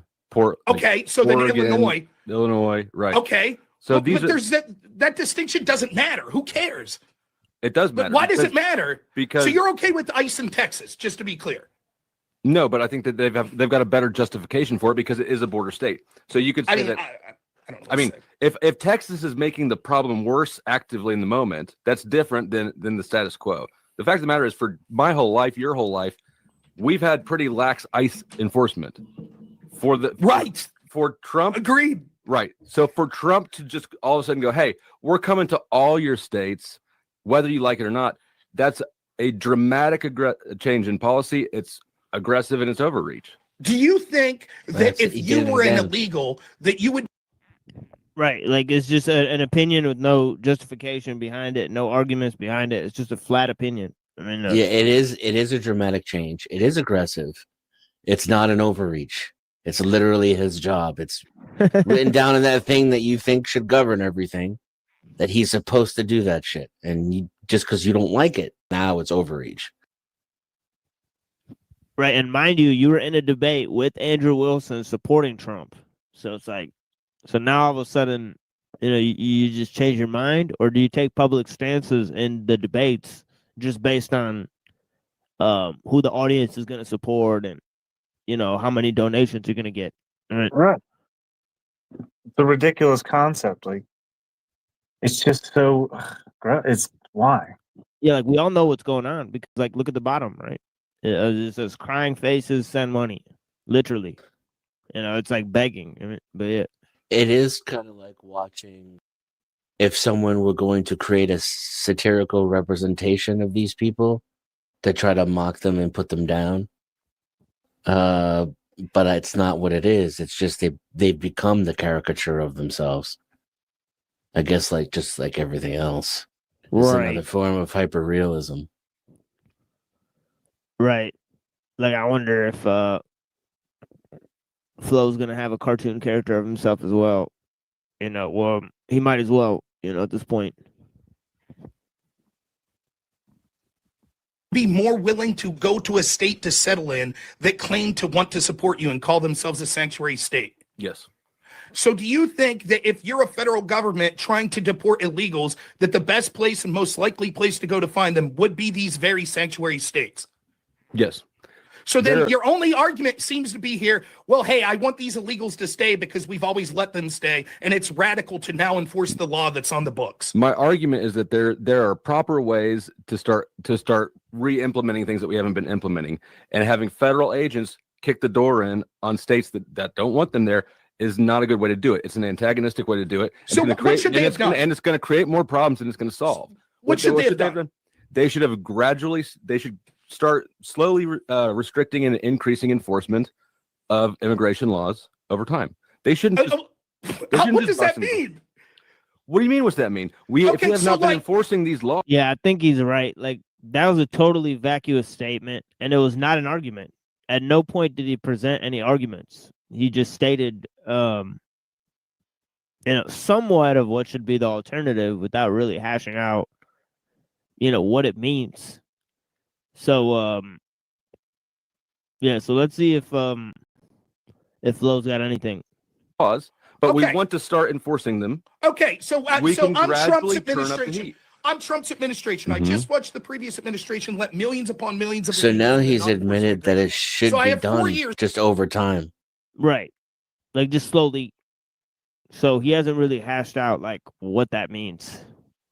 So yeah. So I mean the argument would be why should that happen? Right? That would be the argument. But he didn't provide that. So yeah. Because a frog doesn't know when it's in warm water. If you slowly boil the frog, it doesn't jump out. So that's essentially his argument. This was too hard and too fast, and now everybody's upset about it. So I agree with you on everything except the way that it was implemented, and even the implementation is acceptable. It should have just been done slower. That's his position now at this point. I think his why is basically it's too harsh, bro. Yeah. That's basically it. But not, and then like still agreeing with it. Right? Yeah, like this version is too harsh. Overall, if we just did it slower.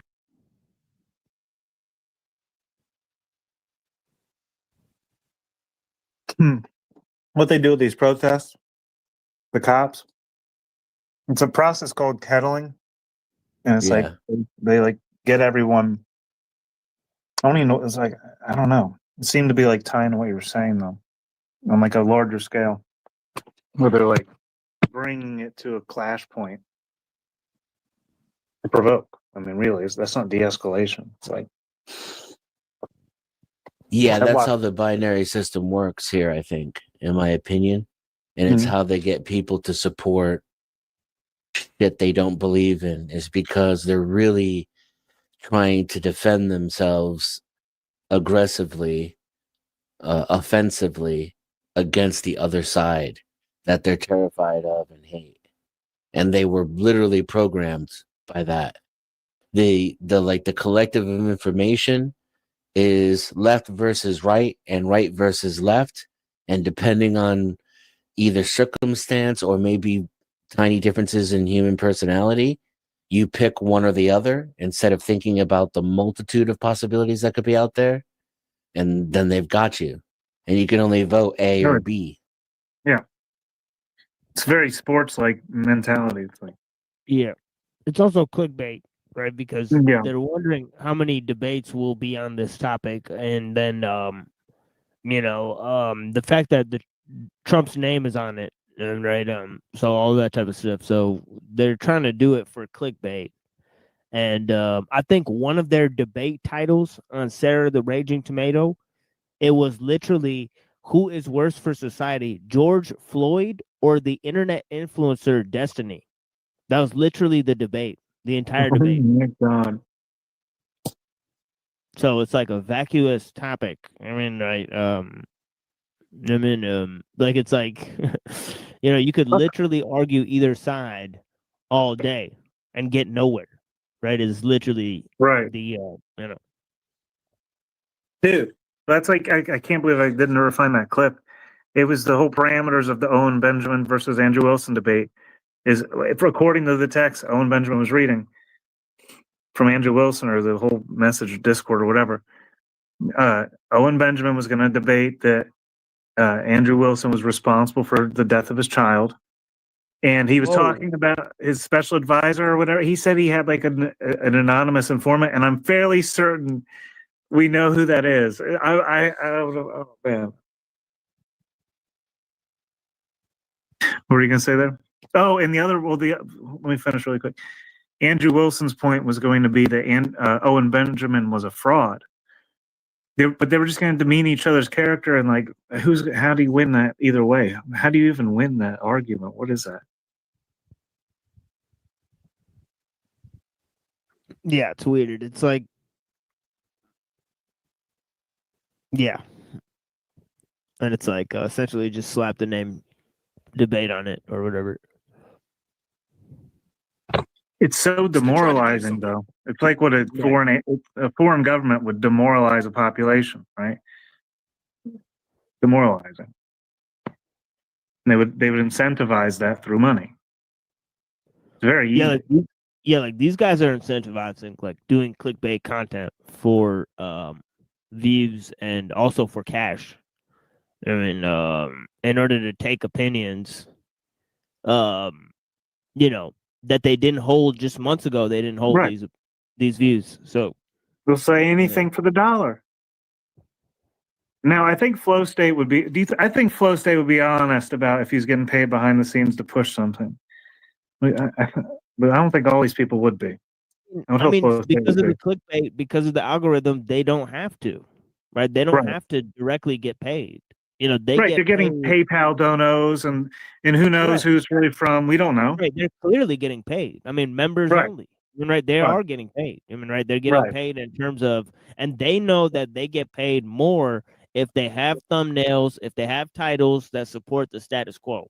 So they know if they produce content that's like, oh yeah, about this or that celebrity guy or this or that, guy, right? They're gonna show up with Rob Noer because he debated Destiny, right? He basically got famous debating Destiny. This guy, Rob Noer, right? So I mean, for him to show up in a debate and say like Destiny is bad for society, it's like, dude, you built your entire career, even right off of you built. We can agree. He should have used himself as an example. Right, exactly. Right. Yeah, he could have used himself as an example, right, of somebody who's, used it for negative influence or whatever. I don't know. I mean, but yeah, it's wild to me. Your argument is I should come in Trump's administration and say, listen, California, Illinois, we want to gradually start enforcing immigration laws. They say, no thanks. Now what do I do? Well, you started with it at the border. You as the president in charge of federal agencies, you do what you're chartered to do. What you don't do enforce immigration laws. Correct. That's what you're chartered to do. That's part. Now he's laughing at him because he's like, you disagree with me now. So it's like, he's like, yeah, he's like just laughing at him now. He's like, all right. Part of the law. You have Who no else? ability. You have no ability to think in nuance, do you, or to understand the kind of the give and I do. take? You're looking at it in the inverse. diplomacy. In America, we've got states' rights, we've got federal rights. Let me ask you this, it's a Dusty. big hold on. It's a big complex system that works on checks and balances. And what did you just call him? Let me ask you this: what? Kind of the give and I do. take. This is what happens when he gets cornered, like logically and intellectually. He's got nowhere to go now. So now here come the personal insults to see if he can just turn it into a digital dick measuring contest. Right. You can, if all else fails and you don't have an argument, you just jump to name calling. It's like He'll always win Andrew that too. Wilson, yeah. I guess Because there's nothing he's not willing to say and nowhere he's not willing to go with that. Right. Yeah. See, to Flow State's credit, he's never like, he doesn't, I don't know. He doesn't attack people much. Like I've seen a lot of, like, I've seen that in them. He's got a lot of other issues though. Just a critique, Flow State. All right, relax, dude. The diplomacy. In America, we've got states' rights, we've got federal rights. Let me ask you this, Dusty. Hold on. It's a big complex system. We've got states' rights, we've got federal rights. Let me ask you this, Dusty. Hold on. It's a big complex America. We've got states' rights, we've got federal rights. Let me ask you this, Dusty. Hold on. It's a big complex system. Dusty? Oh, Dusty. That works on checks and balances. He sounds like a cartoon character when he yells You that. just want, and it seems like you want a king. Okay, let me ask you this. Do you think that there are members of Congress that deal in insider trading? Yeah. Do you think that's something, I think we would both agree that's something we would like to be enforced? Yes. Do you agree that it's hardly ever enforced? Yes. So if we elect, I don't know who your ideal president would be, but let's say we elect Rand Paul. Wait, sorry. And he's like, you know what? I know this is the second time we've heard this, but can you give me 20 seconds? Let me listen again. Just the last 20 seconds. That there are members of Congress that deal in insider trading. Yeah. Do you think that's something, I think we would both agree that's something we would like to be enforced? Yes. Do you agree that it's hardly ever enforced? Yes. So if we elect, I don't know who your ideal president would be, but let's say we elect Rand Paul and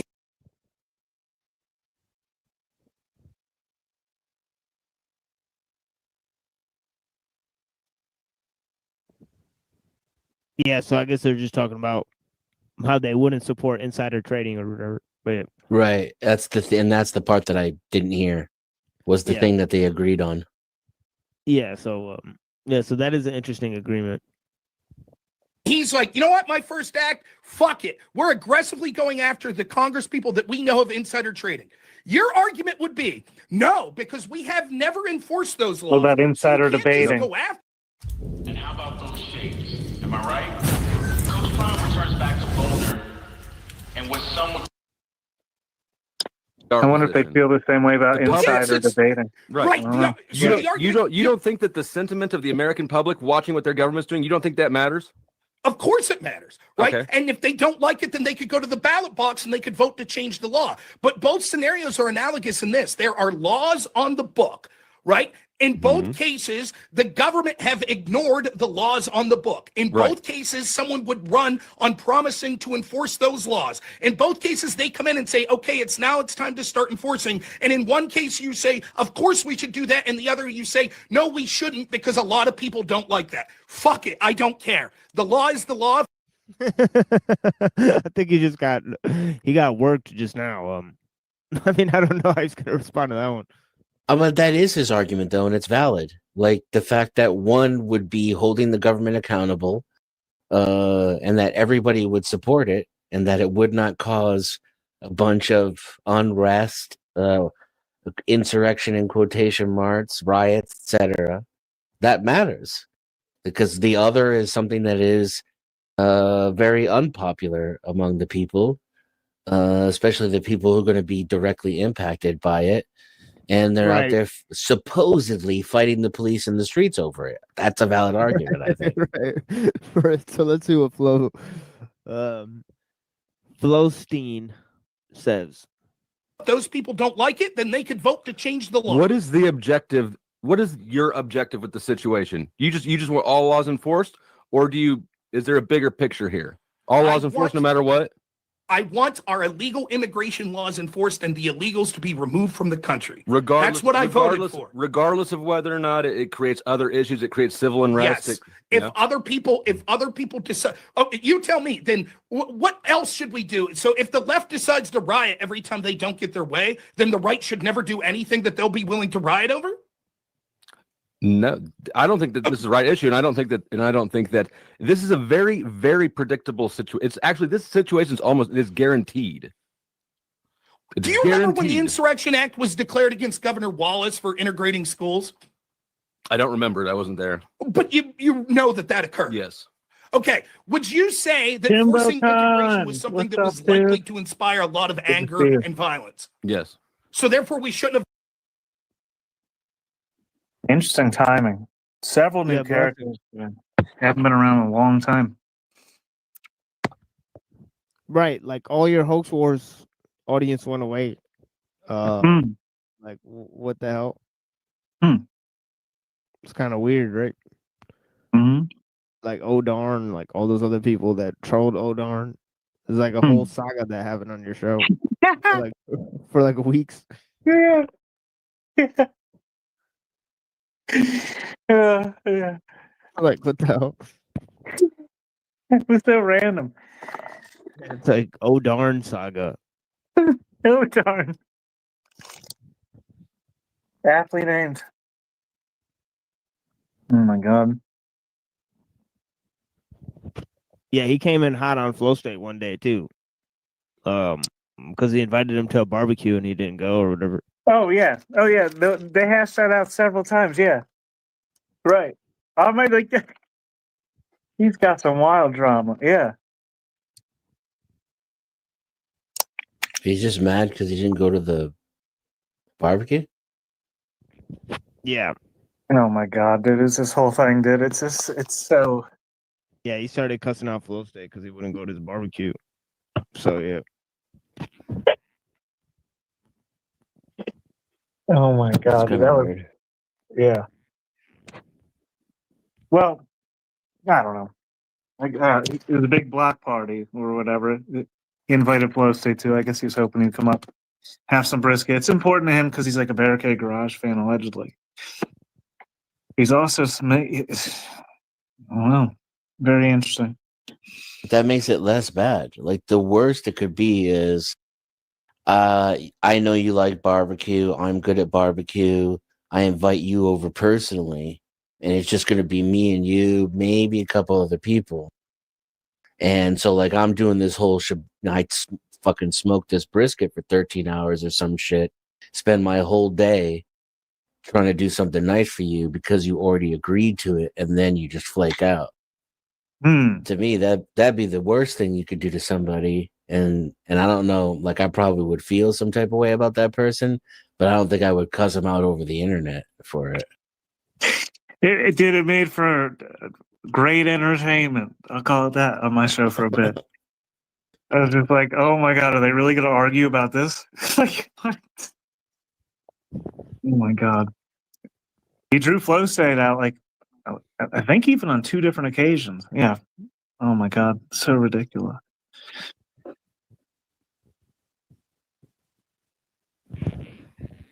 Done it, correct? That's my opinion. I don't think that it should have been enforced. So you don't think that we should have enforced integration? I don't think that we should have bused black students to white schools and enforced it that way. No. Busing's different. The question was allowing black students into white school, public schools. Again, I think that I would have, if it were me, and this is not really the point of the debate, but I would have just removed the laws without enforcing the integration part. Yeah, I think. So just to be clear, you would have said the federal law would have said, look, if you're a public school, you can't discriminate based on race. We both agree that should be, our tax dollars shouldn't be allowed to white only spaces, correct? Okay. Correct. But you just wouldn't enforce it. The schools would say, fuck you, we're not going to leave blacks, and you would have said, okay. I wouldn't force it. I would enforce it, but not force it. What they did is force it. Wait. Explain the difference between enforcing the law and forcing. Enforcing means you prevent the school administrators from breaking the law. That's what they did. Wallace refused to allow black. Enforce it means that you bus in black students. So I wasn't allowed. So you're to telling me that it was know. a forced busing issue. It wasn't that there were black students that lived in the area and wanted to go to that school.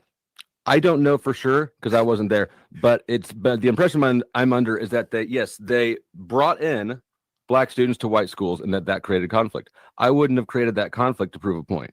It would. I don't think that's the case. But even if it was, it would have been inevitable in a very short amount of time, right? That once integration in public spaces was the law of the land, that there would have been blacks that if you just took them to the nearest school, would have been schools that were predominant, that were always white. You agree with that? Right.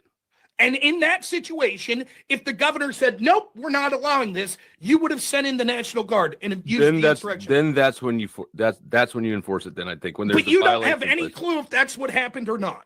No, I don't. I wasn't there. And this isn't the point of the topic of the debate. The fact that he doesn't know bolsters his argument.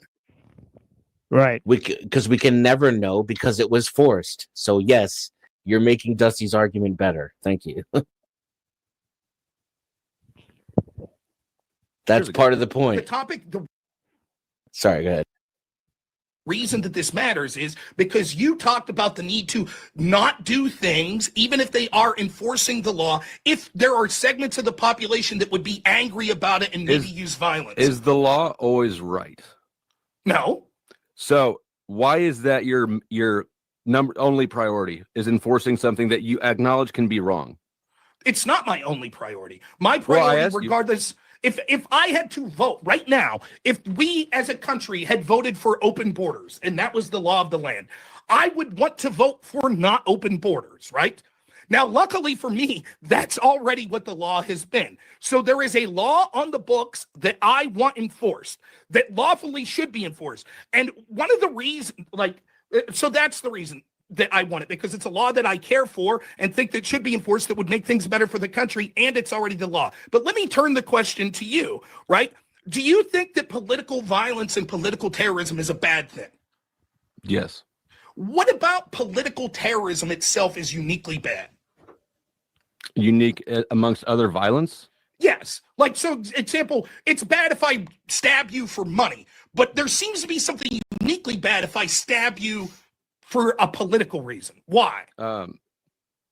I disagree that they're different. Well, let me explain and you tell me if you agree or not. Because when we allow people to change the course of our laws through violence, that's uniquely bad because it encourages other people that are unhappy with the law to say we too will use violence, correct? Correct. We'll just do it. So then then I'll finish with this. So then your argument that we can't enforce immigration laws that are on the book because people will act in violence is giving in to political terrorism. If you have states and communities that have massive illegal immigrant populations because we have not been enforced, because the government's been lax on enforcing those laws, and you go in one day against the local community's wishes, yes, then that's really not on them. That's I think baby murder. And by the way, there is also a lot of controversy about whether or not they are actually just enforcing the law because courts keep ruling against the way they're carrying out their job. Doesn't matter, and the courts get. Of course, it fucking matters. It doesn't show me matter. Show me one time it's made it to the Supreme Court and they've upheld those court decisions. I mean, these are still a lot of things are pending because it's happening in real time. Right. Like I said, what we have in real time is ICE is carrying out what they're trying to do. They are arresting people. They're successfully doing it. The DHS is bragging about it. They are successfully doing their job, and police are arresting people. They're charging people. The courts are ruling. The system is working as it should, and you're demanding that we invoke the Insurrection Act despite all that. Okay. Why? One, what we see in real time is the courts are being activist and ruling decisions that they absolutely 100% it's rulings you disagree with. You're alleging they're activists because you don't like the rulings. You don't like the rulings. You call them activists. I understand. You're a crybaby. I understand the need to spurg out, right? Bro, you've been talking for the past 10 minutes. I haven't even got to be up here. So what? When you get a one-on-one, you'll get to talk for 10 minutes and I won't have the opportunity to interrupt you. You made a point. I'm responding. Because he doesn't even know what the Insurrection Act is. You made a point and now you're spurging out. That's what you're doing. I'm the only person who's read from the Insurrection Act here. Bullshit. I spent the past 3 days reading it. We read it this morning on stream. You can go back and watch. He read it for the first time. I've been studying. They're all like just conceding that police arrest people, the government. Did not say that. I said the military. You fucking brute. Like, anyways, the No matter which point they're arguing from, it's, oh yeah, the government's going to enforce the law. That's, yeah, it's just going to do whatever. But it does whatever through this method and not that method. And it should be doing it like arguing about how the government should control people. Like, so crazy. Here's the beauty. Here's the beauty of the brainwashing that tickles me when I think about it is all of these people are right now. Dusty's probably calmer than I've seen him usually. But they're all generally, and I don't know about the host, they're angry, right, and upset about the way things are going, the way things are being done. Like D-Head says here, laws failing them. Like none of them are satisfied. But as soon as the guy with the right letter gets in, they all will say that they're generally happy with the way that the government is going. Like a vast majority of them. But clearly they're not. So there's some kind of, delusion there as well.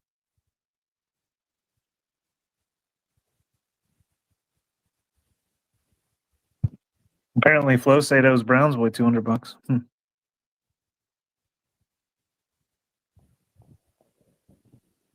Huh.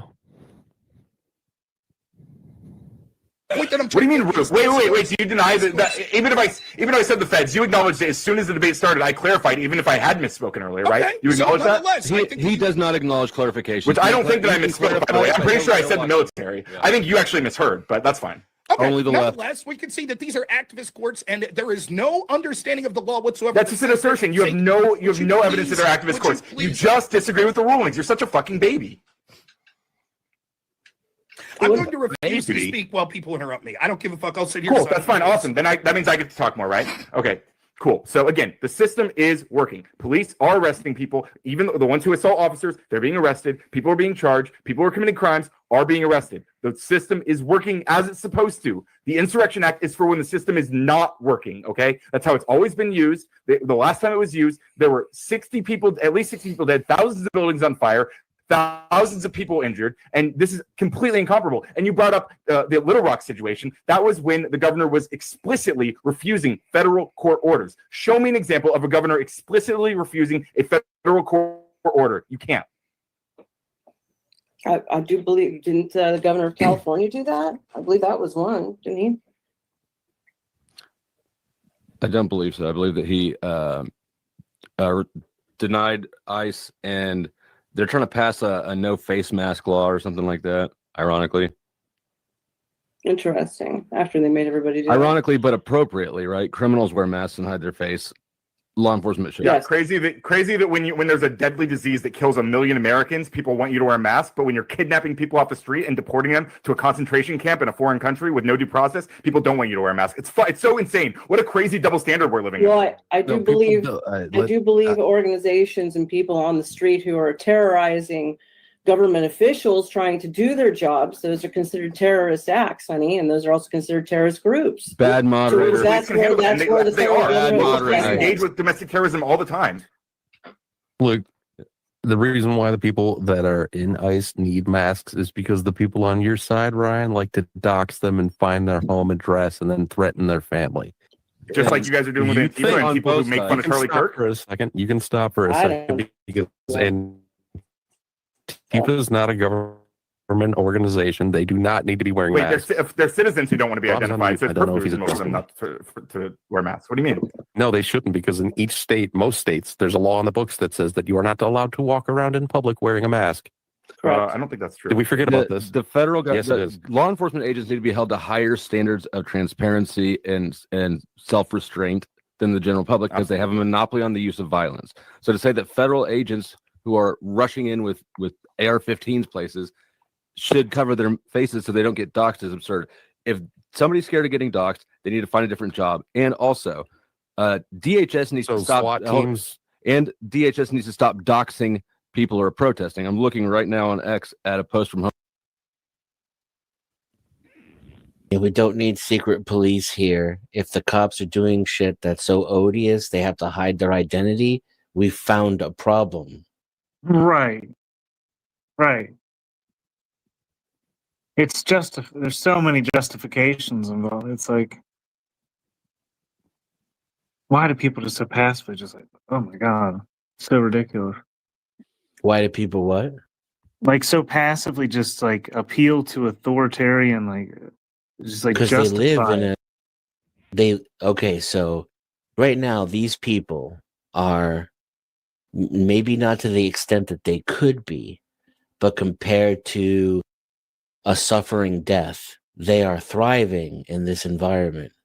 And this is arguably one of the most authoritarian times in human history.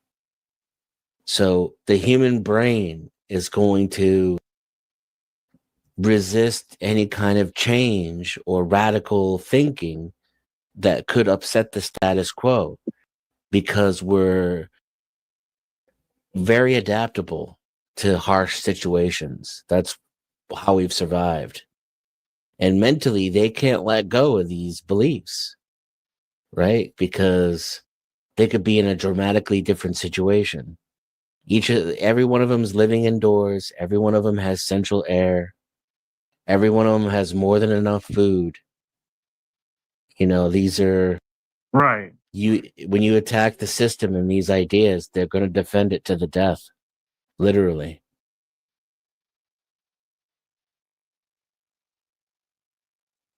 Convenience, man, it's crazy. Yeah, and it's also interesting that you know, that they identify with the strength of the system, right? When they're clearly pawns in the game, right? It's not like they're the ones that are making these decisions. So they identify with the power that's not That they identical. don't have. Yeah, that they don't have. And then Isn't it beautiful? right. And then also you know, if you try to critique the system, right? It's always that's the problem. And it's never even if you don't make any value judgments about what should be done, right?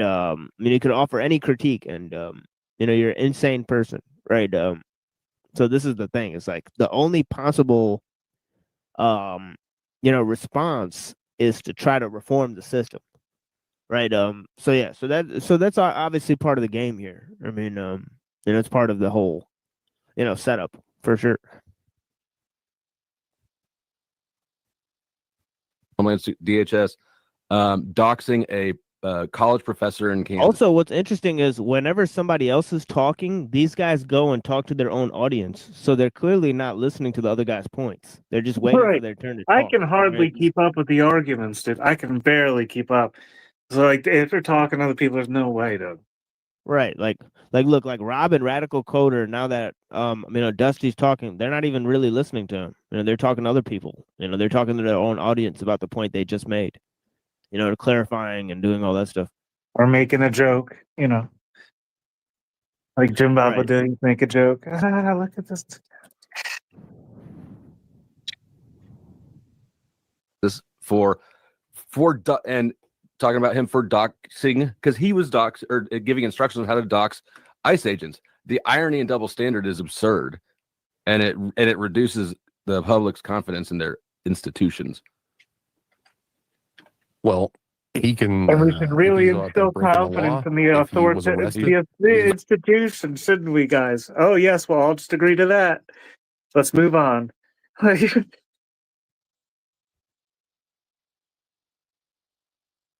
Personal information would be put out there on a public website. He's not breaking the law, and he has not been arrested. So there's no law on any books that's against doxing. I'm sure there's a law somewhere, but he has not broken. Right. They're starting though and I wasn't sure it would ever happen. The way doxing was treated when I came to the internet in the 80s, I never thought America would go the way of Europe and actually protect people's privacy. But they're trying in little ways by latching onto harassment laws. Well, it can get crazy. I mean, potentially. Oh, don't get me wrong. I'm a full-blown, tanky when it comes to doxing. Whatever, I would go with something more along the lines of what they have in England.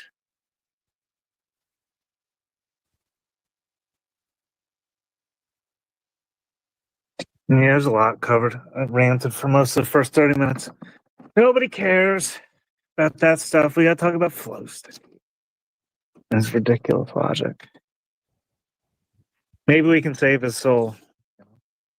If possible.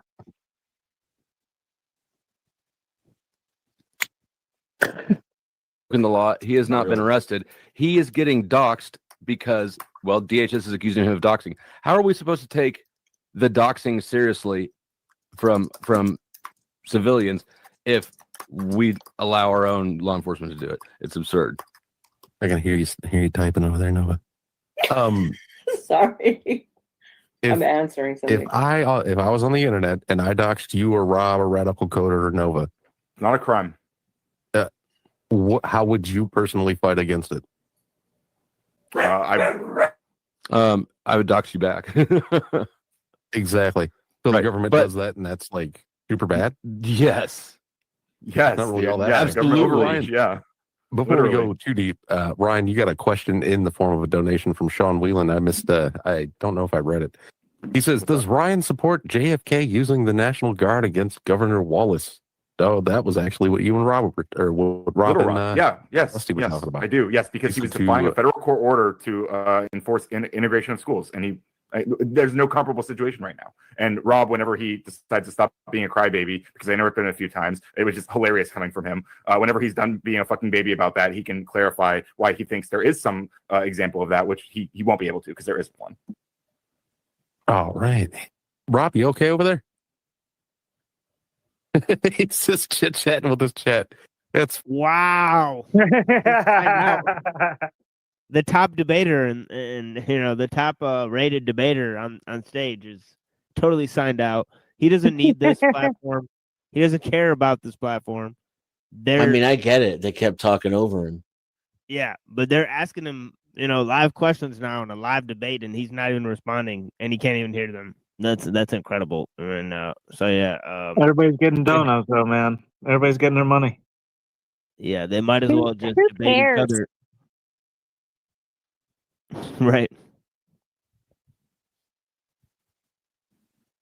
fine.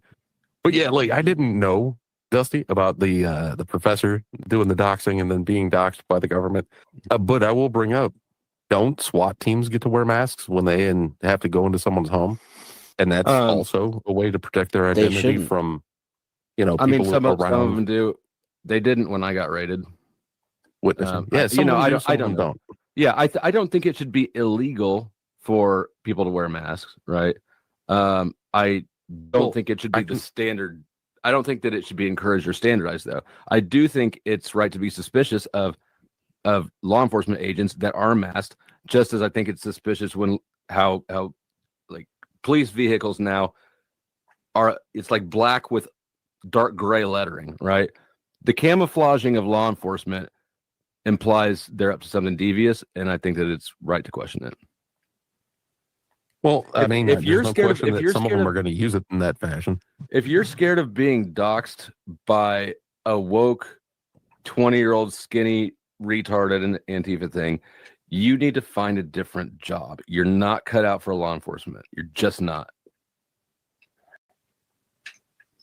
Well, I mean, you could say it's that they're just not qualified or just not cut out. I mean, not qualified, but you said just not cut out for it. But if you're out there and you're thinking about continuing this job, and there's already an app that's set up to try to locate and find where these ICE agents are. How many ICE agents already have been hunted down? How many ICE agents have been hunted down at their homes and had something bad happen? I don't know the numbers. I'm sure I don't think any. A couple. At their home, they've been hunted down and tracked from the doxing. I have not seen anything. I'm not entirely convinced that this is actually a real threat, and I'll tell you why. Because on X, another thing that's on X from Department of Homeland Security is them several posts they made talking about how the cartels are putting out hits on ICE agents and looking to hire hitmen. One of them even included the prices that they were paying for different things.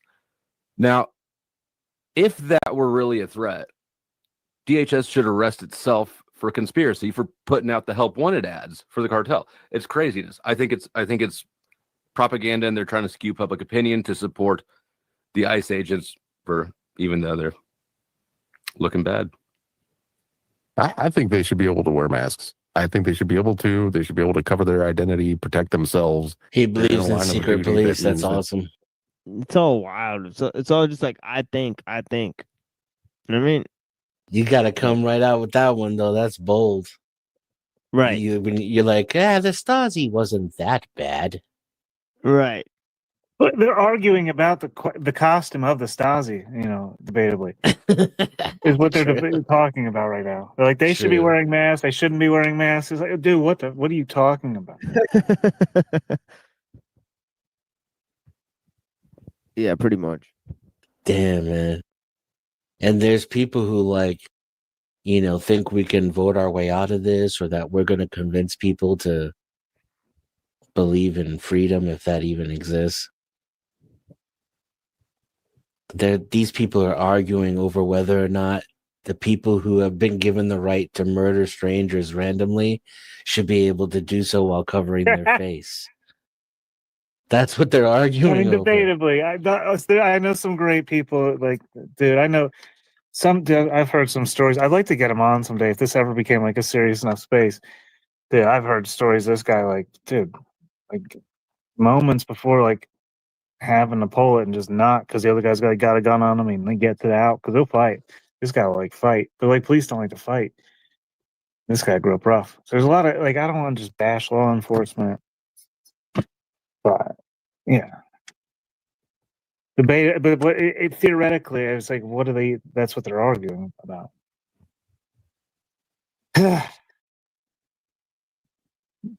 I got paid $1,000 by the. They don't think their institutions are corrupt. They really don't. I've had these conversations with these people. And they make fun of me. I'm negative. I'm a doomsdayer. Oh yeah. Yeah, I've been called that on that. Yeah, I've been called that on that channel. Yeah. A doomer. Yeah. Yeah, just because I point out that the FBI is rotten to the core. The government is run by the sickest, most evil, most corrupt, most illegal, literal PDFs and traffickers. Run ICE, the DEA, the FBI. Just pointing that out, that fact. I made it up or something.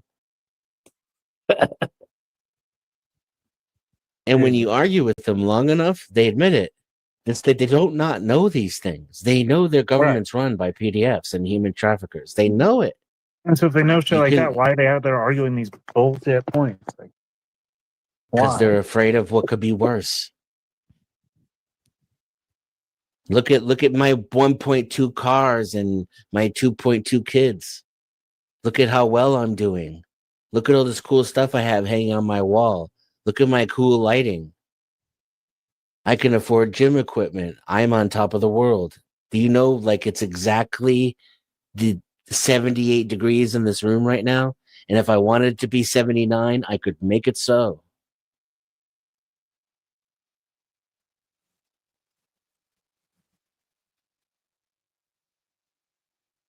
Climate control, man. Right there.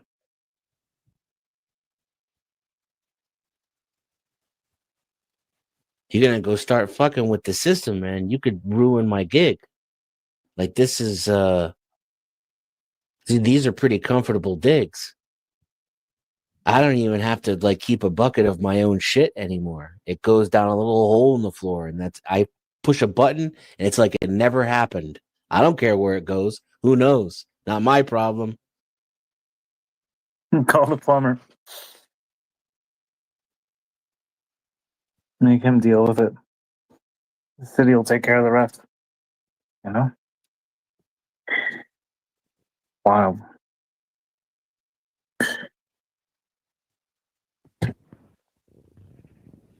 Well, people literally think that. Well, people made the system their god. Essentially, is what it is. Mm-hmm. It gives them everything they need in their mind.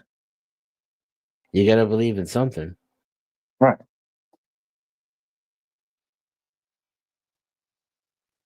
And talk about starting them young. You know, like we start programming 7-year-olds on how to be corporate slaves, how to love their enslavement. Oh yeah, that's insane. And you know, factually and statistically speaking, it's not that bad of a deal. I live better than a king from 500 years ago. You know? Right. That's true. Yeah, exactly. That's true. Now, Elon Musk can literally buy the public square if he wants, and did. But you know, poop goes down the hole. Ridiculous.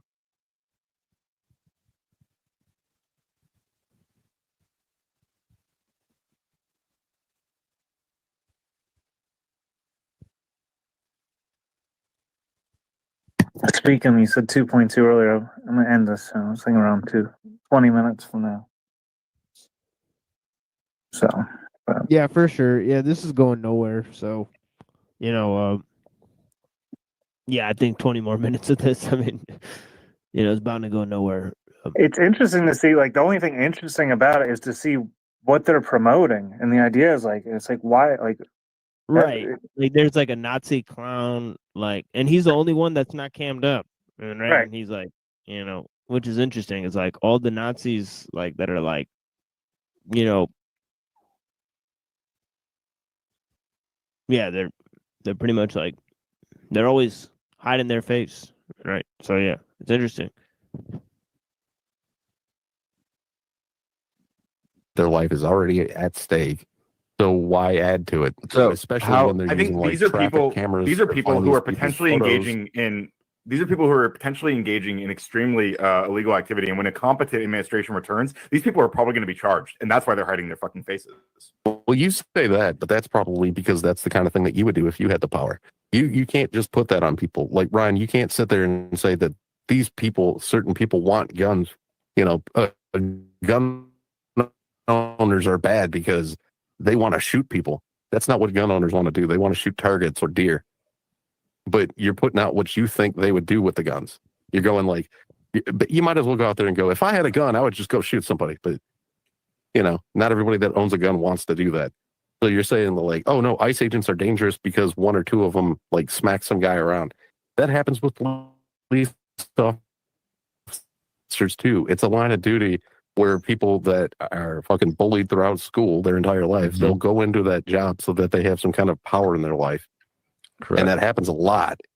So I'm not saying that anybody's innocent, and it doesn't just mean you're innocent just because you're in that work. But it's also a numbers game. So like it's only a matter of time before you encounter that situation. Which situation? Yeah, it's only a matter of time before you're going to find somebody who's going to want to use that position to do something bad. Yeah, I mean, a lot of them are. I just think, you know, if you are scared to do your job, you're in the wrong job. That just full Pretty stop. much. Yeah. Pretty much, yeah. And also it's a pretty good indicator, not perfect, but it's a good red flag. If you're scared, if you think that the public at large is going to be mad at you for doing your job, if you need to camouflage yourself so that people aren't mad at you, maybe you're doing the wrong thing. I just don't see that being the case. There's too many situations where these people are using traffic cameras to get pictures of the cops while they're driving, and not the cops, but even ICE agents. They're using every That's like because cops and ICE agents are not doing the right thing to get a photo of the people. You know, like it's like he wasn't even listening.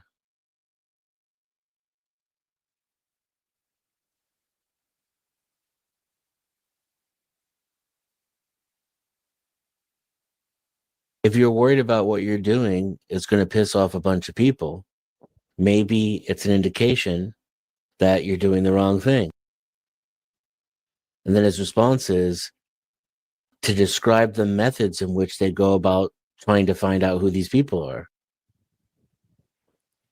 Yeah, because the clown is the one that's hosting. He works with the Shiksa down there, right? So, yeah.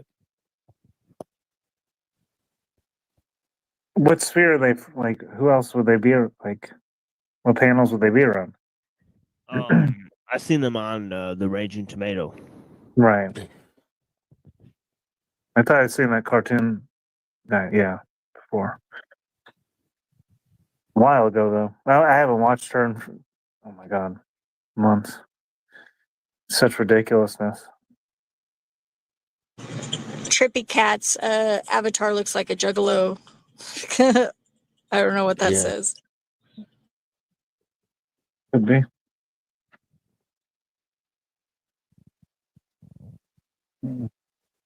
Looks like Joker too. Yeah, there's a lot of like, I mean, and I'm not like against Heyoka energy, you know, but I don't know.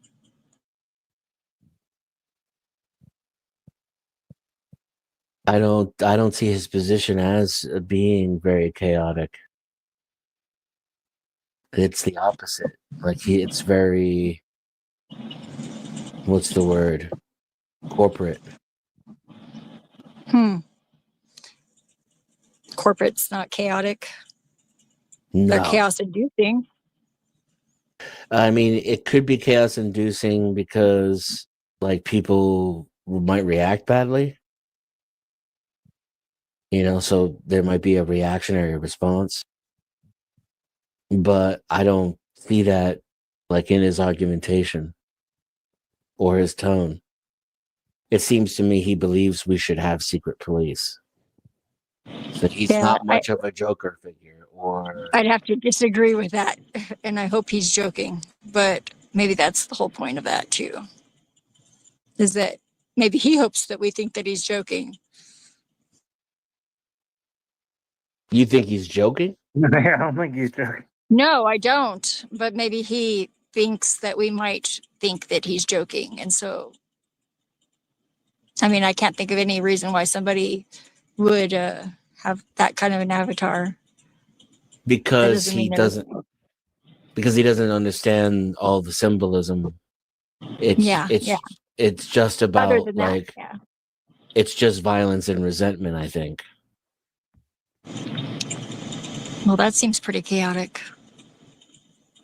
But he's not chaotic.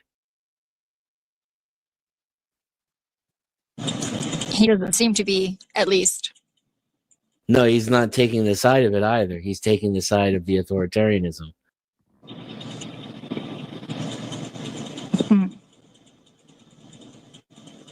So, like, in other words, based upon what he's said so far, I think if we gave him a test to see where he was on the orderly spectrum, he would be way towards orderly.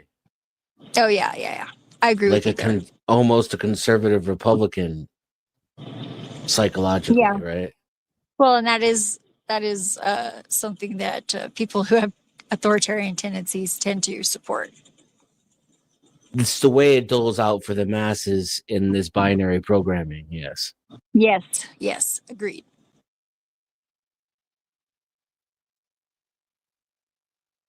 And so now I'm upset that he's using Joker. That's cultural appropriation. Yeah. Well, that is what America's good at.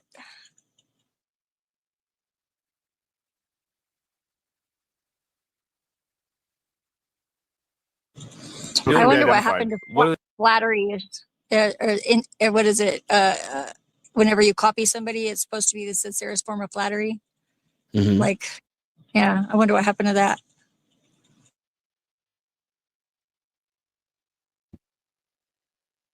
Doing with if I was following either one of you guys around and I was taking your picture every chance I got and getting your real name and then, putting that out there for other people to go to your house, I see you looking at me. Ooh, you're zipped.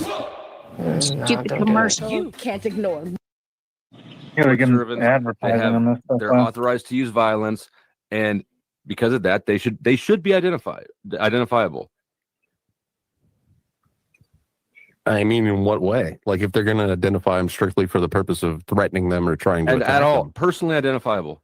Just like when you get pulled over, you can ask the cop for their name and badge number. It should be like that for everything. Yeah, but if you're a political figure, if you're like a mayor or a even like Supreme Court justice and judge and all that, you get state plates so that people don't use your plate to find your real home address. That's a way to hide where you're living. That's fine. Just because some people do it doesn't mean that everybody needs to do it. Judges are not running around with AR-15s, kicking in doors and arresting people. It's a whole different thing. They are held to a higher standard for good reason. They should be. Yeah, but again, SWAT agents are kicking down doors and putting people in jail. Yeah, SWAT agents do it. SWAT agents can wear masks, and nobody's ever raised a red flag about that. That's whataboutism. Well, nobody's ever asked me. You think? I got opinions on. I got opinions on those people too. Well, Dusty, that's why that's never come up. Is because nobody's come up. Nobody was me. Yeah, no. If Well, it were up to me, would you two gentlemen like to have a quick discussion about that? Bring up the panel and stuff. But hey, I'd like Rob to be able to talk. He's over there just Rob's hosting the show.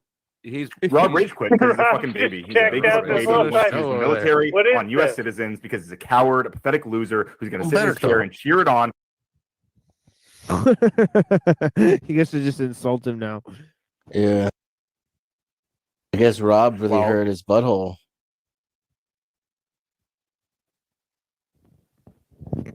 Yeah, he's clout sharking off of him to get like a 1v1 with this dude where he should actually be the one doing 1v1 with Rob Noer instead of Powder Dusty, because this guy's done more debates, right? So it's kind of sad that, because I think Brown's boy said that earlier, that Powder Dusty and Rob Noer are going to do a debate on modern day debate. Oh, wow. Yeah. So None of this is these are the laying debates. of the foundation for that or something in the narrative. Yeah, it's like some type of like practice match. Gotcha.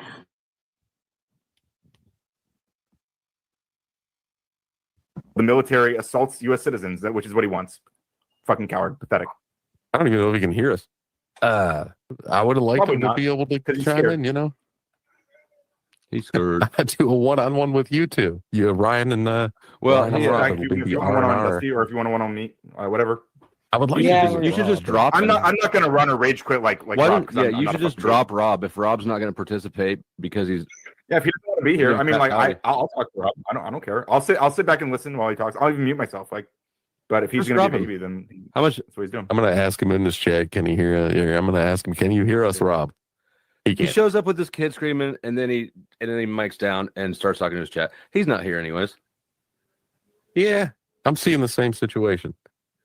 And in a minute, it'll be you guys All right, versus Rob. me and Nova. You know what? This might get his attention though. If you want, I just released a new short we could play.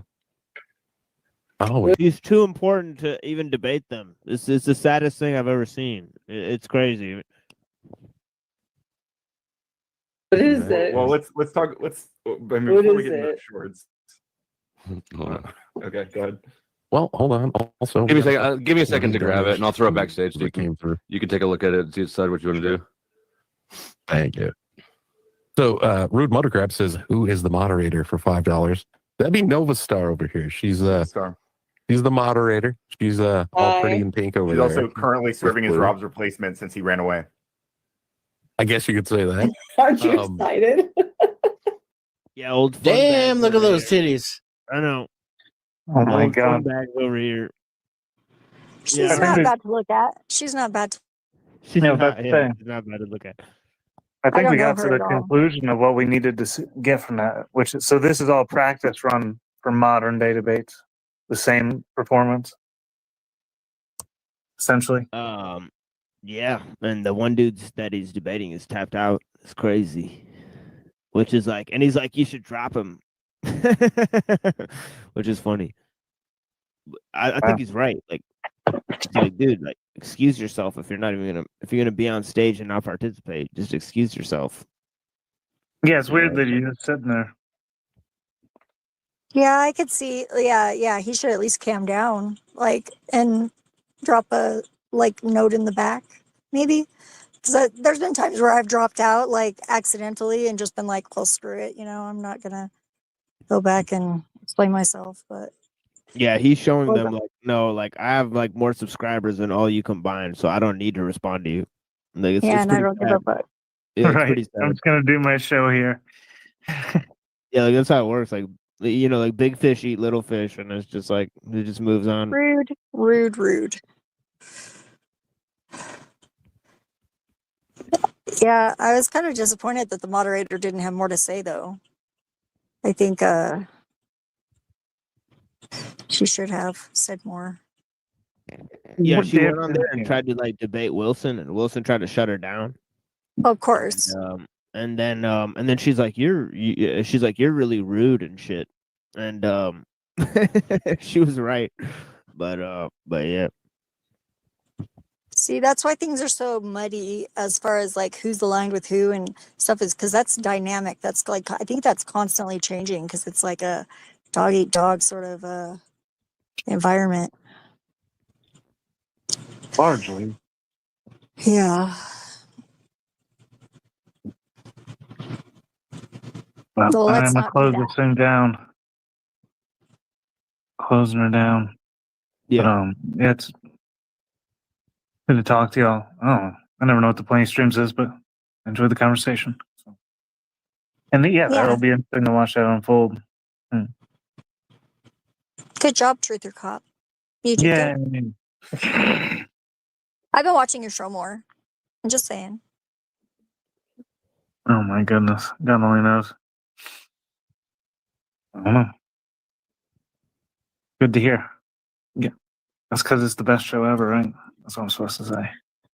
The jury's still out on that. Get but out of you're here, doing better. Zephyr. You're doing good. Get out of here. Bye. Love you. Good night. Be well.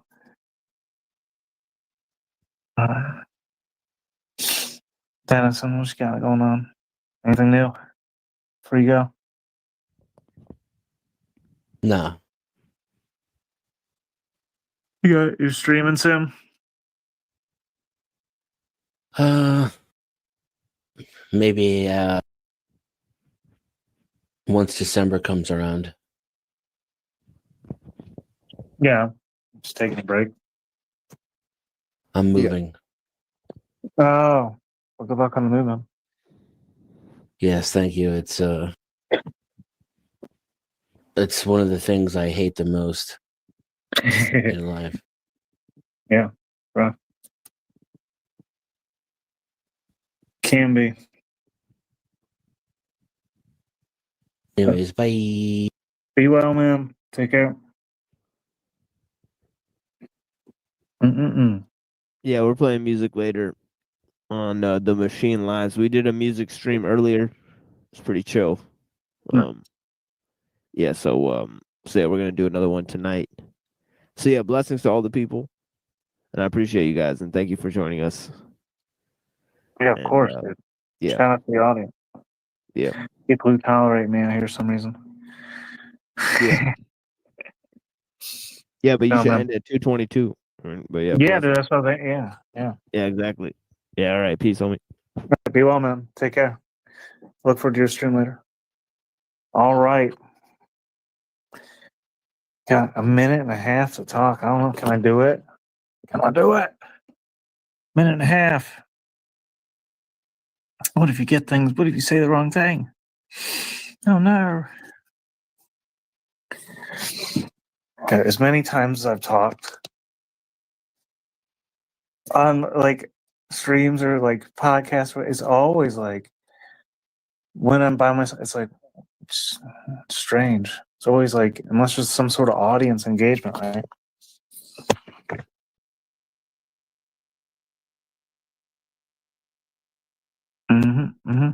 But that's like kind of chaotic sometimes. It's a little bit.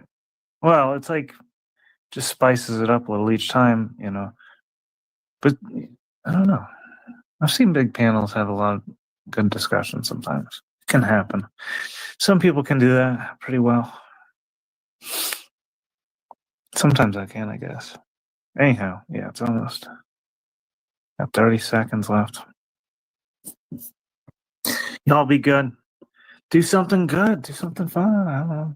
Enjoy your life. Thanks for spending some time here, y'all. Be well. Woo! Best show.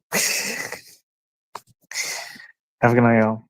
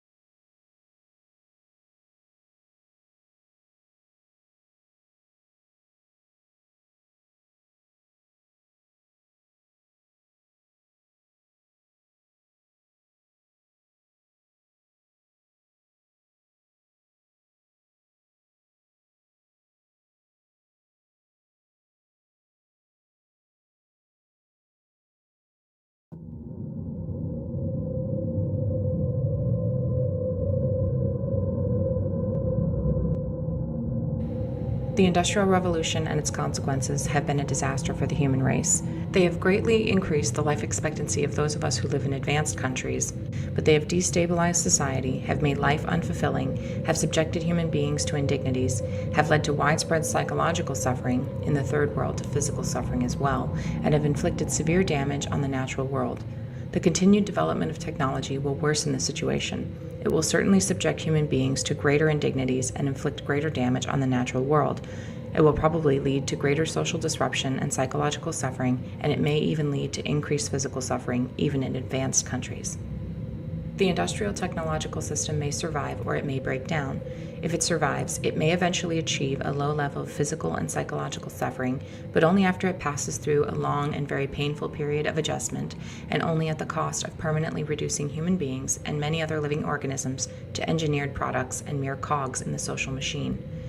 Furthermore, if the system survives, the consequences will be inevitable. There is no way of reforming it or modifying the system so as to prevent it from depriving people of dignity and autonomy. If the system breaks down, the consequences will still be very painful, but the bigger the system grows, the more disastrous the results of its breakdown will be. So if it is to break down, it had best break down sooner rather than later. We therefore advocate a revolution against the industrial system. This revolution may or may not make use of violence. It may be sudden, or it may be a relatively gradual process spanning a few decades. We can't predict any of that.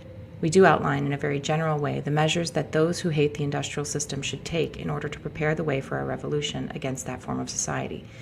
This is not to be a political revolution. Its object will be to overthrow not governments, but the economic and technological basis of the present society. In this article, we give attention to only some of the negative developments that have grown out of this industrial technological system. Other such developments we mention only briefly or ignore altogether. This does not mean we regard these other developments as unimportant. For practical reasons, we have to confine our discussion to areas that have received insufficient public attention or in which we have something new to say. For example, since there are well-developed environmental and wilderness movements, we have written very little about environmental degradation or the destruction of wild nature, even though we consider these to be highly important. The psychology of modern leftism. Almost everyone will agree that we live in a deeply troubled society. One of the most widespread manifestations of the craziness of our world is leftism, so a discussion of the psychology of leftism can serve as an introduction to the discussion of the problems of modern society in general. But what is leftism? During the first half of the 20th century, leftism could have been practically identified with socialism. Today, the movement is fragmented, and it is not clear who can properly be called a leftist.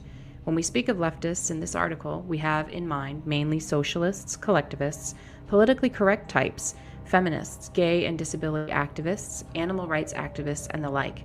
But not everyone who is associated with one of these movements is a leftist. What we are trying to get at in discussing leftism is not so much movement or an ideology as a psychological type, or rather a collection of related types. Thus, what we mean by leftism will emerge more clearly in the course of our discussion of leftist psychology. Even so, our conception of leftism will remain a good deal less clear than we would wish. But there doesn't seem to be any remedy for this. All we are trying to do here is indicate in a rough and approximate way the two psychological tendencies that we believe are the main driving force of modern leftism.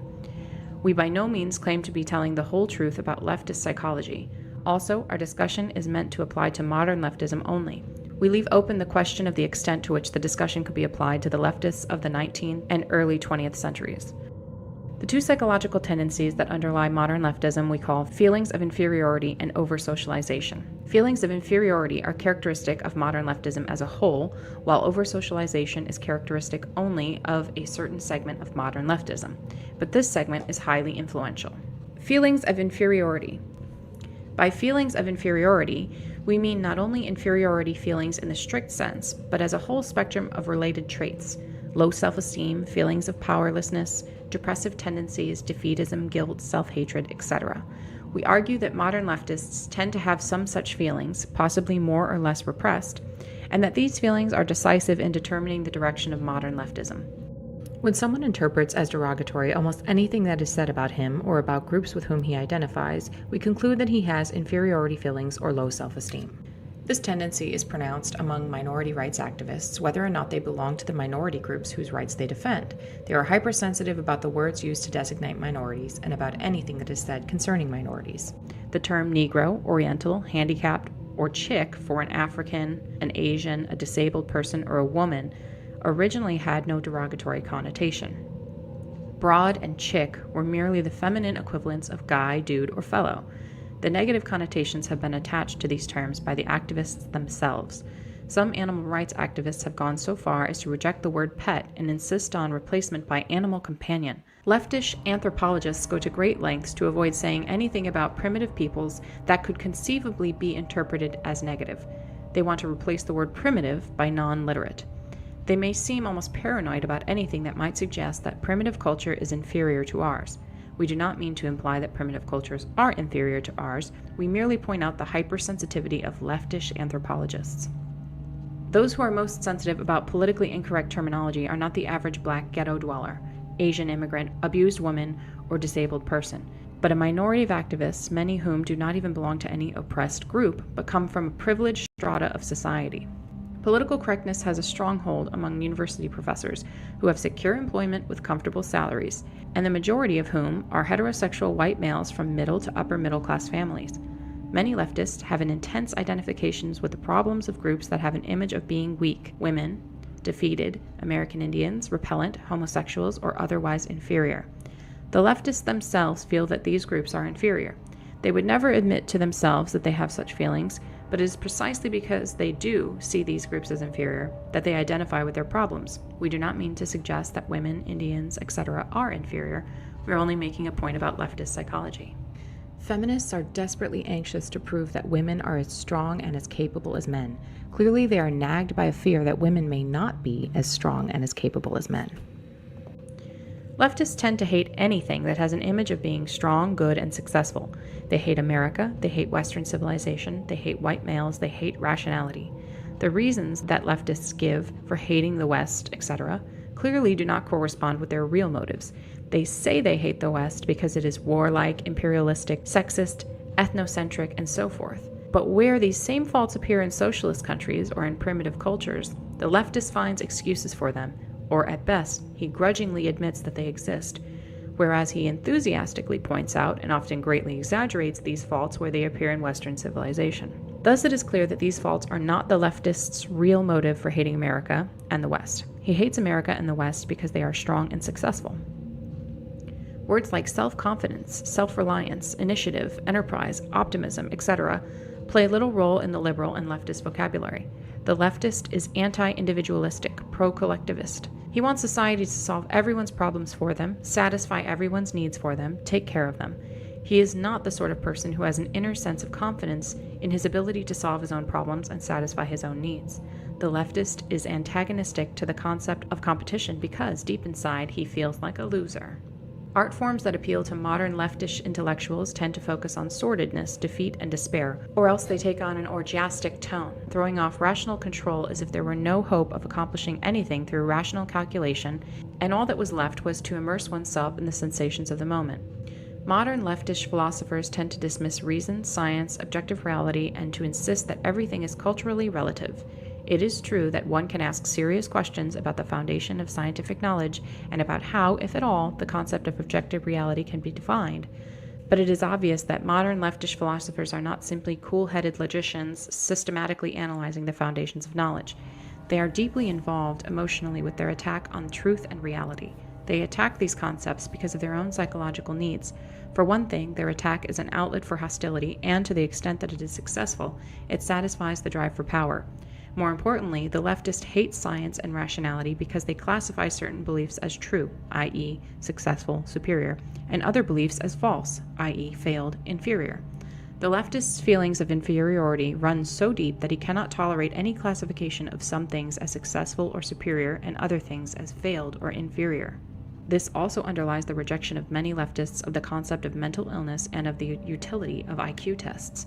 Leftists are antagonistic to genetic explanations of human abilities or behavior because such explanations tend to make some persons appear superior or inferior to others. Leftists prefer to give society the credit or blame for an individual's ability or lack of it. If a person is inferior, it is not his fault, but society's, because he has not been brought up properly. The leftist is not typically the kind of person whose feelings of inferiority make him a braggart, an egotist, a bully, self-promoter, or ruthless competitor. This kind of person has not wholly lost faith in himself. He has a deficit in his sense of power and self-worth, but he can still conceive of himself as having the capacity to be strong, and his efforts to make himself strong produce his unpleasant behavior. But the leftist is gone too far for that. His feelings of inferiority are so ingrained that he cannot conceive of himself as individually strong and valuable, hence the collectivism of the left. He can feel strong only as a member of a large organization or mass movement with which he identifies himself. Notice the masochistic tendency of leftist tactics. Leftists protest by lying down in front of vehicles. They intentionally provoke police or racists to abuse them, etc. These tactics may often be effective, but many leftists use them not as means to an end, but because they prefer masochistic tactics. Self-hatred is a leftist trait. Leftists may claim that their activism is motivated by compassion or moral principles, and moral principle does play a role for the leftists of the over-socialized type. But compassion and moral principle cannot be the main motives for leftist activism. Hostility is too prominent a component of leftist behavior, so is the drive for power. Moreover, much leftist behavior is not rationally calculated to be of benefit to the people whom the leftists claim to be trying to help. For example, if one believes that affirmative action is good for black people, does it make sense to demand affirmative action in hostile or dogmatic terms? Obviously, it would be more productive to take a diplomatic and conciliatory approach that would make at least verbal and symbolic concessions to white people who think that affirmative action discriminates against them. But leftist activists do not take such an approach because it would not satisfy their emotional needs. Helping black people is not their real goal. Instead, race problems serve as an excuse for them to express their own hostility and frustrated need for power. In doing so, they actually harm black people because the activist hostile attitude toward the white majority tends to intensify race hatred. If our society had no social problems at all, leftists would have to invent problems in order to provide themselves with an excuse for making a fuss. We emphasize that the foregoing does not pretend to be an accurate description of everyone who might be considered a leftist. It is only a rough indication of a general tendency of leftism. Over-socialization. Psychologists use the term socialization to designate the process by which children are trained to think and act as society demands. A person is said to be well socialized if he believes in and obeys the moral code of his society and fits in well as a functioning part of that society. It may seem senseless to say that many leftists are over-socialized, since the leftist is perceived as a rebel. Nevertheless, the position can be defended. Many leftists are not such rebels as they seem. The moral code of our society is so demanding that no one can think, feel, and act in a completely moral way. For example, we are not supposed to hate anyone, yet almost everyone hates somebody at some time or another, whether he admits it to himself or not. Some people are so highly socialized that the attempt to think, feel, and act morally imposes a severe burden on them. In order to avoid feelings of guilt, they continually have to deceive themselves about their own motives and find moral explanations for feelings and actions that in reality have a non-moral origin. We use the term over-socialized to describe such people. Over-socialization can lead to low self-esteem, a sense of powerlessness, defeatism, guilt, etc. One of the most important means by which our society socializes children is by making them feel ashamed of behavior or speech that is contrary to society's expectations.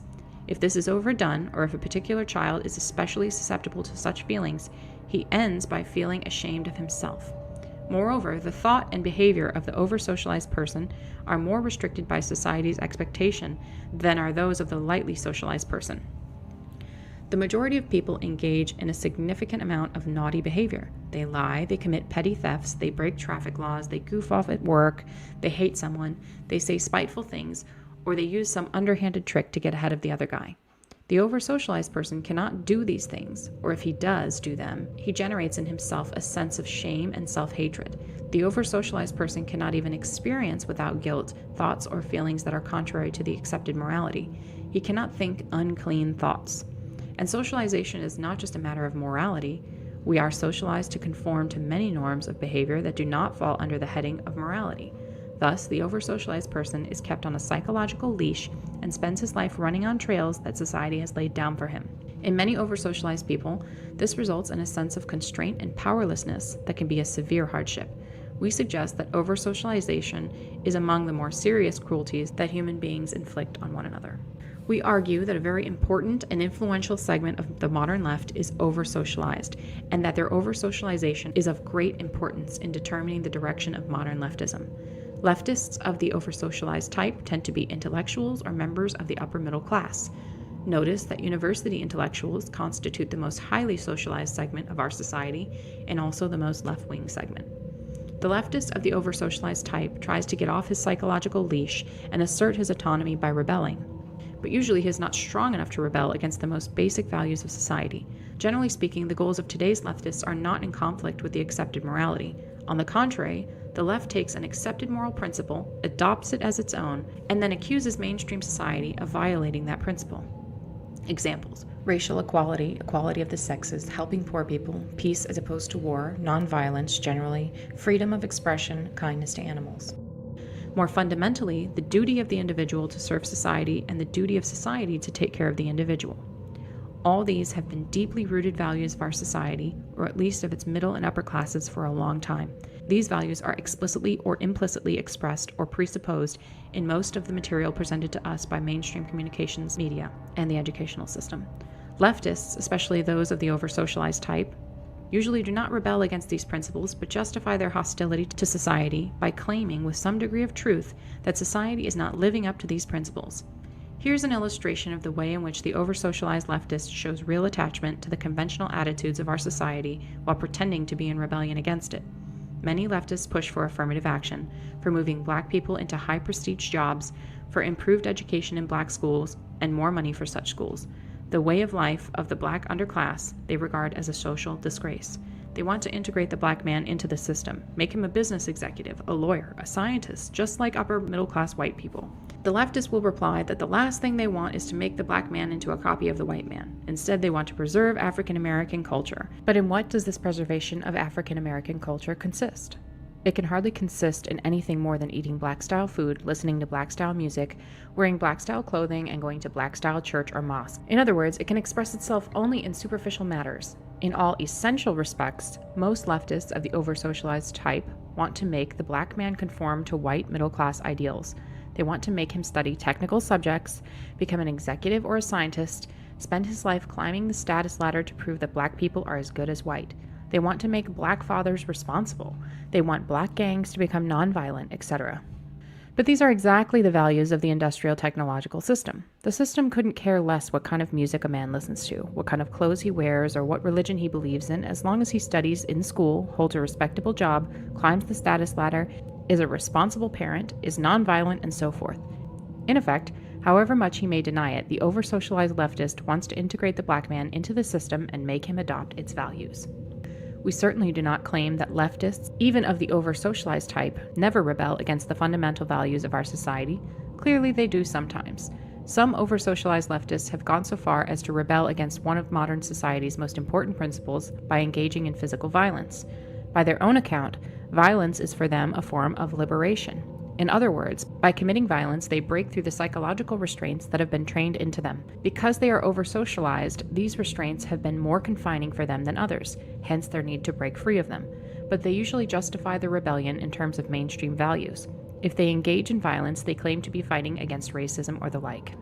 We realize that many objections could be raised to the foregoing thumbnail sketch of leftist psychology. The real situation is complex, and anything like a complete description of it would take several volumes, even if the necessary data were available. We claim only to have indicated very roughly the two most important tendencies of the psychology of modern leftism. The problems of the leftist are indicative of the problems of our society as a whole. Low self-esteem, depressive tendencies, and defeatism are not restricted to the left. Though they are especially noticeable in the left, they are widespread in our society. And today's society tries to socialize us to a greater extent than any previous society. We are even told by experts how to eat, how to exercise, how to make love, how to raise our kids, and so forth. The power process. Human beings have a need, probably based in biology, for something that we will call the power process. This is closely related to the need for power, which is widely recognized, but it is not quite the same thing. The three most clear-cut of these we call goal, effort, and attainment of goal. Everyone needs to have goals whose attainment requires effort and needs to succeed in attaining at least some of his goals. The fourth element is more difficult to define and may not be necessary for everyone. We call it autonomy, and we'll discuss it later. Consider the hypothetical case of a man who can have anything he wants just by wishing for it. Such a man has power, but he will develop serious psychological problems. At first he will have a lot of fun, but by and by he will become acutely bored and demoralized. Eventually he may become clinically depressed. History shows that leisured aristocracies tend to become decadent. This is not true of fighting aristocracies that have to struggle to maintain their power. But leisured, secure aristocracies that have no need to exert themselves usually become bored, hedonistic, and demoralized, even though they have power. This shows that power is not enough. One must have goals toward which to exercise one's power. Everyone has goals, if nothing else, to obtain the physical necessities of life. Food, water, and whatever clothing and shelter are made necessary by the climate. But the leisured aristocrat obtains these things without effort, hence his boredom and demoralization. Non-attainment of important goals results in death if the goals are physical necessities, and in frustration if non-attainment of the goals is compatible with survival. Consistent failure to attain goals throughout life results in defeatism, low self-esteem, or depression. Thus, in order to avoid serious psychological problems, a human being needs goals whose attainment requires effort, and he must have a reasonable rate of success in attaining his goals. Surrogate activities. But not every leisured aristocrat becomes bored and demoralized. For example, the Emperor Hirohito, instead of sinking into decadent hedonism, devoted himself to marine biology, a field in which he became distinguished. When people do not have to exert themselves to satisfy their physical needs, they often set up artificial goals for themselves. In many cases, they then pursue these goals with the same energy and emotional involvement that they otherwise would have put into the search for physical necessities. Thus, the aristocrats of the Roman Empire had their literary pretensions. Many European aristocrats a few centuries ago invested tremendous time and energy in hunting, though they certainly didn't need the meat. Other aristocracies have competed for status through elaborate displays of wealth, and few aristocrats like Hirohito have turned to science. We use the term surrogate activity to designate an activity that is directed toward an artificial goal that people set up for themselves merely in order to have some goal to work toward, or let us say merely for the sake of the fulfillment that they get from pursuing the goal. Here's a rule of thumb for the identification of surrogate activities. Given a person who devotes much time and energy to the pursuit of goal X, ask yourself this: if he had to devote most of his time and energy to satisfying his biological needs, and if that effort required him to use his physical and mental faculties in a varied and interesting way, would he feel seriously deprived because he did not attain goal X? If the answer is no, then the person's pursuit of goal X is a surrogate activity.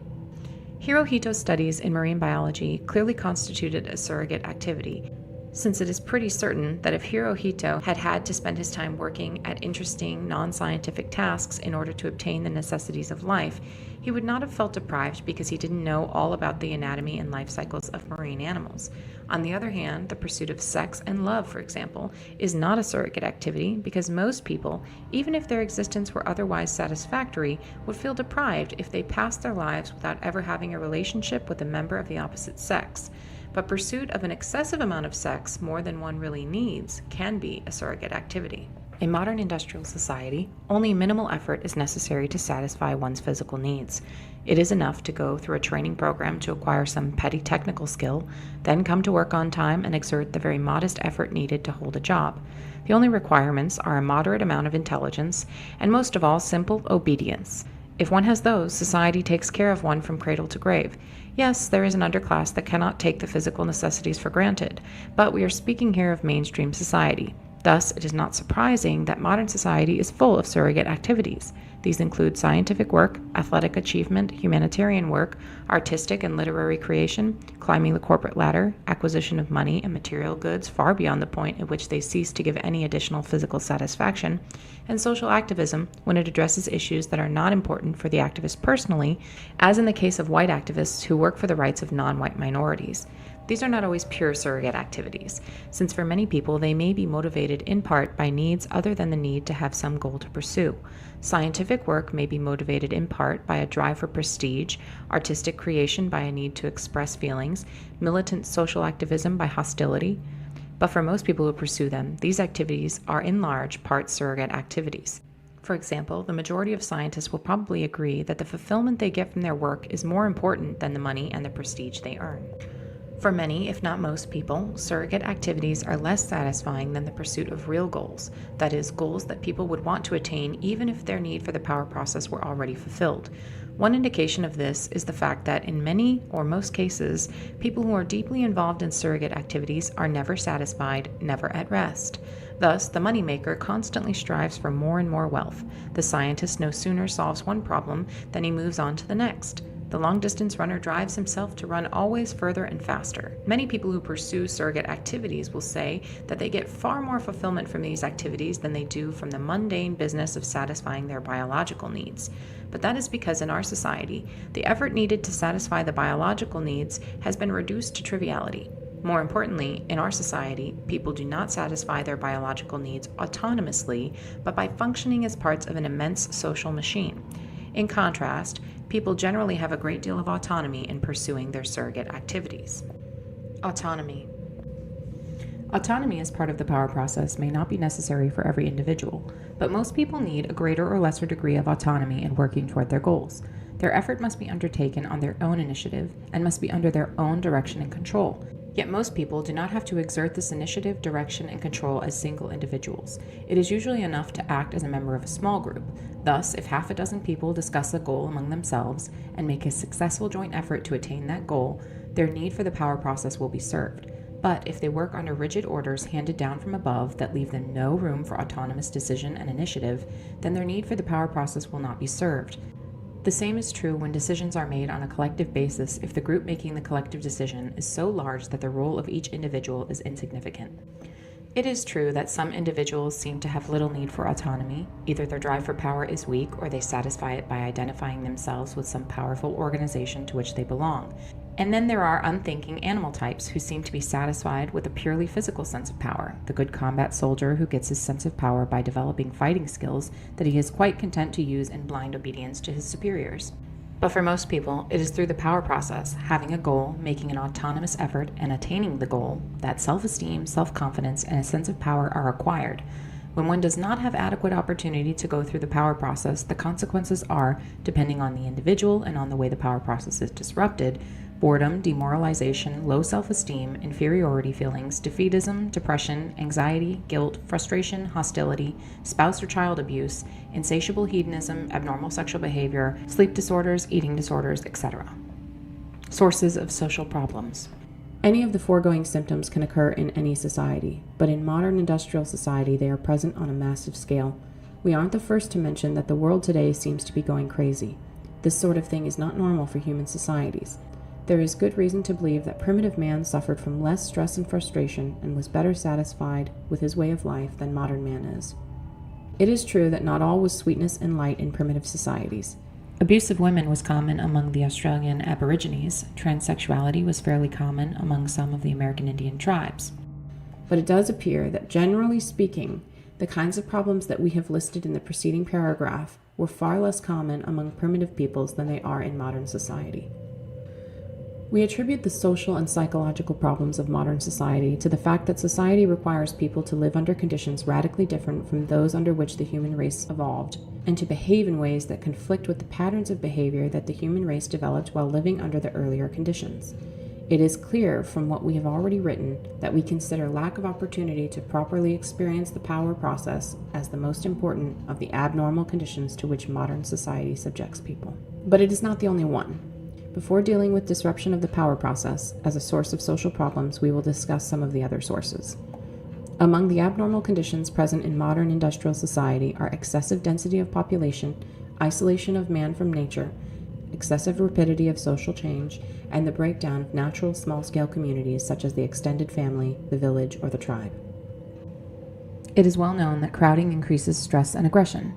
The degree of crowding that exists today and the isolation of man from nature are consequences of technological progress. All pre-industrial societies were predominantly rural. The Industrial Revolution vastly increased the size of cities and the proportion of the population that lives in them, and modern agricultural technology has made it possible for the Earth to support a far denser population than it ever did before. Also, technology exacerbates the effects of crowding because it puts increased disruptive powers in people's hands. For example, a variety of noise-making devices, power motors, radios, motorcycles, etc. If the use of these devices is unrestricted, people who want peace and quiet are frustrated by the noise. If their use is restricted, people who use the devices are frustrated by the regulations. But if these machines had never been invented, there would have been no conflict and no frustration generated by them. For primitive societies, the natural world, which usually changes only slowly, provided a stable framework and therefore a sense of security. In the modern world, it is human society that dominates nature rather than the other way around, and modern society changes very rapidly owing to technological change. Thus, there is no stable framework. The conservatives are fools.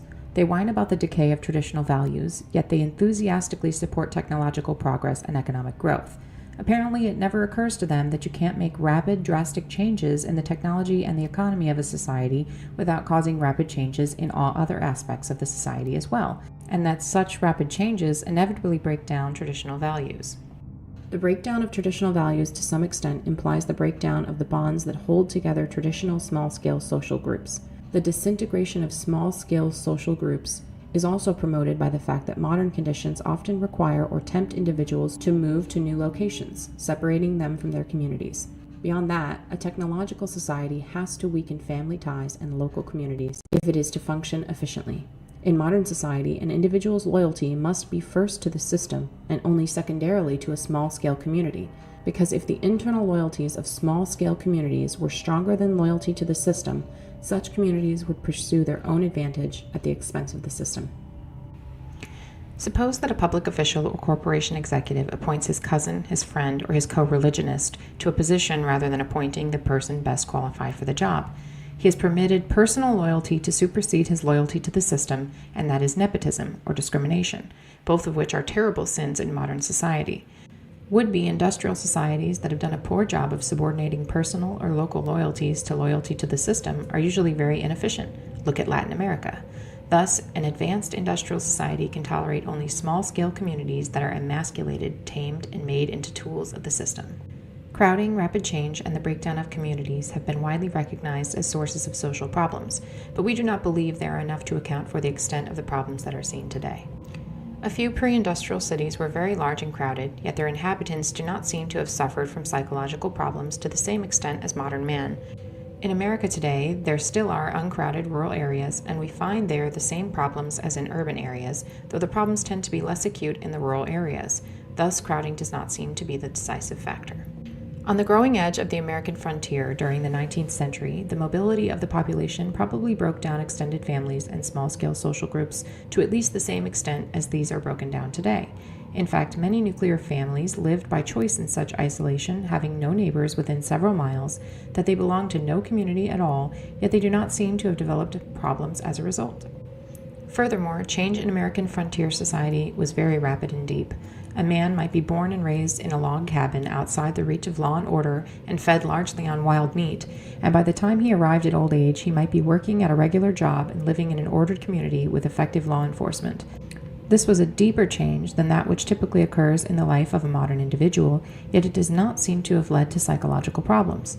In fact, 19th century American society had an optimistic and self-confident tone, quite unlike that of today's society. The difference, we argue, is that modern man has the sense, largely justified, that change is imposed on him, whereas 19th century frontiersmen had the sense, also largely justified, that he created change himself by his own choice. Thus, a pioneer settled on a piece of land of his own choosing and made it into a farm through his own effort. In those days, an entire country might have only a couple hundred inhabitants and was a far more isolated and autonomous entity than a modern country is. Hence, the pioneer farmer participated as a member of a relatively small group in the creation of a new ordered community. One may well question whether the creation of this community was an improvement, but at any rate it satisfied the pioneer's need for the power process. Disruption of the power process in modern society. It would be possible to give other examples of societies in which there has been rapid change and or lack of close community ties without the kind of massive behavioral aberration that is seen in today's industrial society. We contend that the most important cause of social and psychological problems in modern society is the fact that people have insufficient opportunity to go through the power process in a normal way. We don't mean to say that modern society is the only one in which the power process has been disrupted. Probably most, if not all, civilized societies have interfered with the power process to a greater or lesser extent. But in modern industrial society, the problem has become particularly acute. Leftism, at least in its recent mid to late 20th century form, is in part a symptom of deprivation with respect to the power process. We divide human drives into three groups. 1, those drives that can be satisfied with minimal effort. 2, those that can be satisfied but only at the cost of serious effort. 3. Those that cannot be adequately satisfied no matter how much effort one makes. The power process is the process of satisfying the drives of the second group. The more drives there are in the third group, the more there is frustration, anger, eventual defeatism, depression, etc. In modern industrial society, natural human drives tend to be pushed into the first and third groups, and the second group tends to consist increasingly of artificially created drives. In primitive societies, physical necessities generally fall into group 2. They can be obtained, but only at the cost of serious effort. But modern society tends to guarantee the physical necessities to everyone, in exchange for only minimal effort. Hence, physical needs are pushed into group 1. There may be disagreement about whether the effort needed to hold a job is minimal, but usually, in lower to middle level jobs, whatever effort is required is merely that of obedience. You sit or stand where you are told to sit or stand, and do what you are told to do in the way you are told to do it. Seldom do you have to exert yourself seriously, and in any case you have hardly any autonomy in work, so the need for the power process is not well served. Social needs such as sex, love, and status often remain in group 2 in modern society, depending on the situation of the individual. But, except for people who have a particularly strong drive for status, the effort required to fulfill the social drives is insufficient to satisfy adequately the need for the power process. So certain artificial needs have been created that fall into group 2, hence serve the need for the power process. Advertising and marketing techniques have been developed that make many people feel they need things that their grandparents never desired or even dreamed of.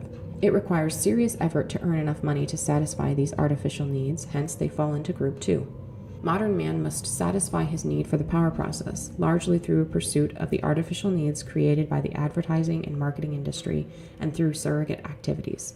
It seems that for many people, maybe the majority, these artificial forms of the power process are insufficient. A theme that appears repeatedly in the writings of the social critics of the second half of the 20th century is the sense of purposelessness that afflicts many people in modern society. This purposelessness is often called by other names, such as anomie or middle-class vacuity. We suggest that the so-called identity crisis is actually a search for a sense of purpose, often for commitment to a suitable surrogate activity. It may be that existentialism is in large part a response to the purposelessness of modern life. Very widespread in modern society is the search for fulfillment. But we think that for the majority of people, an activity whose main goal is fulfillment, that is, a surrogate activity, does not bring completely satisfactory fulfillment. In other words, it does not fully satisfy the need for the power process. That need can be satisfied only through activities that have some external goal, such as physical necessities, sex, love, status, revenge, etc. Moreover, where goals are pursued through earning money, climbing the status ladder, or functioning as part of the system in some other way, most people are not in a position to pursue their goals autonomously. Most workers are someone else's employee, and as we pointed out in paragraph 61, must spend their days doing what they are told to do in the way they are told to do it. Even most people who are in business for themselves have only limited autonomy. It is a chronic complaint of small business persons and entrepreneurs that their hands are tied by excessive government regulation.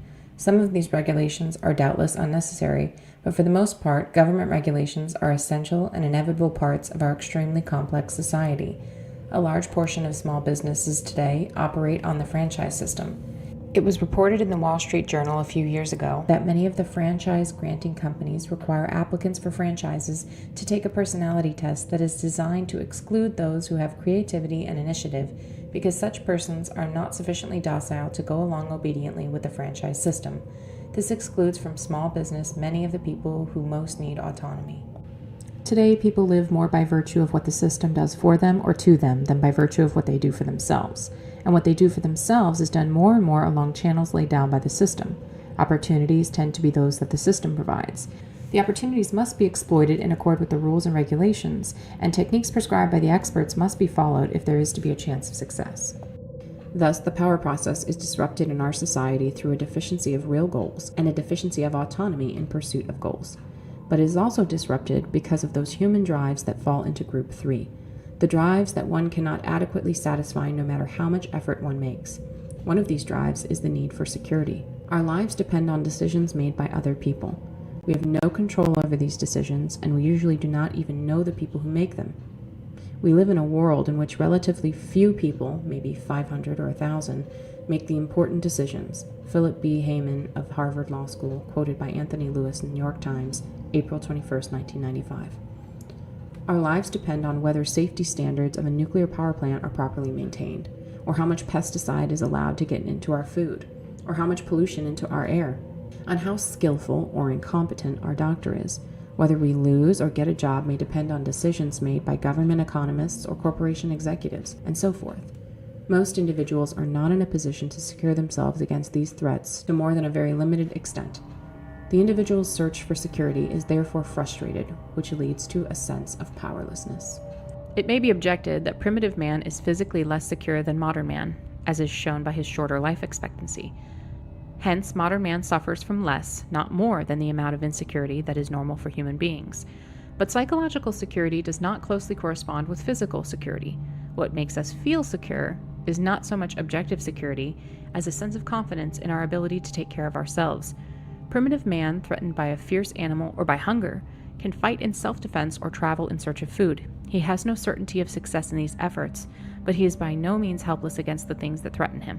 The modern individual, on the other hand, is threatened by many things against which he is helpless: nuclear accidents, carcinogens in food, environmental pollution, war, increasing taxes, invasion of his privacy by large organizations, nationwide social or economic phenomena that may disrupt his way of life.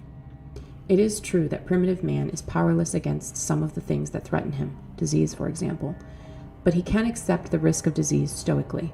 It is part of the nature of things. It is no one's fault unless it's the fault of some imaginary impersonal demon. But threats to the modern individual tend to be man-made. They are not the results of chance, but are imposed upon him by other persons whose decisions he, as an individual, is unable to influence. Consequently, he feels frustrated, humiliated, and angry.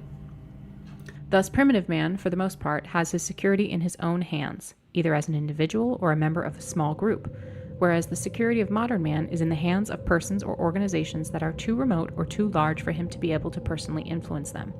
So modern man's drive for security tends to fall into groups 1 and 3. In some areas, food, shelter, etc., his security is assured at the cost of only trivial effort, whereas in other areas he cannot attain security. The foregoing greatly simplifies the real situation, but it does indicate in a rough general way how the condition of modern man differs from that of primitive man. People have many transitory drives or impulses that are necessarily frustrated in modern life, hence fall into group 3. One may become angry, but modern society cannot permit fighting. In many situations, it does not even permit verbal aggression. When going somewhere, one may be in a hurry, or one may be in a mood to travel slowly, but one generally has no choice but to move with the flow of traffic and obey the signals. One may want to do one's work in a different way, but usually one can only work according to the rules laid down by one's employer. In many other ways as well, modern man is strapped down by a network of rules and regulations, explicit or implicit, that may frustrate many of his impulses and thus interfere with the power process. Most of these regulations cannot be dispensed with because they are necessary for the functioning of industrial society. Modern society is, in certain respects, extremely permissive. In matters that are irrelevant to the functioning of the system, we can generally do what we please. We can believe in any religion, as long as it does not encourage behavior that is dangerous to the system. We can go to bed with anyone we like, as long as we practice safe sex. We can do anything we like, as long as it is unimportant. But in all important matters, the system tends increasingly to regulate our behavior. Behavior is regulated not only through explicit rules, and not only by the government. Control is often exercised through indirect coercion or through psychological pressure or manipulation, and by organizations other than the government or by the system as a whole. Most large organizations use some form of propaganda to manipulate public attitudes or behavior. Propaganda is not limited to commercials and advertisements, and sometimes is not even consciously intended as propaganda by the people who make it. For instance, the content of entertainment programming is a powerful form of propaganda. An example of indirect coercion. There is no law that says we have to go to work every day and follow our employer's orders. Legally, there is nothing to prevent us from going to live in the wild like primitive people or from going into business for ourselves. But in practice, there is very little wild country left, and there is room in the economy only for a limited number of small business owners. Hence, most of us can only survive as someone else's employee. We suggest that modern man's obsession with longevity and with maintaining physical vigor and sexual attractiveness to his advanced age is a symptom of unfulfillment resulting from deprivation with respect to the power process. The midlife crisis is also such a symptom. So is the lack of interest in having children that is fairly common in modern society, but almost unheard of in primitive societies. In primitive societies, life is a succession of stages. The needs and purposes of one stage having been fulfilled, there is no particular reluctance about passing on to the next stage. A young man goes through the power process by becoming a hunter, hunting not for sport or fulfillment, but to get meat that is necessary for food. In young women, the process is more complex with greater emphasis on social power. We won't discuss that here. This phase having been successfully passed through, the young man has no reluctance about settling down to the responsibilities of raising a family. In contrast, some modern people indefinitely postpone having children because they are too busy seeking some kind of fulfillment. We suggest that the fulfillment they need is adequate experience of the power process with real goals instead of the artificial goals of surrogate activities. Again, having successfully raised his children, going through the power process by providing them with the physical necessities, the primitive man feels that his work is done and he is prepared to accept old age, if he survives that long, and death. Many modern people, on the other hand, are disturbed by the prospect of physical deterioration and death, as is shown by the amount of effort they expend trying to maintain their physical condition, appearance, and health. We argue that this is due to unfulfillment resulting from the fact that they have never put their physical powers to any practical use, have never gone through the power process using their bodies in a serious way. It is not the primitive man who has used his body daily for practical purposes who fears the deterioration of age, but the modern man who has never had a practical use for his body beyond walking from his car to his house. It is the man whose need for the power process has been satisfied during his life who is best prepared to accept the end of that life. In response to the arguments of this section, someone will say, society must find a way to give people the opportunity to go through the power process. For such people, the value of the opportunity is destroyed by the very fact that society gives it to them. What they need is to find or make their own opportunities. As long as the system gives them their opportunities, it still has them on a leash. To attain autonomy, they must get off that leash. How some people adjust. Not everyone in industrial technological society suffers from psychological problems. Some people even profess to be quite satisfied with society as it is. We now discuss some of the reasons why people differ so greatly in their response to modern society. First, there doubtless are differences in the strength of the drive for power. Individuals with a weak drive for power may have relatively little need to go through the power process, or at least relatively little need for autonomy in the power process. These are docile types, who would have been happy as plantation darkies in the Old South. We don't mean to sneer at the plantation darkies of the Old South. To their credit, most of the slaves were not content with their servitude. We do sneer at people who are content with their servitude. Some people may have some exceptional drive in pursuing which they satisfy their needs for the power process. For example, those who have an unusually strong drive for social status may spend their whole lives climbing the status ladder without ever getting bored of that game. People vary in their susceptibility to advertising and marketing techniques. Some are so susceptible that, even if they make a great deal of money, they cannot satisfy their constant craving for the shiny new toys that the marketing industry dangles before their eyes. So they always feel hard-pressed financially, even if their income is large and their cravings are frustrated. Some people have low susceptibility to advertising and marketing techniques. These are the people who aren't interested in money. Material acquisition does not serve their need for the power process. People who have medium susceptibility to advertising and marketing techniques are able to earn enough money to satisfy their cravings for goods and services, but only at the cost of serious effort, putting in overtime, taking a second job, earning promotions, etc. Thus, material acquisition serves their needs for the power process, but it does not necessarily follow that their need is fully satisfied. They may have insufficient autonomy in the power process. Their work may consist of following orders, and some of their drives may be frustrated. For example, security, aggression. We are guilty of oversimplification in paragraphs 80 through 82 because we've assumed that the desire for material acquisition is entirely a creation of the advertising and marketing industry. Of course, it's not that simple. Some people partly satisfy their need for power by identifying themselves with a powerful organization or mass movement. An individual lacking goals or power joins a movement or organization, adopts its goals as his own, then works towards those goals. When some of the goals are attained, the individual, even though his personal efforts have played only an insignificant part in the attainment of the goals, feels, through his identification with the movement and organization, as if he had gone through the power process. This phenomenon was exploited by the fascists, Nazis, and communists. Our society uses it too, though less crudely. Example, Manuel Noriega was an irritant to the U.S. Goal, punish Noriega. The U.S. invaded Panama, effort, and punished Noriega, attainment of goal. Thus, the U.S. went through the power process, and many Americans, because of their identification with the U.S., experienced the power process vicariously, hence the widespread public approval of the Panama invasion. It gave people a sense of power. We see the same phenomenon in armies, corporations, political parties, humanitarian organizations, religious or ideological movements. In particular, leftist movements tend to attract people who are seeking to satisfy their need for power, but for most people, identification with a large organization or a mass movement does not fully satisfy the need for power.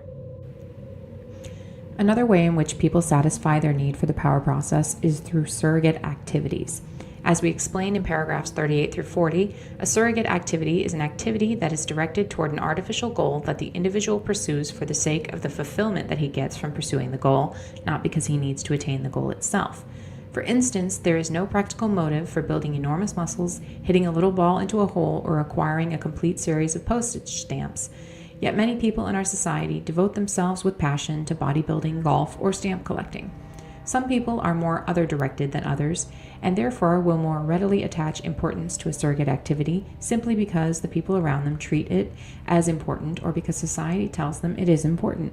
That is why some people get very serious about essentially trivial activities such as sports or bridge or chess or arcane scholarly pursuits, whereas others who are more clearly sighted never see these things as anything but the surrogate activities that they are, and consequently never attach enough importance to them to satisfy their need for the power process in that way. It only remains to point out that in many cases a person's way of earning a living is also a surrogate activity. Not a pure surrogate activity, since part of the motive for the activity is to gain the physical necessities and, for some people, social status and the luxuries that advertising makes them want. But many people put into their work far more effort than is necessary to earn whatever money and status they require. And this extra effort constitutes a surrogate activity. This extra effort, together with the emotional investment that accompanies it, is one of the most potent forces acting toward the continual development and perfecting of the system, with negative consequences for individual freedom. Especially for the most creative scientists and engineers, work tends to be largely a surrogate activity. This point is so important that it deserves a separate discussion, which we shall give in a moment. In this section, we have explained how many people in modern society do satisfy their need for the power process to a greater or lesser extent, but we think that for the majority of people, the need for the power process is not fully satisfied. In the first place, those who have an insatiable drive for status, or those who get firmly hooked on a surrogate activity, or who identify strongly enough with a movement or organization to satisfy their need for power in that way, are exceptional personalities. Others are not fully satisfied with surrogate activities or by identification with an organization. In the second place, too much control is imposed by the system through explicit regulation or through socialization, which results in a deficiency of autonomy and in frustration due to the impossibility of attaining certain goals and the necessity of restraining too many impulses. But even if most people in industrial technological society were well satisfied, we would still be opposed to that form of society because, among other reasons, we consider it demeaning to fulfill one's need for the power process through surrogate activities or through identification with an organization rather than through pursuit of real goals. The motives of scientists. Science and technology provide the most important examples of surrogate activities. Some scientists claim that they are motivated by curiosity or by a desire to benefit humanity, but it is easy to see that neither of these can be the principal motive of most scientists. As for curiosity, that notion is simply absurd. Most scientists work on highly specialized problems that are not the object of any normal curiosity. For example, is an astronomer, a mathematician, or an entomologist curious about the properties of isopropyl trimethylmethane? Of course not. Only a chemist is curious about such a thing, and he is curious about it only because chemistry is his surrogate activity. Is the chemist curious about the appropriate classification of a new species of beetle? No, that question is of interest only to the entomologist, and he is interested in it only because entomology is his surrogate activity. If the chemist and the entomologist had to exert themselves seriously to obtain the physical necessities, and if that effort exercised their abilities in an interesting way, but in some non-scientific pursuit, then they wouldn't give a damn about isopropyl trimethylmethane or the classification of beetles. Suppose that lack of funds for postgraduate education had led the chemist to become an insurance broker instead of a chemist. In that case, he would have been very interested in insurance matters, but would have cared nothing about isopropyl trimethylmethane. In any case, it is not normal to put into the satisfaction of mere curiosity the amount of time and effort that scientists put into their work. The curiosity explanation for the scientist's motive just doesn't stand up. The benefit of humanity explanation doesn't work any better. Some scientific work has no conceivable relation to the welfare of the human race, most of archaeology or comparative linguistics, for example.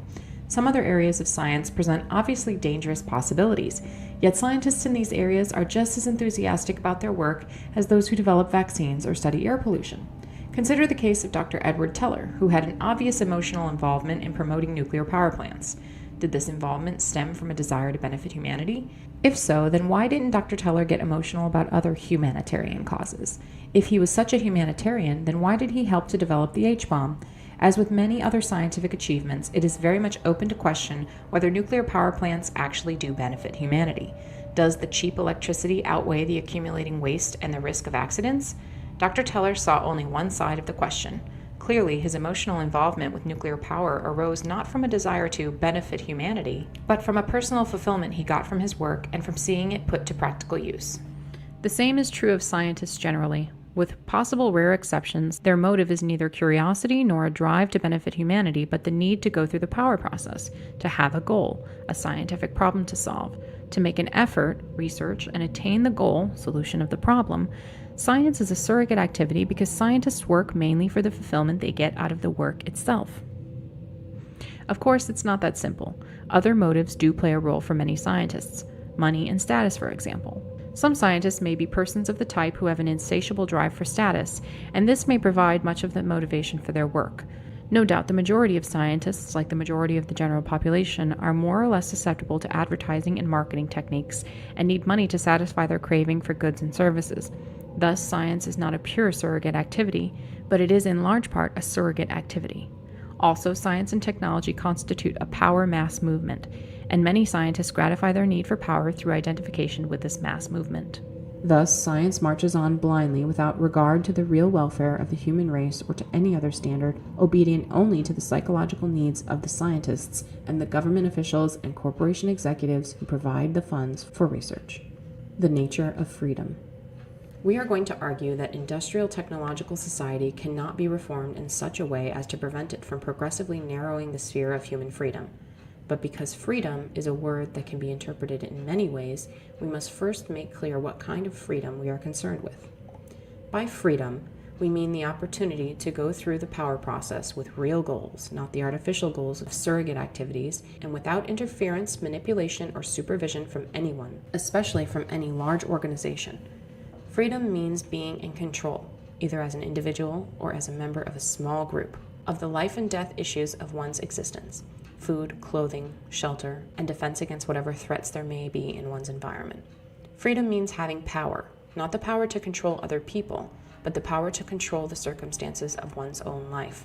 One does not have freedom if anyone else, especially a large organization, has power over one, no matter how benevolently, tolerantly, and permissively that power may be exercised.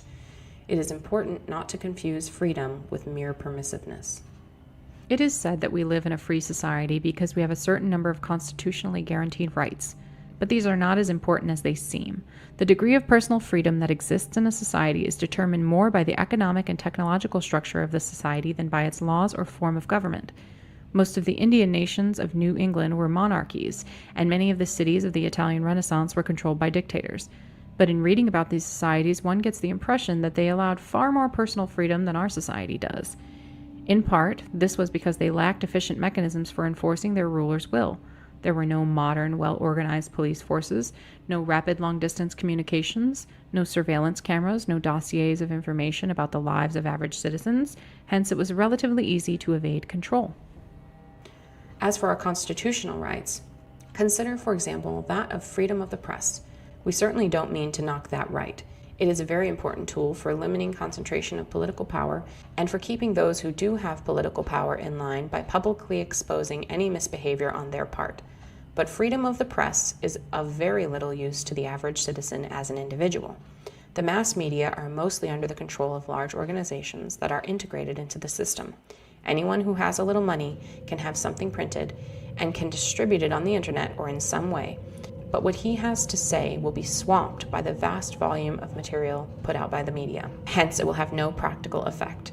To make an impression on society with words is therefore almost impossible for most individuals and small groups.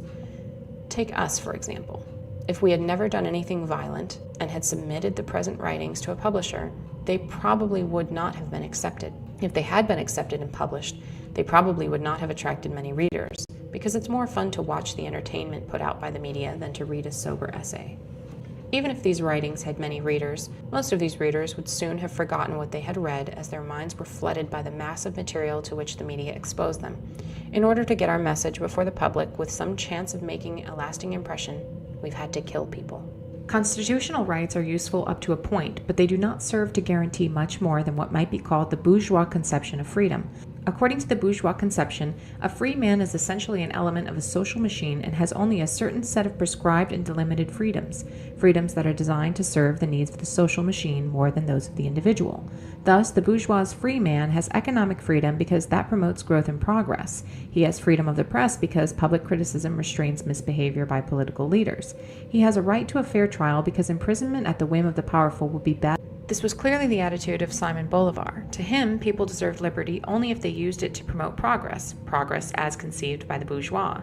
Other bourgeois thinkers have taken a similar view of freedom as a mere means to a collective ends. Chester C. Tan, Chinese Political Thought in the 20th Century, page 202, explains the philosophy of the Kuomintang leader Hu Han-min.